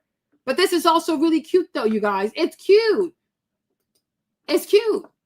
And I'm sure when you go on the inside, it's super adorable. And even that, I am sure if you were to put this on Airbnb versus those Nigerian mansions, right? I'm sure a lot of people, just because it's so different, it's so unique, how much you want to bet more people will be willing to pay all kinds of money to stay there? Because it's different. It's cute. It's unique. They use local stuff. They're not trying to be importing everything, right?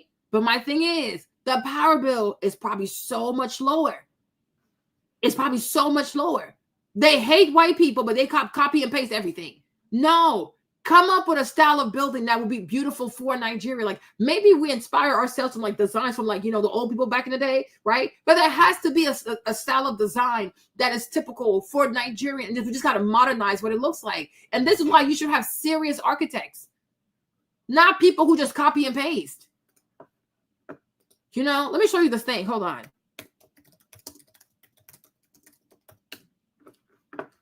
Janae, I think, it's the month of Janae. Okay, there you go, right? I'll play a video for you guys later, right? But you see, the stuff we see with the Saudis, like, it kind of matches this too, right?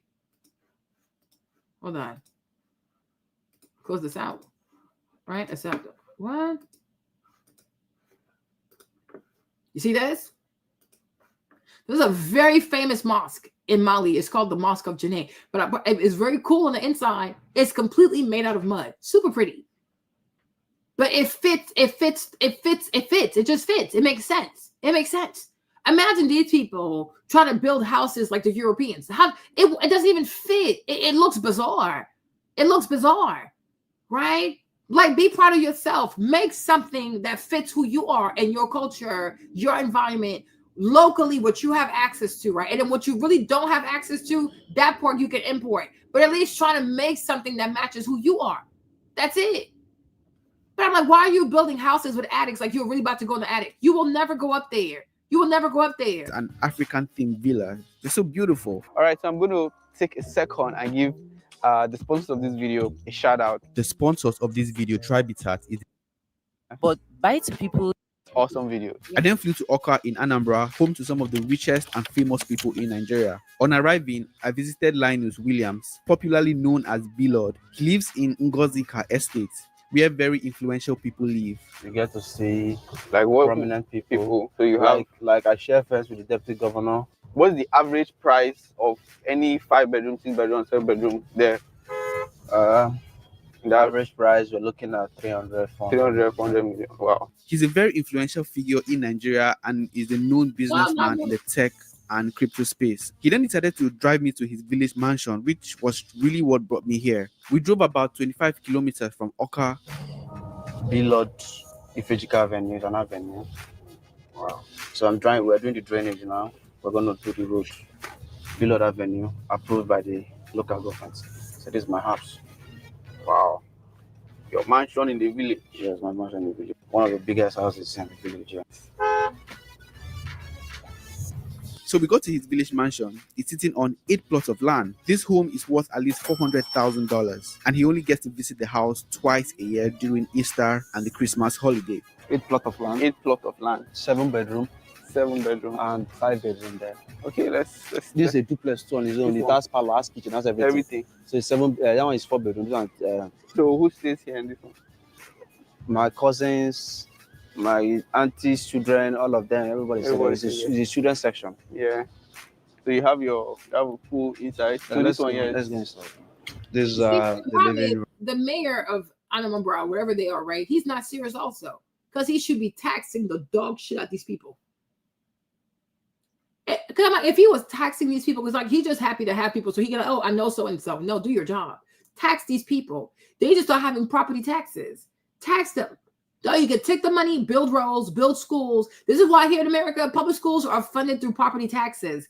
Tax these people. If somebody has enough money to build a mansion in a village and only go there twice a year, even though you live like within 50 miles, like it's not even that far. It's an hour away. And you only go there twice a year, you have money. Tax his ass. Tax him until he feels like selling that house. And when he sells the house or he can't keep up no more, you turn this house into an elementary school. That's it. Tax these people. Learn from the British. Taxation. They don't care. They do not care. They are insane. The living room. How many bedrooms here? You said there are 7 bedrooms. There are That's 4 what I down, asked 3 upstairs.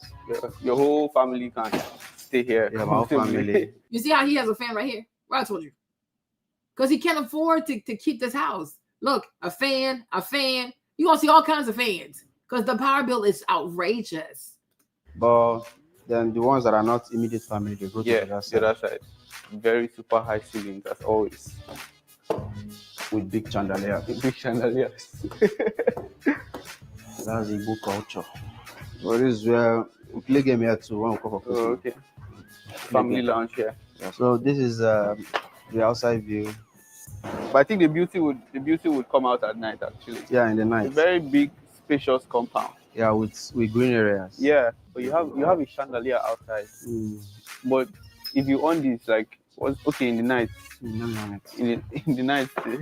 I think I saw a video of someone's house trying with a very big chandelier outside.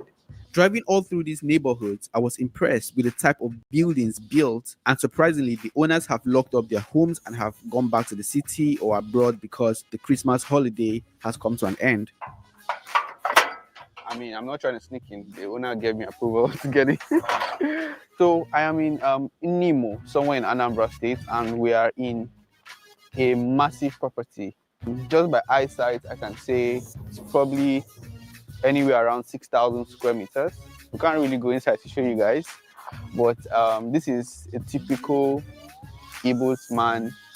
I don't know if this is their village home or their main residence, but from the look of it, there's really nobody here, just the caretaker, right? Something that you're going to find in most Igbo mansions as well is like sculptures. You can see lions.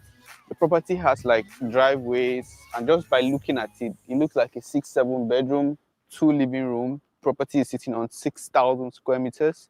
You have sculptures, you have a guest quarters as well. To really understand why the Igbos would build these mansions in their villages. Why Igbo men love to build mansions in their village? While growing up as a small boy, no matter how poor we were then, we always have money for Christmas home. We definitely come back home, right? So we stay for 2 weeks.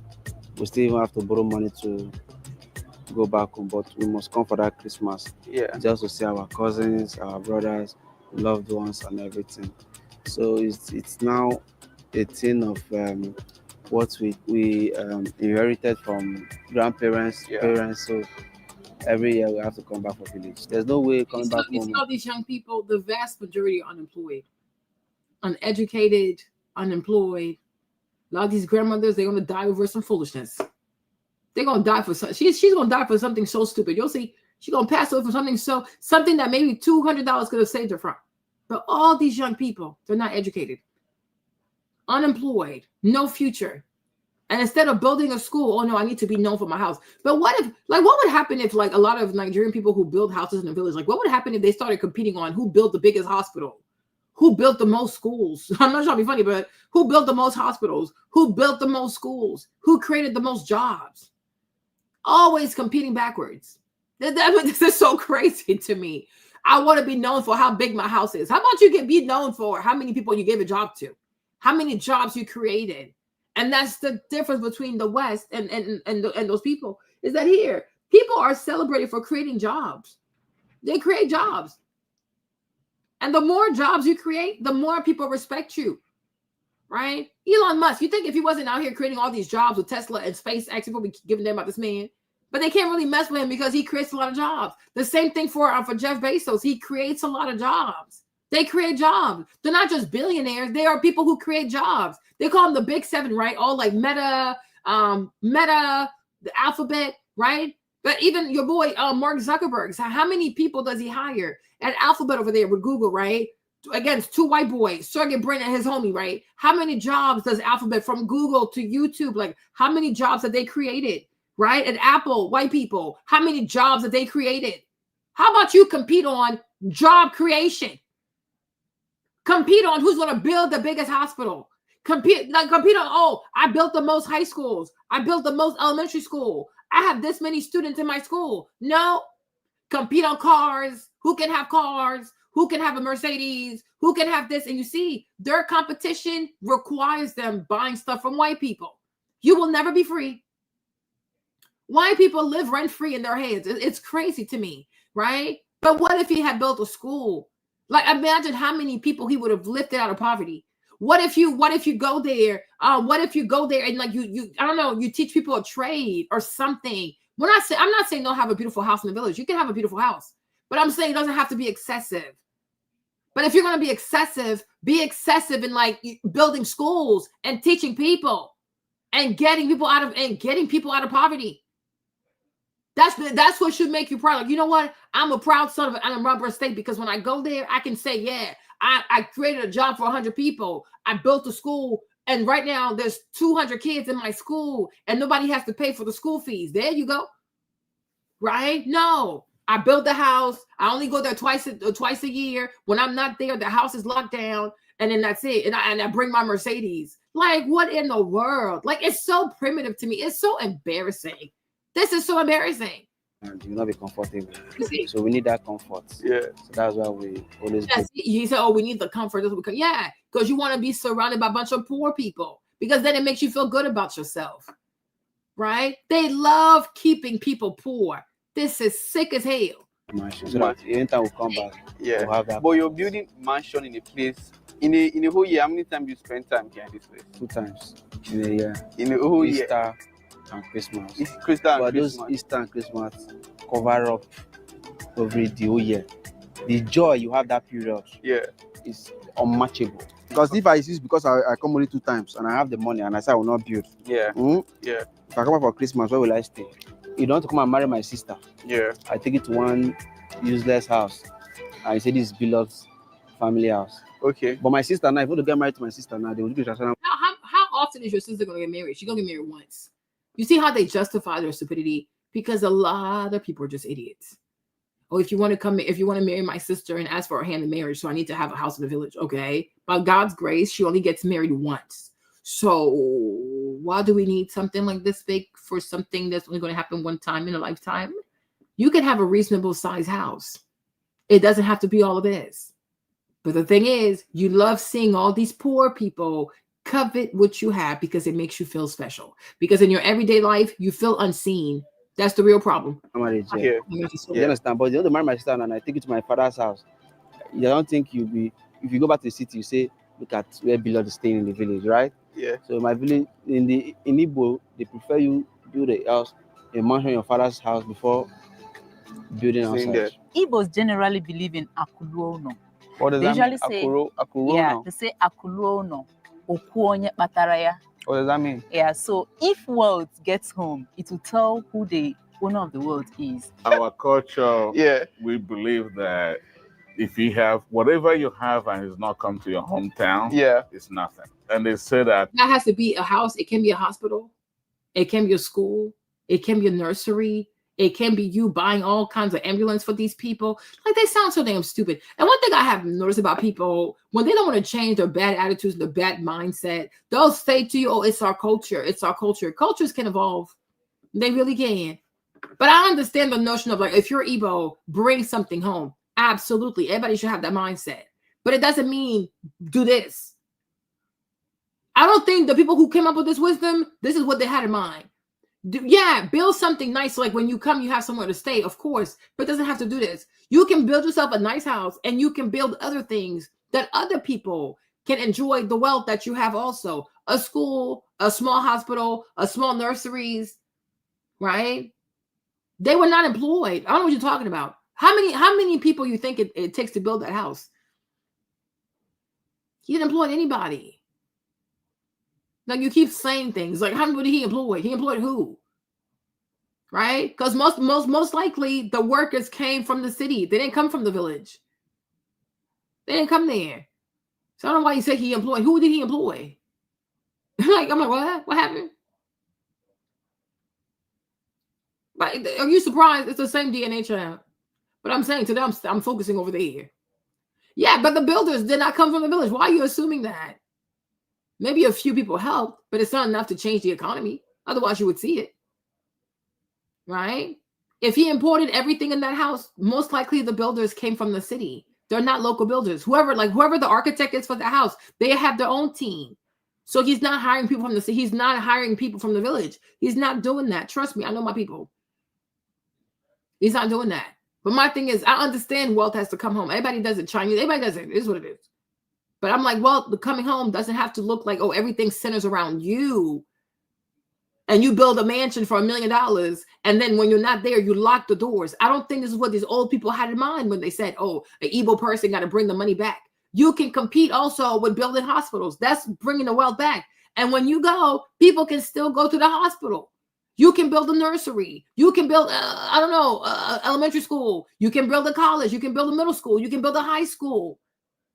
That's what they meant. Like, do something for your people. Like, do something for them. They didn't say, oh, find you an architect and just copy and paste some house you saw in Beverly Hills in the village. Like, that's crazy. And then you pull from the grid. Are you kidding me? Have your own solar panels. Like, what is this? This right here makes me want to run for mayor in that state. I need to go run for mayor in the village. I'm gonna tax all these people. Oh, it's gonna be crazy. You need to have your own solar panels. And when you build your house, you're going to give me about maybe 5 to 10 miles of pavement. I'm not playing with you. I'm not playing with you. You're not going to build here. Corona. Yeah. So it is something that is Igbo inheritance. They know. So yeah, it's a waste of money. I can tell you that. It is a waste of money. Don't think that you're going to build a house in the village and you go to the bank and say, hey, I need a loan. I need a loan. You're not getting anything. Yeah. But the good thing is also a motivation for the young ones in the village, that they can actually work hard and be able to get something. You sound stupid. So he's saying he built this house in the village so he could give motivation to the villagers.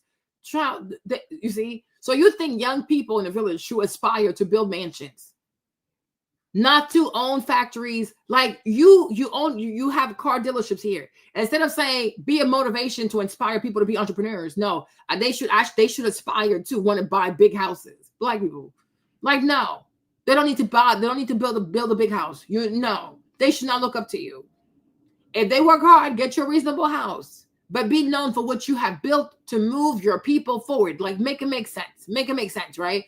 Build hospitals. Build schools, build nurseries. I don't know. Build museums. I don't know.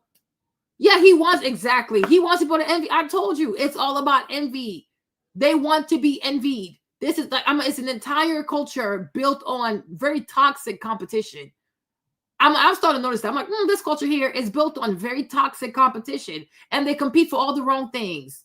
They compete for all the wrong things and for all the wrong reasons. It's for the wrong reasons. There's nothing in there that's like, oh, humility, service, right? But to say, oh, I want these young people to wake up every day from their poverty. Oh, yeah, one day I'm going to have this house. You don't need to have this house, my love. Nobody needs a house this big. This man is wicked. $1 million on a house that you only stay in once out the year, then you don't even need to stay there. You could have built a school and a hospital. But no, he's not going to do that. But then he's going to tell you, oh, as an Igbo man, shut up. Nobody's falling for this. It's a scam. You're full of shit. If you really cared about this conventional wisdom and you wanted to be, oh, I'm bringing something home, I'm bringing wealth home, that $1 million, you would have used that money to build something that everybody can benefit from, that can truly make the life of people better. When you come back a year from now, 2 years from now, people are doing so much better in the village. You can have the village go from a village to a city. And that's what we saw in Orania. He was like, oh, we want to go from being the small thing to 10 years from now, we want to be a village. We want to be a city in 10 years, right? They have a vision. You're like, oh no, build a bigger house. I just got to build a big house and that's it. Build a huge house and that's it. It's embarrassing. It is embarrassing. It is shameful behavior. Shameful behavior. Bringing their wealth home. That is Igbo culture. Yeah. So it means if you have made money as an Igbo man or Igbo woman, it is only for respect for the culture that you come back home and let the community know that our son or daughter is succeeding somewhere in the city or abroad. And the way you can show me, be jealous of me, envy me. I see why a lot of Igbos are stressed. I ain't gonna lie to you. I see why a lot of them are stressed. They're always in a bad mood. I'm starting to see it. Because this is some stress, child. When you do stuff just for other people to envy you, nah, you crazy. Yeah, $1 million, $1 million, you can do the entire village. The people of how much you want? Oh, you came in late, but how much y'all want to bet, right? If you give the white man that they call the racist from Ornia, whatever it's called in South Africa, if you told that man to come to that village and you said, here's $1 million, you can do whatever you want with that city. How much you want to bet within 6 months that white man gonna fix everything? Every child's gonna go to school. He might even find a way to bring a school bus in the village. Okay, that's why they can't stand these people. They have a vision. And when they show up, they bring order, they bring structure, and things start working. They start working, right? But that white man from Ornia, if they gave that man $1 million or $2 million and they said, okay, can you fix this whole village? Like, we want everything to start working. 6 months, you're going to come back. Schools, hospitals, structure, this, and that. You're like, oh my gosh. Oh my gosh. Oh my goodness. Oh my goodness. Oh my God. But because they don't want to learn from these people, oh, they're racist. Oh, shut the hell up. You're lazy. Okay? Shut up. Be quiet. Hold on. That is by building a mansion. Anyway, it's not just about the show off. It's about the feel that you like, the feeling you get that, yes, you've made money and you've built in your fatherland. Like that kind of feeling makes you, it gives you some bragging rights. But there's a flip to it. Now, some people go ahead and build in their village while he said first, reliable electricity to everybody. Amen. I'm laughing, but it's real though. I'm serious. That white man, if you give that man $1 million, what he's gonna do in 6 months, it will take these people maybe like 10 years to do. Because they're just lazy. They're unambitious. It's not as serious people. So it's like if you wake up one day and the Chinese have taken all over Africa, oh, well, who cares? Meanwhile, I'm not going to cry. Because maybe they'll do a better job. That's why this whole thing about the Chinese coming to Africa and just taking over, okay, because they can. Why not? They're very efficient. But I'm like, they take the airports, they take the port in Kenya, they took the port of Mombasa. How much do you want to bet that port's going to be so efficient? Start making all kinds of money. They're going to have AI at the port. They're going to have robots at the port. They're going to do things in that port that the Kenyans could never do. Roto, whatever his name is, that clown. Yeah, he has no ambition. He's not a dreamer. And not just that, he's not even a man who can dream and then like execute on his dreams. These are a bunch of bums. They're lazy. They just want the title of being called president. These are not visionary people. They are clowns. That's why you don't see these people at the G6, the G8, even the G20. There's not a single African country in the G20. They are a bunch of bums. They are bums. They are lazy. So I'm like, okay, if the Chinese take all of Africa, oh well. Okay, it is what it is. But I promise you, they'll probably be way more efficient.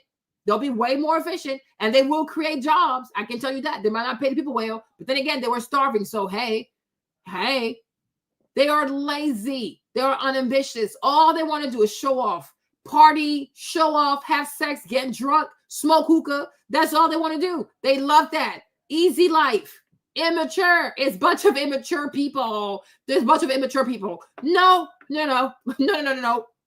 In the city they reside, they don't own a home. They're still paying rent. What can you say? It's Igbo thing. They like to build. They like to bring their wealth home. Yeah. Still explains that Akuruono. Yeah. Most of the mansions we have in some villages. Yeah. They're basically owned by diasporians. Yes. So yes, they like to build mansions in their homes. I've seen some people come here and take pictures. Yeah. And they may put it online and say that that's their house. That's their I house. have no idea. Coming back, you realize there's nobody bothering you. Yeah. And it's just beautiful. And of all the houses you're going to have, the one in the village has to be the biggest. That has to be the biggest one. Built for comfort. Yes. Because then you're not trying to manage space. You see, they're not trying to manage space. They're like going big and wide. Maybe it may sound stupid, but that's what I did. It's like a culture. It's like a culture thing for you to have an edifice. What's your status back at home? Even if you have a very big house, even if you have 10-bedroom duplex in Lagos or in Abuja, if you don't have an edifice like that in the East here, you're not really seen like as that kind of a big man. So they give people chieftaincy. I don't know if you realize this, right? But this is idolatry.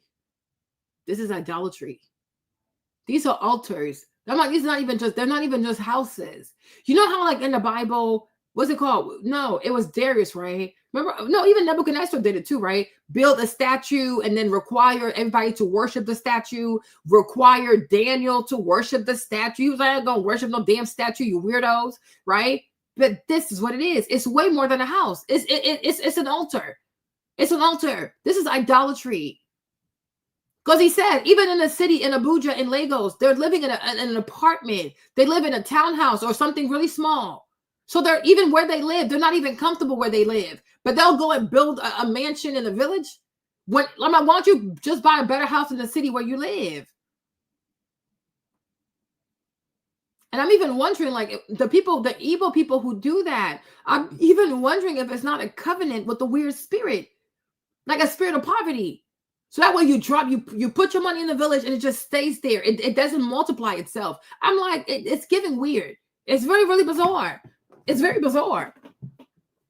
I'm like, how do we know this is not witchcraft? This is weird. I'm like, this is becoming really weird now. The more I think about it, I'm like, these houses are they're like altars. Because, Africans are known to worship like weird entities. But I do wonder, because even with the slave trade, a lot of Igbos were captured and they would like throw themselves and kill themselves, like do all kinds of stuff, right? So I'm thinking like, how do we know that somebody way, way, way back did not make some kind of covenant with some weird entity in the village? And that's why no matter what, you have to come build that house, because that's how you pay your offering to that God. There has to be a God in that village. There has to be some entity they worship. They don't want to talk about it. This is extremely bizarre. I'm not falling for this. I'm not falling for this. Don't make no sense. If you at least have a nice house in the city and then you can afford to splurge on a village mansion, I see it. But if you're suffering in the city, you have a regular house or you have a small house in the city, but then you're splurging on a mansion in the village, it's a hostel. You're paying an offering to a God. There's a God in that village. There is a God. And that's why you have to give him your money. Otherwise, you might not make it, or something bad might happen to you. I'm African. I know my people.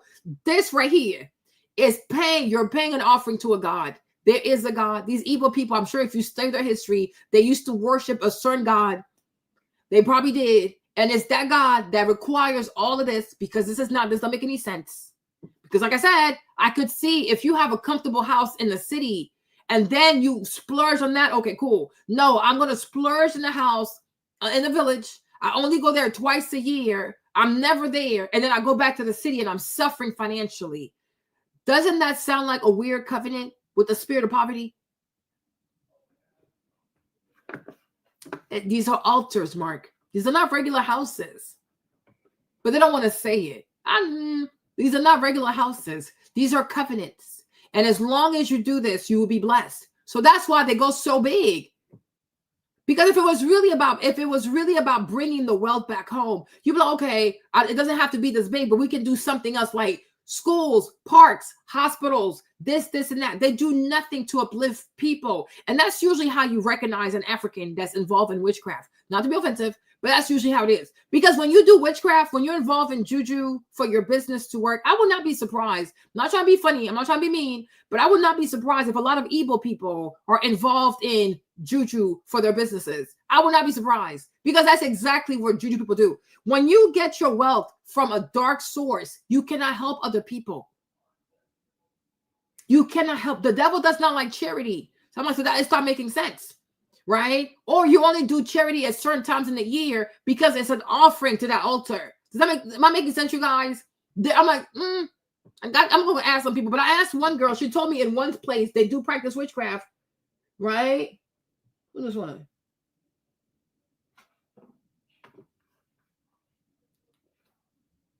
I'm just saying, but I'm like, what I'm receiving in my spirit, I think a lot of evil people, because a lot of them love business.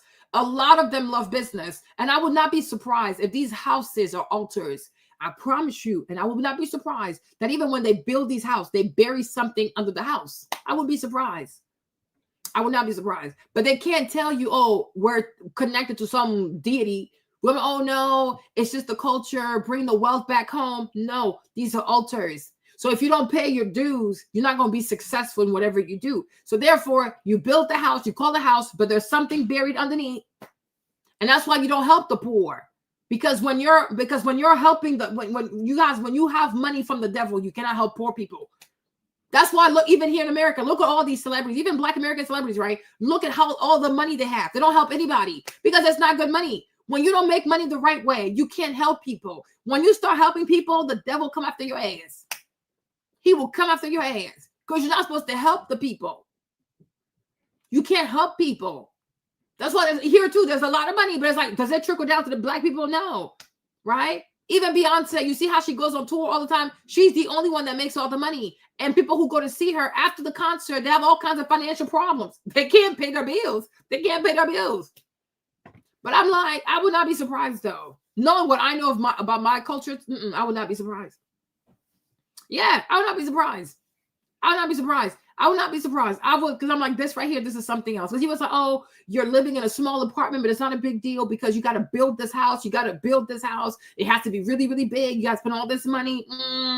Altars. And it could be why a lot of them got snatched up for slavery. Shreya, we're going to see. It's all going to start making sense. And if you're coming for such a thing, like you can't come with just a 2-bedroom bungalow or a 3-bedroom bungalow or a 2-bedroom mansion.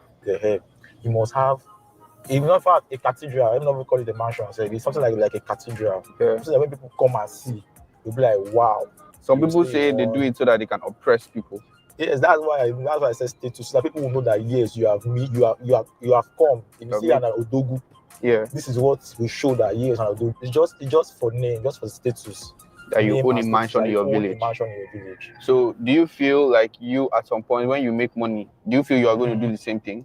I think I will do the same thing because I intend retiring to the village at old age. There are very few things you would find common. Yeah, and see, and that's why if you remember like the story of Wendy, that's why her husband, I forgot his name, her husband, even though they're all Igbo, his mother did not approve of him marrying Wendy because Wendy comes from a caste of untouchable Igbos. I forgot what it's called. I forgot the name, right? But like she belongs to the untouchables. She tried to deny it, but I'm like, why are you denying it? Because the first season she admitted to it, right? And that's why his mother does not deal with Wendy, and she was upset at her son for marrying Wendy, right?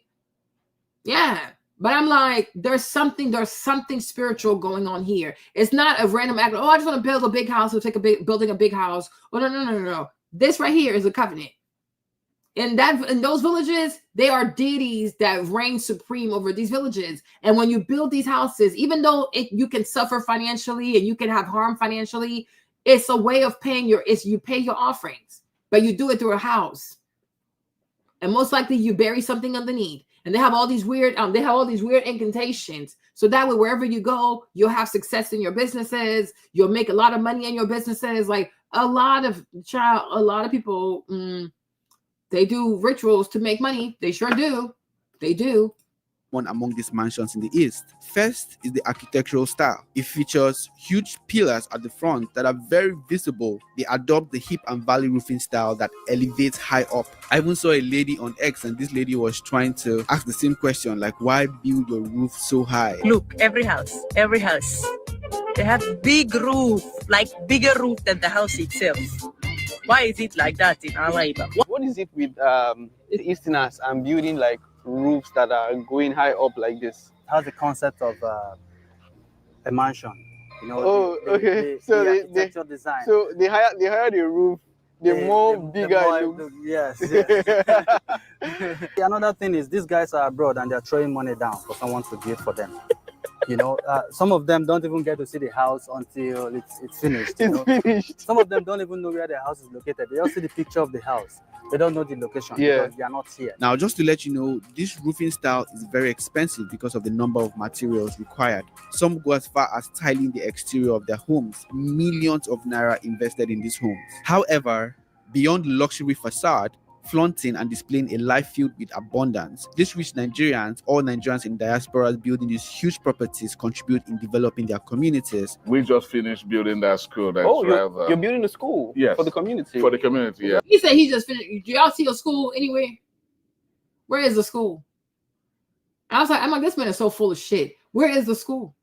Your house is so like, your house is such a sore sight, right? We can see your house from, I guess, like 25,000 miles away. Where is the school? I'm like, where is the school? Where's the school? And my thing is, why don't you take people there to the school? There is no damn school. This man is lying. Okay, where's the school, y'all? Do y'all see anything? I see trees. Where is the school? Where's the school? He's full of it. And then why didn't you take him to go see the school?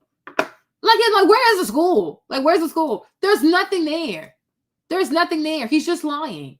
There's nothing there. Because I'm like, yeah, there's nothing there. He's full of shit. There's nothing there. Because why don't you take him to go see the school? We can see the school up close. Because there's nothing there. What? No, it's I don't know. Where's the school? Because he's pointing in that direction, right? Like the blue roof thing is right here. He's pointing in that direction. Where is the school? Yes, we built that school that you guys drove by. There was no school though. It was a six classroom elementary school there. Oh wow! So he built 6 classrooms. Sir, your house has 12 bedrooms. Wicked man. What a wicked man. He said it has 6 classrooms. Your house has 12 bedrooms. Make it make sense. Make it make sense. Education means nothing to these people. It's a joke. Let's finish and waiting for a few things, and we'll give it back to the community. Yeah, we're waiting for a few things. We'll give it back to the community. So they still don't have access to it. A school that only has 6 classrooms in there. You're still waiting for a few things, sir. You're full of it. You're full of it. They will start the roads in front of their house. They put street lights. So if not for any of that thing, the community is benefiting from that. Yeah. All right. You guys have heard that for yourself. The Igbo culture, they love to do this thing for the heritage. So this young man said if he has that kind of money, of course he would want to do the same thing for his younger ones, and also to brag that I have a mansion in my village. I hope this was very... Yes. Absolute foolishness. This is such foolishness. Now, look at some of these houses here, right? Look at people in Bali. You see how they build houses in Bali? It makes sense. And they're very, very pretty. These are very pretty. Small, but they get to the point.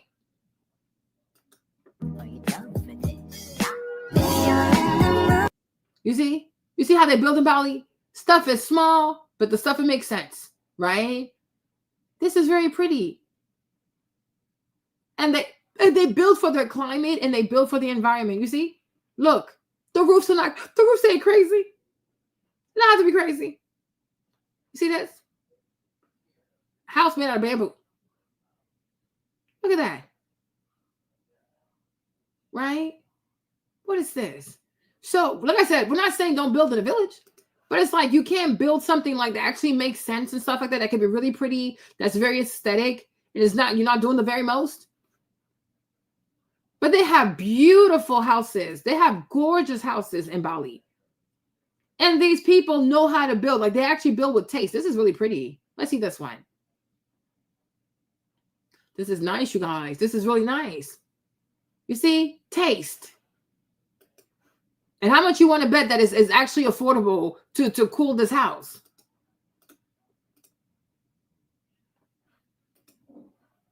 This is what you call having taste. They don't have any taste. Let me see how much money I can spend. Let me see, like, just foolishness. What are you actually doing? You see? This is really nice. And it gives luxury. And I'm sure these houses have local materials. A lot of stuff is locally made. This is also very pretty. This is really nice. You see this? Very pretty. I'm like, why are you building like this? What you got going on? Hold on. Now, look, this is what, $500,000 in Bali? Let's see. Freaking look at this. Infinity pool to huge crashing waves on your private black sand beach. Freaking look at this. Infinity pool to huge crashing waves. How much greenery they have. You see the thing about the Asian people? Once again, people that got more sense than people out here, right? Look at all this greenery. Look at all the trees, the grass, banana leaves. Look at all this, palm trees. It's so serene. It's so beautiful. And I'm sure it's not hot. You have to be very mindful when you build stuff. Like what is waves on your private black sand beach? Come on, man. This is nice.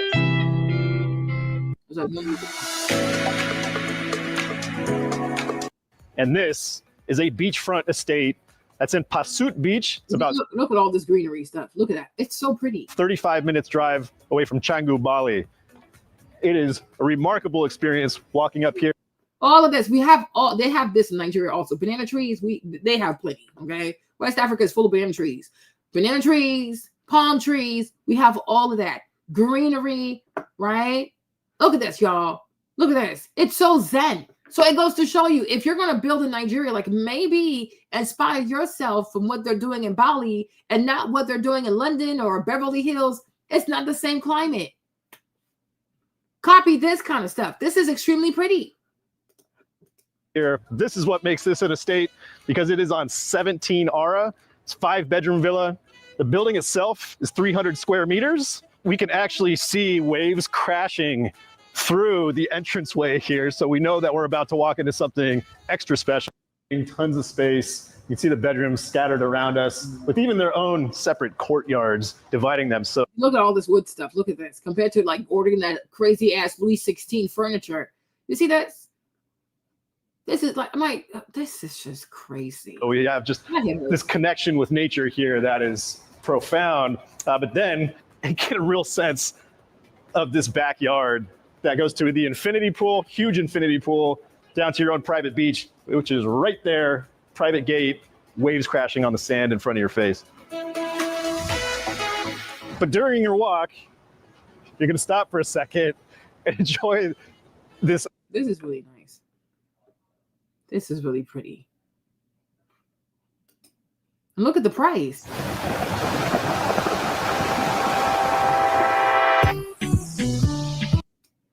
Over to Zisha, who's going to show you around today's perfect place. This is only $200,000, right? The houses we saw, some in Nigeria, they started like $400,000, $500,000.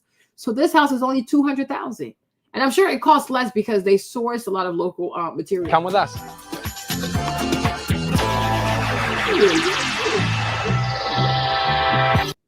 This is very pretty, you guys. Ooh, look at that. You see, you build with the environment in mind. Like, yeah, this is really pretty. This is nice. $200,000 for this? Oh, yes. Wow. Of living space and includes a glorious infinity pool overlooking the beautiful beach. You can stay here for just $600 per night, and it is the perfect place for couples or small families who are after a quiet getaway.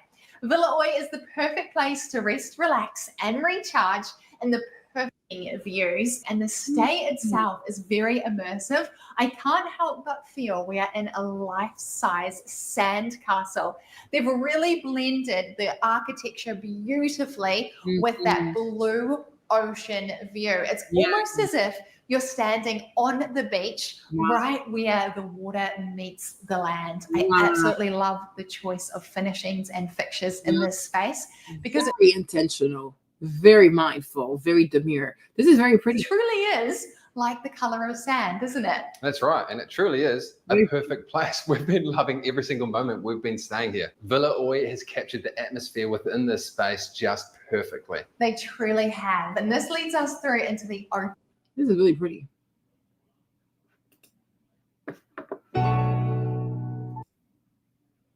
Find the perfect place, your new destination for amazing home tours, where we showcase homes you can either stay, create, or buy. My name is Zisha, and behind the camera is Bronson. Hey guys. Today you can find us in Bali at Villa Kaneshro, only minutes from Canggu, yet tucked away in a secluded oasis of peace and tranquility. You will be dazzled by the design as the weight of the world lifts off your shoulders amongst the perfect mix of luxury and lush tropical gardens. An array of natural elements, textures, and design cohesively blend together to create this exquisite architecturally designed villa. Are you ready to be immersed in a place of elegance and sophistication? We welcome you to accompany us as we showcase today's perfect place. Amounts of luxury to showcase. Yep, this is really pretty. And this right here will make more sense in West Africa. Like it's the same, it's pretty much the same climate. We have all that, like palm trees, you name it, banana trees, we have it all. But you see how peaceful that is? Like it's so zen. It is so zen. And I'm sure because they source local materials, right? And they use the mud, they use the sand, they ain't scared, right? Most likely it's more affordable to keep it cool. Because imagine living in a house and you can't even afford to turn the air conditioner on because it's too expensive. Then why do you live there? Because when you built the house, you weren't mindful. Okay? You're not mindful. All right, my peeps. I hope you enjoyed today's video. I got to go now. Gotta give me some food, okay? I came here early, right? I sure did. I'm like, why am I done so early today? But hopefully you've enjoyed today's video. You've learned a few things because, child, it's too much. It really is too much. It's excessive. But I was watching the video and I was like, you know what? I need to watch that with you guys because I was getting triggered. Well, I was like, yeah, 8 hours. That's crazy. I was like, why is it so early today? I'm like, I'm finished so early. Like, what the heck? But yeah. Because the other thing I want to talk about, it has to be another video because otherwise it's too much. Like this video got to focus on these people, right? But compare and contrast, okay? Compare and contrast. Yeah, they have a lot of people. And I'm like, these people too, like some people, if you train them, they can be really good. You know, but I'm like, Italian manufacturers, right? Because they were given an opportunity. That's why they got to be so good. So train your people locally also. Keep training them until they get it right. But all this wood stuff, like all this furniture stuff, they can make it. Like you don't have to import this stuff. Like you don't have to import this stuff. These ugly ass Louis XVI chairs, you don't have to use those chairs. There's all kinds of Art Deco out there. Like, you know, like you innovate, you know. I'm like importing furniture from Italy or importing furniture from Paris. Like when you have all these young people who can make beautiful furniture, like source locally, take pride in what comes locally. And keep telling them, like, if you don't like something, keep telling them until they get it right. But it's a lot cheaper than you're going to pay internationally. You're going to pay in US dollars. And then you're going to have to pay for customs. Then you're going to have to pay to bring it to your house. Like, it's just too much. Girl, you're new here. We've done like 13 hours, 15 hours before. It's crazy. All right? It's sad. It's really sad. It's just, but I'm like the guy from Orania. Hopefully, a lot of people reach out to him so they can learn how to implement their models in a lot of African cities and villages because they need help. They need help. They need a lot of help. They need loads of help. Because otherwise, you're going to go back in 50 years and these people are still going to be poor. Okay? That makes no sense. But all right, you guys, I hope you've enjoyed the video. Hope you weren't too triggered. But if you were triggered, it's okay. I get it. It's not easy. But one day, you're going to be like, you know what? It is what it is. I accept it. Okay? Love you guys. And maybe I'll see you guys tomorrow. Bisous, my people. Bisous, bisous. Bisous. Love you much. Maybe see you on Monday. Gotta go. I'm starving. Bye.